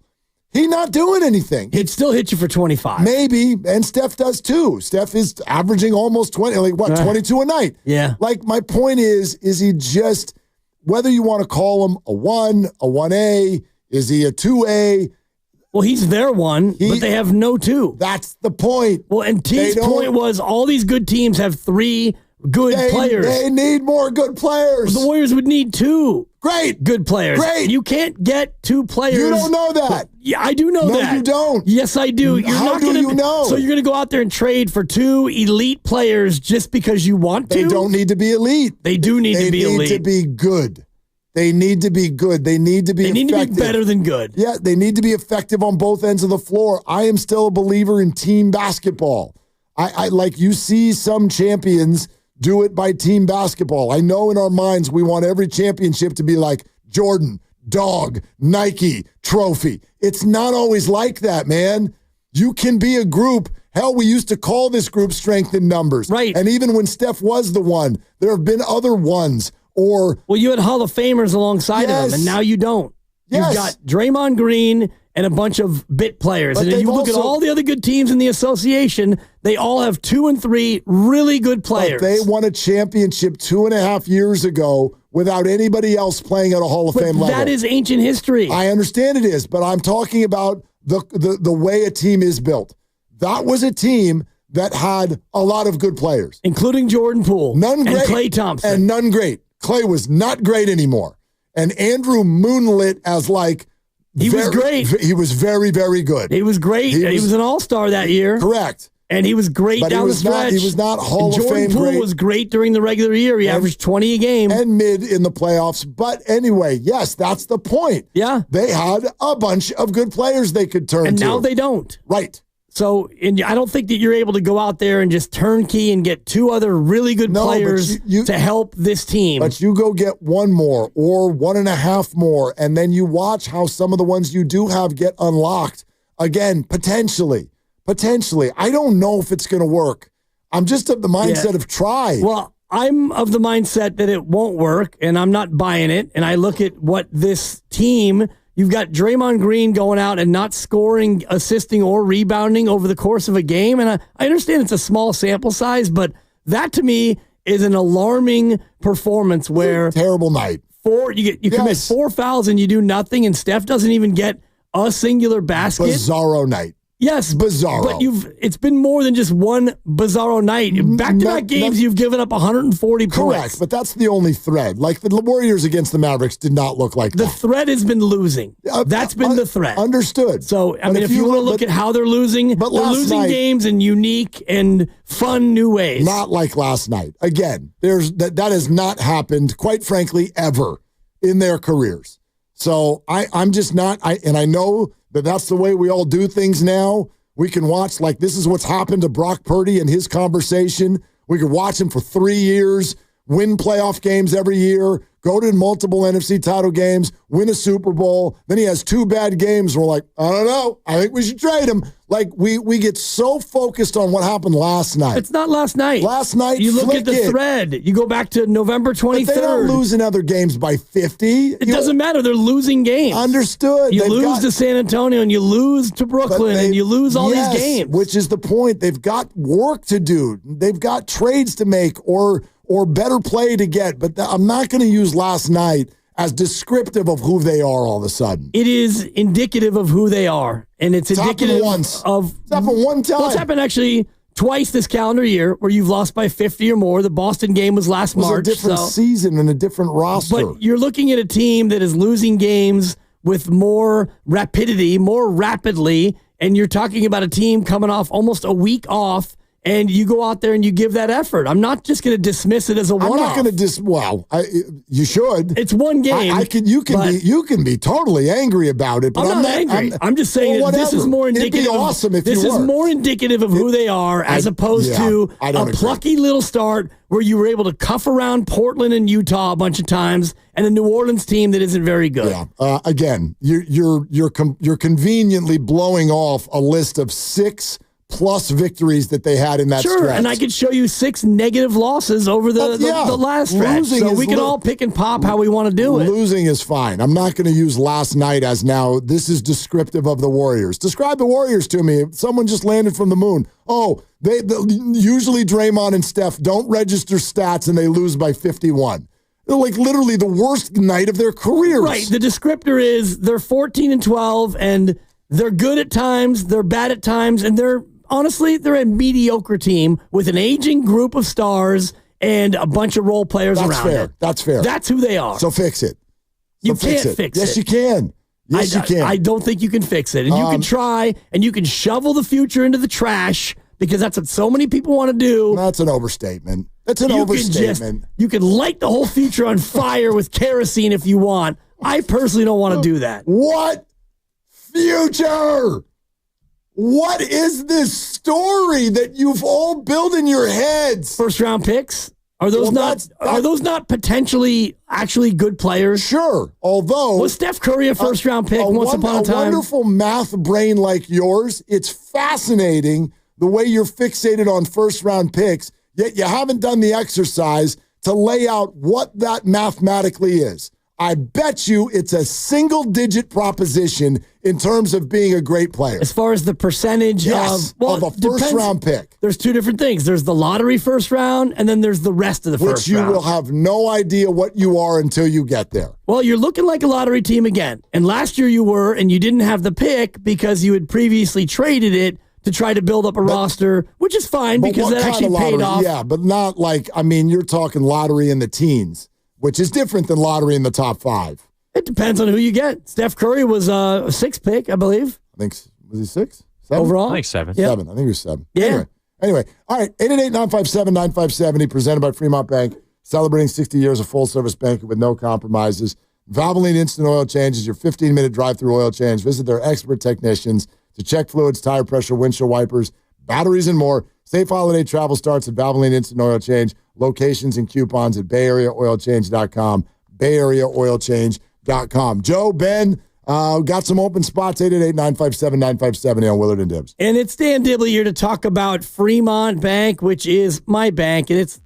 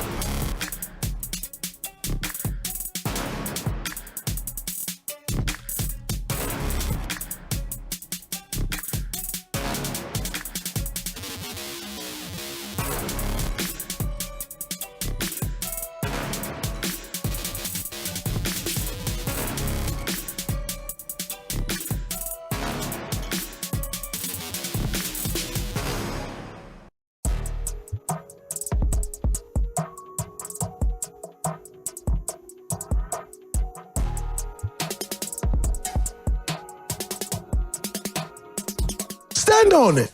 Stand on what you say. Stand on what you do. Now, back to Willard and Dibbs on 95.7 The Game. That is my favorite children's book. I got him for all the nieces and nephews in my life. He really should do that. Like an audiobook version of that. Stand on it. Stand on what you say. Stand on what you do. That's like, I mean, a few more lines and that's a song, man. That's a riff. Good cadence right there. Some bars right there. No doubt. Could be a children's book. It's about, a young person trying to, do what they say they're going to do. Looney and Moody do yoga. Yeah. I wonder if they still do yoga. I think they do. Yeah. I think they do until they get traded. Yeah. Sorry. Then they can do yoga somewhere else. We do yoga. They're going to have to do it on Zoom. Right. Got it. Noted. Joe in San Jose. Hi, Joe. Thanks for calling. Hey, how you guys doing? Happy holidays. Yeah, to you too, Joe. Bay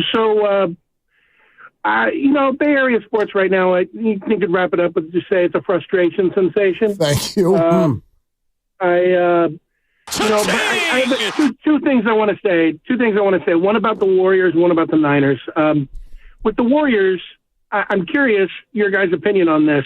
So all these losses seem to have taken place as soon as Melton got hurt. Now, I'm not saying that was the cause and the reason why we're losing these games, but the timing was that. He got hurt, and then we started losing games like crazy. I'm curious what you think the impact of that injury was, and if there is anything having to do with us losing him that has caused a shakeup in this system that Steve is trying to bring to the table here, to a point where that maybe triggered and snowballed this losing effect, or if that has nothing to do with it at all. And as far as the Niners are concerned, you had mentioned earlier that you feel that they should play all out and play hard and play these rest of the games hard. And I'm curious, wouldn't it be more prudent to maybe play the starters since the writing's on the wall with the season already, to play the starters like half the game and then give your backups real game exposure and experience for the rest of the season, just to see where they're at and get them actually some in-game, real game time, so you can maybe find out more about their worth for the rest of the season. I don't know, just a thought. Yeah, anyway, Joe. Hope you guys have a good holiday. To you as Thanks, well, Joe. Yeah. And I think Dibbs. I think you agree with Joe. It's certainly a fair opinion. It is a point that I understand if you feel. I just don't personally feel that way. So you ask, wouldn't it be more prudent? First of all, as harebrained as it is, we're not there yet. The Niners have not been eliminated. Agreed. And so you just, for so many reasons that we don't need to go into, you have to play until the buzzer. Now, the buzzer probably sounds Sunday night. That's probable, just with the way things will fall with all of the other games. If it does, then you assess there. I personally, players who have not sort of popped in practice, earned their way onto the field, I know that the fans want to, this is just the way I look at it, the fans want to go, let's see them. And I think Kyle goes, well, I've already seen them. I see them every day, and they have not earned their way on the field. I think there is value, especially when they're not playing well, in the veterans, the people who you know are going to play next year. I think there's value in seeing if they can keep working together, play better football, get better vibes, whatever. And that game against Detroit, hell, that is Monday Night Football against the 1 seed. I am not turning that into let's see Jacob Cowing. That you gotta play. Now, if you get to week 18 and everything is just a complete fire and the Cardinals and Niners are both out of it, I would be more open to a conversation for that game alone. But what a lot of you are suggesting just doesn't happen until the last week of the season. You don't see it 2-3 weeks to go. Depends on which team and which player and which circumstance. And I do think that the big one is the quarterback. And, if you already think that the quarterback is the dude, and I do believe that they think that, once you're eliminated, you can start to make moves to maybe have him play a half in week 17 or not play at all in week 18. You don't have to necessarily go out there and give it your all just to try to, beat Detroit for some other team. That's nice to go out there and compete, but you don't owe that to anybody else. What you owe is to your team to get better. And if Brock Purdy's healthy, and he says that he is, and we heard it yesterday, and Brock said, no, the shoulder's not an issue, fine. Go out there and play, and maybe he and Ricky Pearsall do make some progress, and they take some steps forward in the rest of it. I'm with you there. As far as this Sunday goes, you actually might be eliminated before kickoff. That's true. The Rams play in the morning. If the Rams win, then you cannot win the division any longer. And, you could still hold on hope for a wild card, but... Yeah, isn't that possible? Washington the wild card, yes. Washington would have to lose out. Seattle lose out. Well, Washington also plays at 10. So if Washington beats Philadelphia, then there goes the wild card as well. Sure. So you could get to your kick and already be eliminated.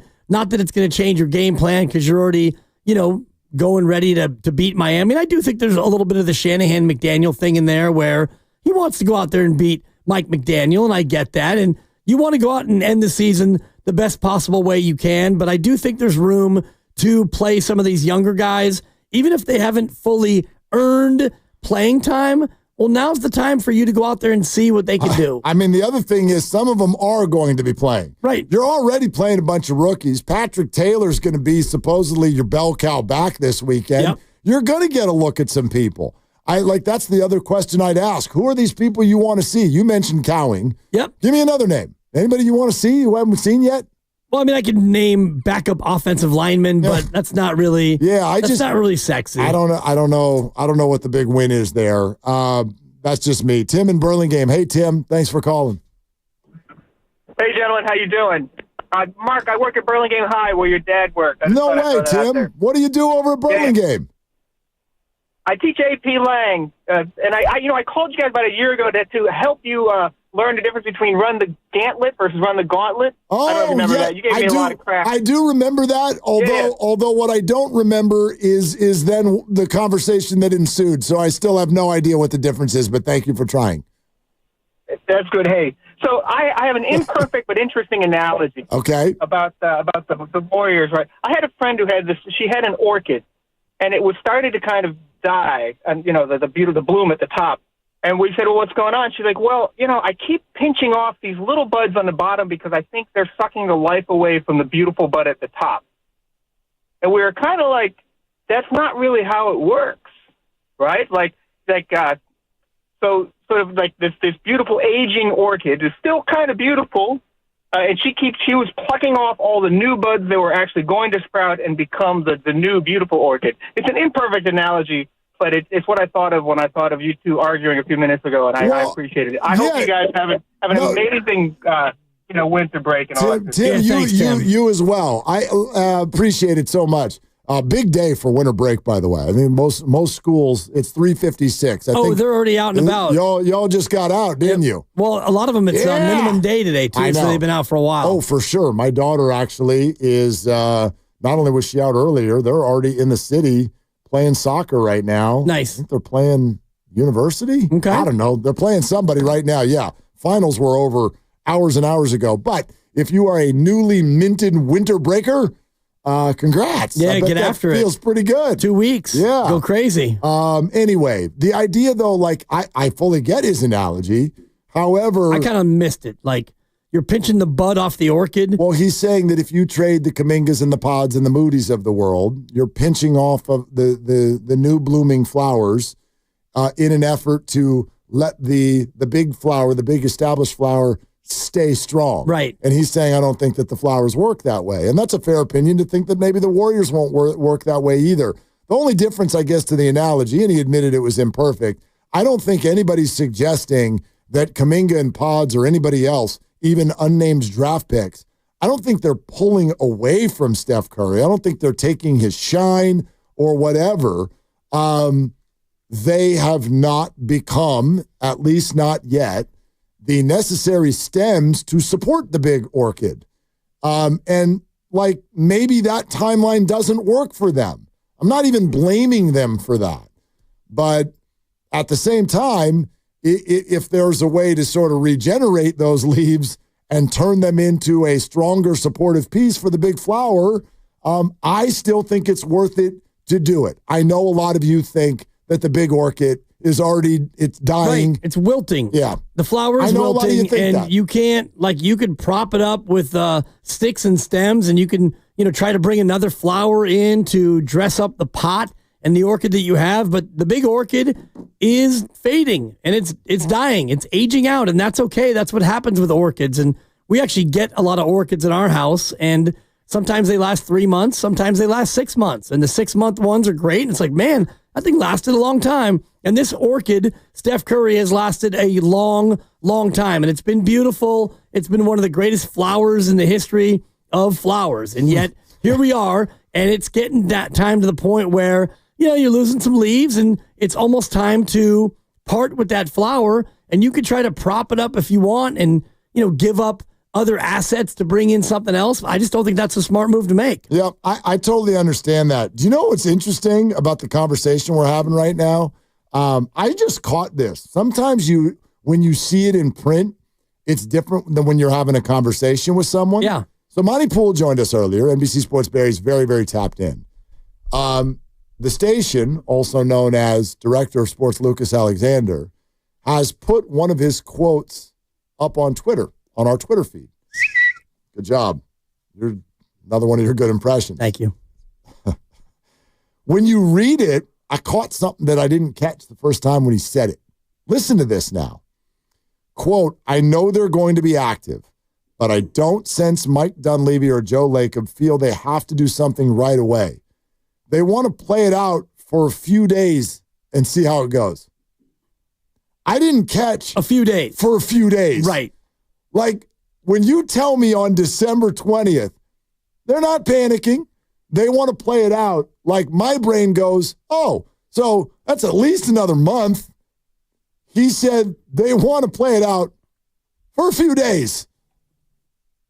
Huh. Do you want to hear it? I do. Why don't you do the legal first, and then I'll play that for you. Wow, that was forceful, and I like that. I like that. Time for the legal. Yep, you're listening to 95.7 The Game. Why don't you stop telling me what to do? KGMZ FM and HD1 San Francisco on Odyssey Sports Station. It's always live on the free Odyssey app, Twitch and YouTube, powered by First NorCal Credit Union. For a low-rate auto loan, apply online, or just ask for First NorCal financing at the dealer. How'd you like that? I liked it a lot. Okay. Here's Monty Poole from the 2 o'clock hour. You can go use the free Odyssey app to listen, but here's a portion. I know they're going to be active and talking to other teams, trying to make something happen. But I also know that I don't sense at least that Mike or Joe feels like we got to do something right away. I mean, they still have about 5-6 weeks before the trade deadline, and I think that they're thinking, okay, Dennis just got here. Let's see how this looks for a few games, and before we start looking at other options in terms of doing something pretty quickly. But right now, I don't sense that they want to do something tomorrow or the next day or the next day. I think they want to play it out for a few days and see how it goes. Well, he said before a few games. You did. And he also mentioned 5 or 6 weeks till the deadline. Right, so 5 or 6 weeks till the Director deadline. of Sports maybe is... No, it's not misquoting. He ends with they want to play it out for a few days and see how it goes. I get it, but I think the overall tenor of what he's saying is the deadline's in 5 or 6 weeks. They want to see it for a few games at least. I don't think that I heard him say... Yeah, by Wednesday, they're going to make their move. I agree, but I think that in a few days or a few games, they start to further form their opinion. Sure. Like right now, they are, as Anthony Slater even said a couple of weeks ago, it is information gathering season. And right now, that's why, like if you're having a hard time with the urgency of the games, Draymond, no one loses the championship in December. It's true. That's true. But you might lose your roster spot. You might lose your home because you might get sent to Detroit. Like these are huge games as far as the front office forming opinions. I think they're massive right now. Agreed. And, you want to talk about until the deadline. And we mentioned it yesterday as you get into the deadline, which is February 6th. They have a game that day against the Lakers. So by the time you get to the deadline, you will have played 50 games. You play Utah the day before the deadline at Utah. So right now you've played 26 and you have 24 more to go. So I think when you look at the next 5 or 6 weeks, that becomes a little bit more of a fair barometer, more than like the next 3 games. You play Saturday, Monday, Wednesday. We talked about it before. You play every other day now for the better part of like the next month. Right. It's pretty much every other day, boom, boom, boom, boom, boom. So you're going to get a good idea pretty quick of where you are. I'm going to bet you that this happens before the deadline. Well, if it doesn't, it has to happen before the deadline. No. That's just not at the I'm not deadline. trying to you be know what I'm like. saying? Don't. No, I had to do it Don't because with your exact words. you just tried to make me a I'm bet you that this happens with some space prior to the deadline. So before February 1st. Well, the deadline's what? The 5th? The 6th. The 6th. Yeah, I definitely think it's a January move. Okay. Now, that is something I can sink my teeth into. I bet you they make a move before the deadline if they make a move. I bet you they make it while I'm still in my 40s. How and about your birthday is January 17th? No. 23rd? Mm-mm. It's somewhere in there. It's like the 8th. It's not in that window, actually. It's like the 12th. Why don't you just guess every single day? Yeah, keep going. Why don't you mind your own business? Remember in Price is Right when it's that number and then you finally go 21, 2, 3, 4, 5, 6, 7, 8, 9. Blah, blah, blah. Yeah, you win. My ex is the 13th. My late father was the 17th. My brother's the 25th. Why are you bringing up other people? That's because not what we're talking about. your birthday isn't one of those days. That's correct. And I know it's not early January. That's also correct. I do believe it's in that mid because you're so mid. Oh, thank you. Yeah, see what I did there? Whatever, Grandy. That's a one. I don't even care. You don't have to grade it. It felt good coming out. January 11th is your birthday. Dude, you're off by 2 weeks. Who cares? Good Lord. Yeah, fair. 2 weeks would be the 25th. I'm captain. It was 24th. I'm captain. Yeah, who cares about birthdays? Most over-celebrated thing in the history of mankind and creation. I care, and mine's coming right up. I know you care. You're one of those people. I'm less than 8 months away. You celebrate your half birthday. February 15th. Like a freak. I mean. Get to the stores early. Anyway. I bet. The 24th. I won't forget. By the 24th, the Warriors make a transaction. Want to bet? No. Okay. Because that was fun. I think they will make a transaction. Now, No. They're not sending someone to the G League. This is what you do. No. This is what you do. You do this, and then, see, I was right. They made a transaction. Pat Spencer, 2-way contract. I do not laugh like Farhan. It's not even similar at all. But what you do is you make these wagers, and I agree to it. You're trying to give me the guru treatment, and I'm not falling for it. The Warriors will acquire a player who averages more than 15 points a game by January 24th. I mean, I'm not gonna dispute that. That's not a big move. Like, what do you mean it's not a big move? They got Dennis Schröder. Right. Is that a big move? Big-ish. It's not like it's not. I mean, it's not Giannis. Now, if you want to talk about them, it's not small. Are they going to land a big game? Are they going to land somebody who's making $40 million a year? You got to define those people. Somebody making $40 million a year. So Vucevic is not. That's not a big acquisition then. No, it wouldn't be a big acquisition. I think that'd be pretty big news. That's a 20 and 10 basketball player in the NBA. 20 and 10? Yes. Yeah. Yes. Averages a double-double. 20 and 10. That would be a good move, yeah. Yeah, I think that's a big move. We're talking about a big game hunting. That's not big game hunting. That's debate show stuff. Well, what are we doing here? We're debating, and we're doing a show. If it goes that way, yeah, we're doing a show.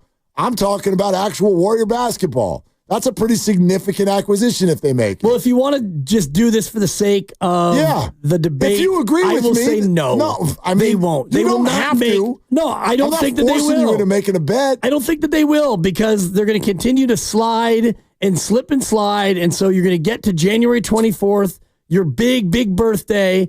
You get to put the 5 on it. You got 5 on it coming up here in about a month, big dog. Yep. And by then, they're going to be 2 games below 500, and it's going to be Yawn City. Not going to make me cry, Roy. I'm not trying to trigger you. I'm just pointing out the obvious. Let's go to Telmo in the city. Hi, Telmo. What's up? Be closer to 100 than 0. Yeah. Round down. Go ahead, Telmo. What up, Telmo? What's up, fellas? How you guys doing? Happy Friday. To you as well. I'm headed to the little guys' preschool holiday party, so it's going to be a blast. Oh, I bet every parent there is like, just what we wanted to do for winter break. Go back to school. No, today's the day we get to take them home for 15 days, which at this point is going to feel like an eternity. No doubt. I'm already looking forward to sending them back. Anyway, go ahead. Hope there's cocktails at this little shindig. Right. So... Anyway, so I'm calling. I've been hearing all these things, and I think somebody earlier, I don't know if it was on this show or the show before, was like, oh, they should trade Steph Curry for LaMelo Ball and 3 draft picks and dandelion wish and a prayer and this and that. And I don't think people realize, as much as we're fans of a basketball team, Joe Lacob bought a basketball franchise for $500 million that is now worth north of $9 billion, the most valuable franchise in the NBA. And they're valuable two reasons: because they've won a lot recently, more so, a handful of years ago than currently.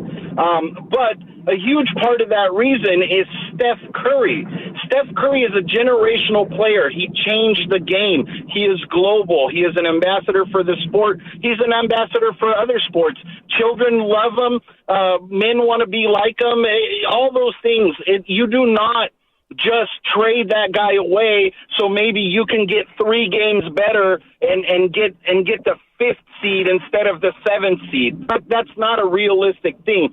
So people can keep on going back and forth, and unless it was to be something so significant that you feel you would keep your franchise on this Mount Rushmore of winners and that trajectory, they're not going to get rid of Stephen Curry for some slightly above average league player and some draft picks who we've all seen could amount to nothing at all. No, Telmo, is someone... It was the earlier show, Telmo, thank you.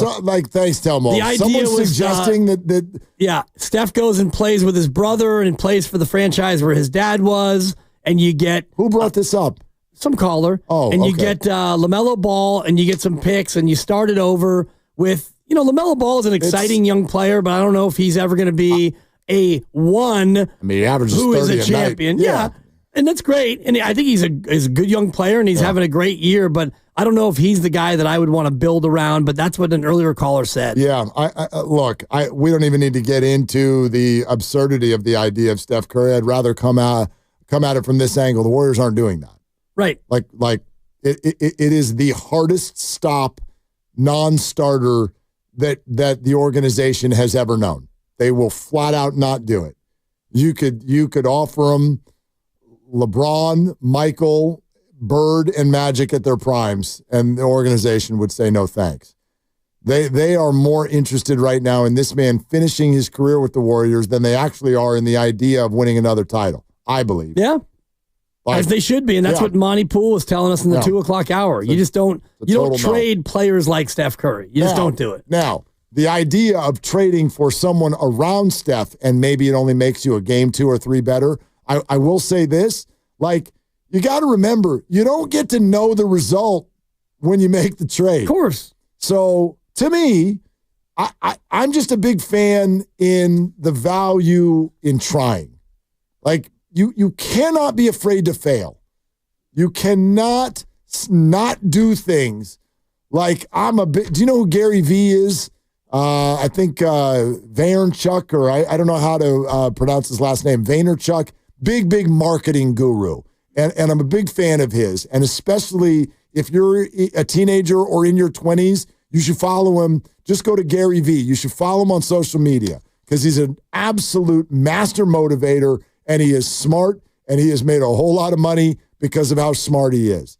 And his big message will constantly be, dude, just keep doing it. Keep doing it. Stop being so damn afraid to fail. Stop worrying about what other people think. And I think the Warriors and a lot of professional sports franchises are good at that. They're not worried about what we think. They may be tuned in and they're listening and they know it's helpful to know, but they are not going to be swayed from what they think based on this conversation. Well, just because you do something doesn't mean that it's going to work. And just because you don't do something doesn't mean that also won't work. Correct. But whatever you think is the right thing to do it with everything you got. And they will. And I hope it's not trade young players for some rental of a guy who's not going to help you anyway. We're sponsored by Safeway. We're open for your Warrior calls all day. 888-957-9570. I do want to dive off for a few minutes coming up next because you put together a fascinating list of NFL teams that have their quarterback coach combo in place versus all the NFL teams who don't. And let's play with that a little bit. That's coming up on Willard and Dibs. Head to Safeway this week for this amazing deal for members. USDA Choice Beef Ribeye Roast, $5.77 per pound with a minimum purchase of $150 or more. Visit Safeway.com for more details. See you in the aisles.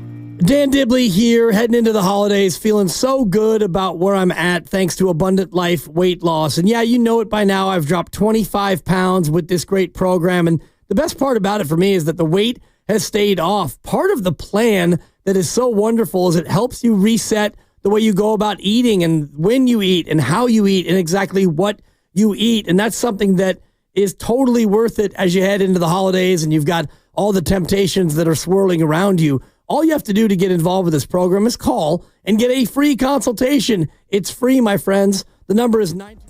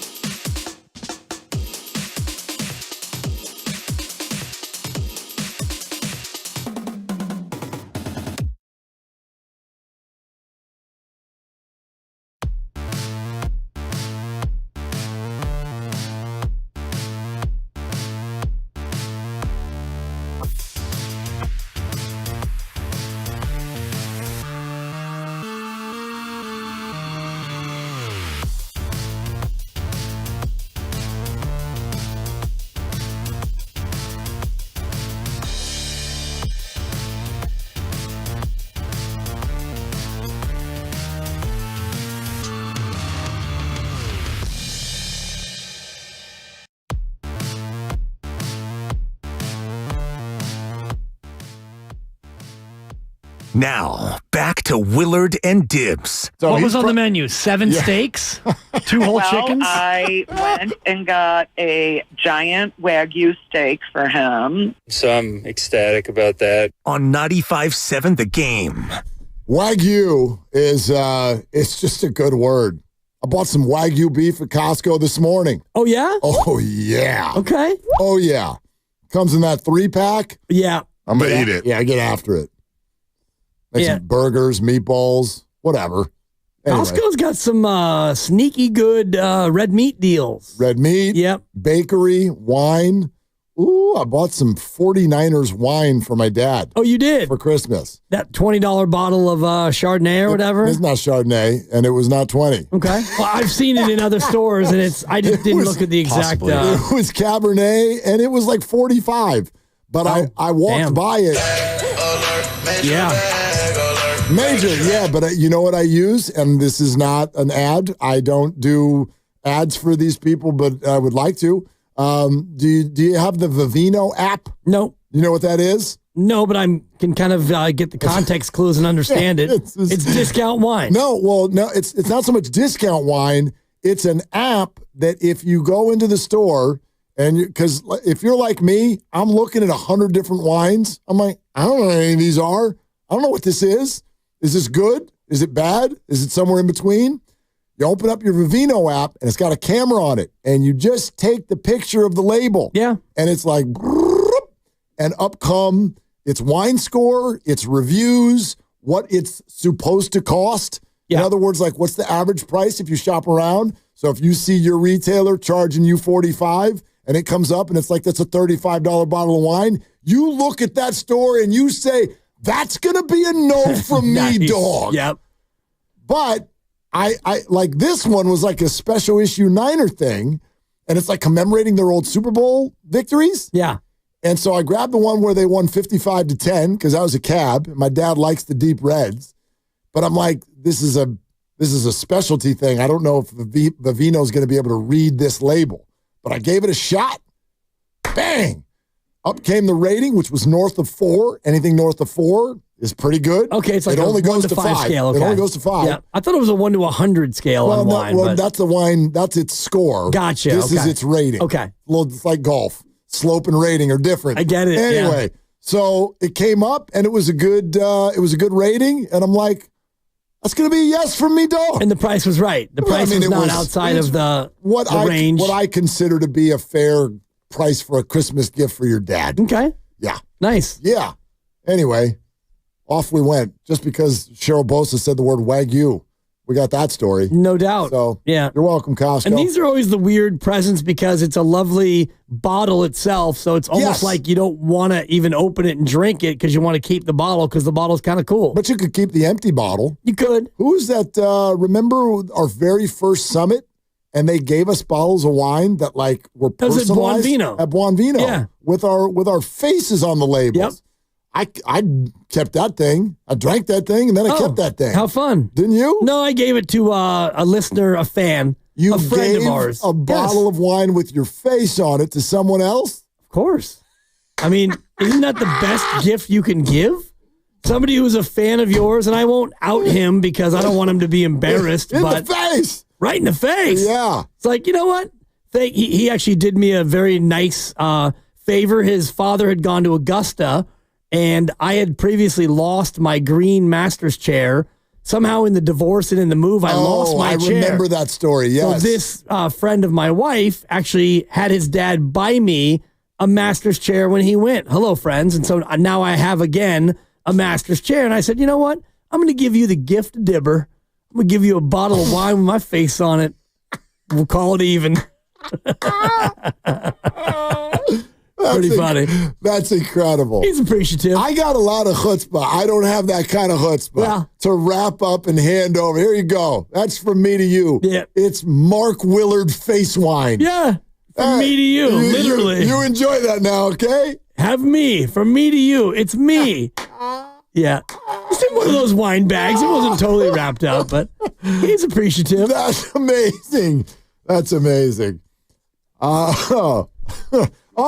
Shane in the city would like to talk about wine. Hi, Shane. What are you doing? Hey, what's up, guys? What's up? Sorry to burst your bubble, but Vivino, the wine app is a scam.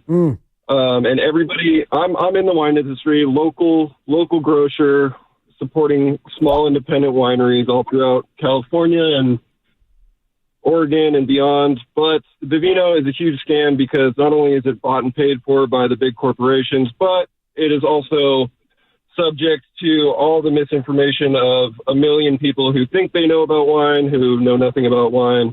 And really, everybody in the local industry can't stand it because it makes people like myself and my friends look bad, especially because the pricing it lists is something like case pricing from some place in Michigan that doesn't even ship to California. So when people look it up in my store and I'm $3 more, they judge me horribly for it, and I lose sales. So other than that, so Shane, let me. No. First of all, I really appreciate the info. Yeah, shame on you, Mark. Shame on you. Number two, I would never judge you. And then number three, it can't be a scam because I have not given it $1. So, like, by definition, I would need. Now, maybe you feel it's scamming you, and I can understand that. But I just want to say, like, I'm not. Maybe it's more of a sham than a scam. Well, and I have found, I got you, Shane. because Shane, I consider myself someone who really enjoys wine, but I don't know a lot about it. So if this is collectively what a bunch of dummies think, I'm one of them. And so, like, all I'll say is I've kind of found the ratings that are on there to be, like, commensurate. Like, I've agreed with them a lot, but I don't know what I'm doing. So that's all. In all seriousness, it is actually a decent consensus. There's some cases where there's, some misjudgments and stuff. It is a good consensus. I'm hating respectfully. And that's fair. But that's fair. You did get got by Costco, though, because their private label or, like, their 49er stuff is actually the stuff that they're making tons of money on, as opposed to, like, some actual, like, corporate good wine that is very, very discounted that you can get for a great price. They're, like, making tons of money on that 49er wine. Yeah, he got hoodwinked. You can say it. No, he got. No, because he got served. No, because my dad will love the bottle. Like, if the gift puts a smile on my dad's face, then I didn't get got. You know what I mean? One more thing. For good wine, good knowledge, and good people, my South Bay Peninsula folks come to Piazza's Fine Foods in Palo Alto and in San Mateo. Nice. You had me at Fine Foods. Thank you, Shane. Thanks, Shane. Yeah. Who's scamming who now? Yeah. Free advertising. That whole thing led to a free ad. It's good. It was a good setup. Nice job, Shane. You brought it home. I appreciate the hustle. There you have it. He's like, that's a scam, and that over there is stupid, and you got totally hosed. And by the way, come to my restaurant because it's amazing, and all of your listeners will now patronize your place. You have to check it out. Palo Alto's pretty fun, so, why not? There's all kinds of spots down there, but. Before we do the football thing, Big D wanted to say something about the Warriors. Big D on Highway 24. Hi, Big D. Hey, Merry Christmas to you all, man. I listen to you guys every day. You crack me up, man. About that wine, let me throw a $9 sticker on the bottle for you, Willard. Let's go. Let's go. Hey, but anyway, I'm agreeing with you. Let's go for that trade, man. Get rid of those Brzezinski and them, man. They're going to be the same people next year or the year after that. We've seen it. And now I know why that kid punched Dibs in the stomach in front of Mervin's. Remember that? Yeah, it's funny you say that because it was actually a right cross to the jaw. The year was 1980. And for those who don't know the story, this kid, I was 12. This 14-year-old rides by on his bike, and he kicked out the back tire into my leg as I'm going into the Mervin's. And so he rides around the corner. Why? And as he rides around the corner, because he was just showing off, he was with his buddy, and he wanted to, show off and whatever. So he sideswiped your leg with a bike? He kicked out the back tire. So he popped a semi-wheelie, swung the back tire out. It hit me in the leg. He rides around the corner. And as he's out of sight, I shout out, "Friend you!" And I let it fly. He turns around on his bike without saying a word, rides back over, steps off his bike, and hits me with a one-piece skapow right in the face. And I go sprawling onto the front stoop of Mervin's. He gets on his bike, and he rides away in the Petaluma Plaza, 1980. What, you just stood there and took it? It happened kind of fast. Because I told him, find you, and then I thought, hey, I showed him. And he comes back, and it's like, oh, I didn't expect him to come back. And it wasn't like, oh my God, there was none of like, what did you say to me, kid? He just got off his bike, stepped up, and skapow, one piece, right hand. And I didn't really. You're laid out. Out on the stoop at Mervin's Petaluma Plaza, 1980. I'm struck because, and I know you, so I know this makes sense because it's you. Yeah. But you were 12. My youngest son is literally days away, like less. I mean, his February birthday. He's going to be 11. The concept that he would just be walking down the street, have somebody sideswipe him, and he would turn and scream out, duck you. Yeah. That would never happen. No, of course not. This was a time when, you didn't take stuff from people. This is back when, you handled your own. And I thought that I was going to get away with a quick F-bomb. And I'm angry, Jeff. Yeah. Turns out your boy took an L that day. I don't understand the concept of you're just minding your own and somebody just rides their bike right into your leg. Well, these are the days where you had like those, it wasn't a motocross bike, but like a BMX bike. And you're a kid in Petaluma, and it's like, I'm out here riding my bike, and I'm a cool kid, and I got my long hair, and I'm just cruising Petaluma Plaza, and whatever. You see a younger kid, and you're going to watch me show this little punk. Oh, my God. And so he kicked out the tire on me, and he thought he'd get away with it. Turns out he did. Because I told him to duck you, and then he came back and hit me with the one piece. All right. Well, we've learned a lot here in the last 20 minutes, I would argue. Turns out the Vivino app is a scam. Yep. I have overpaid for my father's Christmas gift. You have. And we have unique insight into your adult anger. Well, that was as a child, and one thing that I learned that day that's why you're angry as an adult, and it's awesome. No, you got attacked by a lot of people for no reason when you were a young man. The reason why I'm angry, quote unquote, as an adult, and I'm not that angry, but I'll play along with the bit. I know. But it's because I lived with 3 older siblings, 2 of whom I shared a room with for the first 8 years of my life, and they were oppressive, they were aggressive, they were evil. And so my whole life was taking L's. Every day I wake up and start taking L's. If it wasn't Mike, it was Doug. And if it wasn't Doug, it was Gail. And if it wasn't Doug and Mike, it was Mike, Doug, and Gail. Your boy took a lot of L's growing up. And it wasn't until I became an adult and I became a winner that I finally started chalking W's. Yeah, I don't know if any of them have any fancy major market sports radio shows. No, they don't. Yeah. They don't. And they've, since adulthood, the tide done turned, Mark Willard. They don't. No, they don't. They don't. So, yeah. Oh, that's from whence my anger stems. Your childhood stories are so foreign and awesome to me. Yeah. I can't even. What was the one where somebody threw a potato at you or something?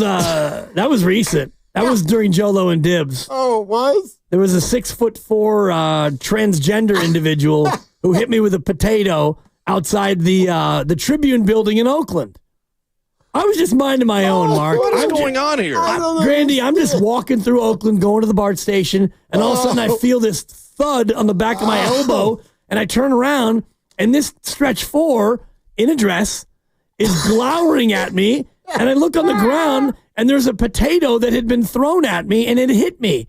And by the time I figure out what's going on, this stretch 4, in his or their skirt, they had gone across the street. So I took the potato, and I threw it 50 yards to try to hit them. Just missed it. You did not throw it 50 yards. This is where the whole bit lives, because Low Neal could not believe that I could throw a potato 50 yards. So definitely not. We actually were going to go to a football field one day and see if I could throw a russet. I got you for about 32 yards max. Well, now is different from 8 years ago. Okay. For sure. As you'll find out once you turn 50 here in a month. I don't know what you're talking about. I'm in wonderful shape. Let's go to Matt in Orinda. Hi, Matt.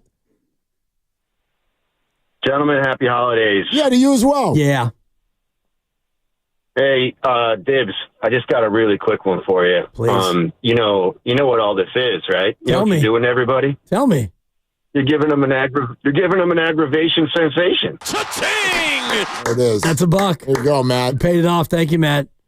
That's the way it goes. And, Hey, I figured you guys needed it. Happy holidays, boys. Yeah, Okay, thanks, you. Matt. Thank you. I was like, is that it? And it was. That's it. That's going to be and it. that's fine. All right. Should we do your quarterback and coach combo tiers. Yeah, I think this is Rocky. This that is was it. All right, no, that was enough.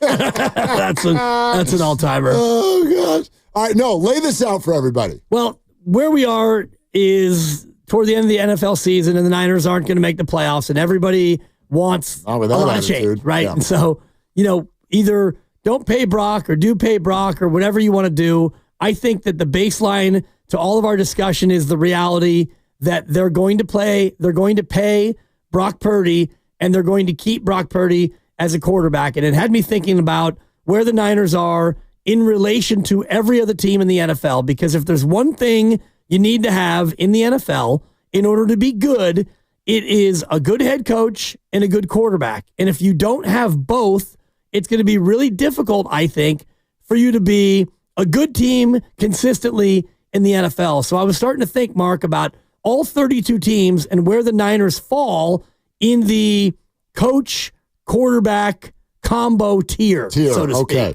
All right. So what how many tiers are there? 4 tiers. All right. And I laid it out where there is you've got both. You've got the tier 2 is you have one, but you're not sure about the other.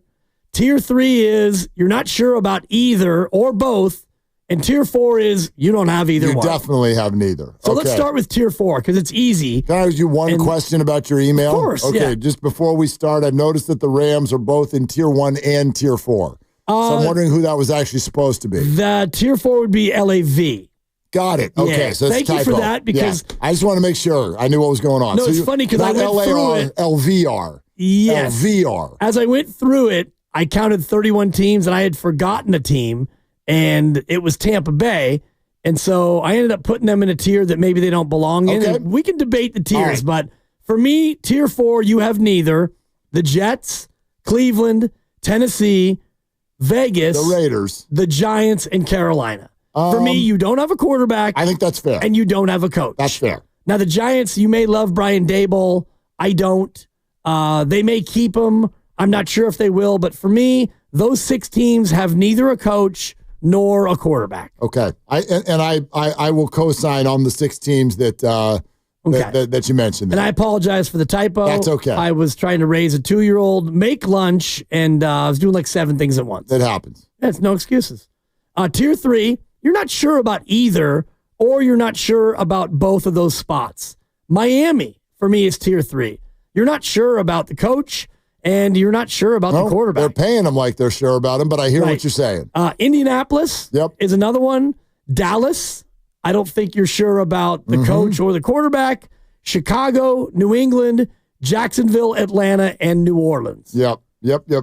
Although, I mean, I kind of almost want to drop New Orleans down to tier 4. Yep. Just because I don't think anyone's under the impression you're actually going to ever do anything special with Derek Carr, and they're in coach limbo as well. So, but fair, point well taken. Yeah, and Atlanta's the other one because, you're in a spot where... No, you got a first-round draft pick, though. So right, but you're not sure. No, of course not. He hasn't played yet. Exactly. Yeah. So, and that one, to me, was a tough one. Tier 2 is you have one coach or quarterback, but you're not sure about the other. And I look at Pittsburgh, where you've got Mike Tomlin. You're still sure about him, the quarterback. I mean, he's been good this year. But when Russ is gone, is it going to be Fields? Cincinnati, you love the quarterback. The coach, I'm not sure about. Denver, you love the coach, and the quarterback looks to be a dude, but the jury's still a little bit out for me. Well, anybody who's only played, 10 games or so in their career, even your next team, for example, Jaden Daniels. Right. I mean, I would certainly bet on him, but you never know which way it's going to go. I also think the coach is still, Dan Quinn is a guy who's had a great year, but I'm not sure if he's a real one. And then I added in Minnesota. You don't know about your future quarterback. Right. And then Seattle and Arizona. I think you like the coach early on in both spots, but you're not sure about the quarterback. Okay, so brings us to what we're trying to get to, which is tier 1. These are the teams you believe that you firmly have both in place. Right. And this is where I believe you absolutely have to be a real team. And we talk about Kansas City, of course, and Buffalo. I put Philadelphia in. Sirianni's a guy who it's easy to deride, but I mean, this year it sure seems like they've been successful. Right. So I even have, Buffalo, I'm not ever overly impressed by McDermott. Right. But, they win. They haven't won in the end. But, you got Josh Allen. Yep. He's winning divisions. He's going to the playoffs every year. You got to give him the credit that's there. And my other top-tier teams are Detroit and the Chargers, Baltimore, Houston, Green Bay, the Rams, Tampa, and the Niners. Okay. So that's a total of 1, 2, 3, 4, 5, 6, 7, 8, 9, 10, 11 teams. And Tampa was the last one I added because, I like the coach and the quarterback has been good, but I'm not sure, they probably are more of a tier 2, honestly. Well, and the Rams one is interesting too because I won't argue your point, but also I don't know how much time Stafford's got left, and I don't know that they're actually going to threaten to do things in the playoffs as they are currently constructed. I can't argue that one. Tampa, same thing. Look, the guy's producing. I know that we don't see him as a long-term play, but the bottom line is he's producing and he's still young. You know what I mean? Like he's not even 30, right? No, he's not even 30. So I don't have much issue with that. But what we're essentially looking at here is at best, only a third of the league can claim they feel good about quarterback and coach. Together, exactly. Correct. Which had me thinking about the whole idea about Brock and, he's not worth 60. He's not worth 55. He's not worth whatever he's worth or not worth. He's worth it because you have to be in this group, I believe, to be a real team. Shanahan is signed. Shanahan's been successful. Brock Purdy's been successful. So if you want to be a part of this elite group, and if you look at these teams, Kansas City, Buffalo, Philly, Detroit, Chargers, Baltimore, those are all playoff teams. Houston and Green Bay, playoff teams. Tampa, right now, a playoff team. The Rams, trending. The Niners, the only one in this group not a playoff team. But if you get rid of your quarterback and you go into next year with another quarterback, whoever that is, you're suddenly not in tier 1, and how does that help you? That's the thing that I always kind of get to, and I try to do this with any situation. We've all got our opinion, but before you really bring juice behind it, try to spin around to the other side and look at it from the opposite angle, and if you still feel firmly about the way you feel, great. Then to me, it's time to ride with it. But when you look at the Brock conversation, and you hear people go, this is not a $60 million quarterback. And again, because of not knowing the structure of the deal and the funny money of the NFL, I don't know why we still do that. 55, 60 means something completely different for one guy than it might in a different contract. Before you go down that road, before you jump in with Colin Cowherd and the rest of the world who's ready to make some hay in the world of content by going, this is not a $60 million quarterback, and the Niners should do something different. All right, spin around to the opposite side and see if you actually believe, because you'll say Brock is not worth 60, and my question is, what are the Niners worth without him? Exactly.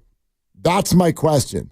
So whenever you want to stick this number on it, ask yourself next year, with Brock Purdy not on the team, what in God's name are the 49ers doing with this fancy roster and your Super Bowl or bust mentality? Exactly. And I had somebody on Twitter earlier today say, well, you can use your mid-round pick to get the next quarterback. I mean. And, we can run through the last 4 years of first-round quarterbacks, and we can see that 16 of the 20 have not gotten extensions with their team. Stop comparing Brock to other quarterbacks and compare what the 49ers would be with him versus without him. Exactly. And that's where you get your value. They'd suck without him. Suck. Out loud. Presented by Fremont Bank, celebrating 60 years of full-service banking with no compromises. We can take your calls, 888-957-9570. We'll circle back to the Warriors. And in fact, in less than a half hour, if you missed our, I think, news-making and wide-ranging conversation with Monty Poole of NBC Sports Bay Area, we'll have that for you around the bend as well on Willard and Dibs. Do you know the most important factor in your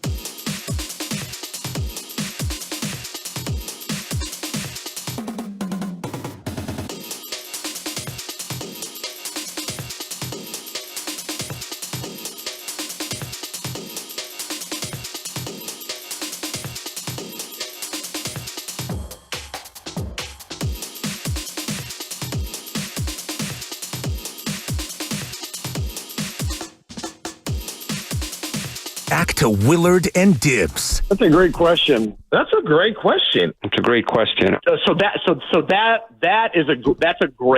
great question. On 95.7 The Game. Last one's just amazing.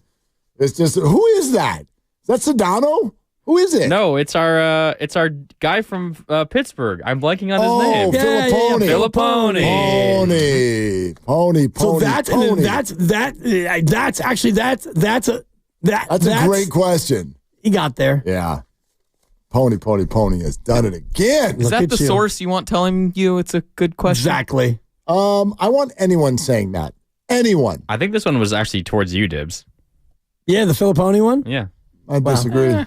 But anyway, yeah. Whatever. You try to take all of them. I get that. I do. Well, because you ask all of them. Ball hog. Totally. Yep. That's how I had $1 for every time you give me the inch signal that you want to follow up. See, here's more Filippone. Here's more Filippone. That's not what I'm saying when I do that. That's a really good question, Dibs.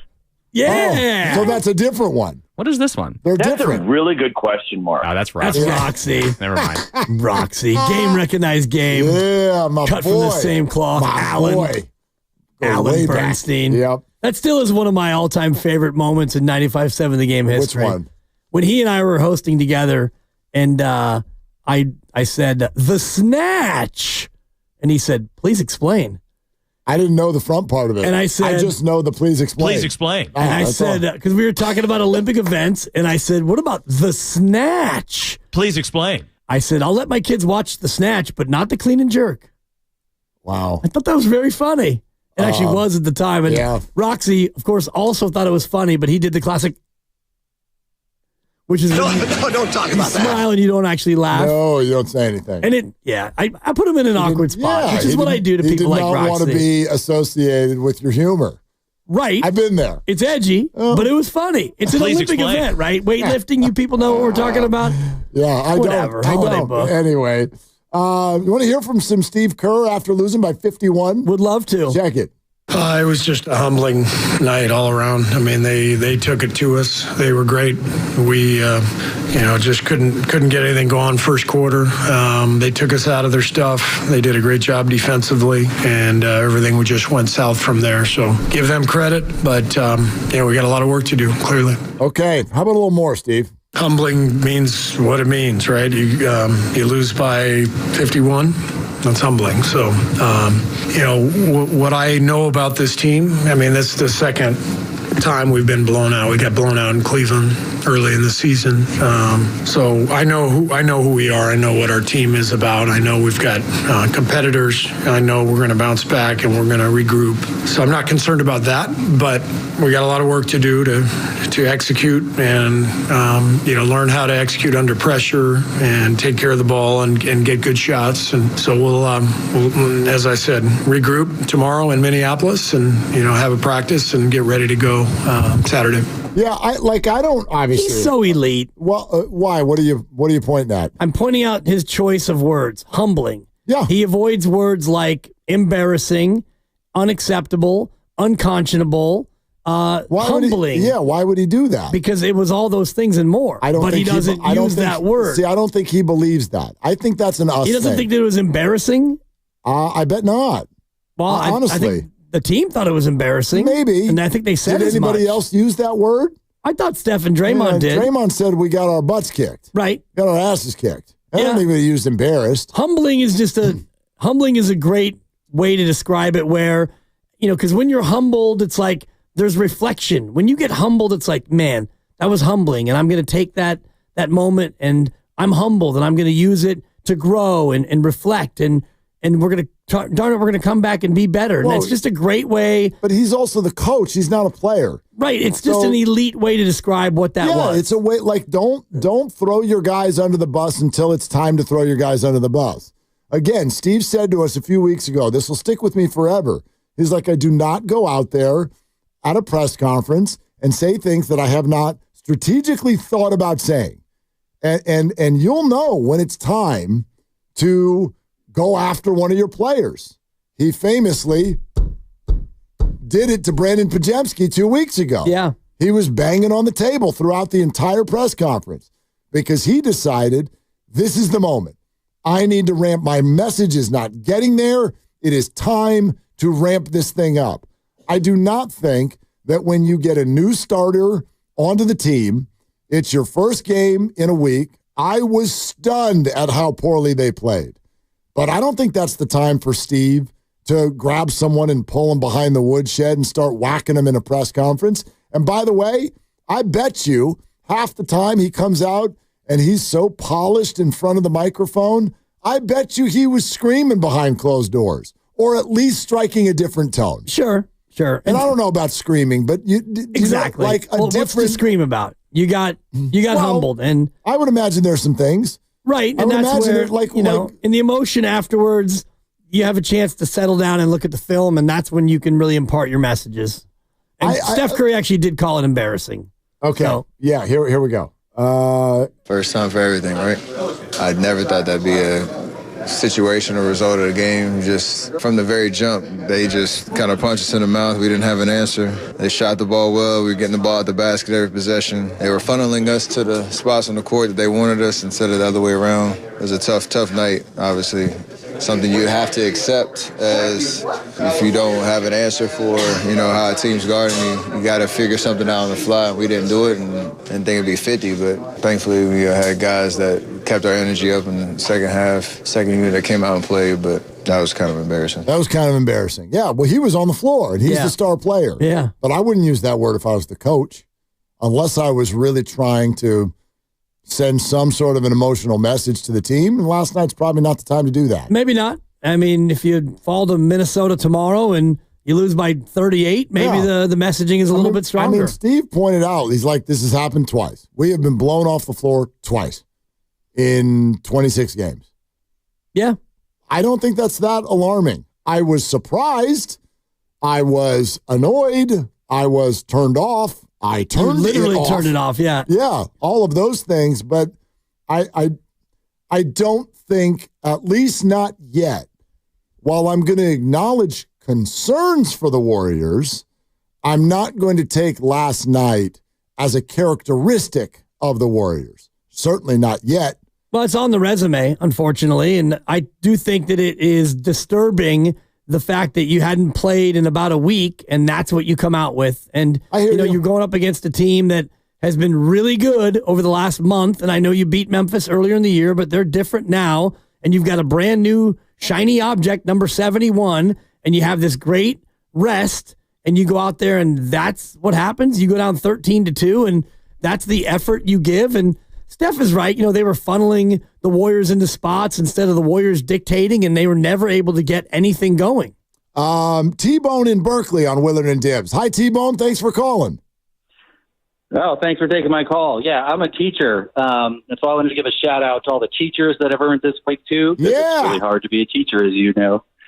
And a lot of these trades remind me of what would happen to me today with the emails of, what can I do to raise my grade?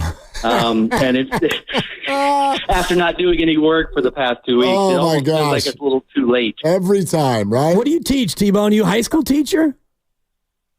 Middle school in your area of the woods, Dibbs, in San Rafael. There's a middle school in San Rafael. Yeah, Davidson Middle. Great middle school there at Davidson. One of the better, diverse educational environments in Marin County, I would say.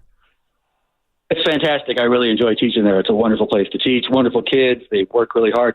I even get to coach the 8th grade girls basketball team. So love get a lot it. of fun out of that. Hey, T-Bone, when a student does come to you on the last day of the semester and they've done very little work and they say, what can I do to raise my grade? How do you answer that question? I take a few moments to not say what I really think. Because the answer is, you could have done your work, but hey, we didn't do that. So I like to kind of figure out a way to say that, but then I always try to throw them a bone like, hey, I guess you could look stuff up and send me something for partial credit.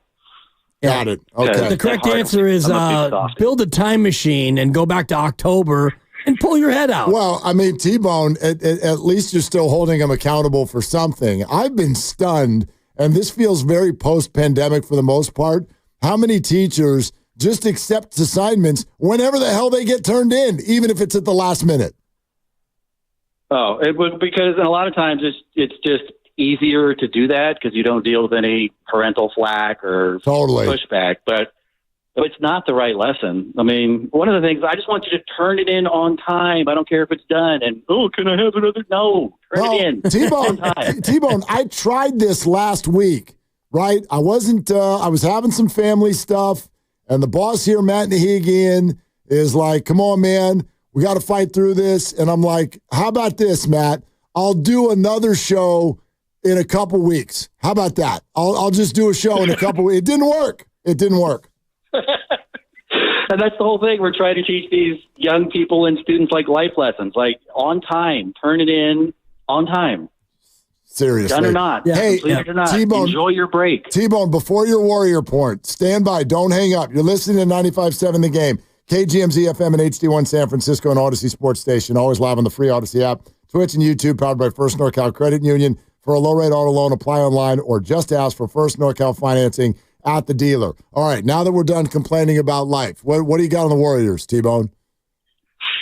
It's just, I've been a fan since Sleepy Floyd was Superman, so I've been a fan for a long time. This has been an amazing run, and I don't want to admit it's coming to an end, but I just don't know if there's a player that we need like Clay in his prime again. We needed two guards that could pass the ball and a big man, and I just don't know if we have the people to make those trades. Maybe not. T-Bone, thanks so much, man. Enjoy the break. Thanks for everything you do. Look, I can't argue what a lot of you guys are saying. When you say I don't see the trade out there, Dibs, I can look you in the eye and go, I kind of don't either. Yeah. But I also know that whatever the Warriors are going to do, it's around the corner. I don't know how we would see it. I know we know what the rumors are, and maybe that's squashing our buzz about this whole thing because you're like, Jimmy Butler? That feels old and expensive. And then Monty Poole comes on and goes, yeah, they kind of agree with you. But everybody keeps saying the Warriors are going to be aggressive, but then there's like 2 deals that you hear about. Well, I don't know if those are actually the deals.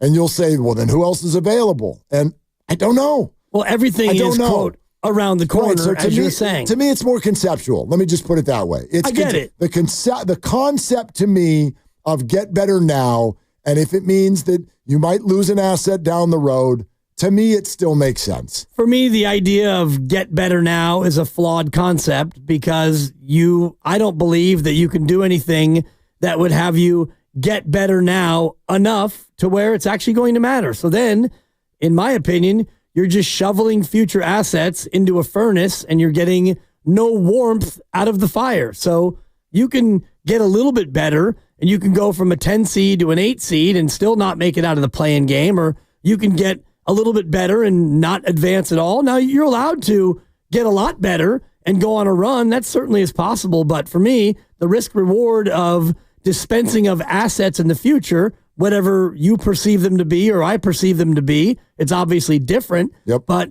what you're going to do between now and February 6th, I don't think can be enough to matter. I also think that opinion, this is just my opinion, but I think your opinion is partially shaped by the frustration of the moment, which may be founded, or this may just be that moment in time. And it's a question that we try to answer in sports all the time. Hey, when they were playing really well, is that them? Now they're playing really bad. Is that them? Maybe we always go, well, the answer is probably somewhere in the middle.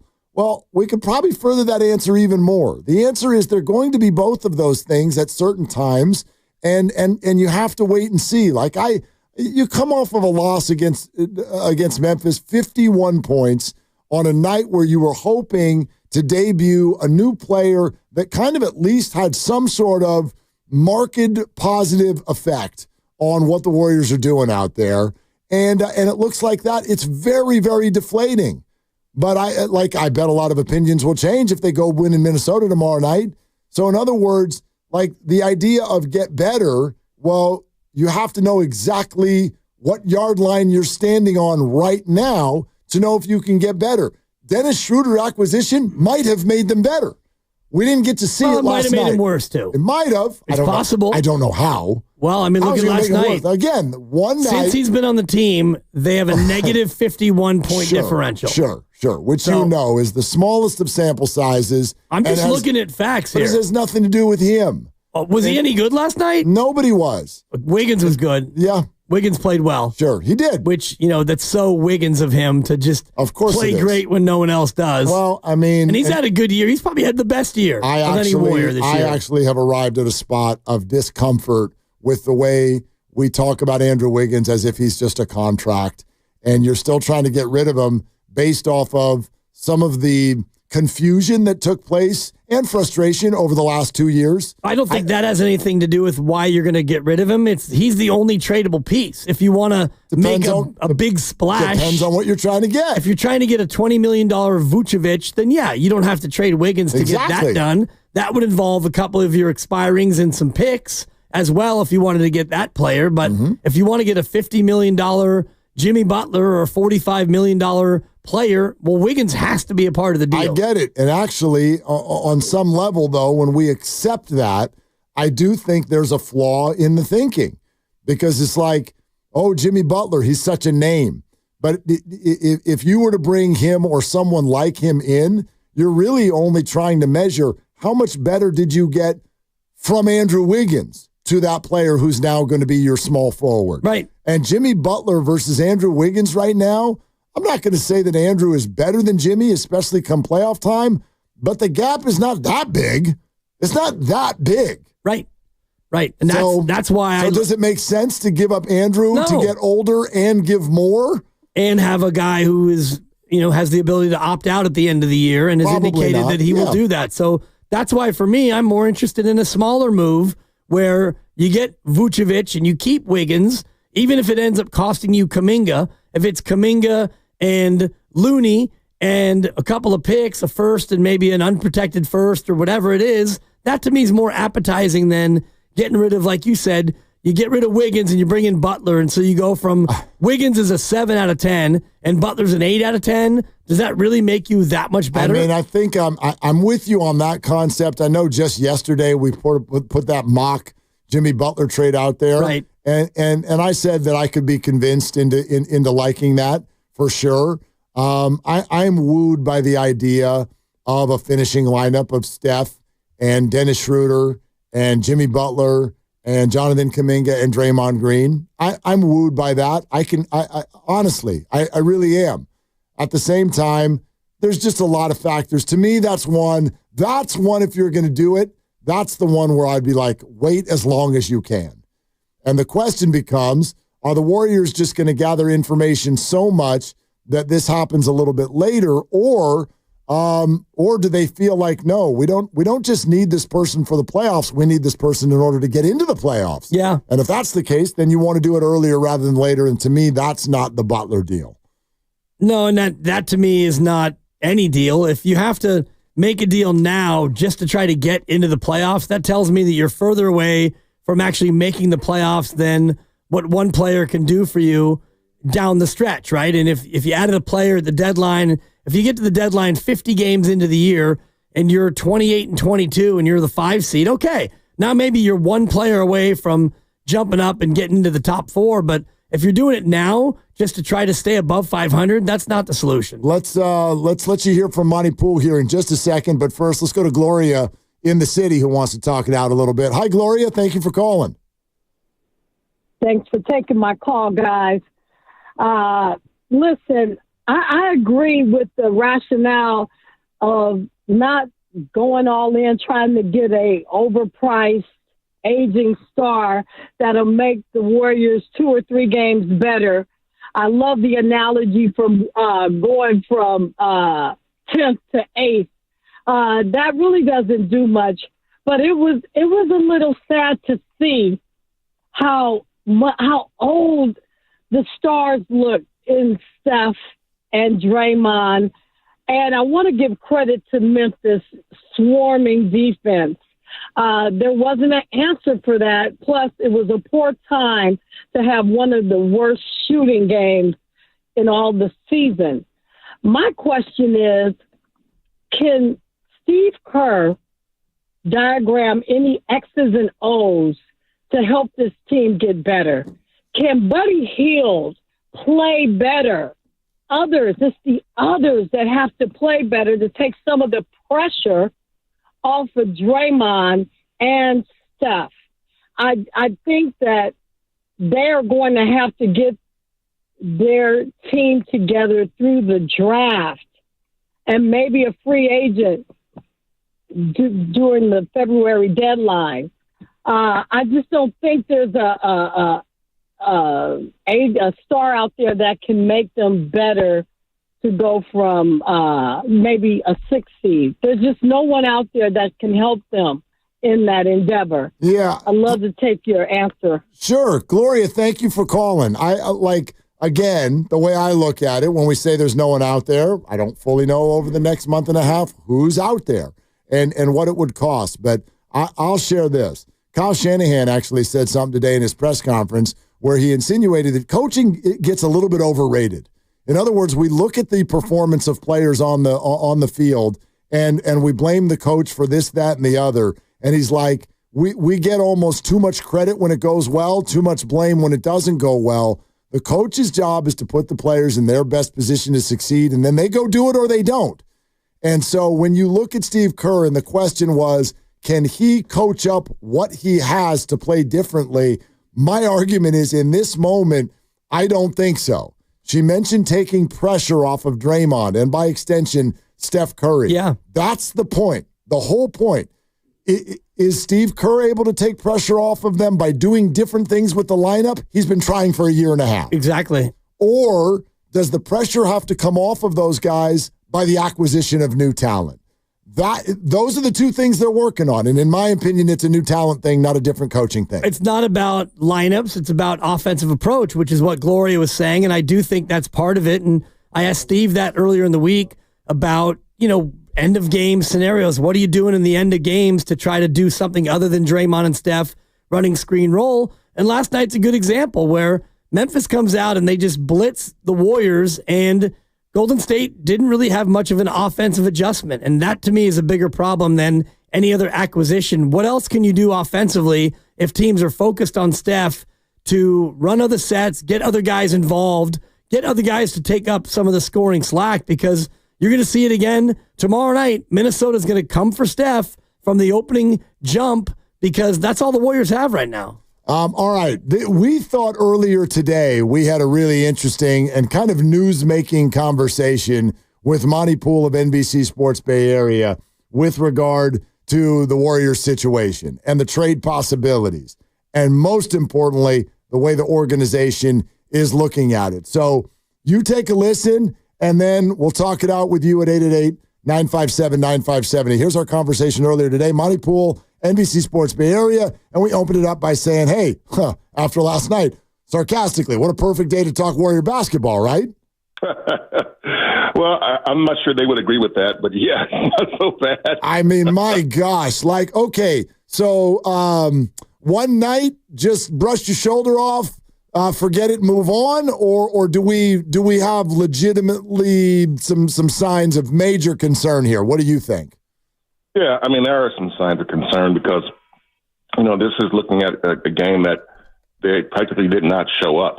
There was all this talk about setting an early defensive tone, which they didn't do against Dallas on Sunday, and Steve Kerr was like, yeah, we are a defensive team. That's what we have to hang our hats on.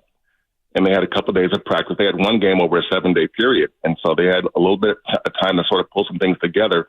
And then to see that performance last night, yeah, it has to put you on alert. I'm curious to see how they respond tomorrow in Minnesota.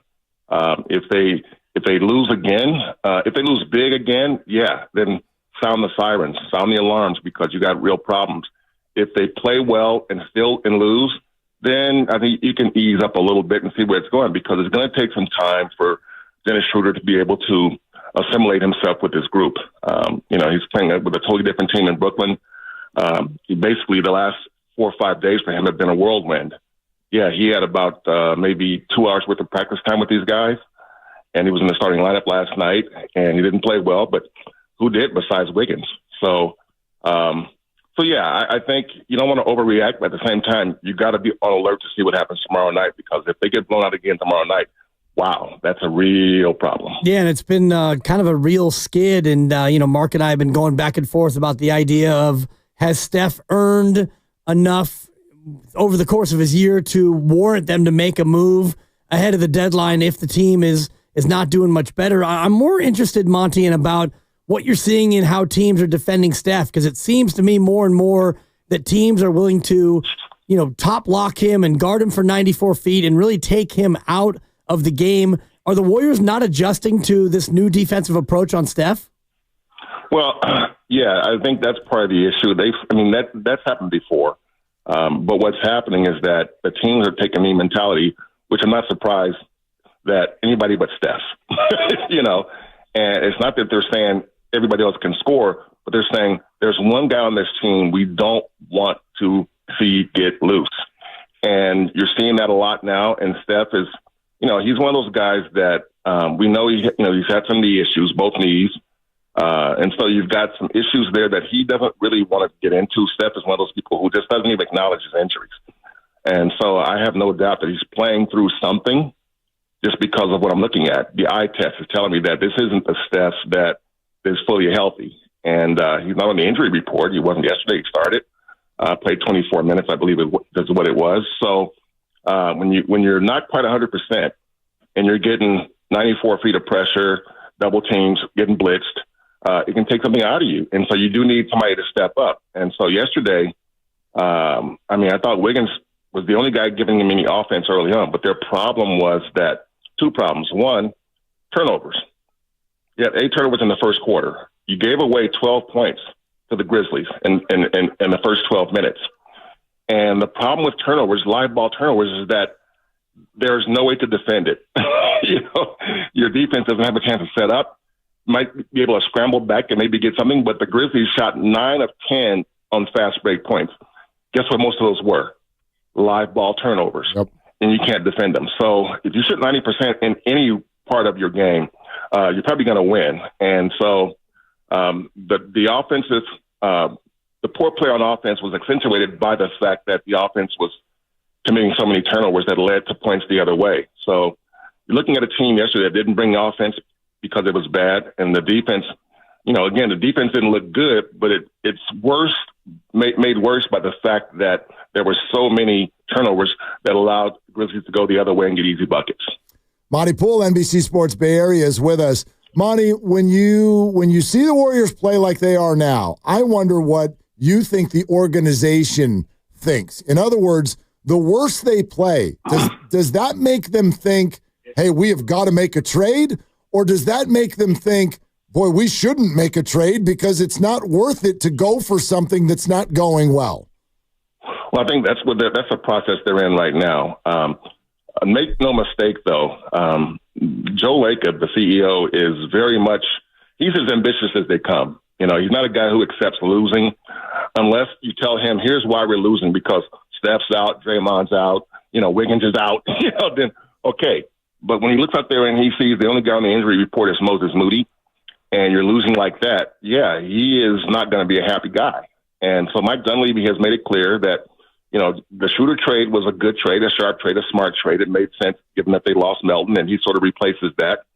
But they're not done, and the question is, what can they get and what are they willing to give up?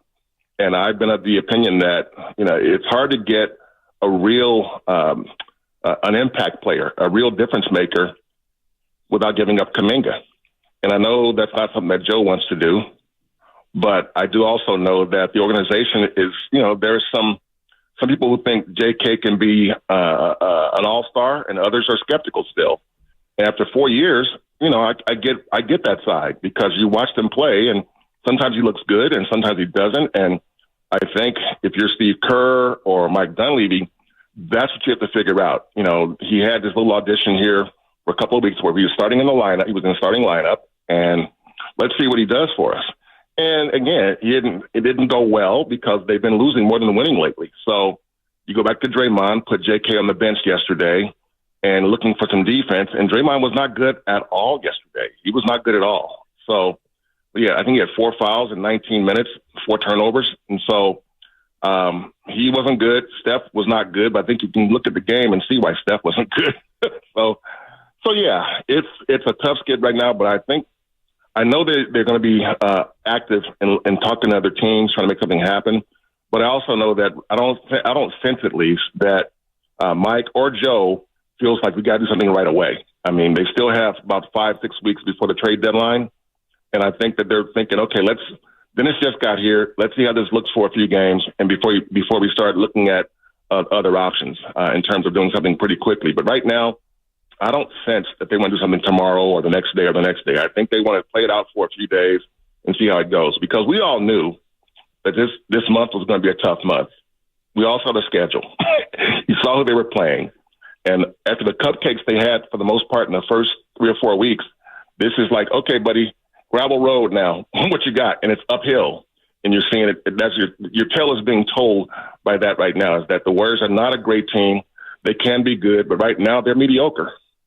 Yeah, and gravel road is a great way to put it. And you've got Minnesota still ahead and the Clippers, and you got Cleveland coming up before the start of the year. And I wonder, Monte, just hearing you talk about like the timeline, is there a chance that maybe they don't make any big moves until the offseason, because you still have, 2.5 more years of Steph, and you still have Draymond, and the urgency we all want to feel this year. But is there a chance that they might wait until the offseason where Kuminga gets signed and then they give him the Jordan Poole treatment, where you could actually get more back from him from a salary standpoint?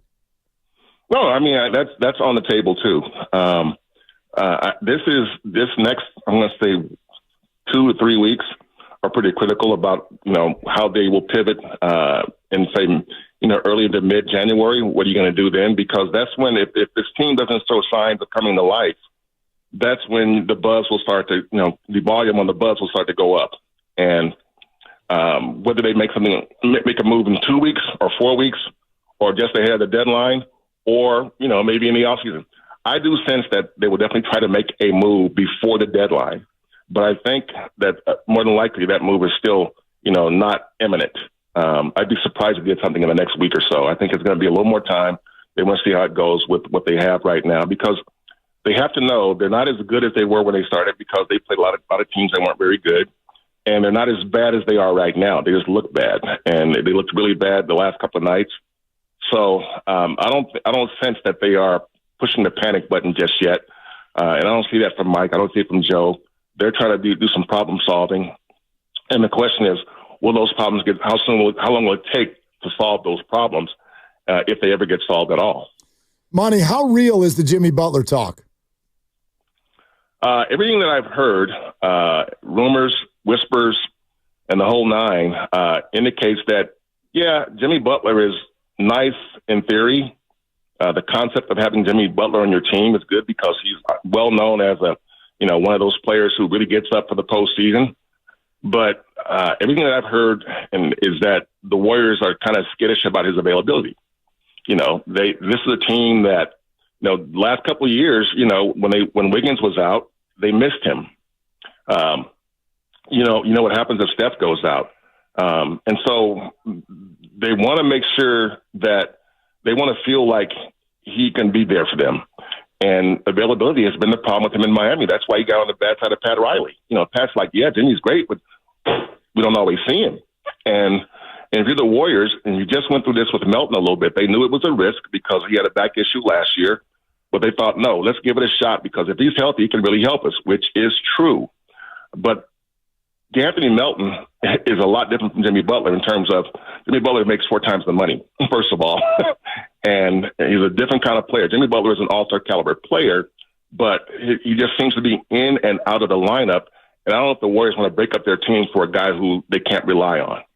Yeah, and that's fair. I mean, especially if he decides that he doesn't want to opt in next year. So now it becomes a 3-month rental. The thing that's sticking with me, Monty, is the idea of Steph Curry and whether or not he can still, quote unquote, do it. Because at times, yes, he can do it. He can still be one of the top 5 players in the association. But do you look at Steph now, coming up on 37, as a guy who can night in and night out carry a team to be a legitimate, deep playoff team? No, he's got to have help. They know that. The Warriors are aware of that. They're looking at Steph and Draymond in the same vein that Greg Popovich looked at Tim Duncan, Tony Parker, Manu Ginobili toward the end of their careers.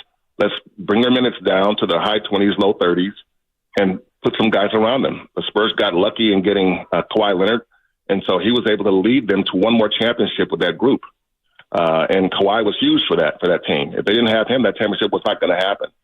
But if you're the Warriors, you understand what Steph and Draymond have done for you. You're not going to short trip them now. You understand how important they are. So you want to keep them, you want to preserve them every chance you get. But at the same time, you're not going to give up on them. I mean, I heard somebody yesterday saying, "Oh, maybe it's time to trade. Make a big trade." There are some guys in the NBA you just don't trade, and number 30 is one of those guys. You just don't. I mean, the Lakers. Remember the talk back in the day about the Lakers maybe trading Kobe. Kobe wanted out. Wanted out. Can you think of how silly that would have been? And that was never going to happen. It was never going to happen. And to me, Steph is much in the same status. A guy that you don't trade because of what he's meant to this franchise. The Warriors are the number one, the most valued franchise in the NBA, and second in all of American sports. How much of that happens without number 30? Yeah, none of it. None of it. Yeah. So they understand that part of it too. He is his own economy. As long as they have him on their team, which I believe will be as long as he's playing in the NBA, he's going to be there. He's not going anywhere. And Draymond, to a lesser degree, yeah, maybe Draymond at some point. But the question with Draymond has always been, what's his value to other teams? We know what he means to the Warriors, but what do you mean as much to another team? And I think that's a fair question to ask. Monty Poole, NBC Sports Bay Area. Monty, this might be a rabbit hole, but I hear people talking about it, so I'd love to get your insight. Can we go back to the offseason? Based on your knowledge, the chasing of Lauri Markkanen, how real was it? And if it broke down, did it break down because Danny wanted too many draft picks, or was Brandon Podziemski actually the linchpin that he was rumored to be? It broke down because Danny wanted too much. and I think the Warriors knew that. Anybody who's dealt with Danny before knows he's going to try and fleece you. And the Warriors looking at Lauri Markkanen and saying he's a nice number 2 or number 3 guy. He's long. We could use his length. But we don't want to break up our future nucleus for that. And now I don't know how good Podziemski is going to be in 3 years, but they think highly of him. I need to see more. And so you're looking at Podziemski and Kuminga. Those are 2 guys that the Warriors look at and say, these guys can be with us for the long term.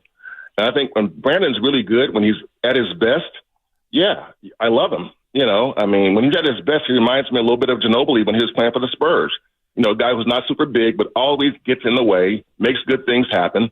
But Kuminga is different. Kuminga's a different athlete, and wondering what to do with him is sort of where they are right now. And but the trade, the Markkanen trade was discussed, and the Warriors were very interested. But when you deal with Danny Ainge, you got to know that what he wants, and he's probably going to want too much. And sometimes it's better to walk away when you talk to that guy.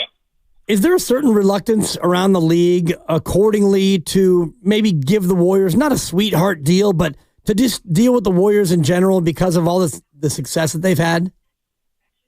I sense that, yes. And not that they won't deal with them at all, but yeah, they don't want to do the Warriors any quote unquote favors. It has to be a tit for tat. Okay, if you want our guy, give us your guy.